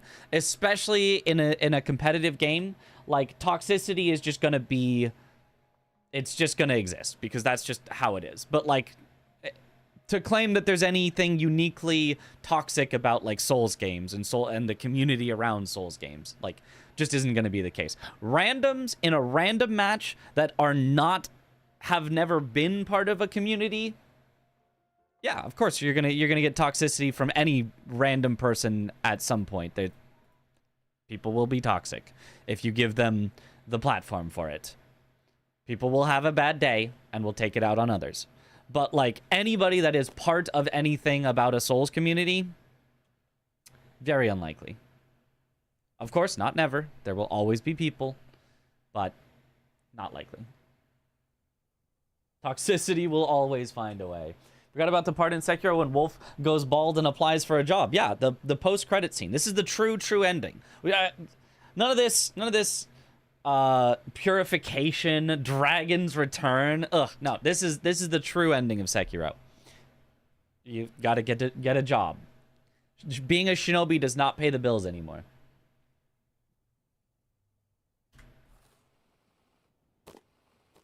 Ooh. This should still work. This story is a metaphor for climbing the corporate ladder. Nice, it does. You may be thinking that the rollerblades are a little goofy.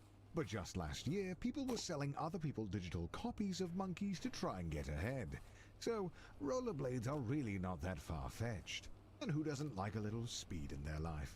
So, rollerblades it is. But just remember that everyone struggles to get job interviews, so try not to get too discouraged. Good luck. Okay.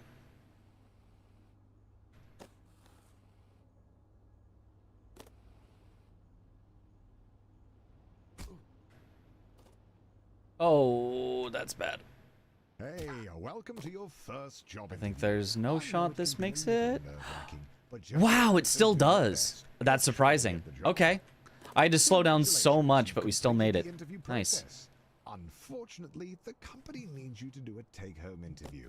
I see a note here that says, "Sorry for making you jump through all these hoops." Oh, yeah. So the company just needs one more interview. The note here says, "Last one, we promise." And to ignore the hoops on fire. That's just the technical... Oh, I jumped way too... My bad, my bad.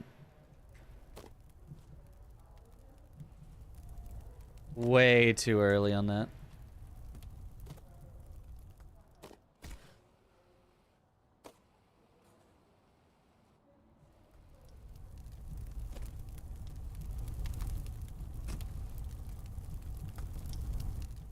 Okay. There it is, the offer letter. You grab the letter and read it out loud. Hey! We regret to I think that's the first time I've used that as a backup. Just flip right up into the letter.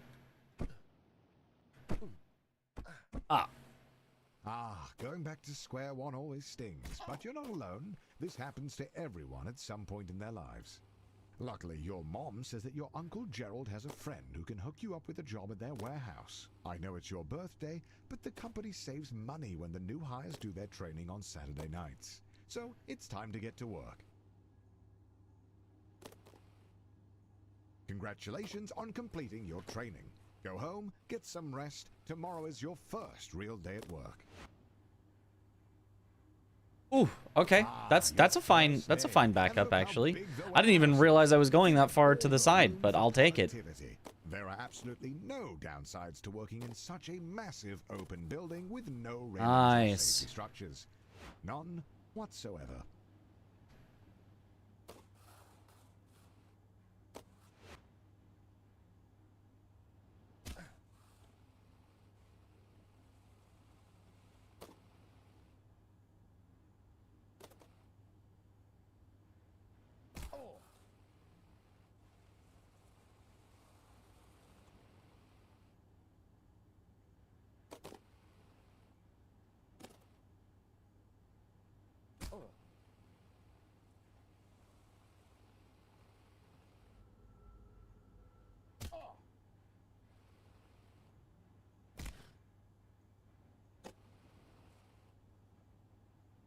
Your mom walks into your room with a letter.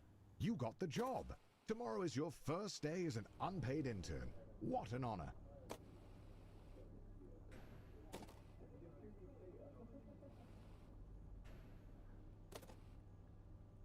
Some would be discouraged knowing they only got the job because their obsession with rollerblades makes them the ideal candidate for grabbing coffee. But you're a little discouraged as well. Yo, free time lost podcast. Let's go. Here at the Grind Set, we teach you the life hacks everyone else is too damn afraid to. Like how credit card fraud can actually be a good thing? Better. Did you know there are ways to earn $50, $60, $70+ a year for free? I'm listening. Okay, so there's thousands of locations around the country already doing this. Oh, would that have bounced me up there? To keep this a secret, but we know that would have been if cool. You show up and give them a piece of paper that they like, they'll start giving you money. Okay, Chaz, if I know you, get to work as part of the run. Yep. This. That's right, TJ. The trick we found to make the most money is to show up every day between 9 a.m. and 5 p.m. Just look busy doing various tasks, fit in, and all of a sudden you're walking out the door with a check every single month. And that's not all. How can there be more? If you keep showing up, they'll start giving you more free money per hour to tell other people to do stuff. That's passive income, baby. Made it again. How is this legal? I couldn't believe it myself. Didn't look like it should. should. Plugged into the matrix like you, but once you break out of the mold of doing what everybody else is doing, you can use hacks like this to build a totally different life. Congratulations, you've finished training. Now the real work begins. Your boss Bill has his office on the first floor and seems like a really nice guy. Great taste in coffee too. Hopefully you can really impress him with your grind set. On the third floor, you meet your boss's boss, who is impressed with your can-do attitude. He says if you keep it up, he might put in a good word for that in-house interview. At the all-hands meeting, your boss Bill announces that you've been chosen for the in-house interview, which, according to him, is just a bunch of softball questions since it's really more of a formality than anything. Good. Unfortunately, being a junior financial analyst... What is the first grind set tape referencing, by the way? We are still trying to figure out what it is. Where can you just go to a place, give them a piece of paper, show up every day, and they'll just give you money? Rubbing shoulders with middle management has you inspired. You want to be one of them. Generally between the hours of 9 a.m. and 5 p.m.? And if you keep doing it, eventually you get to just tell other people how to do it?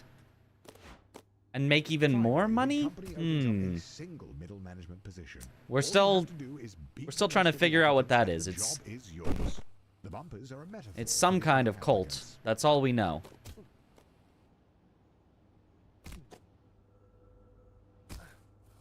The second round of interviews cuts out 90% of the applicants. The herd has been thinned out, and you're still standing strong. Wait, somehow Ted is in the running? When did he get a job here? It doesn't matter. Just stay focused and get that job. After months of grueling interviews, Nice. dinner's endless schmoozing, you find a letter on your desk. One of the two positions is yours. They created another position for Ted. His uncle is a VP. The prestige of Aren't they being vague about the concept of having a job? huge pay raise and your own I wouldn't know. review. Not that office. Don't be ridiculous. Oh, and by the way, if your team's earnings drop to the bottom 30%, you'll be fired. Welcome to middle management. No one really knows what you do here, and in fact, no one really knows how to get promoted. Progressing at this stage of your career feels like a confusing maze with no clear path forward. Huh. I definitely did not hold back there. We barely went past the thing that we need to avoid, and yet didn't make it. Interesting. Oh well. A second try is fine.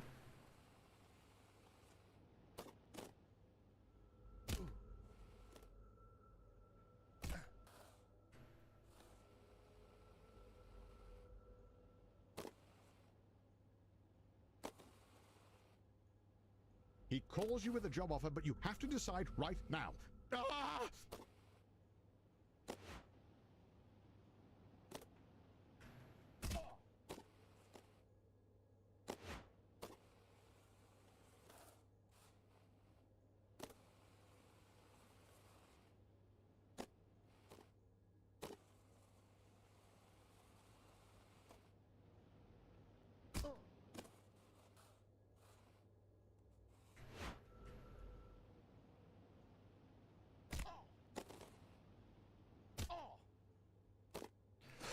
Oh, that was almost the sickest save of all time. You don't even know how almost sick that was, and then I fall down for it. Oh, man.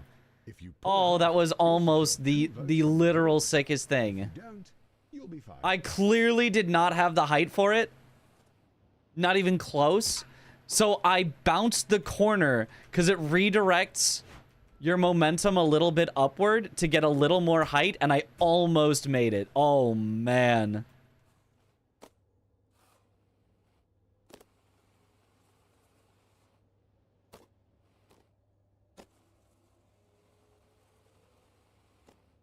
Ooh.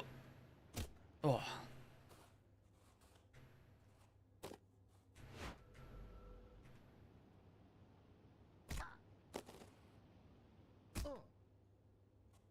Oh, if I did it that time, it probably would have worked. Because, again, we were just a little too low.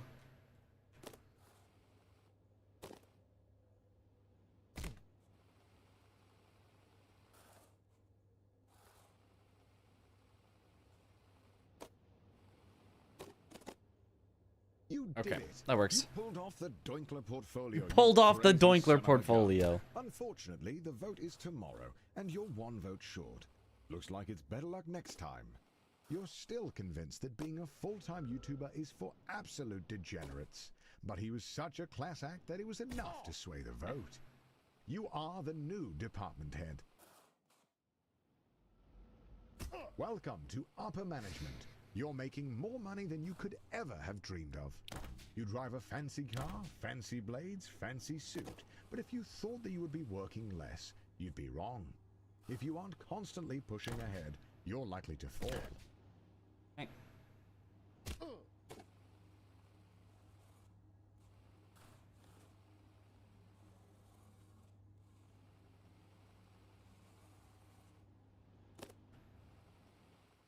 Not gonna lie, I think The FBI sweep the whole of leadership the team Rihanna and just Shy as Ronnie you thought, sketch. named a new VP. And as the first candidate to apply Every by the so criminal often record, when I hear the you're name instantly Ronnie, chosen. They don't even look at your that's like the first thing that pops into my head. I'm like, no. They mean the blue doll that is a witch. No, they don't mean. 0.01%. They don't mean Shy Ronnie. The goal is and has always been to be CEO. You have no idea how, but all you know is that you need to keep grinding. Probably.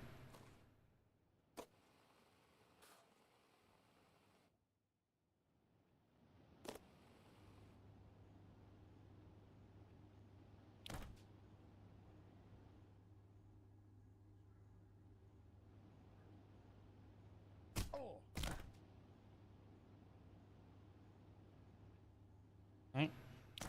To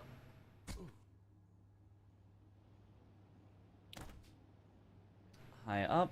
Shy Ronnie.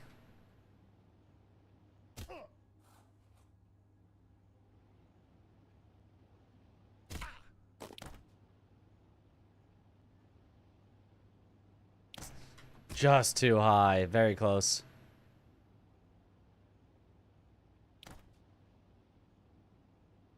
If I had slowed down a little, I could have gotten the bounce, but we wouldn't have had the speed to make it all the way up.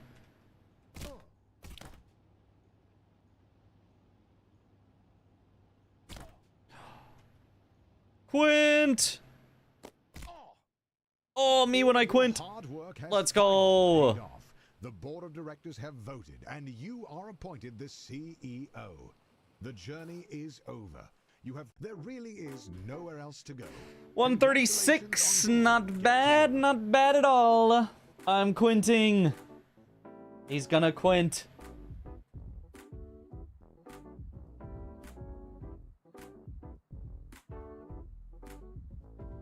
Woo! Let's go. I win! I won versus Ivy. Let's go with my 1307. Let's go. I won the 2 out of 3.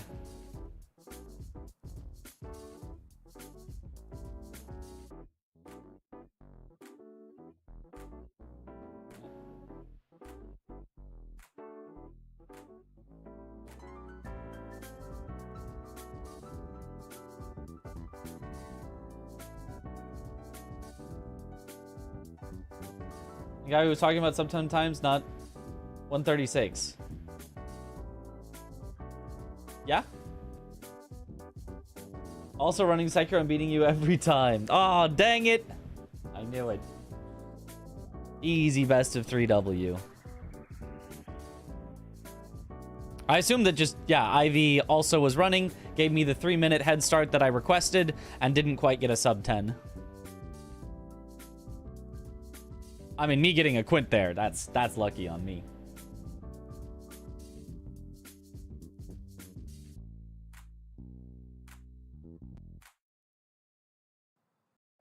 All right. Cool. Good night of runs. Let's find someone to raid here. An hour and a half is a lot longer than 10 minutes. I think Ivy wins. Nah, no, you got your time all wrong. Hour and a half is much lower. Much lower. 12:48 started a little sooner than 3 minutes. Still beat you though. All right.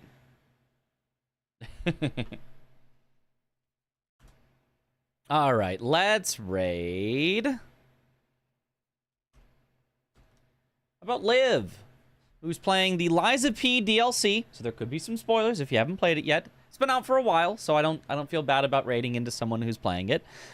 She's doing it no leveling. No leveling at all, which we tried for a little, and then I was like, screw this. Never mind that, actually. Not doing that. But she is committing to it, so Liza Peak. But yeah, thank you all for watching. Have a good night. Zoodle, we raided Zoodle last night? The night before? We've raided Zoodle very recently. I like to spread it around if I can. I'm sure we will raid Zoodle again in the future. But yeah, thank you all for watching. Have a good night, morning, afternoon, evening, wherever in the world you all happen to be. And I will see you all later. Have a good one, everyone. Bye-bye.